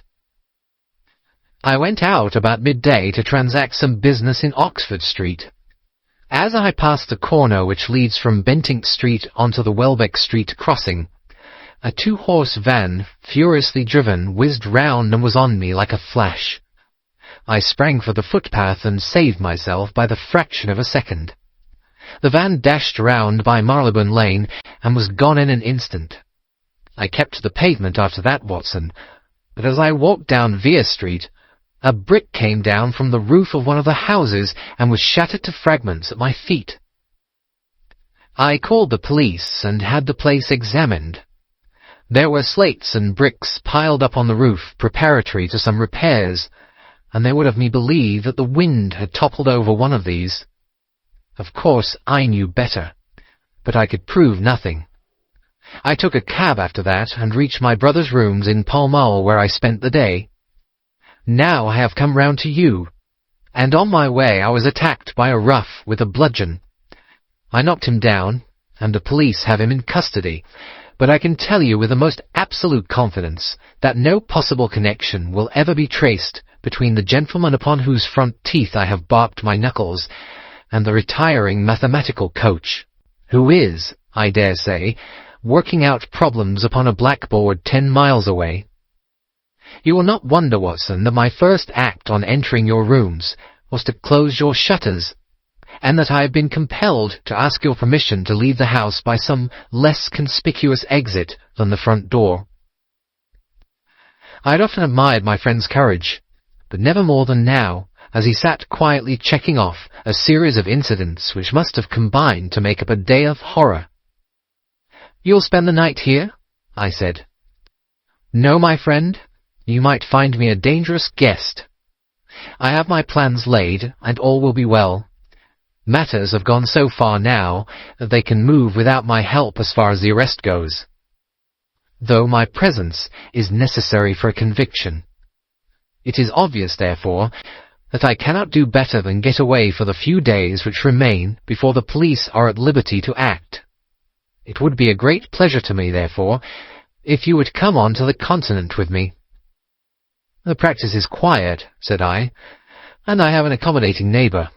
I should be glad to come." "And to start tomorrow morning?" "If necessary." "Oh, yes, it is most necessary.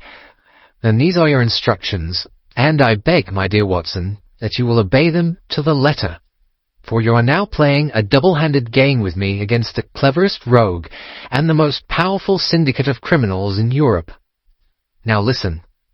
You will dispatch whatever luggage you intend to take by a trusty messenger, unaddressed, to Victoria tonight. In the morning you will send for a hansom, desiring your man to take neither the first nor the second which may present itself. Into this hansom you will jump, and you will drive to the Strand end of the Lowther Arcade, handing the address to the cabman upon a slip of paper, with a request that you will not throw it away. Have your fare ready, and the instant that your cab stops, dash through the arcade, timing yourself to reach the other side at 9:15. You will find a small brougham waiting close to the curb, driven by a fellow with a heavy black cloak tipped at the collar with red. Into this you will step, and you will reach Victoria in time for the Continental Express. Where shall I meet you? At the station. The second first-class carriage from the front will be reserved for us. The carriage is our rendezvous, then? Yes. It was in vain that I asked Holmes to remain for the evening. It was evident to me that he thought he might bring trouble to the roof he was under, and that was the motive which impelled him to go. With a few hurried words as to our plans for the morrow, he rose and came out with me into the garden, clambering over the wall which leads into Mortimer Street, and immediately whistling for a hansom, in which I heard him drive away. In the morning I obeyed Holmes's injunction to the letter. A hansom was procured with such precaution as would prevent its being one which was placed ready for us, and I drove immediately after breakfast to the Lowther Arcade, through which I hurried at the top of my speed. A brougham was waiting with a very massive driver, wrapped in a dark cloak, who, the instant that I had stepped in, whipped up the horse and rattled off to Victoria Station. On my alighting, there he turned the carriage and dashed away again without so much as a look in my direction. So far, all had gone admirably. My luggage was waiting for me, and I had no difficulty in finding the carriage which Holmes had indicated. The less so, as it was the only one in the train which was marked "Engaged." My only source of anxiety now was the non-appearance of Holmes. The station clock marked only 7 minutes from the time when we were due to start. In vain I searched among the groups of travellers and leave-takers for the lithe figure of my friend. There was no sign of him. I spent a few minutes in assisting a venerable Italian priest who was endeavouring to make a porter understand, in his broken English, that his luggage was to be booked through to Paris. Then, having taken another look around, I returned to my carriage, where I found that the porter, in spite of the ticket, had given me my decrepit Italian friend as a travelling companion. It was useless for me to explain to him that his presence was an intrusion, for my Italian was even more limited than his English. So I shrugged my shoulders resignedly, and continued to look out anxiously for my friend. A chill of fear had come over me, as I thought that his absence might mean that some blow had fallen during the night.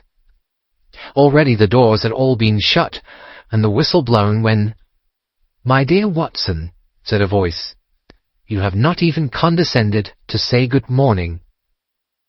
I turned in uncontrollable astonishment.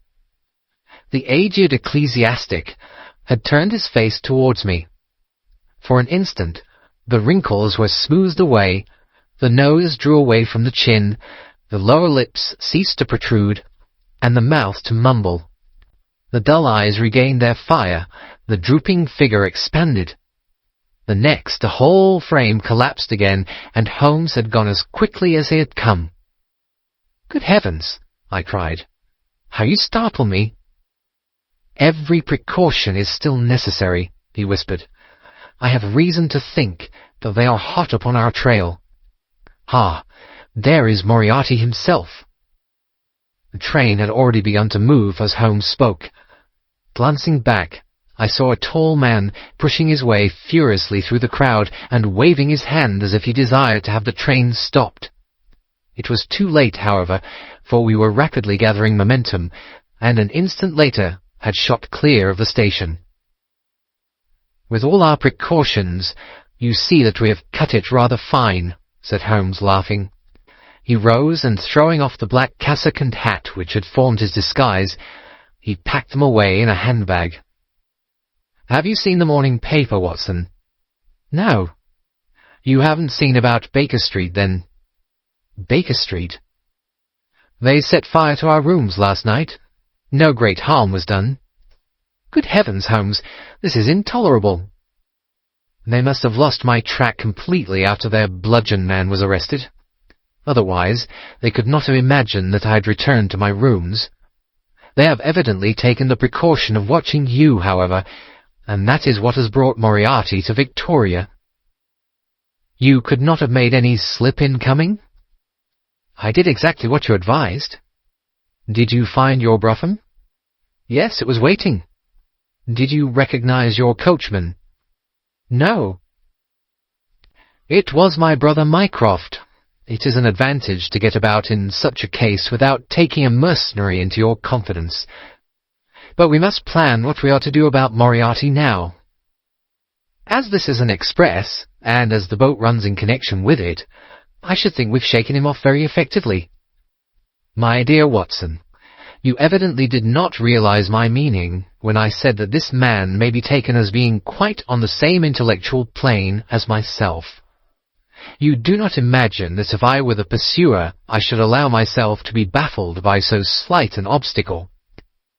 Why, then, should you think so meanly of him? What will he do?" "What I should do." "What would you do, then?" "Engage a special." "But it must be late." "By no means. This train stops at Canterbury, and there is always at least a quarter of an hour's delay at the boat. He will catch us there." "One would think that we were the criminals.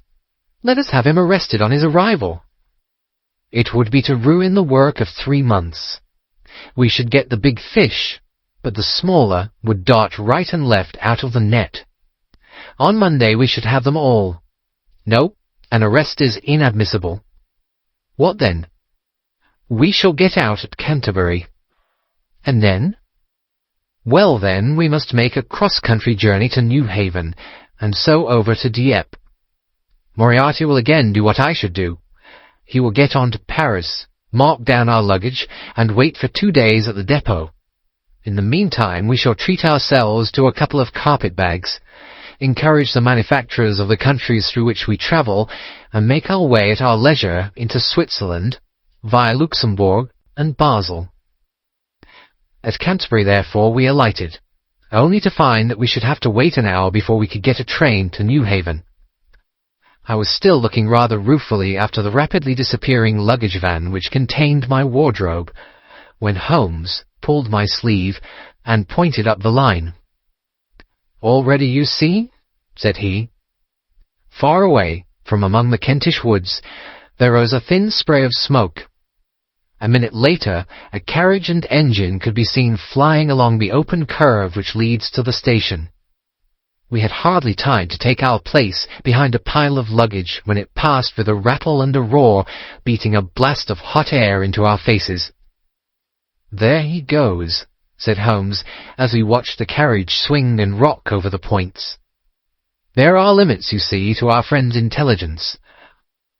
It would have been a coup de maître had he deduced what I would deduce, and acted accordingly. And what would he have done had he overtaken us? There cannot be the least doubt that he would have made a murderous attack upon me. It is, however, a game at which two may play.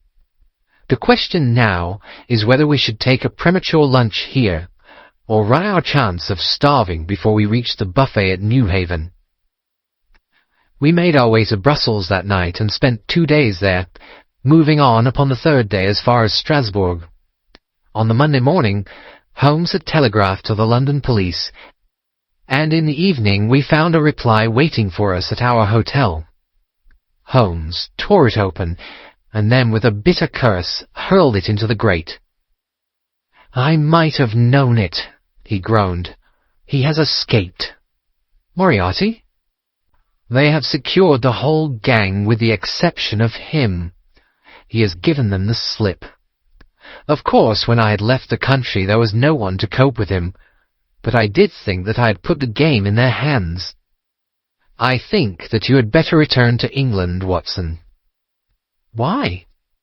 "Because you will find me a dangerous companion now. This man's occupation is gone. He is lost if he returns to London.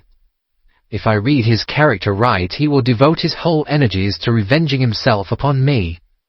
He said as much in our short interview, and I fancy that he meant it. I should certainly recommend you to return to your practice." It was hardly an appeal to be successful with one who was an old campaigner as well as an old friend. We sat in the Strasbourg salle à manger, arguing the question for half an hour, but the same night we had resumed our journey and were well on our way to Geneva. For a charming week we wandered up the valley of the Rhone, and then, branching off at Loc, we made our way over the Gemmi Pass, still deep in snow, and so by way of Interlaken to Meiringen. It was a lovely trip, the dainty green of the spring below, the virgin white of the winter above, but it was clear to me that never for one instant did Holmes forget the shadow which lay across him.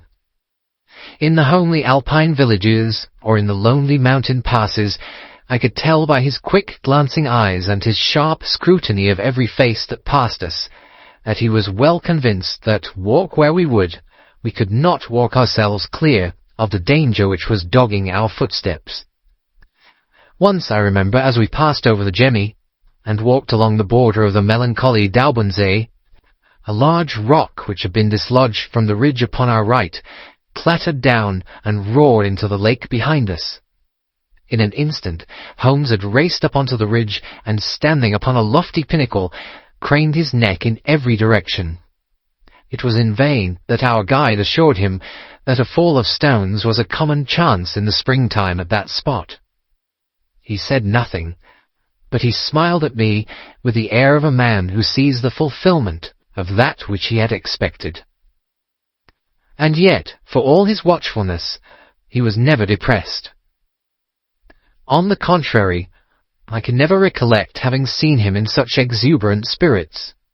Again and again he recurred to the fact that if he could be assured that society was freed from Professor Moriarty, he would cheerfully bring his own career to a conclusion.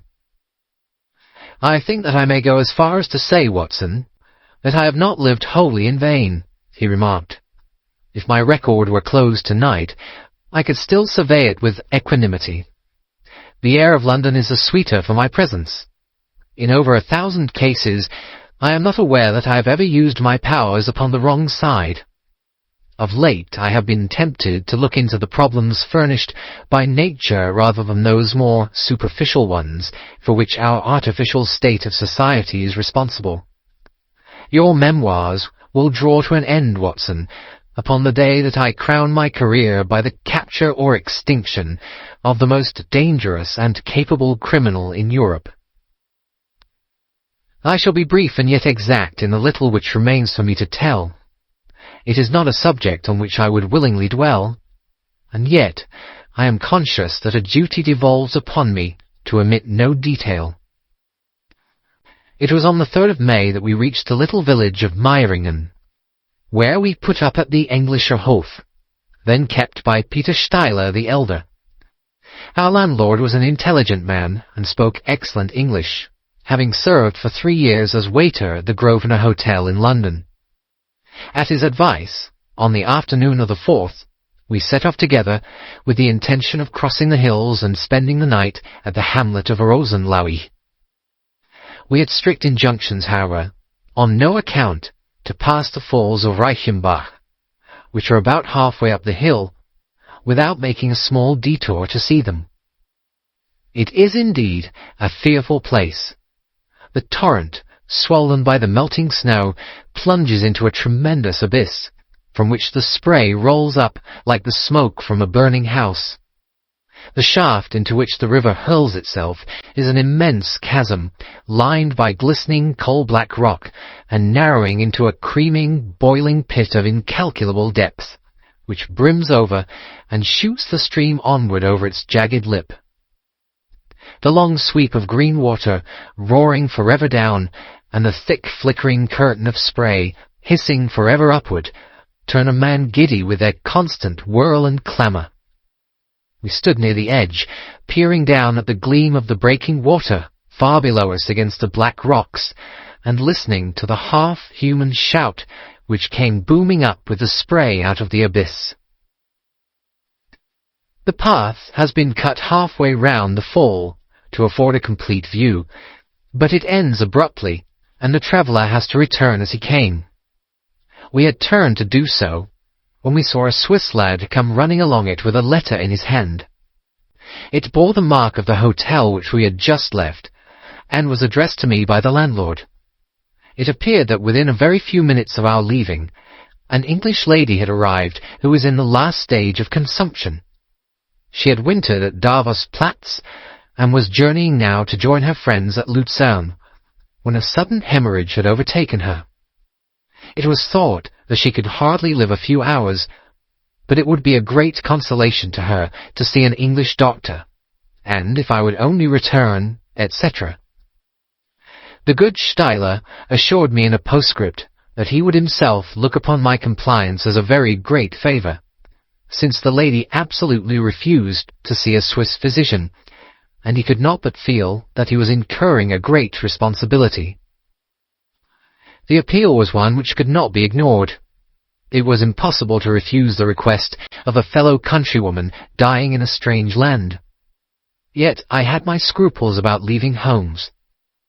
It was finally agreed, however, that he should retain the young Swiss messenger with him as guide and companion, while I returned to Meiringen. My friend would stay some little time at the fall, he said, and would then walk slowly over the hill to Rosenlaui, where I was to rejoin him in the evening. As I turned away, I saw Holmes with his back against a rock and his arms folded, gazing down at the rush of the waters. It was the last that I was ever destined to see of him in this world. When I was near the bottom of the descent, I looked back. It was impossible from that position to see the fall, but I could see the curving path which winds over the shoulder of the hill and leads to it. Along this a man was, I remember, walking very rapidly. I could see this black figure clearly outlined against the green behind him. I noted him, and the energy with which he walked, but he passed from my mind again as I hurried on upon my errand. It may have been a little over an hour before I reached Meiringen. Old Steiler was standing at the porch of his hotel.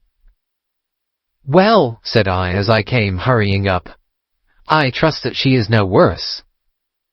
A look of surprise passed over his face, and at the first quiver of his eyebrows my heart turned to lead in my breast. "You did not write this?" I said, pulling the letter from my pocket. "There is no sick Englishwoman in the hotel?" "Certainly not," he cried. "But it has the hotel mark upon it. Ha! It must have been written by that tall Englishman who came in after you had gone. He said—" But I waited for none of the landlord's explanations. In a tingle of fear, I was already running down the village street and making for the path which I had so lately descended. It had taken me an hour to come down. For all my efforts, 2 more had passed before I found myself at the fall of Reichenbach once more. There was Holmes' Alpine stock, still leaning against the rock by which I had left him. But there was no sign of him, and it was in vain that I shouted. My only answer was my own voice reverberating in a rolling echo from the cliffs around me.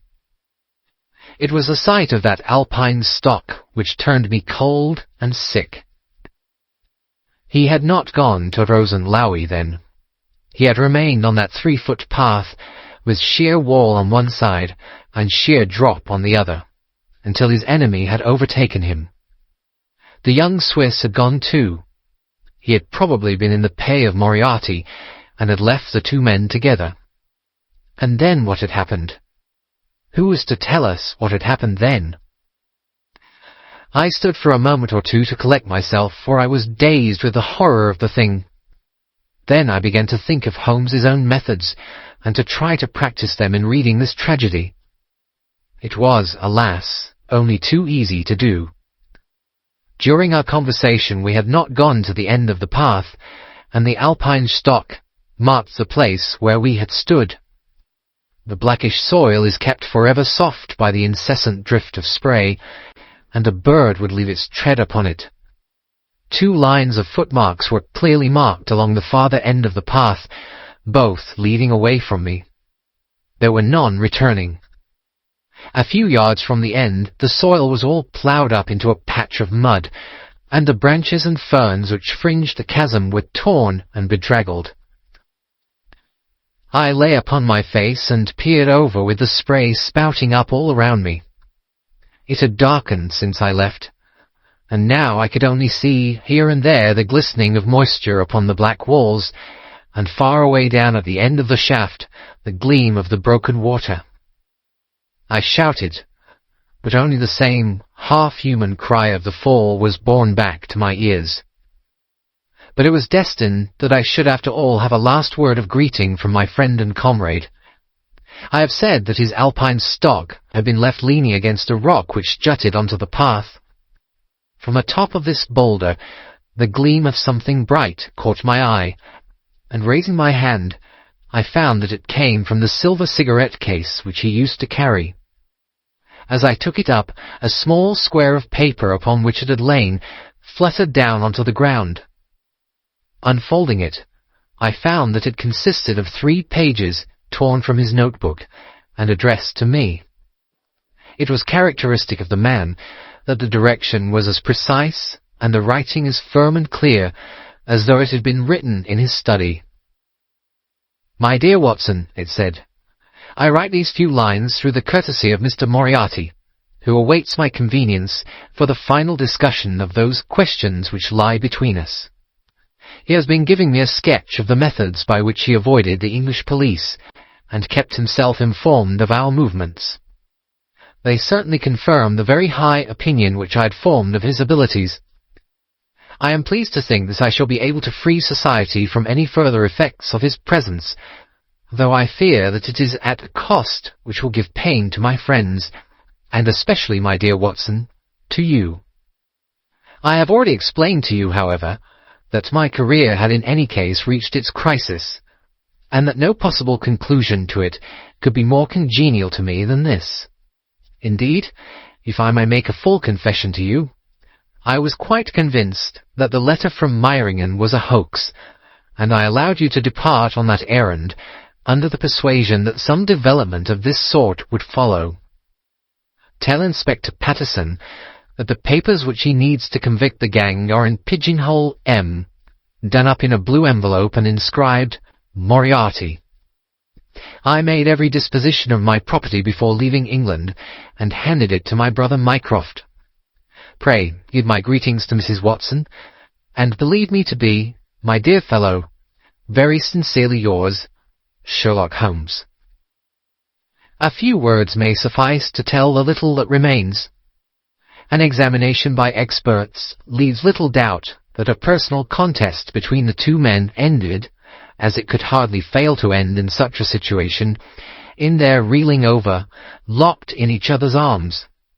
Any attempt at recovering the bodies was absolutely hopeless, and there, deep down in that dreadful cauldron of swirling water and seething foam, will lie for all time the most dangerous criminal and the foremost champion of the law of their generation. The Swiss youth was never found again, and there can be no doubt that he was one of the numerous agents whom Moriarty kept in his employ. As to the gang, it will be within the memory of the public how completely the evidence which Holmes had accumulated exposed their organization, and how heavily the hand of the dead man weighed upon them. Of their terrible chief, few details came out during the proceedings, and if I have now been compelled to make a clear statement of his career, it is due to those injudicious champions who have endeavoured to clear his memory by attacks upon him whom I shall ever regard as the best and the wisest man whom I have ever known. End of the final problem.